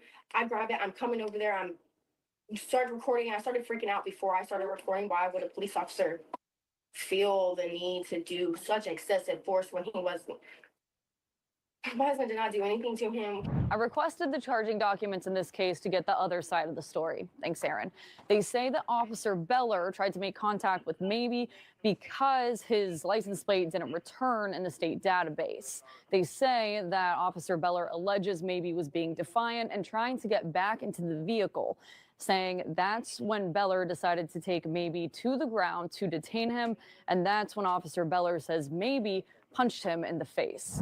He's beating the out of that kid. The woman who took this video says she saw the takedown. First of all, could you clarify, do you know the person who was arrested or his wife in any personal way? No, I had never met them before. You know, I heard a loud commotion and looked over just as to the ground. At any point, did you see him hit the officer? I did not. I've been reaching out to Texas City Police today for their take, and they posted this on their Facebook page just about an hour ago. This is the mugshot of Maybe and his charging information. There's also a lengthy press release, and there are a couple new things on there. One says that Maybe admitted to the officer that he bought the license plate online. And that press release, it also says that when the officer escorted Maybe to the front of the patrol car, Maybe began physically resisting and struck the officer in the face with a closed fist, not mentioning the takedown when court documents say that Maybe hit the officer after he was taken to the ground. So we have a couple things that are a little different from the court documents to this press release, but long story short, police say that Maybe hit the officer, and witnesses say that's not what happened. And you had two different accounts there from the witness. Right. And also the woman that was recording. Yes. So the witness who saw it all happen, and then, of course, Maybe's wife, who was also there, says that her husband didn't hit the officer. Well, the story doesn't end here. Hopefully Texas City reaches out and they can kind of clear up some any additional information if they have anything else they want to add to that. Absolutely. And, dash camera, body camera, those things won't lie. Yeah, they don't lie, which shows him getting punched in the face. The video continues with Officer having Maybe on his back, telling him to get on the ground. Both men are heard cursing at each other during the struggle. Officer Baer then presses his hand on Maybe's face and has him roll on his stomach. He also tells the officer to get off him, saying the officer was going to injure him because he was getting overheated. That's not what he said. That's not what he said. He said, I have a heat restriction. Get off me. It's hot. Other witnesses seen coming up to the officer while recording saying, you have no reason to be doing this. Okay. Well. After about another minute back and forth between Maybe and the officer, another officer comes to take Maybe to his vehicle. The officer goes to Maybe's partner, Felicia Albert, and asks her for ID while the others put him in a wrap. When Officer Baer comes back, the camera and audio catches Maybe calling for an EMT. The last 6 minutes of the video, Baer can be heard telling the other officers to take Maybe to the Galveston County Jail, discussing the incident with Albert and other witnesses. Towards the end, Baer tells the officers that he believes Maybe and Albert were coming to steal.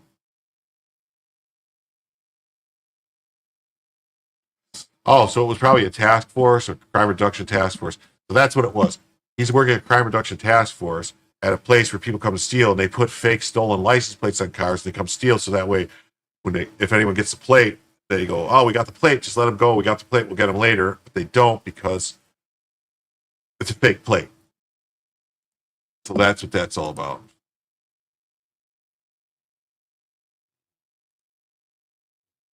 On to the next story.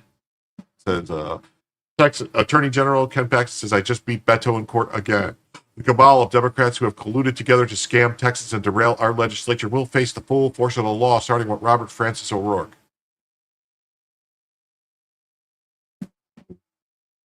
Yeah, we're supposed to replace I can't breathe with I have a heat restriction. I'll remember that next time I resist. Yeah, right? Mm-hmm. Attorney General Ken Paxton secured another major victory against Robert Francis O'Rourke and his organization, Powered by the People, which is operating a lawful financial influence scheme designed at helping runaway Democrats avoid arrest during quorum break. After securing an initial TRO last week, General Paxton has now secured a modified TRO that halts Power to People and any institution it partners with, including Act Blue, from moving any property or funds out of Texas. In Texas, lawless actions have consequences, and Attorney General Paxton says his fraudulent attempts to pad the pockets of rogue cowards abandoning Texas has been stopped. And now the court has rightly frozen his ability to continue to send money outside of Texas. The cabal of Democrats have colluded to scam Texans and derail the legislature will face the full force of the law. Attorney General Paxton has defeated O'Rourke yet again, stopped his attempt to forum shop by moving the case to El Paso and securing an enhanced temporary restraining order that prohibits financial institutions and political fundraising apps such as Act Blue from transferring O'Rourke and Powered by the People's funds outside of Texas. Cool. Good job, Ken. Excellent job. This I saw. I was like, what? It says, it has been revealed that $250,000 of Pacific Palisades fire aid money meant for victims was funneled to George Clooney's NGO, which funds gender justice champions in 40 countries instead of assisting residents whose homes were destroyed in the devastating blaze. George Clooney's Foundation for Justice has an operating budget of $15 million per year, with $2.5 million going to management fees, $3.5 million in payroll, and $6.7 million in grants to specific causes. Among those as stated above is the Trail Watch, specifically named LGBTQ+. Wow.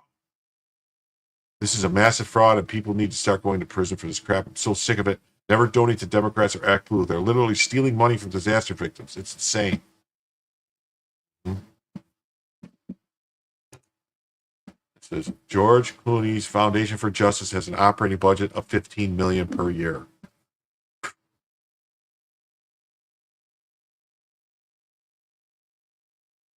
With $2.5 million going to management fees, $3.5 million in payroll, and $6.7 million in grants to specific causes.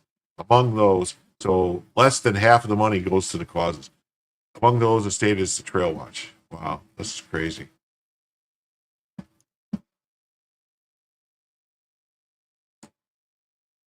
$250,000 of Pacific Palisades Fire Aid money was funneled to George Clooney's NGO, which funds gender justice champions.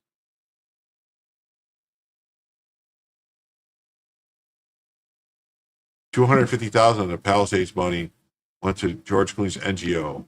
A bunch of other money went to Gavin Newsom's wife NGO, if I'm not mistaken. Fire Aid is back in the spotlight after it revealed $250K of the money, which was raised for fire victims, was funneled to George Clooney's NGO. Clooney's Foundation for Justice, an NGO founded by George and Amal Clooney, focused on global gender justice initiatives. So yeah, they need that fire aid money for global gender justice. Its mission is described as waging justice through free legal aid. Oh shit, I forgot Facebook. All right, I'm sorry, Facebook got canceled. I totally forgot. Facebook ends at 8 hours. I totally forgot to end it at 8 hours. Whoop. My bad.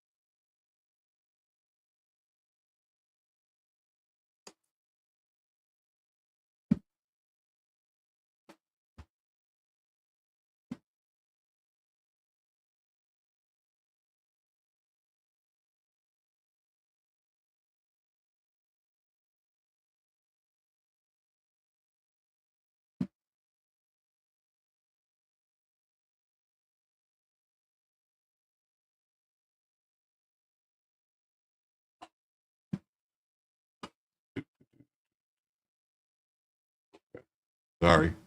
You got locked out of YouTube live chat. You had to reboot the phone. Half is actually good. Only usually about 5 to 10% make it. Yeah. The $250,000 grant was part of Fire Aid's second round of distributions, which totaled $25 million in May. Fire Aid has dispersed nearly $75 million to date, with $50 million released in February to 120 nonprofits. However, the organization has admitted that no money has been given directly to fire victims. Even though that's what they said when they did to raise the money, they said it's going to go directly to fire victims. So there should be fraud or something here.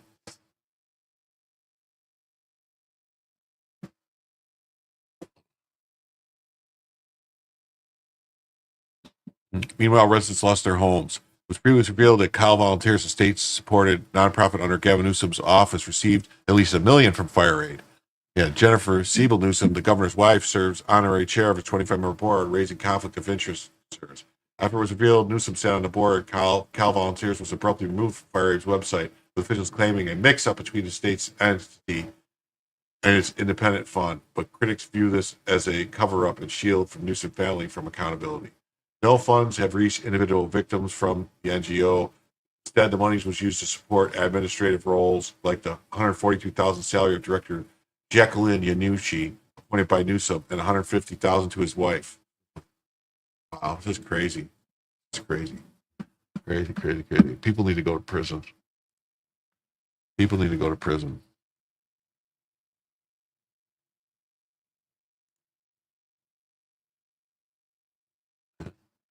Here's, basically this says, California Globe, $100 million in fire relief went to nonprofits instead of fire victims. According to several independent investigations, $100 million raised during the fire concerts, which they said was going to go directly to victims, but it didn't. Did not go to the fire victims as promised. This is crazy. Well, everybody, it's been over 8 hours. I think that's all we were supposed to go tonight. I don't think, according to math, I did 8 hours is where we're at. So I just want to thank everybody. Remind everyone to please hit the like button if you haven't already. Please subscribe if you haven't subscribed. I'll see you Sunday night. I do this just about every night of the week. I do a show about from 10 to 11 p.m. Usually at around 10 or 11 p.m. Eastern time, I do a show covering the news and stuff. So thank you all for being here. Have a great night. And come on back for Jim to tell you the news.